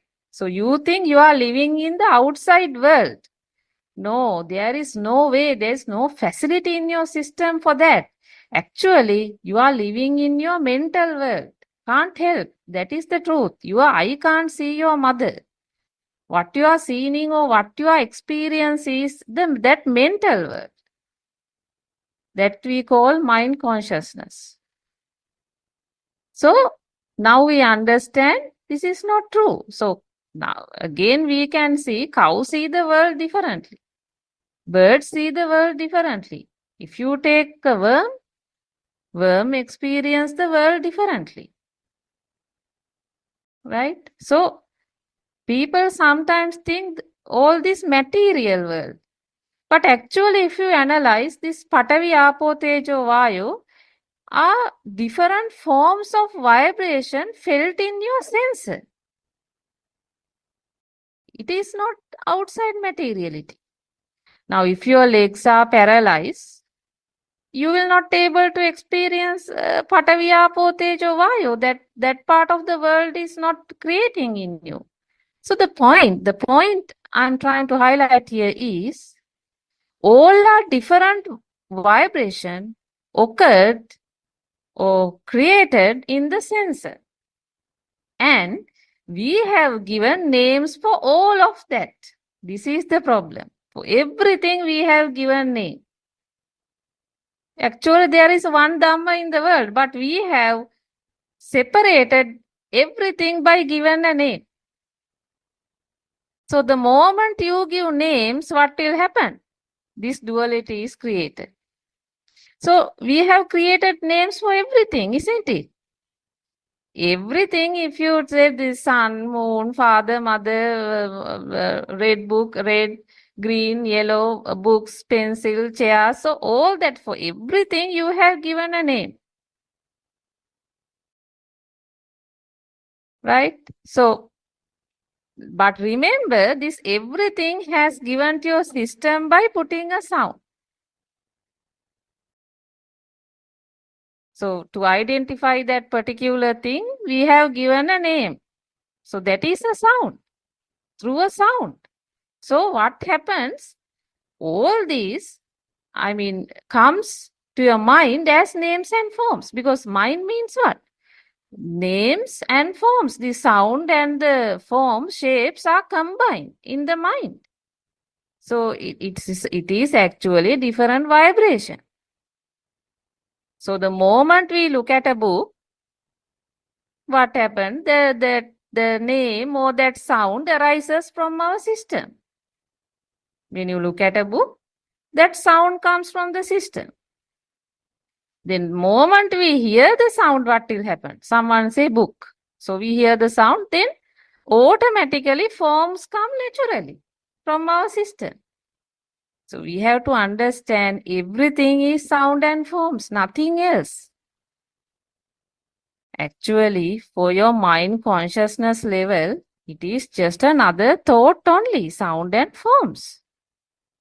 So it is for your mano sensor, for your mind consciousness, it will be like changing from one sound and forms to another. Change of again one sound and form to another. Back again, change of one thought to another. So one thought to another thought. All are vibration, all are spark, all are same, all one Dhamma. So there is no difference. All are spark, it will come, it will go. But the problem is in you. Why? Because due to your ignorance, you take outside as real. So you never think that your eye has not seen the world. Your eye cannot recognize what it creates. Your ear cannot recognize what it creates. So we have to understand this mind consciousness will occur from your past experience. Because when you were in nursery, the first vibration was given to your system, no? Maybe as the sun, moon, mother, right? So this is mother. So the sound and forms was given to your system. So this moment, what happened? Now let's say this moment, now today when you see your mother again, still your eye cannot recognize mother. That's why we say you have not seen your mother. So then what will happen? The mind consciousness will be formed by taking the original vibration made to your system when you were a child. So even now, you feel the same old vibration today in the mind consciousness. So whatever you are experiencing as now, you need to understand is a past vibration. So your mind consciousness will never see present mother. Actually, if you analyze the science behind this, scientifically what happened is, mind consciousness will give the feel of original mother vibration by matching it to the shape, size, color, smell of new mother vibration made in the present moment.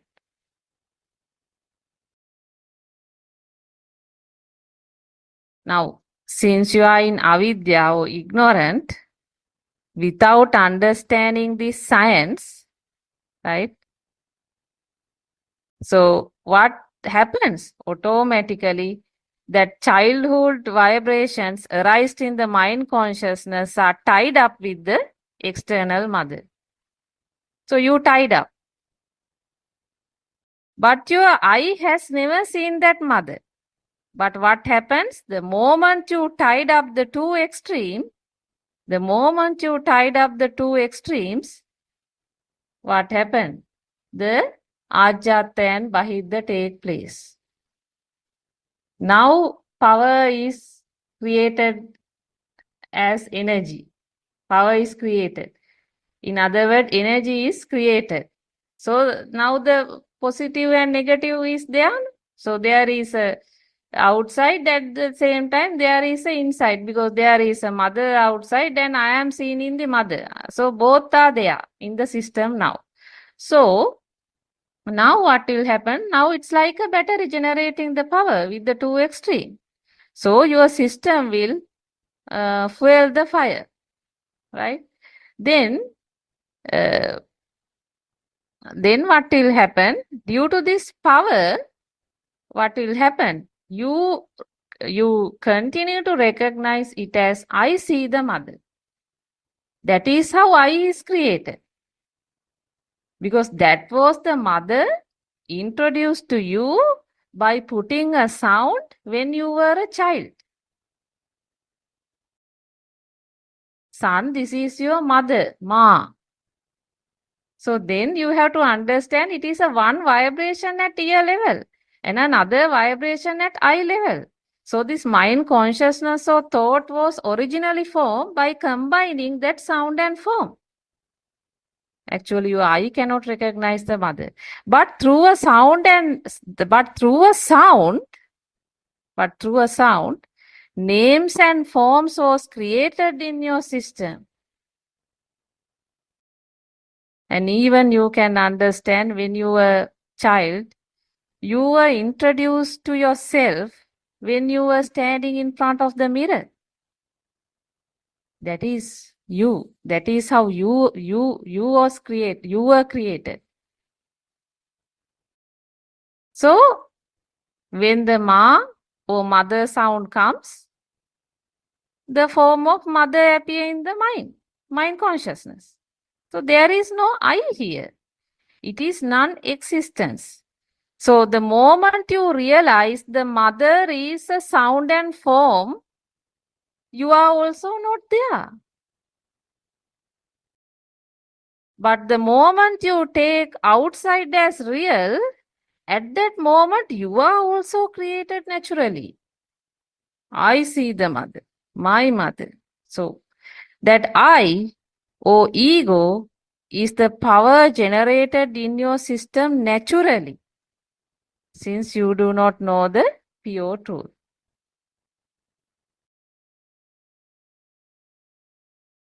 So actually, the moment you realize that all are sounds and forms, you will not find worldly things. Because all are sound and forms. There's no difference. Whatever the name you call it, all are sounds and forms. Right? Instead, you know now these appear, disappear. No? So you understand these are just sounds and forms only. So that means what? You understand you live in a fabricated world. That is the illusion. You are not living outside. Whether you like it or not, you have to live in the illusion, that Maya or that fabricated world, that mental world. So that is, seeing the reality. Then moment one who see the reality in a one thought, actually you need to see a one thought correctly. So if you see a one thought correctly, this thought has only sounds and forms. There's nothing more than that. And I is created due to this duality. And this is how I is created, I was formed. So then what will happen? Slowly you will experience less ignite towards the outside world. Basically, less attachment towards the outside world. That means what? You are experiencing the same world as it is. You eat, you drink, you associate people. Then what really happening to you? Right? So what actually you experience here is your power of self. That particular current in your system gradually will decline day by day. So basically this will happen automatically.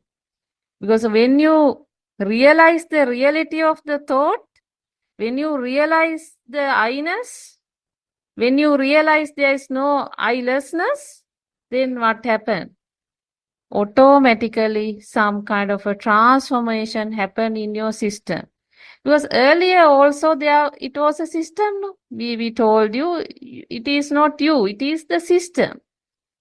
So even in Pratakjana Bhumi, mundane world, what you are experiencing is a system. So even after you know the reality, still it is the same system. So there was some anusota previously, but now there will be patisota, kind of a transformation will occur in your system. This is what happened. So this is nothing like a ghost or anything. I mean, when sometimes you will feel when there is no I, how can I function. This is not that what we say. What we say is that I is meaningless. Because when that I present only, you can understand all the problem occur. Because I need to satisfy my ego. So there itself, I have the carving and all competition and everything. I'm struggling, due to that.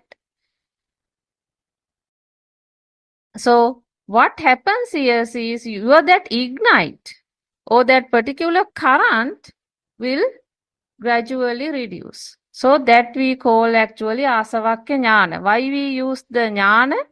Because it is a wisdom. It is not just another thought. It is not a thought. Thought, what can the thought can do for you? Because thought it's another sound and form. You cannot find any nibbana or nirvana, with thoughts. So thoughts, even if you do concentration meditation, that will not have a major impact because your thoughts are the same. After some times, you will back again realize you backfire for various things when you, connect to the external world. So this is not that. This what we say is very logical and practical thing. Once you understand the reality, what will happen? There is this automatic transformation in the system happen because now the system know, okay, this is the normal thing. The sound and forms, it appear, it disappear. These are thought, this is the mind. Then what's that? So I'll have to live with it. So I'll associate the same world in the same way, but automatically, naturally, you feel less ignite, less attachment, less fire within you. So that is felt by actually the rising of that sense. That arising of that feeling we call asavakya jnana. Because you will realize that transformation. So it is not a thought. So that wisdom is like a salt. Once you taste the salt only, you know what it is. So you cannot write a book about the taste of the salt, no? So, but you need to understand, for asavakya jnana to happen, for your transformation to happen, you need to first realize the truth. First realize the truth, and then due to that, you will first experience that you will completely relieve from the blind, wrong notion of self. That is Sakkaya Ditti, or we call Atma Dushtiya. So that has to go away. So, because you will realize this is a system and there is no self, right? So then gradually you will experience less ignite and attachment towards outside world. So what do you mean by awaking to the moment? Actually, for all this to happen, first awaking to the moment needs to happen. That is, you have to see the creation of one thought. So you will see Udaya, that is the rise, and Vaya, cessation of one thought, that is one object, one Arammane. Again, when we say Jnana, so Udaya Jnana, right, it is not mind. It is the sense of wisdom, knowing the rising and falling of Arammane. So whenever we use the word, how it becomes jnana, maybe you can contemplate. For some period you need to study this, you have to do some practice. But when we say jnana means what? Jnana means not thought. Automatically you are able to, you realize you have the wisdom to, wisdom of awareness of this happening. So arising and falling of Aramuna. So then what is Pubbe Nivasanussati Jnani? That comes first. Because that means when you analyze these thoughts, and when you run through the Satya Jnana, what will happen? you will understand all these previous thoughts occurred in the system, no? So you will understand how these previous thoughts occurred in the system. So you know the infant had a radiant mind. So newborn baby did not bring anything from the past, no. From his previous life, newborn baby did not bring anything. So it was the radiant mind. And there onwards, this moon, mother, chairs, books, everything was formed through vibration. Right? That is seen that part and having a wisdom towards that, not a thought. It is a jnana. So that is Pubbe Nivasanusati jnana. Also, under that same, we can say, whatever the present vibration, now you understand. So at this moment, when you see something outside, whatever the present vibration of mind consciousness stem from past vibration. That we understand. So all the time, mind consciousness is experiencing some past thing, past sanya. So that is the knowledge you get. Actually, it's not knowledge. We have to use the word wisdom. So wisdom means there won't be a change to whatever the experience you have. You know that's true. That's what happening. So it's a very strong understanding you get. Then Chutupapata jnana means what? Seeing the rise and cessation of one thought. Then Asavakya jnana means automatically your system will experience the less ignite and attachment in the system. So these are the three jnana. Pubbe Nivasanusati jnana, Asavakya jnana, Chutupapata jnana and Asavakya jnana. Right. Then once who understands Satya jnana or true Dhamma, right, will relieve from wrong view of self or Sakkaya Ditti. That is the first step that will happen to you. Because you were in mundane world and then you will study this and it becomes a jnana. You will get Yatabhuta jnana after what? After elimination of the wrong view of Sakkaya Ditti. Or you call Atma Dushtiya. So you know very well that there is no self. It comes as a jnana. And then that person will find actually stream entry. Once you find stream entry means it is considered as you are born in Are Bhumi. It is not the mundane plane. This is completely different.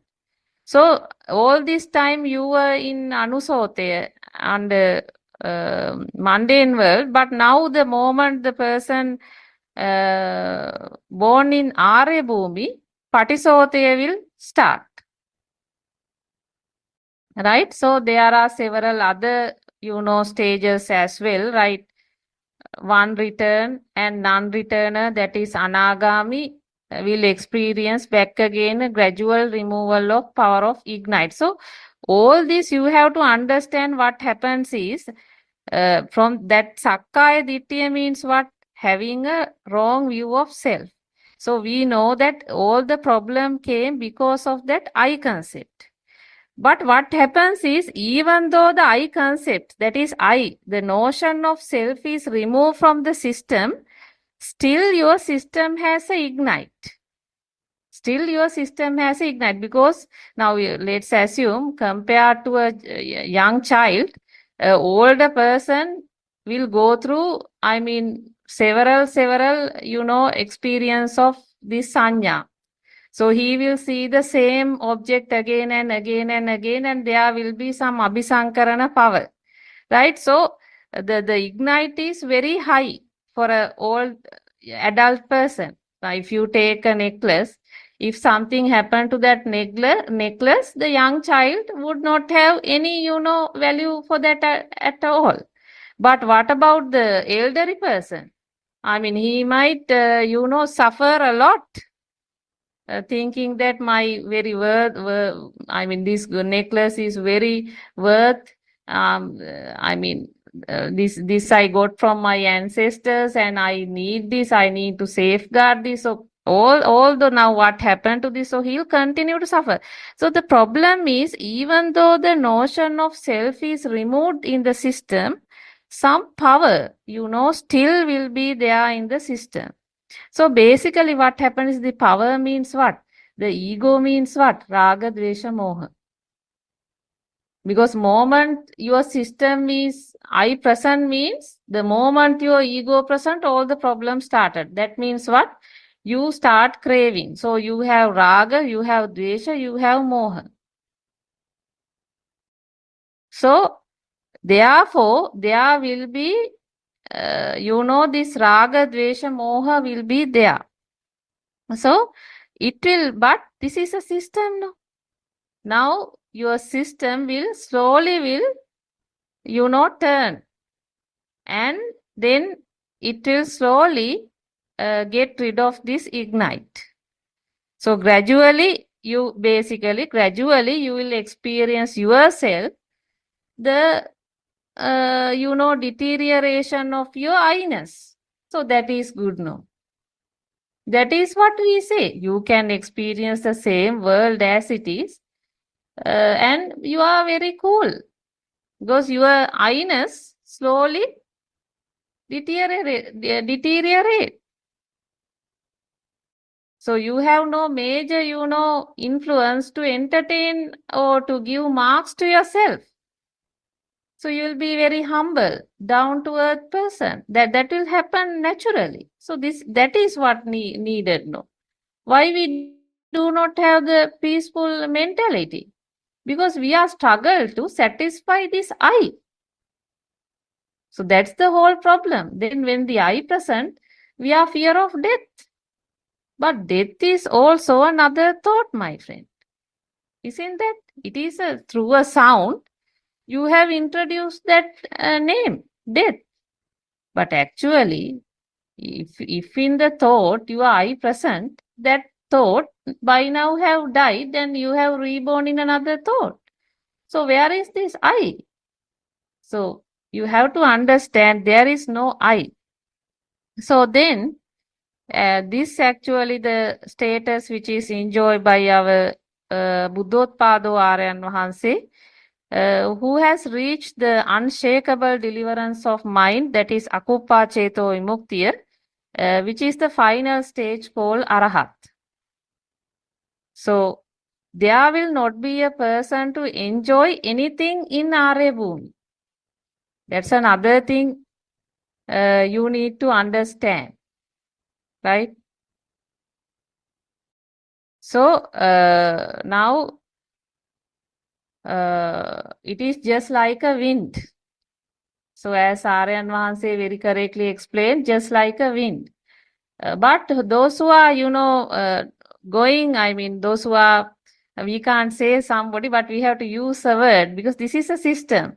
So once that particular person who is born in Aryabhumi, travel through the path, it will also, experience, less ignite, less raga, less dvesha, less moha, and sort of, comfortable life. So the point we want to highlight here is there is nothing or there is no self, right? So as Aryan Mahanse explained to us, so what happened is this path to Nibbana is nothing else, that is Nibbitanti viraganti, viraganti nirodanti, nirodanti patinissagganupassi. So basically it will have no major, kind of a entertainment or big attachment towards the outside world. So now before that, if I explain you what is this Nibbana. So what is Nibbana? So Nibbana is something like extinguishment. So because I'm sure most of you will have that issue, what is Nibbana? So if there is no I, if it is like a wind, what's really is? Actually, it's like when there is a fire, so these are some common examples I am bringing in. When there is a fire, there will be extinguishment of the fire as well.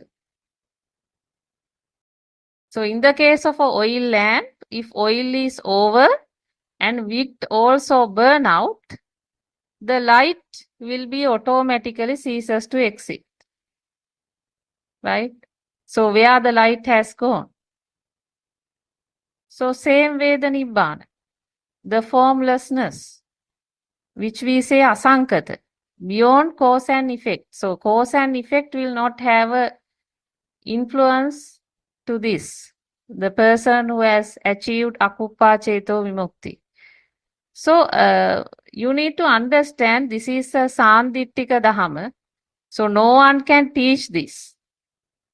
Buddha also very clearly mentioned, Aryan Mahanse also very correctly pointed out us all the time. One makes to make their own rafts to cross the river.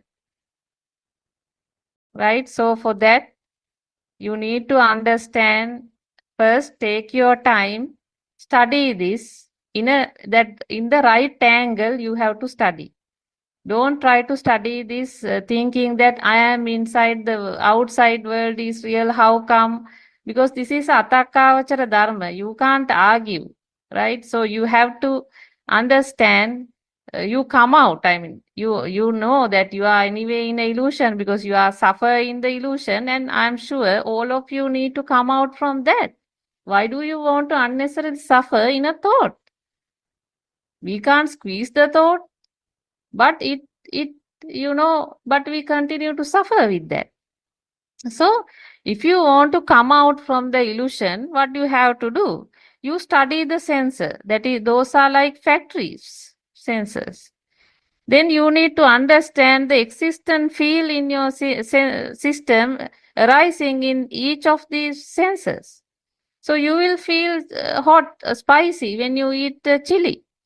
But is that mean I feel? It's natural. It's a natural thing. So the thoughts comes and going. That is the nature of the mano sensor. You can't control it. So let the thoughts to come and go. I mean, why you need to hold it? Why you want to tight it, saying no, that's my thought. I want it, or I want to suffer like. So everything what you experience in this world is coming as a thought. So now we understood how that thought is formed.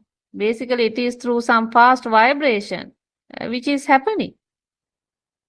So do you want to trap yourself there? So come out.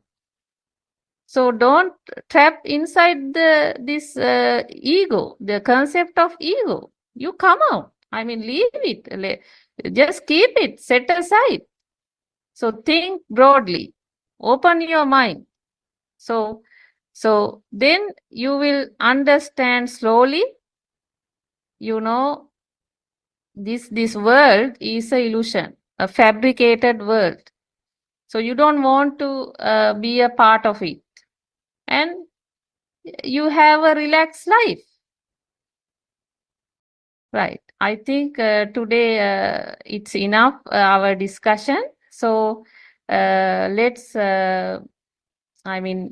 stop for today and we'll start tomorrow. Thank you, everyone.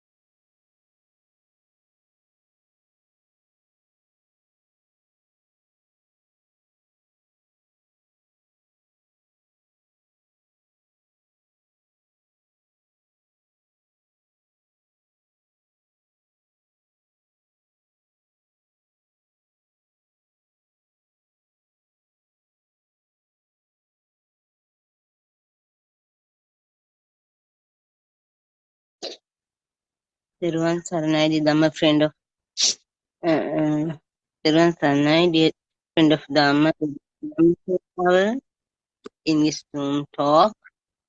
First, we would like to pay my Buddothpado, our spiritual Dhamma guidance teacher, and we also like to thank you all for attending this Dhamma room talk. It is of great importance that you know the philosophy of the Buddha.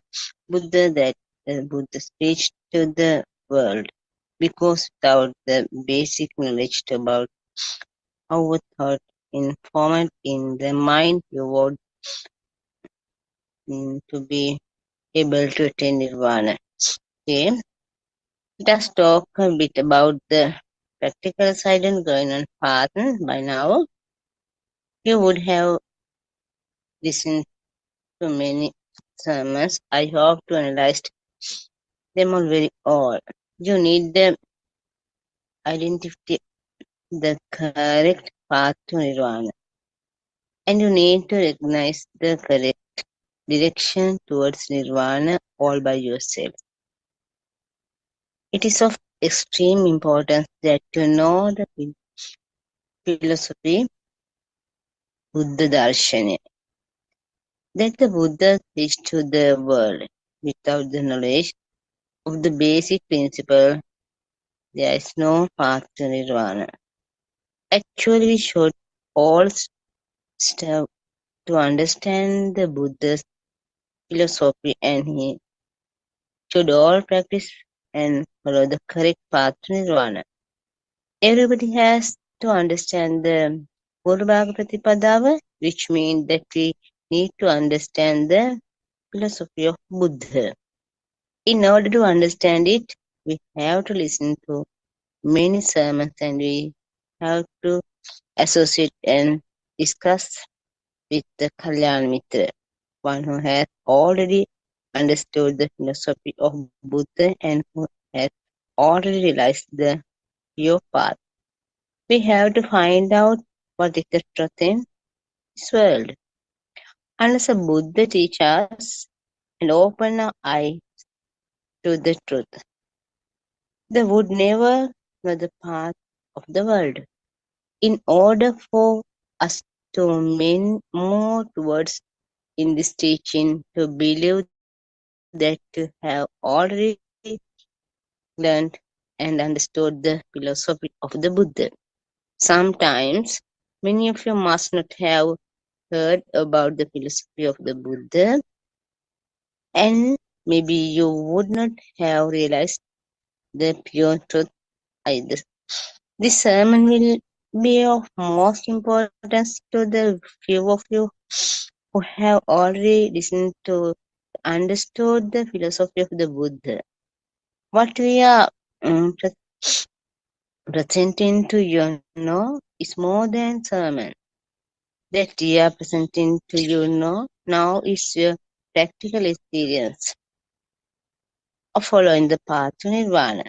We feel that you listen to our experience. It will be of great importance to you. We are going to explain about how to experience, how to practice, and how to go on the path. We assume that you already know about what to be on the path in future. We will be realizing many sermons about how to be on the path, and they will all be useful to clear your doubts and find the correct path to nirvana.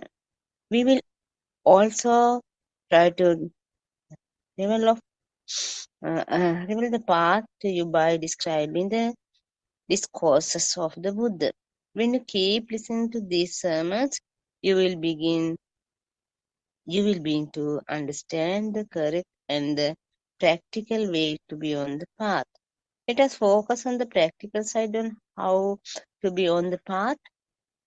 We will be addressing the people who have already started to follow the path.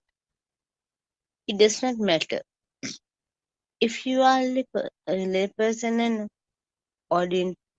crystal, woman, an old person or young person?